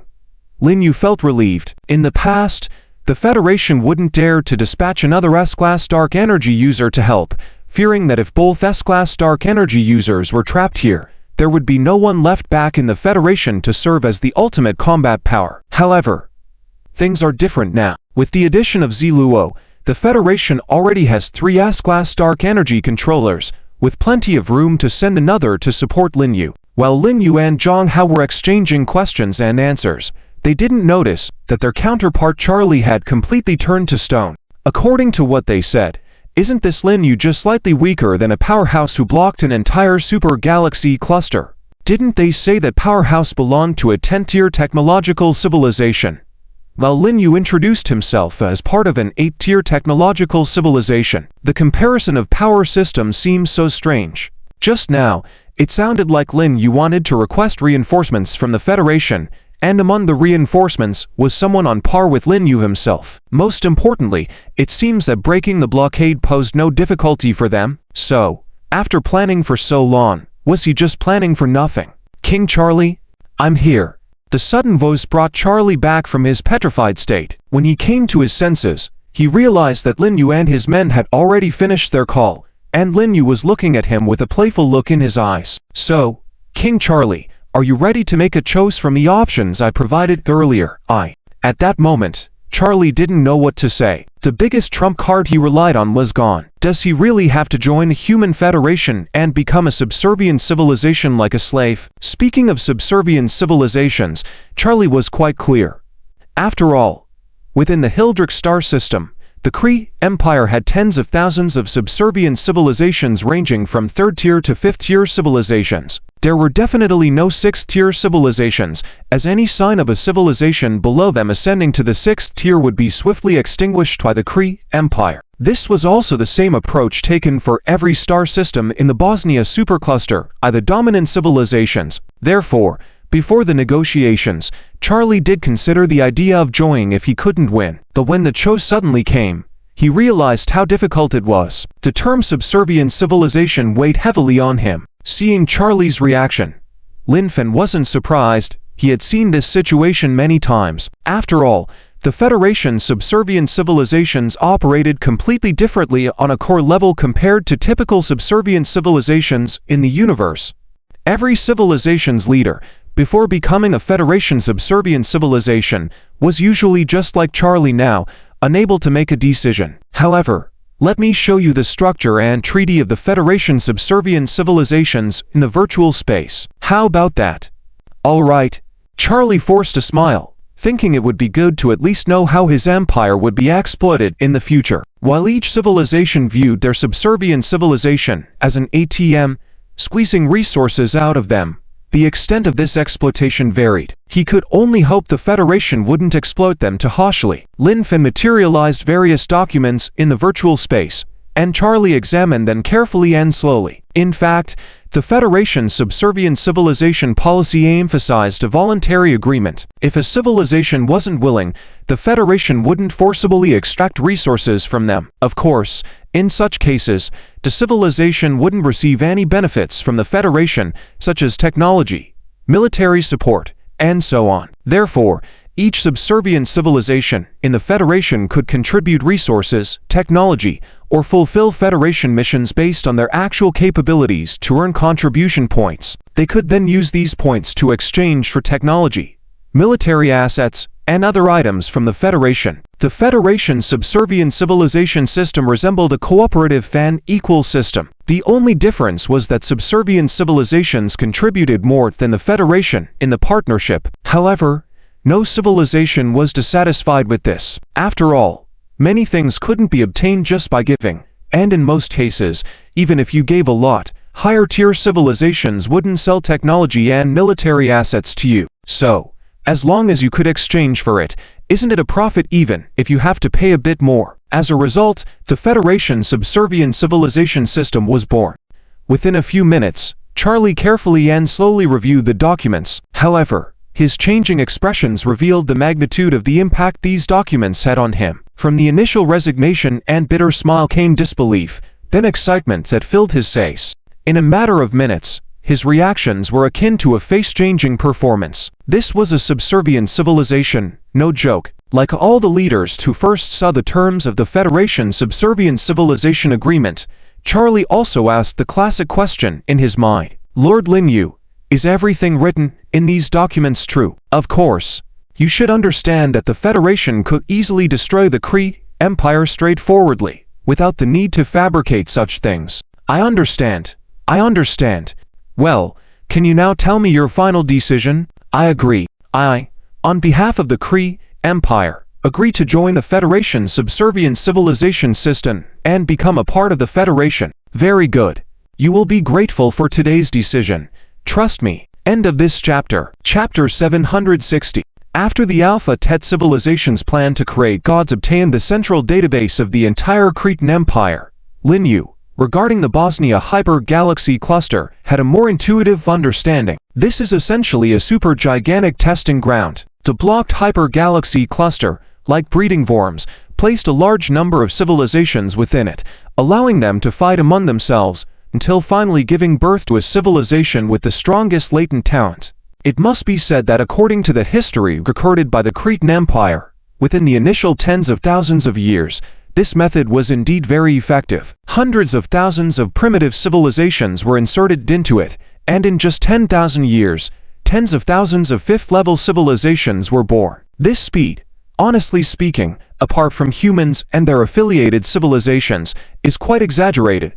Human beings, only under Lin Fan's cheating scenario could they achieve that. But this was only the beginning. As the number of civilizations gradually decreased through mutual killing and the surviving civilizations' levels increased, this explosive development came to a halt. Especially after the major civilizations completed the unification of their respective star systems or galaxy clusters and reached the 7th level of civilization. There had not been a battle of civilization extinction for an entire tens of thousands of years. Everyone was not stupid, especially after reaching the 7th level of civilization and gaining more understanding of the universe. Even without concrete evidence, they could all basically guess that behind the Bosnia Hyper-Galaxy Cluster, there were hands manipulating everything. In addition, with everyone's strength being almost equal, whoever acted first would suffer losses.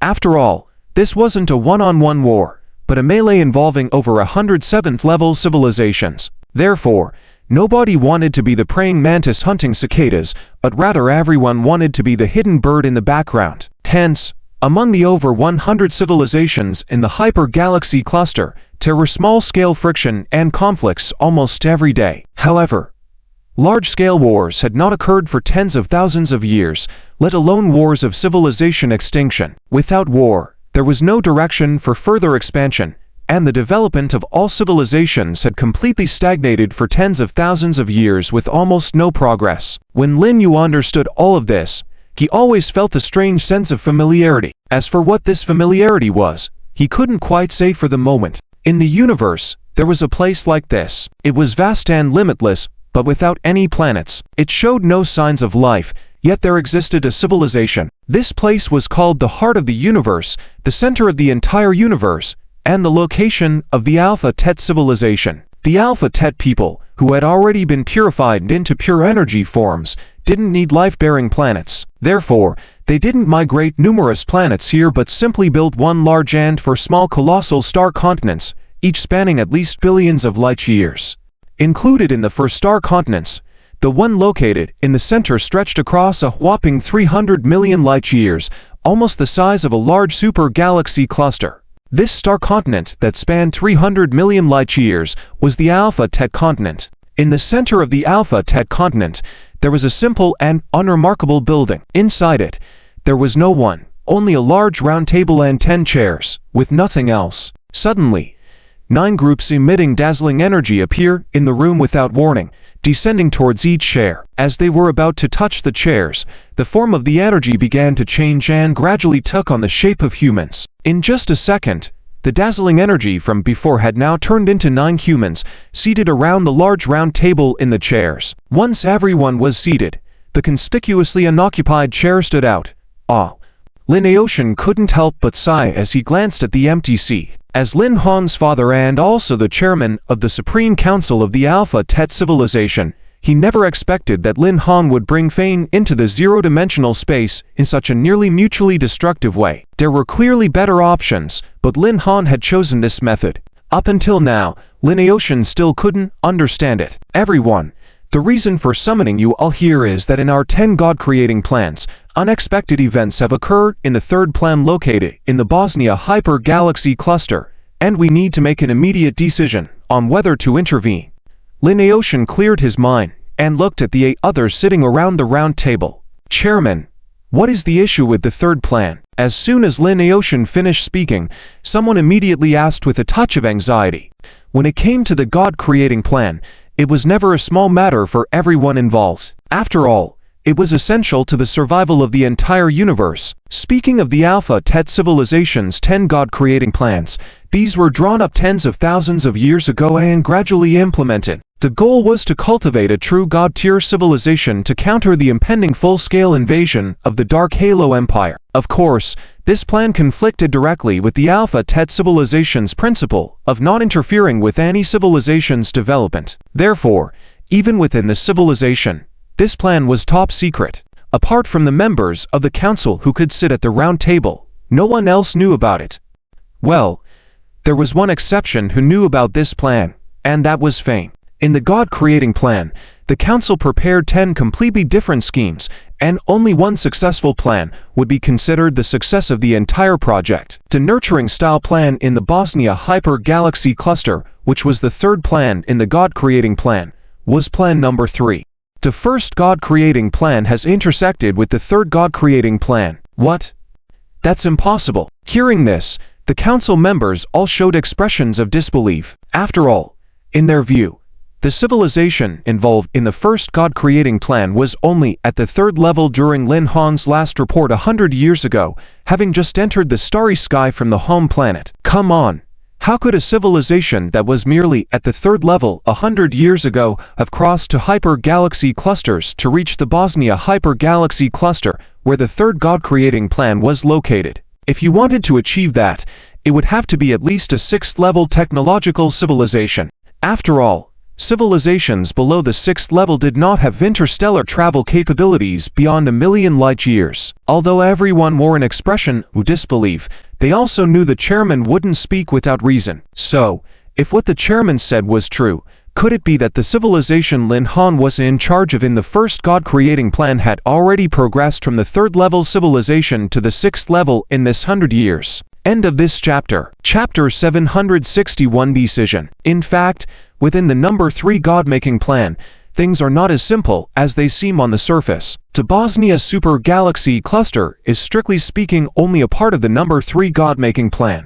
Even if a civilization ultimately defeats all other civilizations and ascends to the 10th order civilization, that would only mark the formal beginning of the number 3 plan. When a civilization finally achieves a 10th order technological civilization and breaks through the blockade of the ocean currents, they will discover that they have merely moved from a small cage to a larger one, without escaping from the clutches of the hidden hand behind the scenes as they had hoped.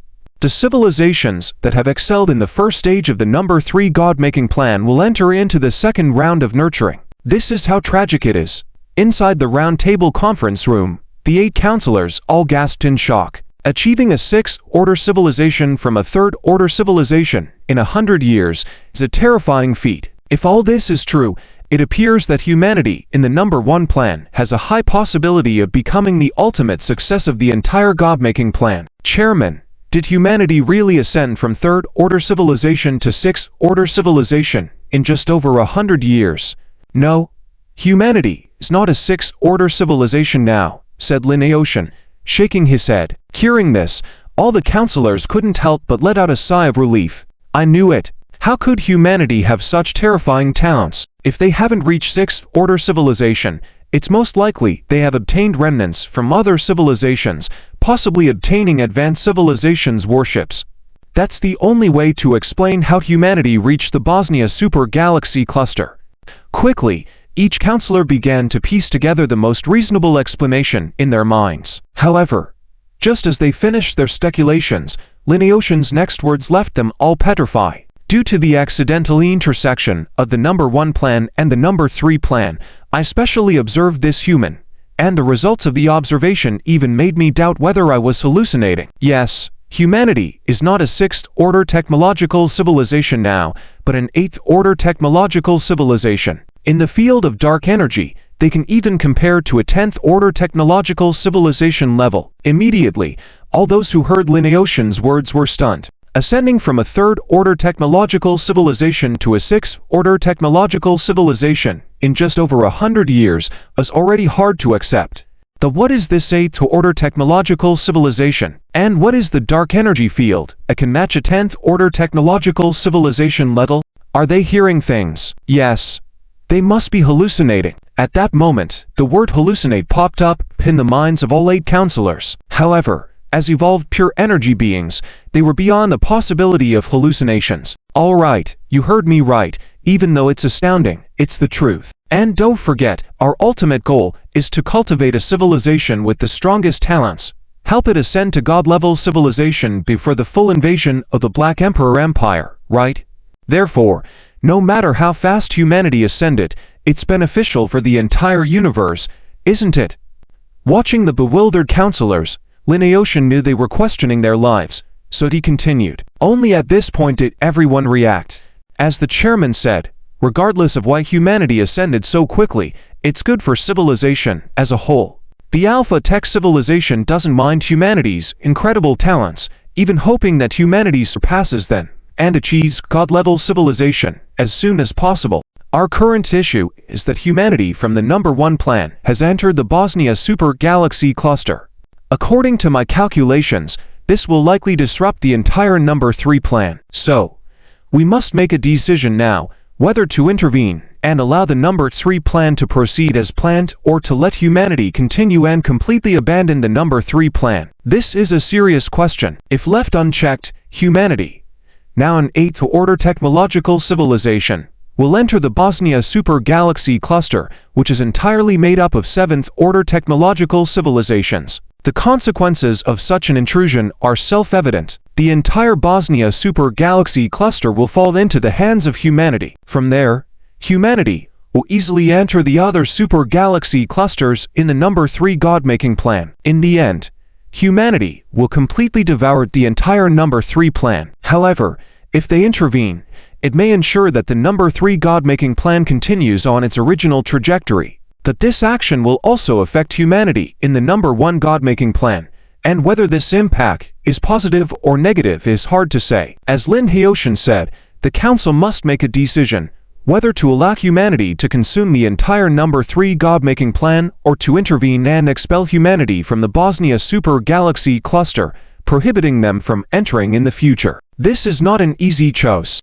If they make the wrong decision, the consequences could cost the entire universe. Chairman, given humanity has displayed unparalleled talent, I suggest abandoning the number 3 God-making plan and fully support humanity. After a moment of silence, one counselor finally spoke up. Naturally, all counselors felt a natural affinity for humanity. After all, strictly speaking, humanity is also part of the Alpha Tech. Of course, they are the prehistoric Alpha Tech before evolving into energy beings, not the present Alpha Tech. But regardless, compared to other God-making plans, the counselors present hoped humanity could achieve ultimate success. Chairman, I agree with that. Since humanity has demonstrated the highest probability of success, we should not intervene. Otherwise, unforeseen consequences may arise. Yes, I agree. Compared to humanity, the number 3 God-making plan has had no progress for tens of thousands of years, and the remaining time may not be enough for it to succeed. Therefore, let's just abandon this plan. Seconded. With the first statement, others follow, and soon all 8 counselors had expressed their opinions, surprisingly uniting. That is, completely abandoning the number 3 God-making plan and refraining from interfering with humanity. If conditions allow, they may even guide and protect humanity. All right, since everyone is in agreement, I announce the number 3 God-making plan will be completely abandoned. End of this chapter. Chapter 762. The 16 Nations Alliance is currently busy within the Bosnian superstar cluster, preparing to slowly erode it, paving the way for Lin Yu, who is continuing to expand the boundaries for the Federation. At this moment, he is still unaware that the most advanced civilization at the top of the entire Universal Pyramid has just completed a meeting concerning Federation orders. A month quietly passed. Under Charlie's orders, the entire imperial capital was completely sealed off, and the ban has not been lifted to this day. During this period, many neighboring civilizations sent warnings, demanding that the Crete Empire lift the blockade and release the arbitrarily detained trade fleets of various civilizations. However, Charlie did not respond to any of these warnings and simply ignored them. Finally, all 16 civilizations whose trade fleets were detained jointly issued an ultimatum: either lift the blockade and release the detained fleets or face war. Perhaps, individually, no one is willing to resort to warfare. Still, when 16 civilizations band together, the situation changes. Even if each civilization contributes only a fraction of their fleet to form an alliance, they can gain an absolute advantage in military strength over the Crete Empire. Furthermore, they don't have to worry about leaving their homeland vulnerable to attack. This is such a wonderful opportunity that no civilization would want to miss. Therefore, the 16 civilizations immediately agreed to form an alliance, with each civilization mobilizing 20% of their fleets, totaling over 30 trillion warships, all of which are main warships. In comparison, the entire Crete Empire's fleet amounts to less than 1 trillion ships. If you remove the stationed fleets and secondary fleets, focusing only on the main fleet, it might not even exceed 500 billion ships. The entire situation seems hopeless. It should have been like this originally. However, what is the actual situation? The Empire is still functioning as usual. There has been no information on the imminent invasion by the alliance of 16 civilizations on the networks and media. Even the Empire's fleet shows no sign of mobilization. Lord Lin Yu, based on the information we currently have, the Olsen Alliance and 15 other civilizations have formed an alliance, amassing a fleet of over 30 trillion warships. They are likely to complete their gathering and launch an attack on our empire in the next 10 days. Unlike the uninformed outsiders, the Emperor Charlie is indeed anxious. 30 trillion warships, and the Empire's borders are only guarded by 3 trillion warships stationed in 3 different outer galaxy systems. Once they launch a full-scale attack, these fleets station and there won't stand a chance. The most crucial point is that he followed Lin Yu's advice and completely sealed off the situation. It can be said that the Empire has made no preparations whatsoever for the upcoming large-scale invasion. How can Charlie not be worried? Don't worry, the Federation's fleet will arrive today. Instead of waiting for their attack, we will strike first. Will they arrive today? That's fantastic. How many fleets has the Federation sent? Not many, just a complete task force, approximately 50 billion warships. Only 50 billion? Is that the most formidable fleet of the Federation? Initially, when Charlie heard Lin Yu mention 50 billion warships, he was somewhat bewildered. Even though an 8th-tier technological civilization is far superior to a 7th-tier one, how can 50 billion warships confront over 30 trillion warships? It's essential to note that even the zero-point weaponry is a technology mastered by every 7th-tier civilization. Is this really feasible? However, upon further consideration, if the Federation has only dispatched this many fleets, it must believe that a task force sufficient to sweep through the entire Bosnian superstar cluster. Therefore, this fleet likely isn't an ordinary conventional fleet, but a top-tier fleet similar to the Crete Empire's Elite Guard fleet. The most formidable fleet? No. This task force in the Federation would probably rank as a second-class fleet. Lin Yu shook his head. This wasn't an arbitrary statement. After all, within the Federation, the Fearless Fleet isn't considered the most powerful. There is still a Phantom Fleet above it.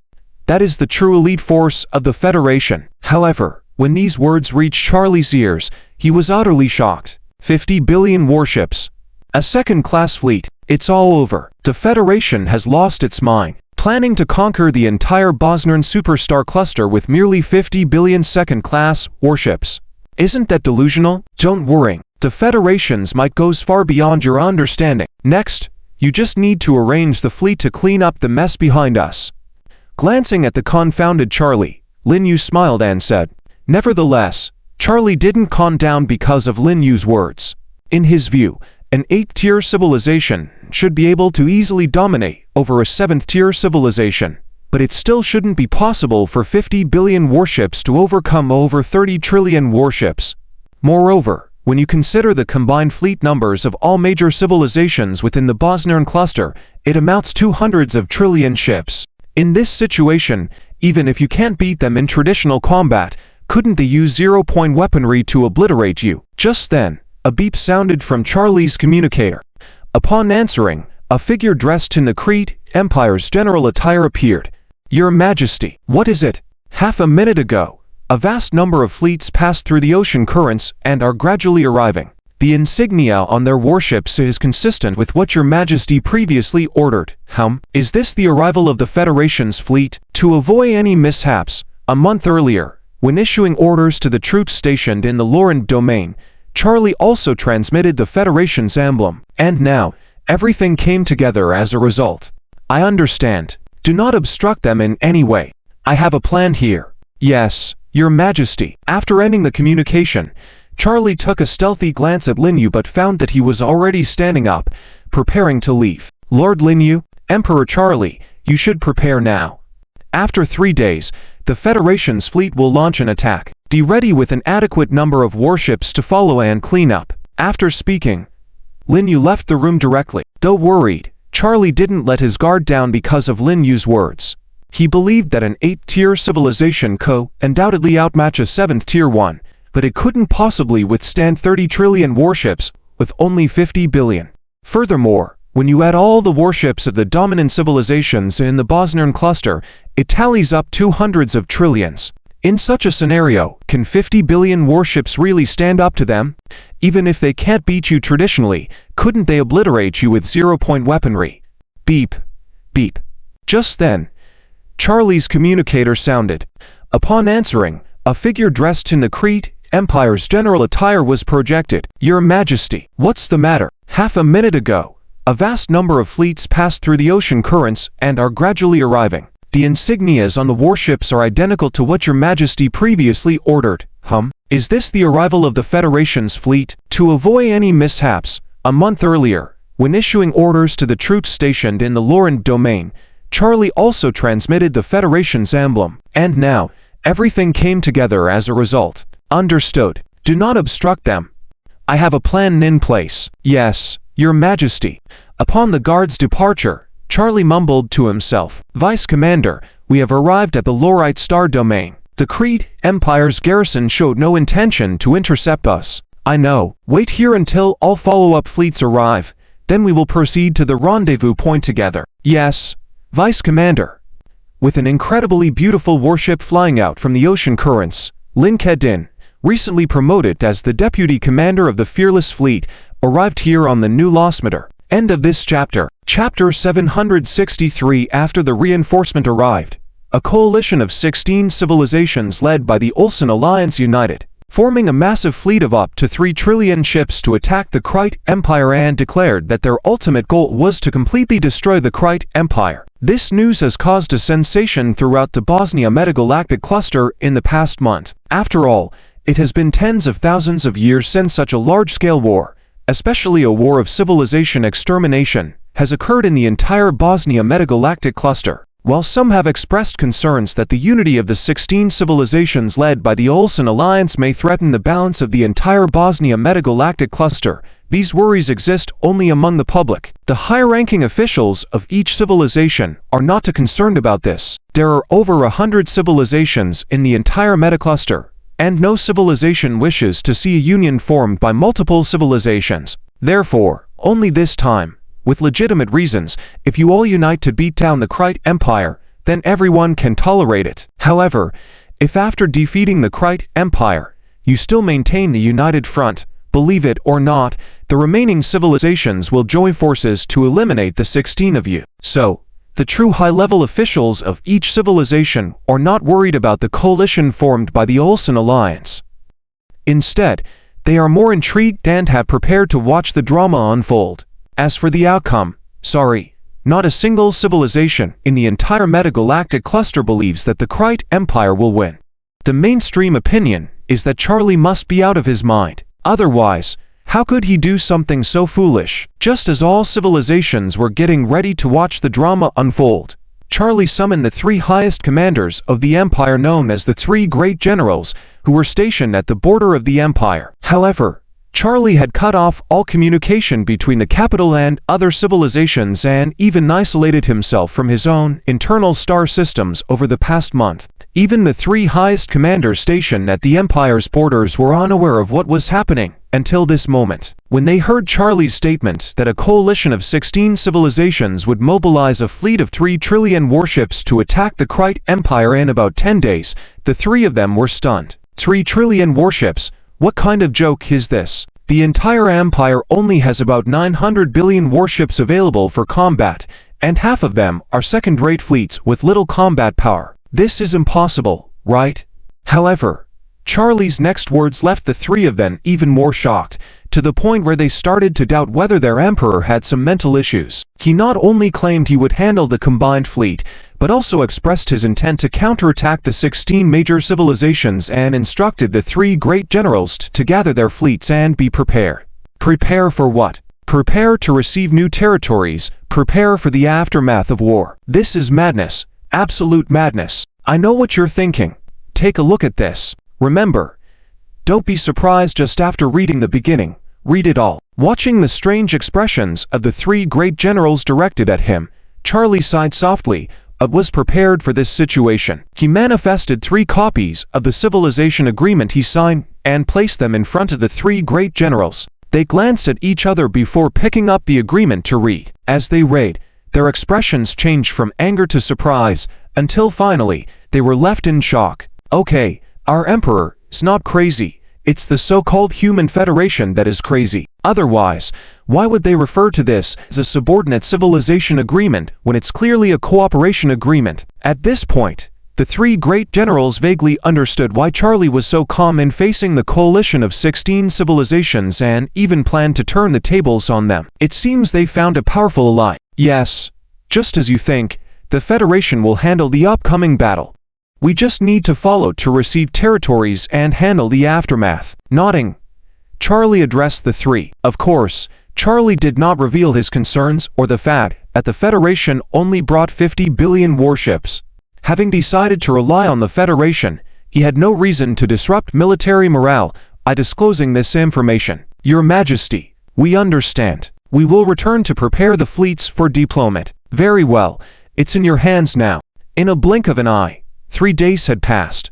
It took a full day for the 5 invincible legions commanded by Lin Kexin to pass through the ocean currents. After a day of rest, they headed to the pre-arranged meeting point and successfully rendezvoused with Lin Yu. Hey, with just the 2 of you and 2 warships, you can easily wipe out that coalition, right? In the virtual war room, Lin Kexin teased Lin Yu, glancing at her brother and then at Lin Yu, who had already joined the Nether Fleet and obtained exclusive warships and mecha. They were both Federal S-class energy manipulators, capable of rivaling those of the 10th Order. With both of them fighting non-stop, they did have the ability to take down a coalition formed by several 7th Order civilizations. However, both Lin Fan and Lin Yu agreed that they would use their power sparingly unless necessary. Alright, you should understand that neither I nor Lin Fan will act rashly. Besides, the primary purpose of you joining us was to break the blockade at the ocean current mouth. Fine. I was just teasing. You're so serious, it's no fun. Lin Kexin felt bored as she observed her brother, who, despite being good in every way, was too serious, even more so than their old man. Purple Rose, the issue at the mouth of the ocean current can be dealt with later. The interspatial war about to begin. Though the opponents are weak, in terms of scale, it's still significant. You should accompany the fleet to experience it, which will be beneficial for you. Ignoring her troublesome sister, Lin Yu turned to Purple Rose. Purple Rose had yet to experience a real interspatial war, as the previous battle at the Horesian Ocean Current was, strictly speaking, just a city defense battle. So, Lin Yu felt it was vital for Purple Rose to gain experience on a real battlefield, as it would help her mentally. Yes, Commander Lin Yu. Nodding, Purple Rose responded. End of chapter. Chapter 764. Crushing Ancient Decay Part 1. In fact, initially Lin Feng was planning to arrange for Xiling to go to the Bosnia Supergalactic Cluster. However, considering that Ziluo already had exclusive warships and mechas that had not experienced any actual combat, and that the civilizations in the Bosnia Supergalactic Cluster were all 7th-tier technological civilizations, this was undoubtedly a great opportunity for Ziluo to thoroughly master the new powers she had gained in actual combat. Of course, letting Ziluo participate in actual combat did not mean letting her participate in the entire battle, always fighting in the front line. As Lin Yu said, the strength of a civilization does not rely on individual people, but on everyone. They couldn't let the Federation soldiers grow accustomed to hiding under the wings of top powerhouses. Therefore, Lin Yu would arrange for Ziluo to go to some battlefields, but that's about it. Ulsan Alliance. As a civilization controlling the largest galaxy group in the Bosnia Supergalactic Cluster, their strength was slightly superior compared to other civilizations in the cluster. After all, they controlled more star systems and had more resources. It was precisely because of this that the command of the 16 civilizations joint fleet was naturally taken by Ulsan Alliance's highest commander, San Chao Sen. The Lanix star system, which belonged to the Crit Empire's neighbor and was at the border of the Modus Republic, was also the closest place within the Republic to the Crit Empire. The Lanix star system and its surrounding 6 small satellite star systems had already become the gathering point for the joint fleet. At this moment, there were already over 2 trillion warships gathered here. This huge fleet of warships made all the dominant civilizations within the Bosnia Supergalactic Cluster deeply apprehensive. Although there were over 100 dominant civilizations in Bosnia, with varying strengths, the overall gap between them was not very significant. Each civilization typically maintained a fleet of warships ranging from 800 million to 1.2 trillion. Moreover, even if a civilization had tens of billions of warships, they couldn't all be main warships because they couldn't afford it. After all, each civilization's territory consisted of only a galaxy group, which simply couldn't support such a huge fleet of main warships.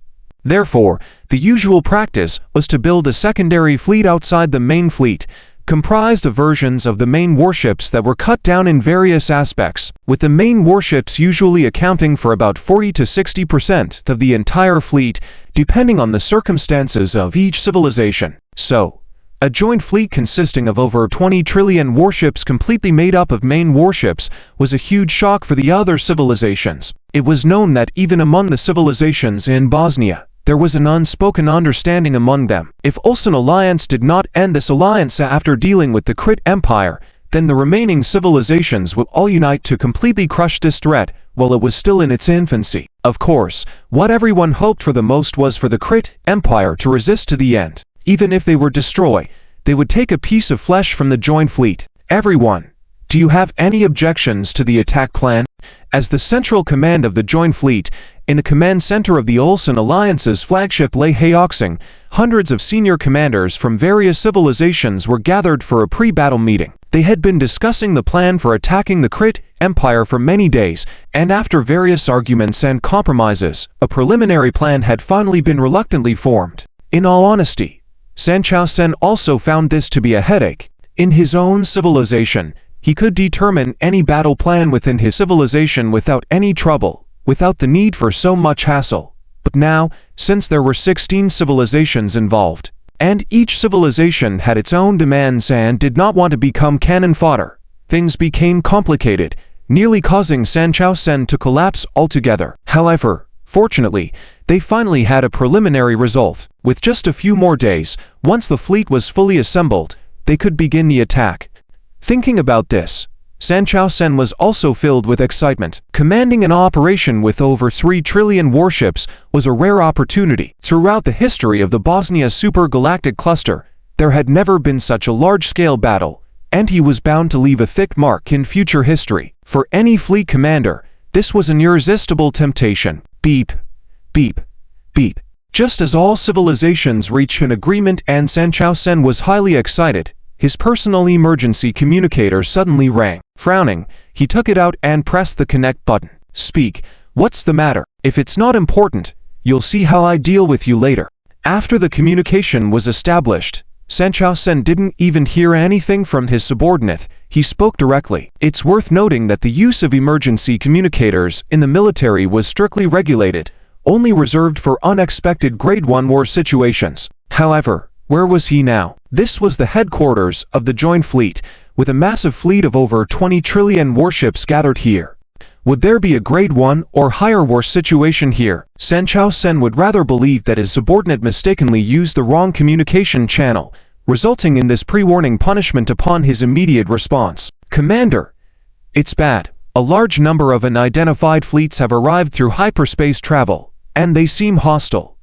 Large number? How many exactly? And what do you mean by unidentified fleets? Aren't all civilizations' warships recorded in our database? Feeling a bit confused, San Chao Sen directly expressed his disbelief with 5 big question marks. Commander, the warships in these fleets don't match anything in our database, and as for the quantity, based on current estimates, it's about 5 billion warships. 5 billion. You call that a large number? Don't you know that we have over 20 trillion warships gathered here?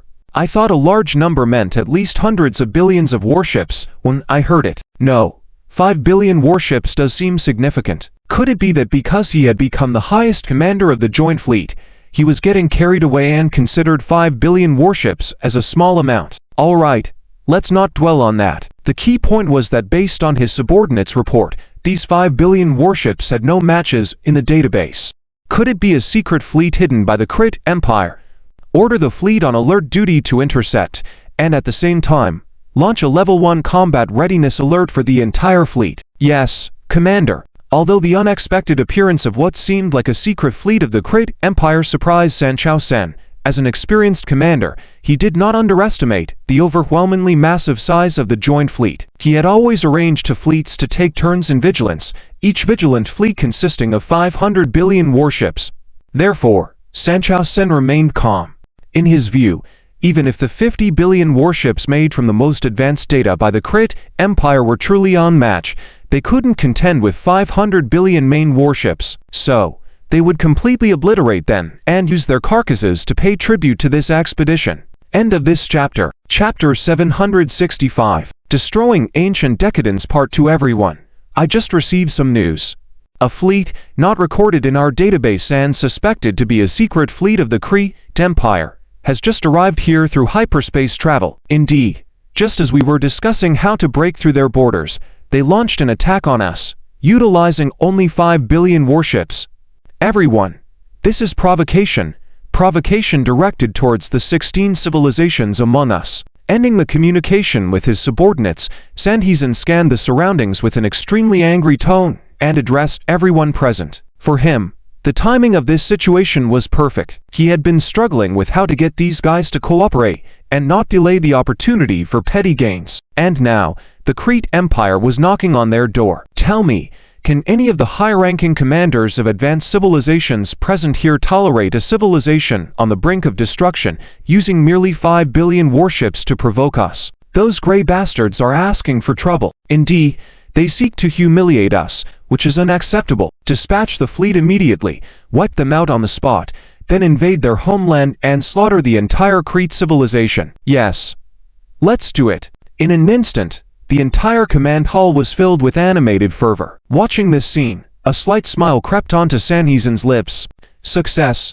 Everyone, please calm down. Although the Krayt Empire's sneak attack was sudden, everyone should remember that since the very beginning of our assembly, I have arranged 100 billion warships split into 2 teams to take turns performing patrol duties. Just now, as soon as I learned of the Krayt Empire's audacity to launch a sneak attack, I had General Paris, who was on patrol duty, go for the hunt. Now, let's see how these foolish Krayt people meet their demise. With hands raised slightly lowered, after the entire command hall quieted down, Sanhezin operated his virtual terminal for a while. Instantly, hundreds of large virtual images appeared in the air above the hull, showing tactical images, real-time monitoring screens, etc. Is this the secret fleet hidden by the Kree Empire? These warships are indeed unfamiliar. We don't know their combat capabilities. Supreme Commander Sanhezin, why not order General Paris to capture a few? We are very interested in these warships. Yes, we are interested too. Please ensure that General Paris does not exterminate them all.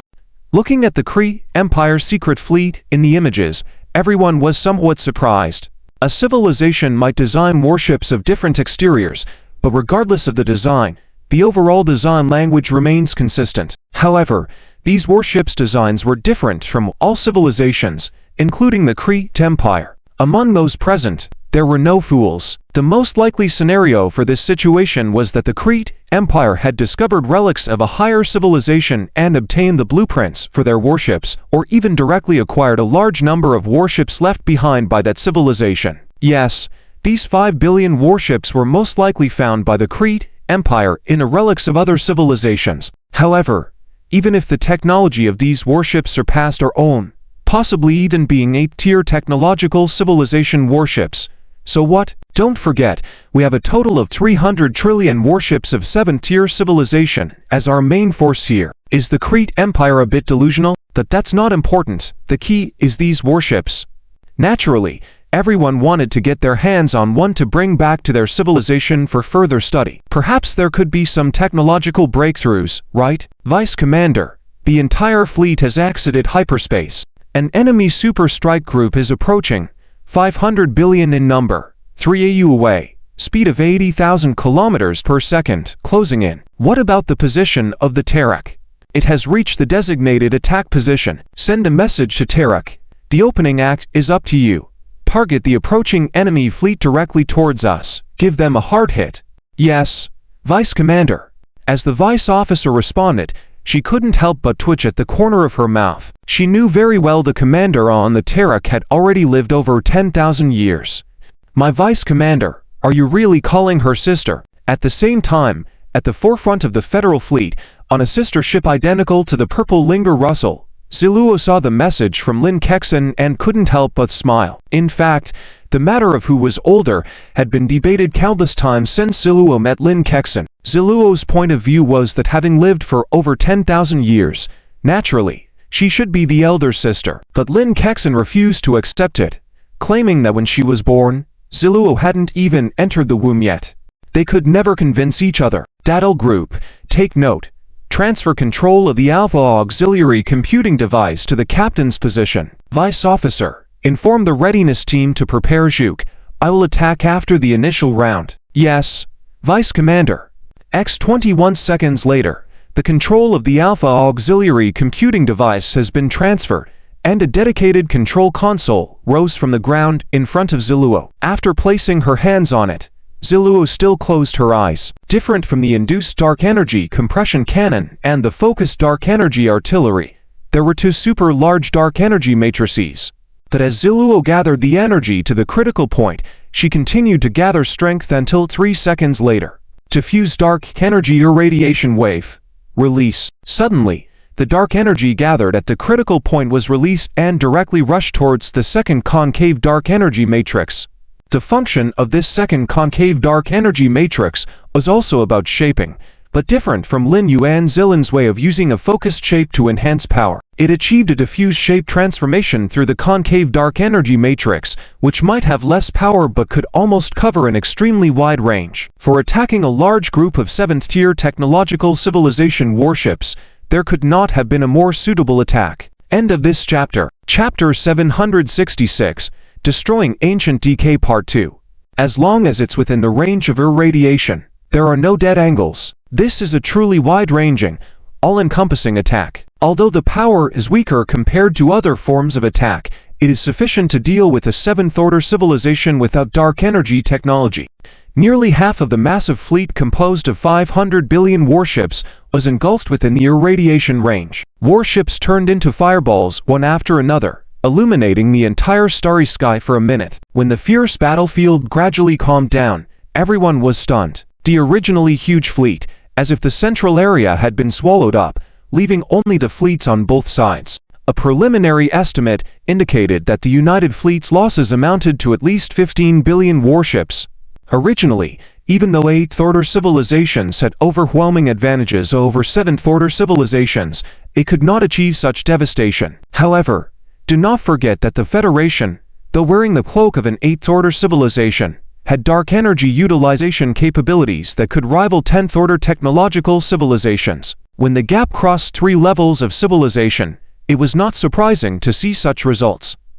Upon looking at the tactical bore, a large empty space suddenly appeared in the middle of the enemy fleet, leaving Ziluo gasping for breath. After all, this was her first time engaging in such a large-scale slaughter. After this one strike, she might have wiped out billions of enemies. Recall that the entire Terok civilization, even at its peak, did not have such a large population. However, it was just one strike from herself. This was interstellar warfare between advanced civilizations. However, Ziluo knew she had to quickly adapt to everything. In this dark universe, if you could not get used to it, the consequences would be disastrous. The Virgin Mother ideology would only lead to self-destruction. I leave this to you. You're cleared to attack with the Intrepid fleet. No advancing without my orders. Yes, Vice Commander. Collecting her thoughts, Ziluo stood up, giving orders to her deputy while walking towards the outer bridge of the ship. In an instant, losing billions of warships unsettled Sanhezin. Did the Crete Empire excavate the ruins of this civilization? Could it be a 9th or even 10th Order civilization? Though no civilization in the Bosnia supercluster had advanced to the 8th Order, the general direction of advancement for 8th Order civilizations was clear. The attack unleashed by the Crete Empire fleet was clearly beyond 8th Order technological level. Not to mention the 8th, even Sanhezin was skeptical if a 9th Order civilization could wield such potent attacks. Well done. No wonder they dared to attack with just 5 billion warships. The Crete Empire really hid well. Everyone, although the enemy's attack exceeded our expectations, take a look. Sanhezin understood that regardless of what they planned next, maintaining morale was key to all subsequent plans. Observing the fear displayed by his subordinates, he knew if he didn't take action, even before the Crete Empire attacked, their side would collapse from within. Banging on the table, he displayed an image and spoke loudly. This is the terrifying battleship that issued that level 1 attack just now. You can see, this type of battleship is completely different from the rest, likely acquired by the Crete Empire from some advanced civilizations, but, attention, they only have one of such battleships, and I don't think they can release such terrifying attacks continuously. Why did they use such a big move right from the start?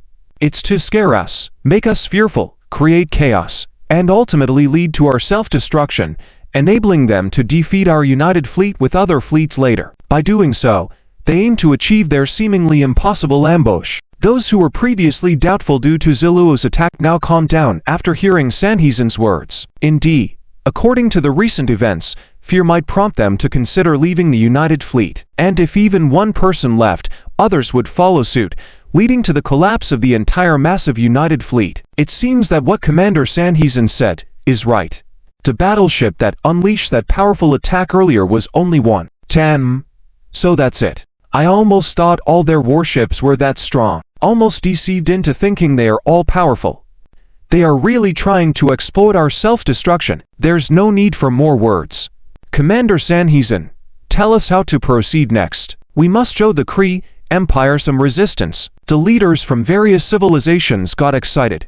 After Sanhezin exposed the Crete Empire's plot, they all felt a sense of "I've figured it out" and willingly volunteered for battle. Actually, nothing special. All fleets mobilize, crush them thoroughly. As for that special battleship, remove 100 billion warships from each civilization's fleet and form 16 surrounding fleets to encircle it from all directions. Even if that battleship is powerful, it cannot attack from all directions simultaneously. Mapping tactics on the tactical image, Sanhezin explained his strategic thinking. Crush the army, then cut, and after successful cutting, besiege. There were no frills, just his usual commanding style, simple and practical tactics.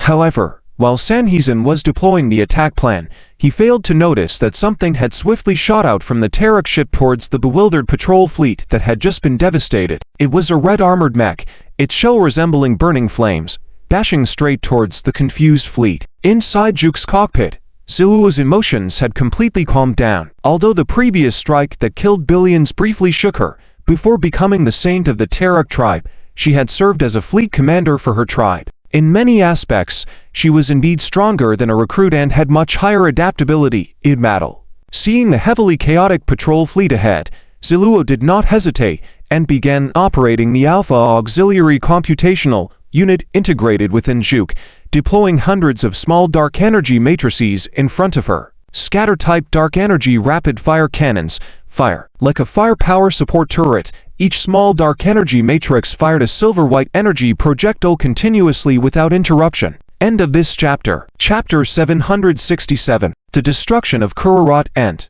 This attack method was created by Purple.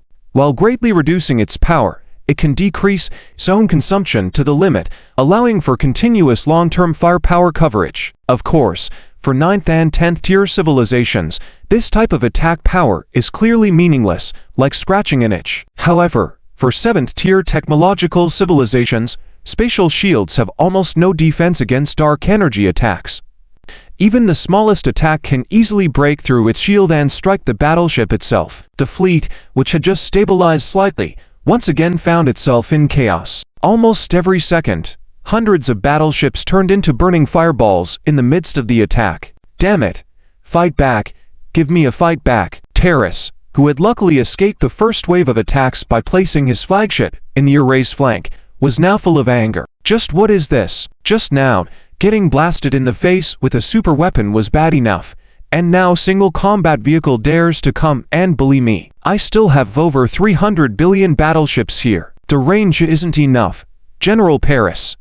Then, push the fleet forward, close the distance and eliminate that thing. But, General, that weapon of theirs. Shut up. Do you think that kind of super weapon can be fired continuously at will?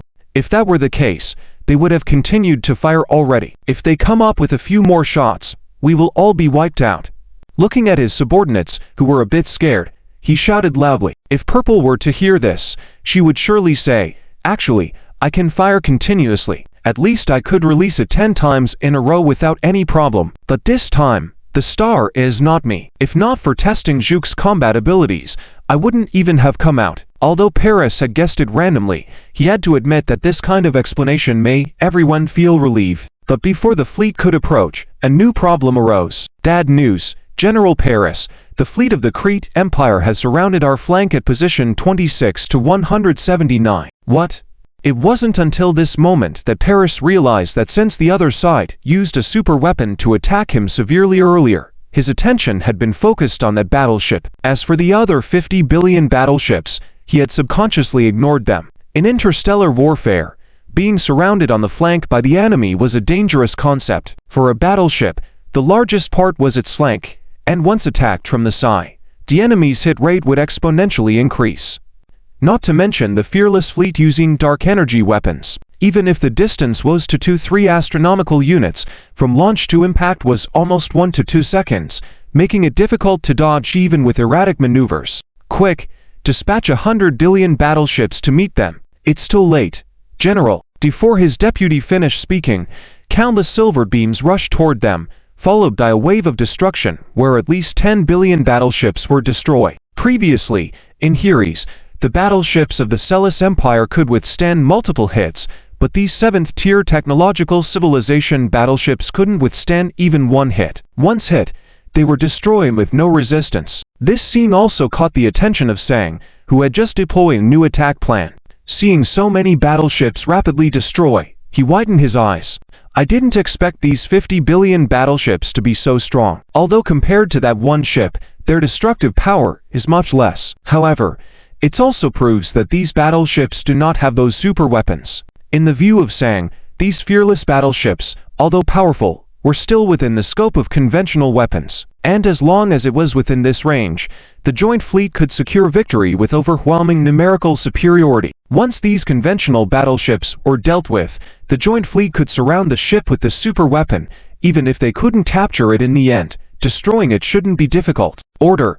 The fleet in front of the array immediately support the patrol fleet and form a full spectrum of firepower against the Kree Empire fleet. Yes, Supreme Commander.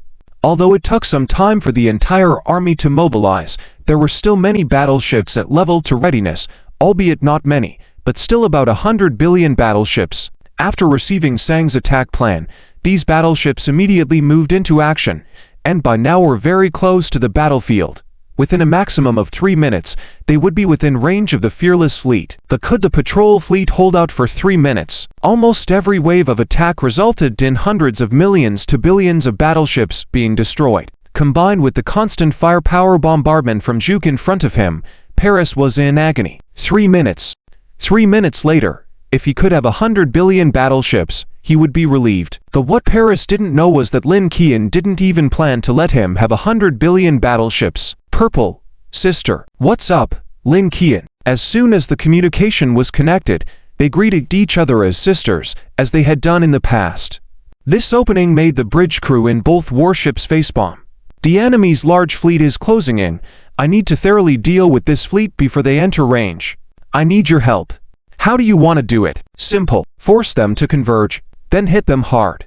All right, but after this, I'll follow the original plan and withdraw. The rest of the battle is up to you. Understood.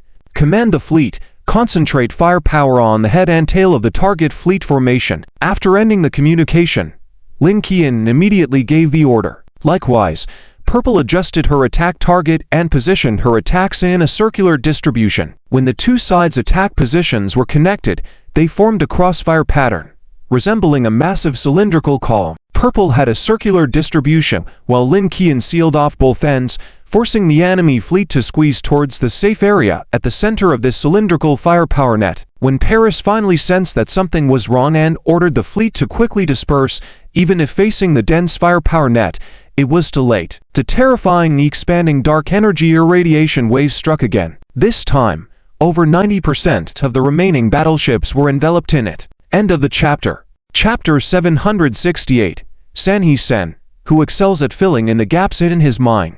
Paris, you idiot. Watching the images being transmitted in front of him, San He Sen was fuming with anger. Just now, he realized that the other party seemed to be consciously compressing the warning fleet array, and immediately remembered the large-scale superweapons from before, feeling uneasy. However, just as he was about to notify Paris not to fall for it, it was already too late. Watching as 90% of the remaining warships in the warning fleet were engulfed in this wave of attacks, San He Sen cursed Paris for his incompetence on the bridge. How could such a simple tactic go unnoticed, forgetting that he himself had just realized it, albeit a bit slower than Paris? At least Paris had reacted and dispersed the fleet. Commander, the opponent. What opponent? The opponent releasing the attack this time is not that warship. It's the super giant combat vehicle that flew out of that warship.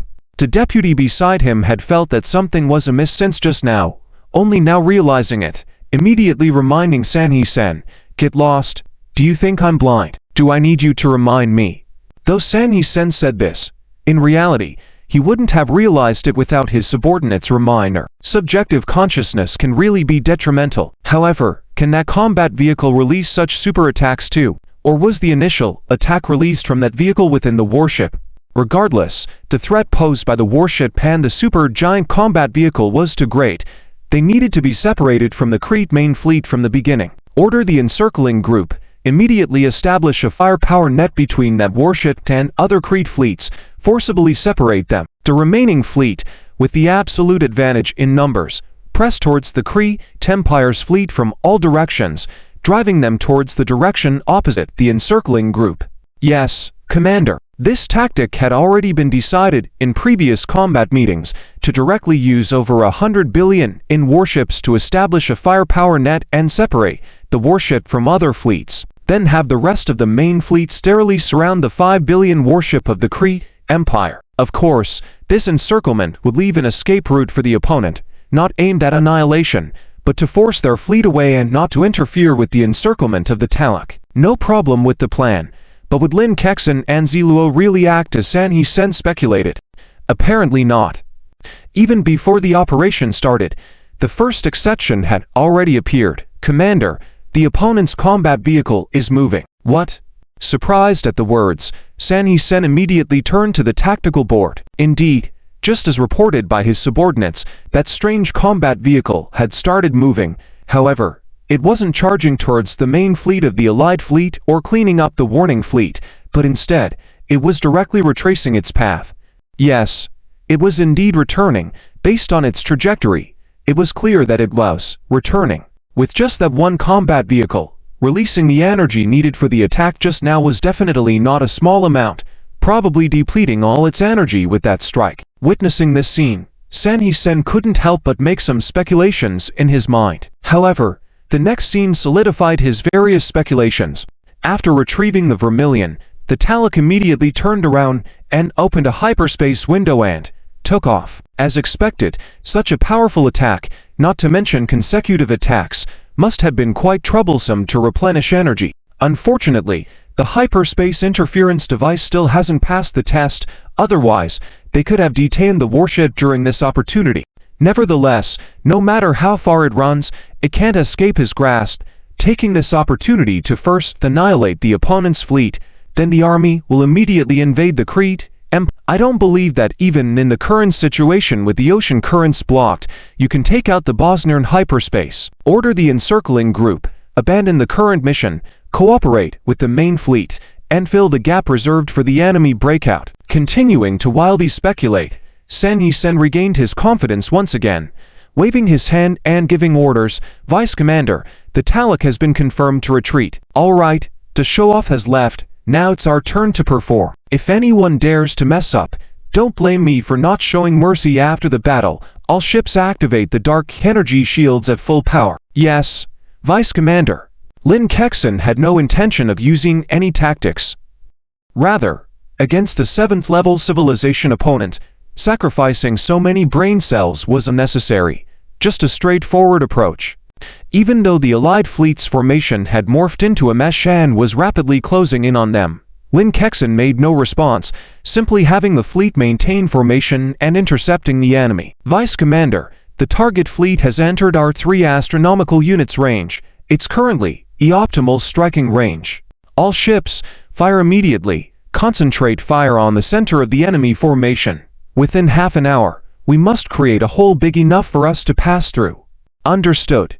In the next second, countless silver-white beams and energy projectiles crossed the entire 3 astronomical units of space. The dark energy attack completely defying all norms, instantly bombarding the center of the Allied fleet's formation at speeds over 10,000 times the speed of light.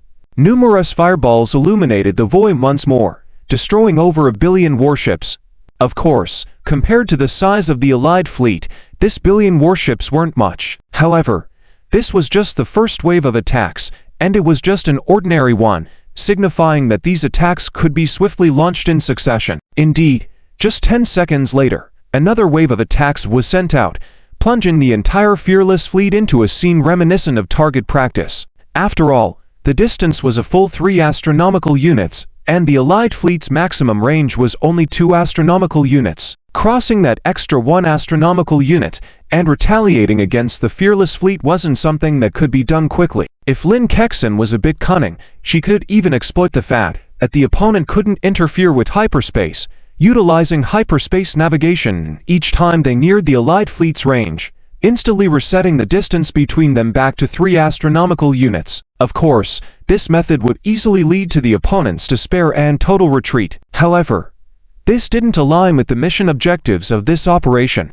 Lin Yu's requirement wasn't repulsion, but annihilation. End of chapter 769. Ineffective strikes and only a 7-star Bosnian super galaxy group different from the native civilization. The Federation has the relevant technology to interfere with hyperspace, and there is no need to face the embarrassment of the opponent suddenly using hyperspace to escape, like Sanhisen did. All Lin Kexin needs to do is to rely on absolute strength to crush thoroughly. If it were the regular fleet groups of the Federation here, there might be some trouble. After all, as Sanhisen said, even if an 8th level civilization is much stronger than a 7th level civilization, it is also impossible to defeat 2 to 3 trillion 7th level technology civilization warships with only 5 billion 8th level technology civilization warships. But the Indomitable fleet is different. Just like the Nether fleet, it belongs to a powerful fleet of the Federation, completely using 9th level technology civilized warships. If Lin Fen is not worried that excessive reliance on the system will lead to problems in human technological development, then the Indomitable Fleet would not have maintained a size of just 10 billion. In short, when the 7th-level technology civilization warships face 9th-level technology civilization warships, they cannot compete at all. And it can even be said that penetrating defenses is a luxury, let alone winning in battle. Wave after wave of dark energy attacks have put tremendous pressure on Sanhezin. The difference in range of 1 astronomical unit is like a journey of death, completely paved with warship wreckage. After spending a full 30 minutes and losing over 300 billion warship remnants, the combined fleet finally entered its own range. All ships, open fire. Yes, Commander. After Sanhezin gave the order, the various civilization fleets that were long holding back their firepower opened fire one after another. Countless spatial-type attacks directly smashed into the array of the Indomitable Fleet, even causing a large-scale spatial tearing effect due to the excessive number of attacks. The entire void was like a scene of doomsday, incredibly shocking. I don't believe you can survive in such an attack. Due to the large-scale spatial turbulence, the combined fleet on this side also could not observe the situation on the opposite side for a while, and could only evaluate the results of the battle after the spatial turbulence gradually subsided. Although they could not see the specific situation, Sanhezin was very certain that even if the other side was not completely destroyed, there would not be much left. Such a sky-shattering spatial attack is simply unstoppable by manpower. In the eyes of Sanhezin, who has not yet come into contact with dark energy and only has a 7th-level civilization, there is simply no technology that can completely defend against such a massive spatial attack. Attacks incoming. However, before the spatial turbulence settled down, the radar officer's face in the command center of the War Star suddenly changed dramatically. Then he shouted loudly. Unfortunately, when he just finished shouting those four words, numerous silver-white attacks had already arrived. Boom, boom, boom. Countless fireballs suddenly rose in the entire fleet array, and a large number of warships were destroyed. This is impossible. Why, after enduring such dense spatial attacks from us, can the other side still launch such a massive concentrated fire attack, and can even perform precise targeting in the midst of spatial turbulence? Quick, compare the results of our attacks just now with the previous ones. Estimate the effectiveness of our recent attack. This scene was extraordinary for Sanhezin, no, for everyone in the combined fleet. Sanhezin had too many questions he wanted to figure out, but now was not the time. The most important thing now was to know how much damage the previous concentrated fire attack by the combined fleet had caused. Although due to the spatial turbulence, the combined fleet still could not observe the Indomitable Fleet for a short period of time, but because the Indomitable Fleet had just launched a counterattack. By comparing the firepower difference between the recent attack and the previous ones, the losses of the opponent could be roughly estimated. However, Sanhezin had a bad feeling now. After all, based on his initial feeling, the recent counterattack from the Indomitable Fleet was no different from the previous attacks. If his feeling was correct, there were only two possibilities. One was that the opponent was completely unharmed, and the other was that there were casualties, but they were minimal. Regardless of which possibility, it was definitely not a good thing for Sanhezin. Just a few seconds later, as if to confirm what Sanhezin had in mind, the voice of his deputy sounded in the command room. Commander, after comparison, the opponent's firepower density has not decreased at all compared to before. Not decreased at all. Not decreased at all.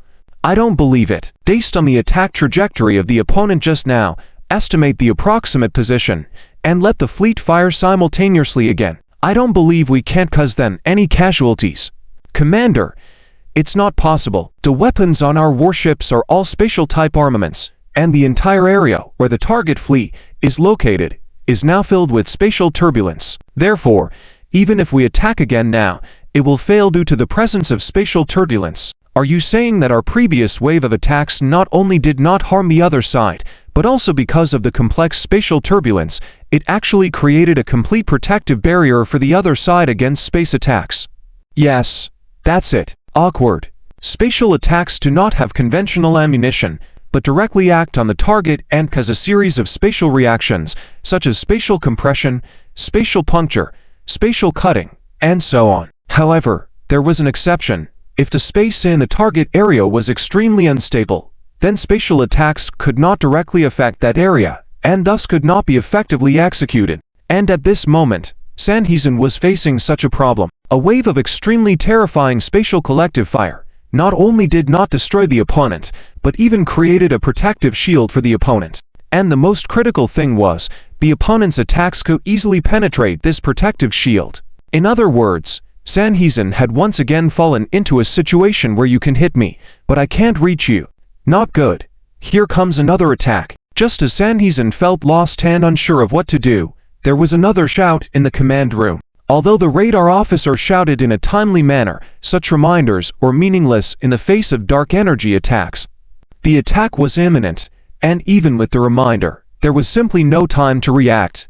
Looking out through the portholes at the starry sky, with fireworks spreading all over, fireballs were rising everywhere, Sanhezin knew that a large number of warships had been destroyed again.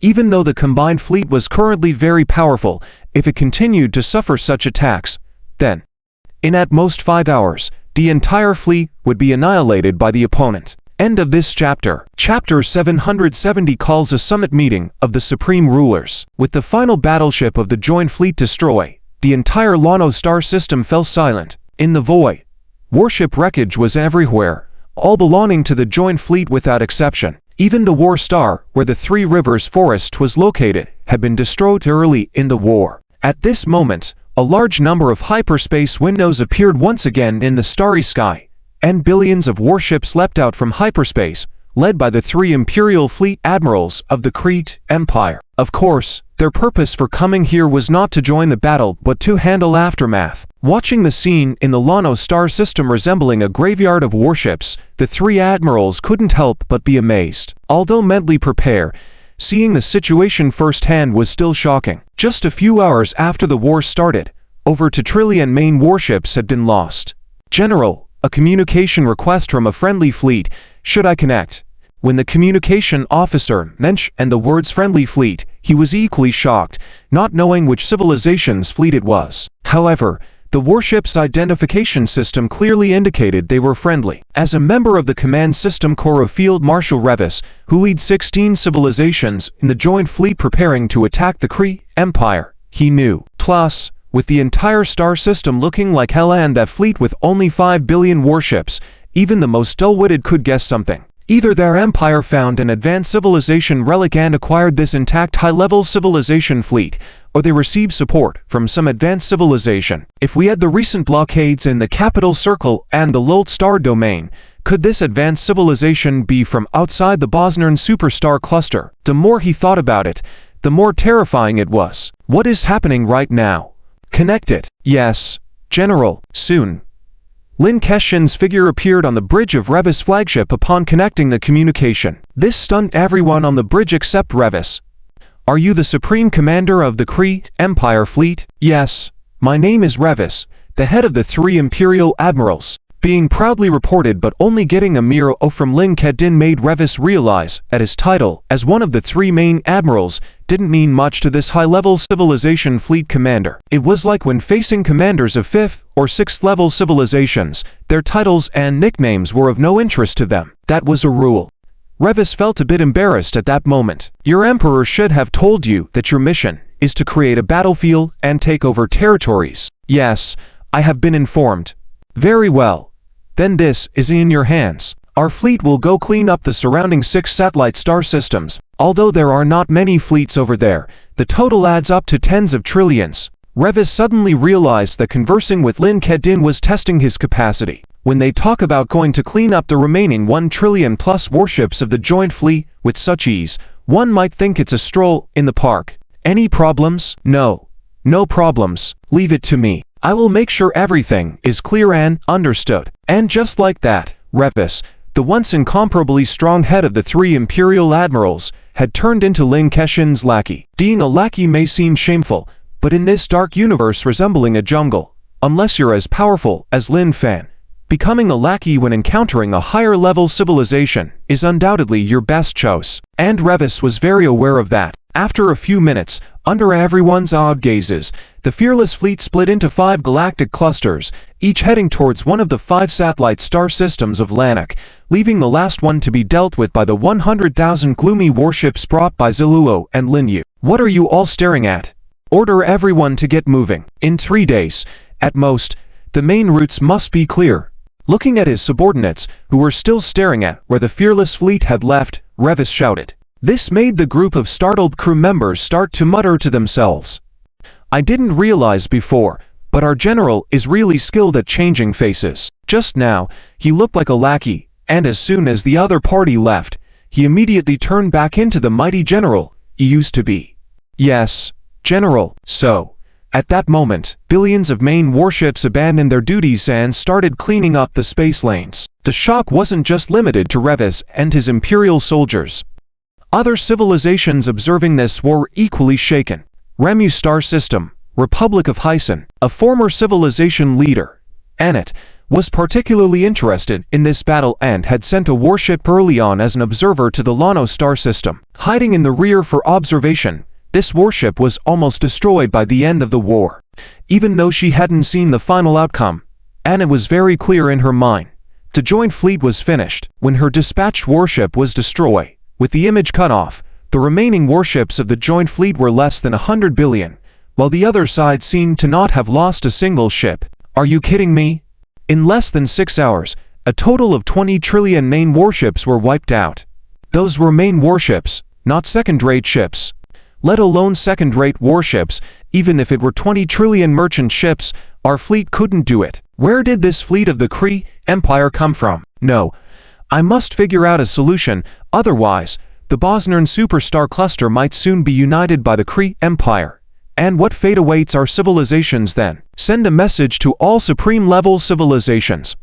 It's time for the 7th summit meeting of the supreme rulers. Taking up the communicator and connecting with her assistant, Anet said with great seriousness. This startled her assistant. A summit meeting of the supreme rulers. In the whole history of the Bosnian superstar cluster, only 6 such summit meetings had taken place, the most recent one being 30,000 years ago, when some civilization showed signs of breaking through to the 8th level. What big event 'tis happening now? Yes, leader. End of this chapter. Chapter 771. The hull of the largest united fleet in history was simple yet solemn. It was a virtual hull specially created for the hegemonic level talks.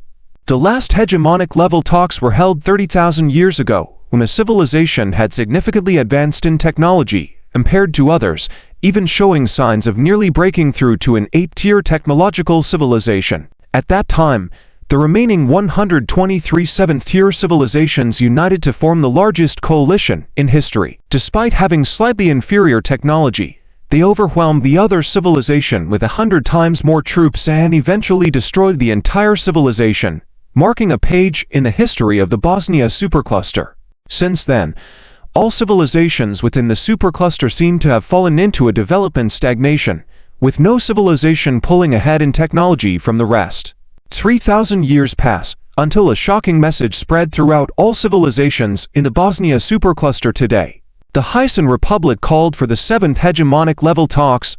In reality, it was not only Anet who was following the war between the 16 civilization coalition and the Kree Empire. It could be said that the entire supercluster did not have a high ranking from any civilization not paying attention. Therefore, although Hyson Republic's proposal was somewhat surprising, it was not unexpected. Even if Anet did not propose it, other civilizations would immediately issue a call to action. This was not just a crisis for the Hyson Republic but a common crisis for all civilizations. Apart from Emperor Charlie of the Kree Empire, leaders from 122 civilizations gathered from various civilizations in the entire supercluster, each wearing a serious expression on their faces. Within less than 6 hours, over 2 trillion main warships had been completely wiped out. This threat was far greater than the one 30,000 years ago. Everyone, I'm sure you all already know, the coalition fleet led by the Ulsan Union, including 16 civilizations, had over 2 trillion main warships completely annihilated by a mysterious fleet from the Lenoke Galaxy, which was only composed of 5 billion warships. Upon hearing this, all leaders of civilizations in the whole nodded, and those from the 16 civilizations involved had even grimmer expressions. The combat power of this mysterious fleet from the Kree Empire has clearly surpassed our expectations. If we do not immediately eliminate this threat, all our civilizations are not far from destruction. I propose the formation of the largest united fleet in history, the Bosnia United Fleet, to expedition to the Kree Empire. eliminate the unstable factor in the Bosnia supercluster, and not allow its continued existence in the world. Given the urgent situation, I will not say more. Let us proceed with the voting immediately. In truth, not everyone agreed with this proposal. Many civilizations felt that even with another full Bosnia United fleet, they might not necessarily win against the mysterious fleet of the Crete Empire. Seeing the other side easily destroying more than 2 trillion main warships and sustaining minimal losses meant their technology was far superior. It was a gap across dimensions that could not be filled with numbers alone. So, instead of that, wouldn't it be better to negotiate with the Crete Empire and see if peace was possible? At worst, becoming a vassal civilization was also an option. After all, anything was better than facing the destruction of the entire civilization. 3 minutes passed, and some leaders firmly raised their hands to support the formation of the United Fleet for the expedition. However, others hesitated, raising and lowering their hands, showing indecision. And it roughly calculated that 78 civilizations firmly supported the formation, 21 did not want to participate, and 23 were still undecided. All right, the overwhelming majority of civilizations agree. The proposal is officially passed. Before discussing the details, I must emphasize one thing. Since the proposal has been approved, the minority must obey the majority. No civilization will be allowed to stand alone. With those words, the faces of leaders from the opposing and wavering factions, numbering 44 civilizations, changed. Was this a way to force all civilizations to participate? On what grounds? The Hyson Republic was not superior to us in any way. Although the leaders of these civilizations were dissatisfied with Aneth's statement, the leaders of the majority of 78 supporting civilizations wore expressions that deemed such a request reasonable. Did they think they could sit back and watch while we fought to the death? Do they think such behavior would be allowed? Shouldn't this be understood? Join us or be defeated first before the expedition. There is no other option. Looking coldly at the 40 or so opposing and indecisive leaders, Aneth coldly declared. At that moment, those leaders finally realized, as Aneth said, such behavior would not be tolerated. If they did not cooperate with building the coalition, the other side might really annihilate them first before the expedition. After all, in terms of the number of civilizations, the other side was exactly twice as many as their own civilizations, not to mention half of their coalition was still indecisive. They couldn't rely on their support to stand firmly on their side. As Aneth's word settled, within just a few minutes, 7 leaders of civilizations from the wavering faction raised their hands to indicate their willingness to participate in the expedition. How could they continue to refuse? If they did not agree, they might be wiped out before the Crete Empire even arrived. Finally, after a few minutes, the majority of the wavering factions joined the expedition camp, and as the first leader of the opposing faction raised his hand, like the last straw that broke the camel's back, all the remaining opposition leaders and factions raised their hands after 10 minutes. At that moment, the largest united fleet in Bosnia's history was born. Since everyone agrees, let's begin to assemble the fleet separately. As with last time, each civilization must deploy all of its main fleets. Watching this scene, Aneth slowly nodded and spoke. End of this chapter. Chapter 772. The matter of the official announcement of the Bosnian United Fleet by Aneth has been finalized. 16 civilizations currently at war with the Crete Empire are mobilizing their remaining fleets to engage in galaxy-level interception and guerrilla warfare, aiming to significantly slow down the advance of the Crete Empire and give more time for other civilizations to gather their fleets. Of course, the formation of such a massive united fleet is a shocking event, and the news cannot be completely concealed. Regardless, the Crete Empire has eyes and ears in various civilizations. After all, the scale of this united fleet is immense. Lord Linyu, now all civilizations within the Bosnian Super Galaxy Group have united, and this united fleet composed of 122 civilizations likely has a battleship count of no less than 100 trillion, with the main battleships alone numbering over 5 billion. Charlie, who received the information, immediately sought out Linyu. Although anxious, he already knew that the Federation easily defeated the coalition fleet of 2 trillion battleships from the 16 civilizations. However, this time is different. This is the combined might of all 7-tier civilizations within the Super Galaxy Group. The key point is that defeating the main fleets of those civilizations does not mean defeating their strongest forces. Over the thousands of years, each civilization has its own trump cards. This time, they are likely to bring out all their cards to completely destroy their own empires. Thus, facing this situation, Charlie was completely uncertain. Do not worry. Just like before, you are responsible for handling the aftermath. Lin Yu reassured him. Lord Lin Yu, you may not be aware that it was Han Republic's leader, Anet, who called all civilizations to form this united fleet. This old fellow is always known for his cunning and will never engage in a battle without assurance. Seeing Lin Yu unperturbed, Charlie decided to make more effort and share the information he knew. What I mean is, Anet must have seen how the Federation fleet easily crushed Ulsan and their coalition fleet. He should be well aware that even with a united fleet, they have no chance of winning. However, Anet still gathered all civilizations to form this united fleet, which is not like his usual style. Then, the only possibility is that Anet has some secret weapon in his hands, and he is confident that this weapon can threaten the Federation fleet. Hearing this, Lin Yu looked at Charlie with some surprise.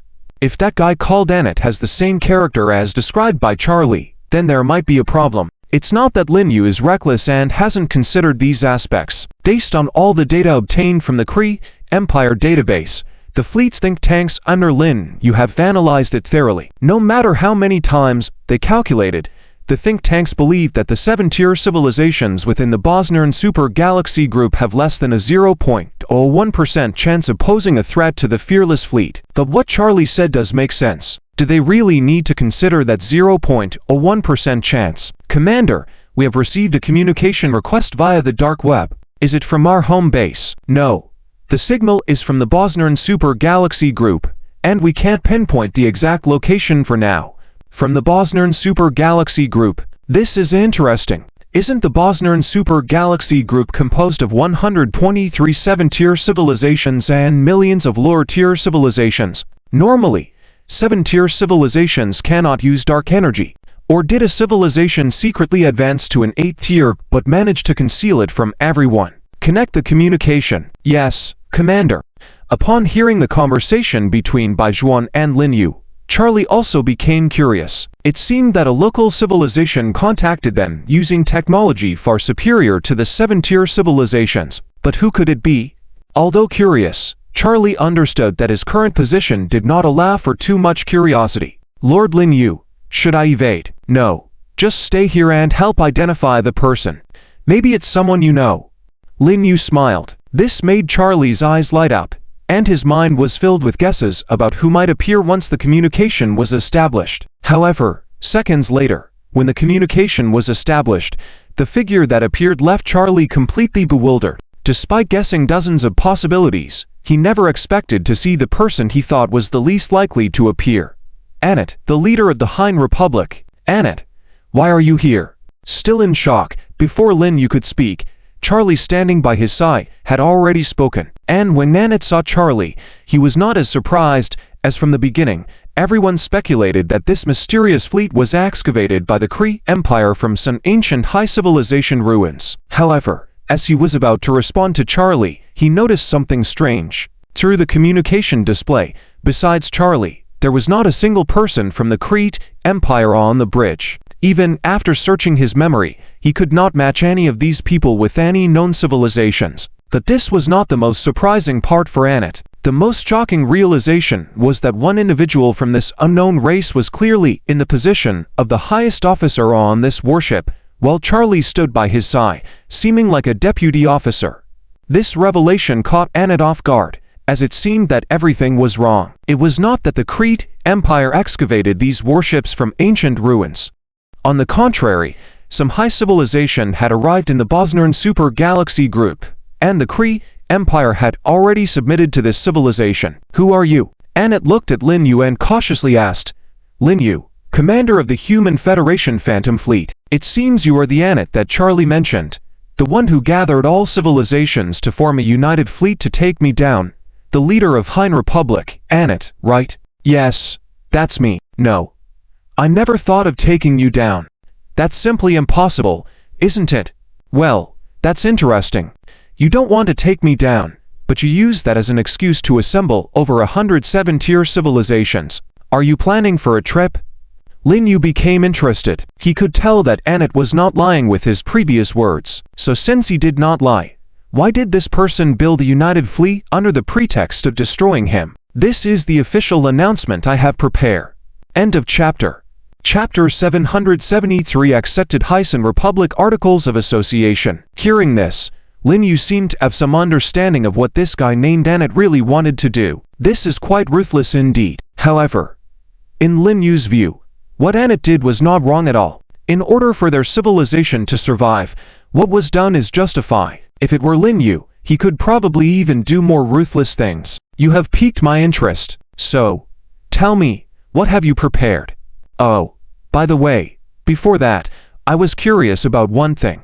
Where did you obtain the technology for the dark energy network communication? Dark energy? At these words, both Annette and Charlie were momentarily stunned, but then they quickly realized that what Lin Yu was referring to as the dark energy communication network must be the technology Annette used to establish communication. Although Annette had this thing in his hands, he really had no clue about its proper name or the technology behind it. When it comes to the origins of this thing, it's purely coincidental. Mr. Lin Yu, I don't know what this technology is. It was a relic of a civilization that our republic once found, in which the equipment was excavated. In that relic, most of the equipment was already damaged, but this communication device could still be used. In addition, when I watched the battle in the Lannex star system earlier, I found that the weapons used by the Federal battleships were almost identical to those used by the powerful battleships in the historical images we found in that outpost relic. Therefore, I speculated that the level of technology of the Federal should be similar to that of the civilization to which the outpost relic belonged. So, I tried to see if I could establish communication using the communication device. However, what I never expected was that this fleet was not actually the battleships of the Kree Empire. At the end of his words, Annette shook his head and smiled wryly. When he watched the battle before, Annette had already noticed that the weapons used by the Federal are almost identical to those found in the historical images excavated from a relic of thousands of years ago of their civilization. At that time, Annette was shocked, but then he remembered that one of the devices excavated could still be used. After studying it for 30,000 years, he still didn't understand the principles behind it, but he confirmed that it was a communication device and mastered the basic operations. Hence, the current situation unfolded. Is that so? That makes sense. The relic you excavated should belong to an outpost of at least a 9th-tier technological civilization, right? I don't know for sure. After all, I have never seen an 8th or 9th-tier civilization, so I'm not sure how to differentiate them. As he spoke, Annette's heart rate began to accelerate rapidly. What did Lin Yu mean by that statement? Was he indirectly telling him that the Federal was at least a 9th-tier technological civilization? This was quite terrifying, a difference of at least 2 dimensions, definitely impossible to fight against. At that moment, Annette became even more firm in his resolve because he completely understood that this was the only way for his civilization to survive. Unlike Annette, although Charlie was also greatly shocked, it was from a different perspective. Charlie distinctly remembered that Lin Yu mentioned that the Federal was an 8th-tier technological civilization, but now he was saying that only 9th-tier or higher civilizations could have the technology to create the communication device. So, did this mean that the Federal was at least a 9th-tier technological civilization? It was becoming increasingly incomprehensible. What tier of technological civilization, exactly, was the Federal? All right, now you can explain in detail the purpose of your visit. After getting the matter clear, Lin Fan asked Annette again. To be honest, I have known from the beginning that even if we gathered many fleets, at most, we would just tickle the fancy of your civilization. The technological disparity, simply too great. There's no way to win. So, since we can't win, the best course of action is to surrender honestly. At least then, there will be a way out for us. Of course, for that, I need a surrender document. Hence, I considered the entire joint fleet as my surrender document. At this point, even Charlie understood what was going on. This guy wasn't gathering all civilizations to battle against the Federal fleet. He was consolidating all civilizations' fleets and intentionally sending them to Lin Yu's doorstep as goodwill. That was really a very sincere surrender document. You are indeed honest. But how do you know that once you surrender to us, there will be a good outcome? Nodding, Lin Yu was not repelled by what Annette was doing. In fact, he even admired him to some extent. I don't know. Initially, I thought that this mysterious fleet was the battleships that Charlie got from some advanced civilization relic. So, from the beginning, my negotiation target was the Kree Empire. As for Charlie, I know him very well. He has a strong sense of vanity. As long as I am willing to submit to him, he will definitely accept me. As he spoke, Annette glanced at Charlie. Seeing that look from him, Charlie felt uncomfortable. Why did he have to be the butt of the joke here? Ignoring Charlie's sulking look, Annette continued speaking. However, as you know, only after the communication was established did I realize that this mysterious fleet was not from the Kree Empire. But that doesn't matter. When I saw Charlie, I knew that even if the Kree Empire submitted, the environment should not be too bad. So, Mr. Lin Yu, I hope that you can accept the surrender of our Hyson Republic based on the surrender documents I have prepared. We do not ask for much, only that the Hyson civilization can continue to exist. Annette bowed slightly, and his voice was very sincere. After listening to Annette's words, Lin Yu couldn't help but smile. This guy was indeed much smarter than Charlie and had even prepared surrender documents to facilitate the federal swift resolution of all resistance forces. Since it was within his jurisdiction, taking in another subsidiary civilization was not a big deal. Moreover, Lin Fan's perception of Annette was actually quite positive, superficially despicable and shameless, but in reality, all his despicableness, all his shamelessness, stemmed from the well-being of his own civilization. In Lin Yu's own words, any despicable or shameless acts for the sake of one civilization were noble. This is the Annex Civilization Agreement signed between Charlie representing the Kree Empire and us. I can offer you the same treatment. This is a one-time opportunity. Without much thought, Lin Yu had already made a decision and transmitted the Annex Civilization Agreement through the Dark Energy Network. End of this chapter. Chapter 770 for the disappearance of the Hephaestus fleet. The Hephaestus fleet watched the documents Lin Yu sent over, and Annette also drifted off for a moment. Inheriting for over 100,000 years, it had turned into an appendage of another civilization in my generation. Would our names be forever engraved on the pillar of shame of the Hephaestus Republic? However, Annette had no regrets. This was the only way he could think of to preserve civilization. Well, at least take a look first. Just how harsh were the conditions of being a subordinate civilization to the human race? Annette sighed and opened the freshly received Subordinate Civilization Agreement, carefully reading through it. Time was passing, and Annette's expression changed almost every minute. No need for regular tributes. Other civilizations wouldn't be forced to participate in wars of the master civilization. The unique technology of the subordinate civilization wouldn't be required to be handed over unless voluntary. And even if voluntarily handed over, the master civilization would provide contribution points to the subordinate civilization as compensation. No wonder Charlie, with his strong vanity, became an appendage to other civilizations. And from his face just now, not a hint of grievance was visible. So that's the reason. According to this agreement, becoming a subordinate civilization wouldn't lead to stagnation due to the master civilization's extensive exploitation. Instead, it would provide space for the entire civilization to develop. Slowly lifting his head, Annette happened to see Lin Yu looking at him with a slight smile. How about it? Any questions? None. Absolutely none. Upon hearing Lin Yu's words, Annette immediately shook his head. Joking aside, if this opportunity was missed, that would truly be getting pinned to the pillar of shame of the Hephaestus civilization. Alright, if that's the case, let's start discussing how to efficiently take down the entire Bosnia Supergalactic Group. A month passed in the blink of an eye. Under the joint efforts of all indigenous civilizations in the Bosnia Supergalactic Group, an unprecedented super fleet was born. A fleet consisting of 600 trillion main battleships and 700 trillion secondary battleships, a scale unheard of in history. Even in the event 3 years ago, when over 100 civilizations formed a coalition, the number of battleships wasn't as many as today, so their total didn't exceed 1 trillion. But at this moment, with 1.3 quadrillion battleships, any civilization would shudder. However, the Federation wasn't a conventional 8-tier civilization. The massive fleet was divided into 10 super assault groups, pressing towards the Hildrek star system where the Kree Empire was located, creating a huge encirclement around the entire star system group.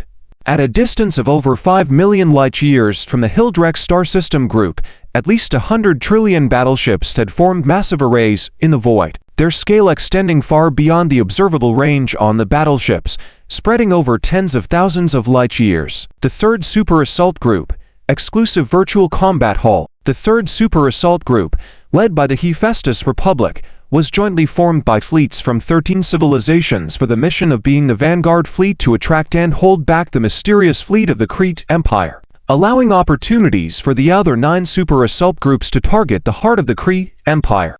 Quantity advantage doesn't necessarily have to be utilized in battle. It can also be used to hold back the opponent's main forces and directly destroy the enemy's stronghold when the chance arises. After all, facing the enemy head-on, no one could guarantee a victory against the terrifying fleet. Hence, instead of confronting head-on, just holding them back would suffice. After destroying the enemy's base, their fleet would be left without support or supply. Even if strong, it would only be a matter of time. Even if not tricked, there was no problem in not being held back by the vanguard fleet. Remember, the entire United Fleet was divided into 10 super assault groups, each capable of easily annihilating the entire Crete Empire. And this was the strategy that the various civilizations had finally decided on after much deliberation. Simple and effective. Even if exposed, it couldn't be stopped. It's almost time. Why hasn't the Hephaestus Republic's fleet arrived yet? General Celavio of the Aulic Empire looked displeased, complaining to other civilization representatives already seated in the command room. In the 3rd Assault Group, the Aulic Empire's strength wasn't weaker than the Hephaestus Republic. If not for the Hephaestus Republic's offer to provide 30% of the fleet's supplies for free, an irresistible condition for all, the Aulic Empire would have surely contested for the top commander seat of the 3rd Assault Group. Even offering just 30% of the supplies was equivalent to providing nearly 40 complete supplies for an independent civilization among the 122 civilizations. Everyone was stunned then, considering Anit's desperation. With such an immense supply quantity, even if he could bear it, it would surely deplete almost half of the Hephaestus Republic's reserves. Immediately, everyone regarded Anit as a fool, just for a top commander seat of the 3rd Super Assault Group. No problem. Take it. If a few more fools like him showed up, they could truly wage this war for free. Indeed, it's outrageous. As the initiator of the entire United Fleet and the top commander of the 3rd Super Assault Group, the operation begins in just one day, yet they still haven't reached the assembly point. Exactly. If not for them providing 30% of the United Fleet's supplies, we'd have to revoke their command authority. When they arrive, we must talk to them about this matter seriously. It's just too much. In the command room, representatives from various civilizations were discontent with the Hephaestus Republic. However, they didn't know that tens of billions of main battleships were already gathered less than 1 million light-years from the 3rd Super Assault Group. And within this fleet, half were the very Hephaestus Republic they were currently criticizing. General Solomon, it's time. We can act now. In a massive Titan-class battleship, one of the 3 key generals of the Crete Empire, Reeves, was looking at the communication from Hephaestus Empire's Admiral Solomon. All right, let's begin. Order. Immediately activate all new tags within the Blue Rock Galaxy Group, begin releasing Manla vapor particles, and all ships engage the hyperdrive Vengeance. After half a minute, enter Superspace Navigation Mode. Yes, General. End of this chapter. Chapter 775. Manlove Particle. What did you hear? In the Blue Link star system, on a general battleship of the 3rd Super Attack Group, a soldier who happened to pass by the cargo hold of the battleship seemed to have heard something and asked another soldier walking with him, "I didn't hear anything. Did you hear wrong?" "No, my hearing has always been very good. Impossible to hear wrong." "Well, should we go check it out?" "But we can't even open the door of the cargo hold." Just then, all the lighting systems in the corridor went out at the same time. The once bright passageway was now pitch black. Panic erupted at that moment throughout the battleship. Inside the bridge, after a brief moment of darkness, the lights came back on. What's going on? The captain initially thought it was something the maintenance crew on board did, as sometimes it would temporarily cut off power supply to maintain certain equipment, and this situation happened every year. The difference was that before, those maintenance crew guys would always give advance notice before doing anything. However, this time, the captain hadn't received any notification, which made him furious. How could they do this without giving prior notice? This was absurd. "Captain, Something's not right. The system shows that the battleship's core power system has been offline. I've tried many methods, but can't get it restored. Now, apart from the bridge using emergency backup power, all other compartments have no power supply. Even the life support devices have stopped working. If we don't repair the core power system soon, in a few hours, everyone on the battleship except those in the bridge will suffocate to death. Unlike the irate captain, the first officer immediately checked the entire battleship after the anomaly occurred. It wasn't until that moment that the captain, after hearing what the first officer said, realized the seriousness of the problem. This was not just an issue with the maintenance crew. It was a severe accident in the battleship's core power system. If this wasn't addressed quickly, as the first officer said, everyone on board except those in the bridge would suffocate to death in a few hours. This was no joke. Notify the battleship's technical team to immediately go to the core power chamber and troubleshoot the malfunction. Yes, Captain. After the order was issued, more than a dozen technical team members on the battleship immediately ran towards the core power chamber. However, at this moment, they still didn't know that the problem was not just limited to their battleship, but almost all the battleships in the 3rd Super Attack Group. Soon, the bridge received feedback from the technical team. In the battleship's core power chamber, the zero-point energy system had completely depleted, losing its maintenance value, the only solution being to replace the system with a new zero-point energy system. The cause had already been identifying. A large amount of Manlove particles were found adsorbed on the zero-point energy system. This astonished the captain. Manlove particles, how is this possible on his battleship?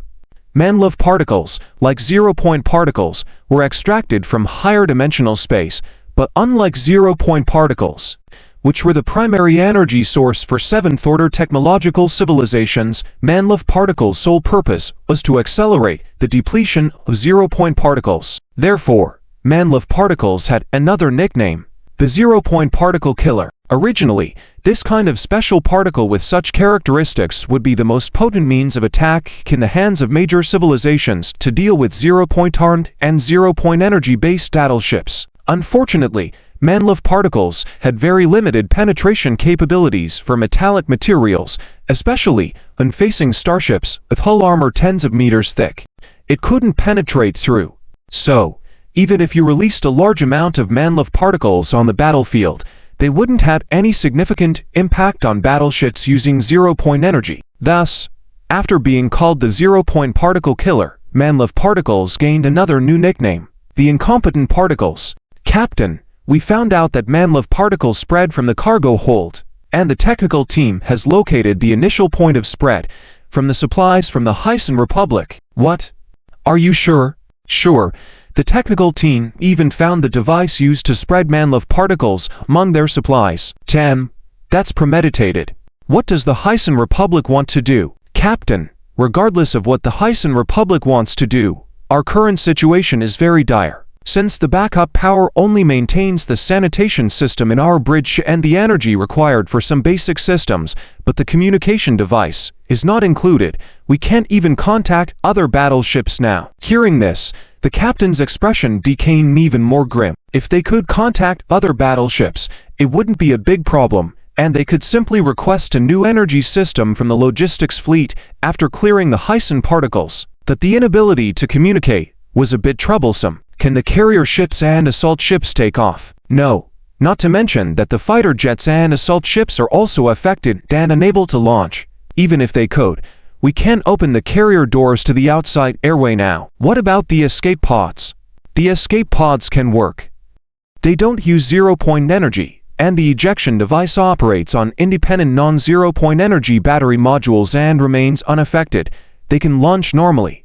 Okay. Immediately order all soldiers except the bridge crew to abandon ship through the escape pods and seek help from other battleships.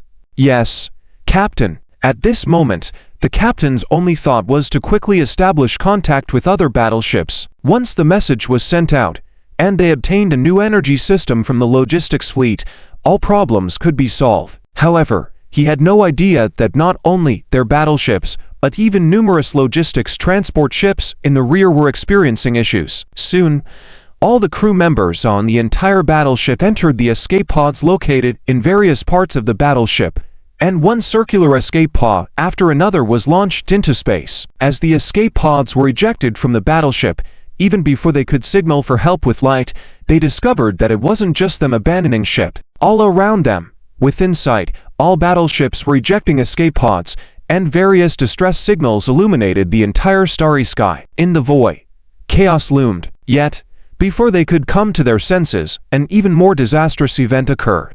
Countless hyperspace windows opened suddenly in space, and a large number of battleships leapt out rapidly, without a word, directly launching fierce bombardment at all the battleships in the third super attack group. End of this chapter. Chapter 776. The slaughter. This was an unquestionable slaughter. Due to the influence of the Manroth particles, on the side of the United Fleet's third super attack group, all battleships were almost paralyzed, to the point where the hangar doors of the battleships couldn't open, directly causing the starfighters to be unable to take off. On the other side, the Republic of Hyson and the Empire of Krite had no inhibitions, even to the point of not bothering to activate their shields, just attacking as much as they could. However, Solomon was more concerned with blocking information in order to destroy the enemy.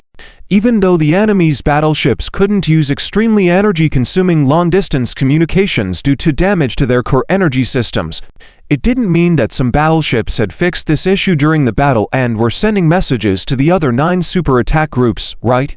After all, even without resistance, they would still line up and wait to be shot. Over a dozen trillion battleships couldn't be immediately destroy. Therefore, after Solomon led the fleet to arrive, the first thing he did was to dispatch about 10% of the fleet, deploying numerous communication interference devices around the entire battlefield, completely cutting off communication between the third super attack group and the other super attack groups. At the same time, 7 million light-years away from the Hildrek star cluster group, the second super attack group faced the same issue. All the Manroth particle dispersers hidden in the supply materials were activated at the same time, quickly covering the insides of each battleship with these particles, causing the zero-point particles in the core energy systems to quickly deplete within a minute. Just like the third attack super attack group, the immensely large fleet instantly became paralyzed, unable to even maintain communication. Similarly, with trillions of battleships appearing here,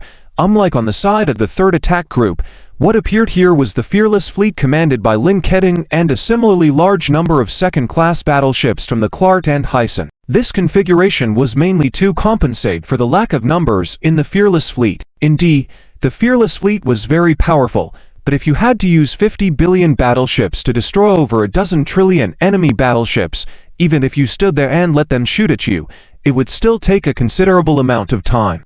And this operation emphasized speed. It was not possible to drag out a battle for 10 or 20 hours on a battlefield. Therefore, deploying the second-class fleet with almost half the combat power of the main fleet as support could greatly increase the efficiency of the operation and compress the time needed for the entire annihilation operation to within 2 hours. In space, waves of attacks were causing the battleships of the United Fleet to rapidly decrease at an extremely fast pace, turning into fireballs one after another, continuously rising in various places. 2 hours later, when the entire United Fleet second super attack group had all turned into cosmic dust, without carrying out routine battlefield cleanup tasks, the entire fleet quickly activated their hyperspace engines after a brief assembly and headed towards the next battlefield. 1 day later, at a time when the United Fleet was still unaware, the first to 9th super attack groups had already been completely destroyed, leaving only the 10th super attack group that existed as a reserve fleet. The reason it existed as a reserve fleet was also clear. Compared to the other 9 super attack groups, the 10th super attack group was evidently weaker, as the fleet that composed this super attack group was made up of the 16 civilizations that had previously launched a joint attack on the Empire of Krite, with each civilization losing nearly half of its main battleships. Therefore, even though this super attack group was composed of 16 civilizations, the number of battleships only reached 80,000. Positioned at the rearmost end of the entire United Fleet, a group of generals were leisurely waiting in the virtual war room, as if they were spectators, preparing to watch the frontline situation in real time. There's about an hour left before the operation begins. I believe that under such a scale of attack, even if that fleet is strong, they will eventually be defeated. That's for sure. After all, they have 50 billion battleships. It's impossible to confront large armies in 9 directions simultaneously, right? Just as we planned. As long as we can hold them back and first destroy the Empire of Krite, they will be like floating leaves without roots, and we can handle them solely later. Speaking of which, I haven't received any frontline messages since yesterday. How about you guys? While a group of fleet commanders from various civilizations were chatting enthusiastically, someone suddenly asked a question that made everyone pause. Neither have I, haven't either. Me neither. The entire war room fell into silence. It had been a day since no civilization had received any frontline messages. Was this normal? It was definitely not normal. Should we contact them proactively to inquire about the situation? That's a good idea. Soon, one person jumped out of the virtual interface and initiated communication with the highest commander of the first super attack group, but maybe they're busy. Yes, that must be it. Try contacting another attack group. Alright, I'll contact the second attack group. Seconds passed without anyone speaking, and the expressions of all the people in the war room turned somewhat gloomy. Could it be? Don't guess randomly. Let's hurry and everyone try to contact them.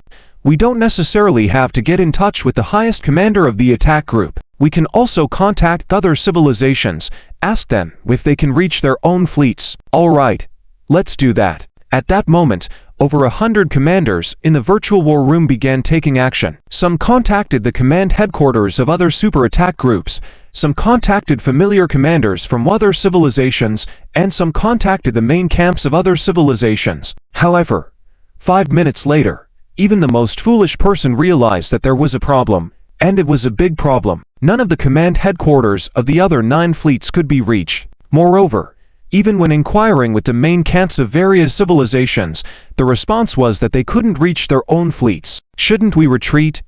That's a good point. With the current situation, it's best to retreat first and then make a plan. Seconded. Shortly, all the commanders of the various civilizations in the war room reached a unanimous decision to retreat. However, as they were about to contact their fleets to issue orders, they found themselves plunged into darkness. It wasn't that the lights in the virtual war room had been turned off. Instead, everyone simultaneously lost connection to the virtual war room and were forcefully ejected. When they regained their vision, they were still in darkness until the backup power was activated. Only then did they finally realize that they had returned to the bridges of their battleships, each of which was facing a major problem. While everyone was in chaos, not having any detection means temporarily, they failed to notice that a massive fleet had arrived nearby. Countless attacks streaked through the starry sky, turning the previously dark void into a moment of daylight. End of this chapter. Chapter 777 continues to lay out part 1. After more than an hour, the 10 super attack groups still could not escape the fate of being annihilated by the other 9 super attack groups, completely decimated without resistance. It can be said that the entire duration of the battle, just over a day, the immensely huge joint fleet has already been wiped out. Although it is possible to win by sending just the fearless fleet alone, one issue is the time required, and the other is that, in accordance with the strategy formulated by the joint fleet, the mere 5 billion fearless ships did not have the guarantee to ensure the safety of the Krite Empire during the war process. As per the initial plan, the Krite Empire was supposed to evacuate most of the population within its territory towards several star systems, led by the capital region during the war, followed by the federal deployment of super spatial interference devices, preventing the joint fleet from directly reaching these star systems through hyperspace. Not to say that Lin Yu had not considered protecting the entire Hilderic star system group with spatial interference devices. On the one hand, there was not enough time to deploy, and on the other hand, Lin Yu and Lin Kexen's supply of spatial interference devices was limited. Deploying 3 star systems was already the maximum extent, and according to the plan, they could even retreat directly to the Verse Super Star System Group in times of crisis, since the barrier that covered the ocean current entrance had already been destroyed collaboratively by Lin Yu and Ziluo. But with the appearance of Anita, everything became much simpler. Indeed, having an insider made things more convenient. A galactic version of poisoning directly paralyzed the entire joint fleet, rendering them unable to fight back and only be slaughtered. Of course, for this tactic to succeed, it's also cost the Republic of Hyson greatly. One must know that the 30% supplies of millions of ships were directly consumed by the Republic, gobbling up 90% of the reserves accumulated over tens of thousands of years. And with the joint fleet being entirely wiped out, these supplies turned to ashes along with the destroyed ships. Clearly, there was no possibility of recovery. However, compared to what Anita could gain thereafter, there was no reservations on their side. Rather, there was a sense of excitement building. After all, whether it was this battle plan or the efforts made for this operation, the Krayt Empire had become a supporting role, contributing at most maybe 20%, no more. And as the primary contributor to this battle, Anita believed that Lin Yu recognized this, and the Federation would not mistreat them. In fact, when initially formulating the plan, Lin Yu was extremely surprised at Anita's willingness to cooperate with nearly all the reserves accumulated by their civilization over tens of thousands of years. It was rare to encounter a civilization so accommodating. Therefore, the compensation for the Republic of Hyson was already arranged by Lin Yu from the fruits of victory in this war, offering at least 5 civilizations worth of spoils to compensate Anita. All civilizations at the same level. No civilization had significantly fewer reserves than the Republic of Hyson. In other words, giving one would yield at least 5 in return. Of course, there was another way, showering the Republic of Hyson with a large amount of contribution points in exchange for compensation after the war. As for which method would be ultimately used, let Anita choose for themselves. Unlike the relaxed and pleasant atmosphere on the Federation side, the civilizations within the Bosnian Superstar System group were in chaos. Just 2 hours ago, nearly all civilizations received contact from the 10 Super Attack Group, inquiring if they could establish contact with their fleet participating in the joint expedition. This was not particularly concerning, but some raised the issue, and after various civilizations attempted to make contact, their expressions changed dramatically. They couldn't reach any fleet commanders, and many civilizations even tried contacting individual warships within the fleet, but ultimately, they were all met with silence. Subsequently, the leaders of the civilizations communicated with each other. Only then did they realize that it was not just their fleet that was out of reach, but all civilizations were facing the same situation. What did this signify? Either there was considerable communication interference on a large scale preventing contact with the joint fleet temporarily, or apart from the 10th Super Attack Group, the other 9 Super Attack Groups had already been wiped out. If it was the former, what method did the Krayt Empire use to simultaneously disrupt communications for the massive fleets positioned in different directions? A 7th-level technology civilization did not have such capabilities, right? Setting up communication interference devices on a single battlefield was not difficult. Almost all civilizations had this technology. However, with each super attack group having over 100 billion ships, even utilizing all the communication interference devices from an entire civilization's reserves might not entirely cover the vast expanse of the fleet array, let alone 9 super attack groups. This possibility was outright dismissed by most civilizations. But if it was the second possibility, it seemed even less plausible. Just a day ago, there was still news coming back from the 10 super attack groups. Surely the Krayt Empire didn't manage to wipe out hundreds of trillions of main battleships within the joint fleet in a single day, right? One must know that even during the preceding battle, when the Krayt Empire's terrifying fleet annihilated the Ulsan Alliance with 200 trillion warships as the leading force, it took a full 6 hours, right? In the virtual conference hall of the hegemonic civilizations, the leaders of the 122 civilizations fell into silence. They were completely at a loss as to the current situation. Everyone, the current situation is very unclear. We must prepare for contingencies just in case. After casting a glance around, Anita stood up and spoke. Your Excellency Anita, could you elaborate? No problem. Nodding, Anita continued to speak, as he had envisioned before entering this place. Considering the current situation, even though we are not certain what happened to the joint fleet, it is highly likely that it is not something good, and it might even signify that the entire fleet was annihilated by the Krayt Empire using some unique method. That's impossible. That is a main fleet of over 100 trillion ships. Even if the Krayt Empire had some special method, it would have been impossible to achieve this in just one day, right? It's simply impossible. Exactly. I don't believe it either. Just as Anita began, many others also interjected. This situation was too absurd for their 7th-level civilizations, but the fact remains that the entire joint fleet has lost contact, and we can't reach any warship. And what does that signify?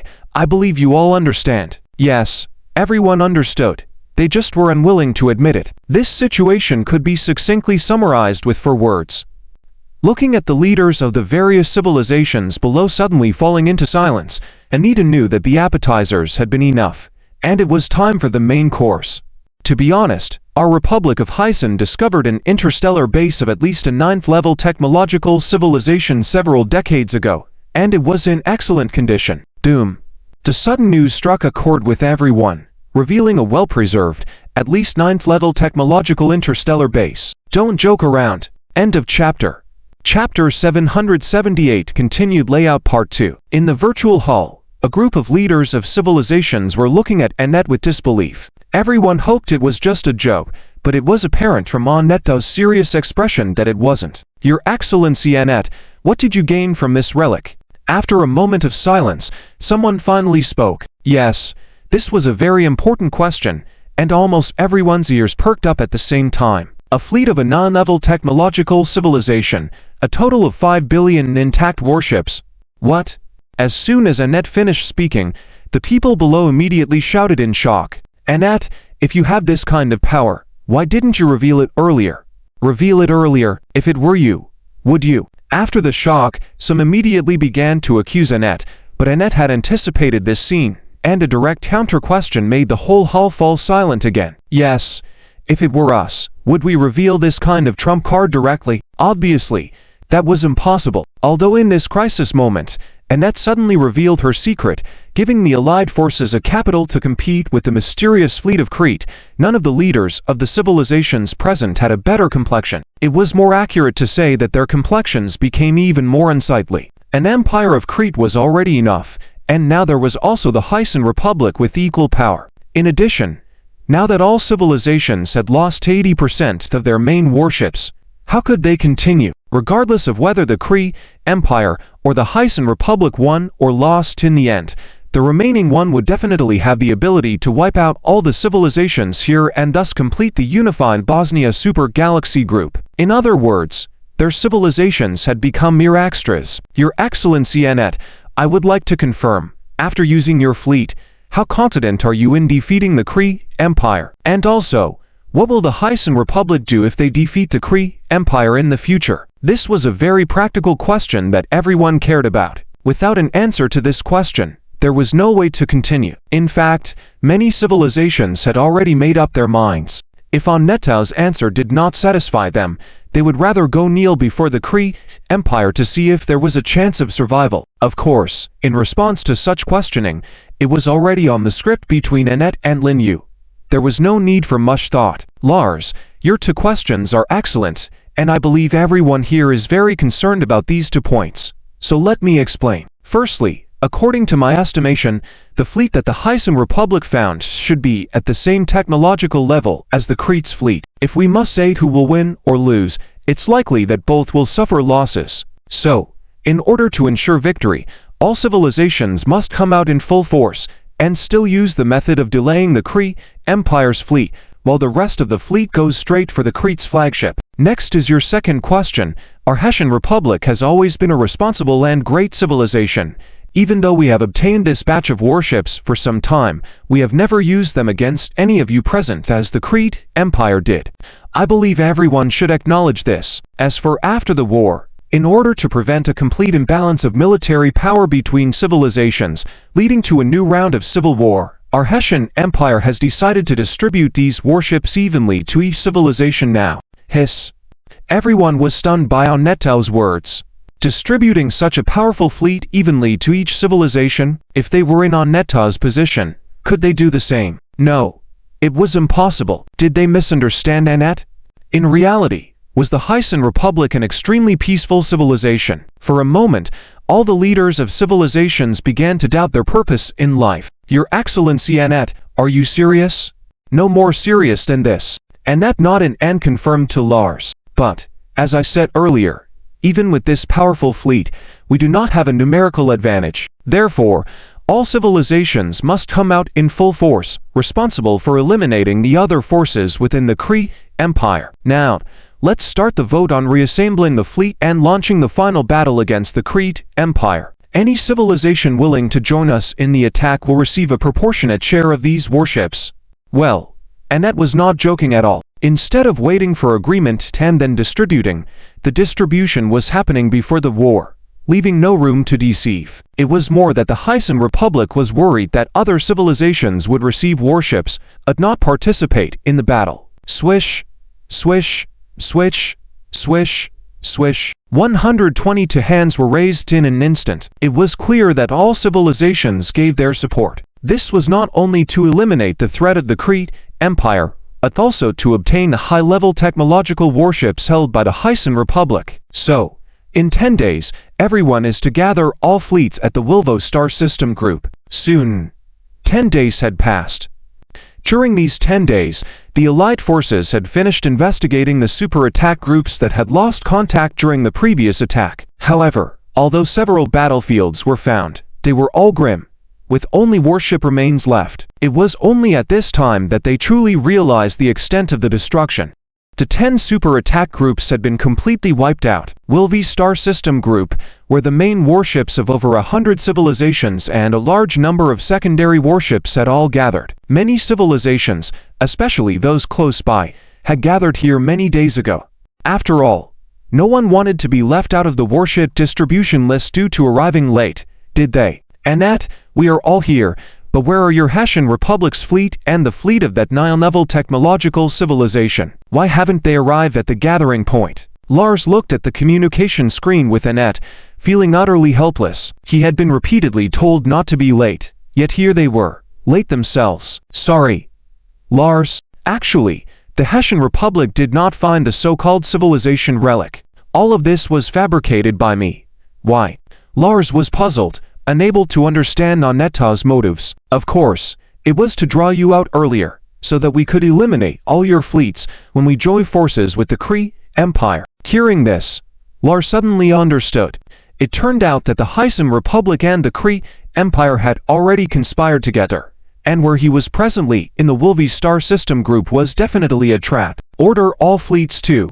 Before Lars finished, large quantities of white energy spheres suddenly rose all over the fleet, engulfing many warships and turning them into cosmic dust. Even without specific scanning, Lars knew what those white energy sources were. 0-point armament. End of this chapter. Chapter 779.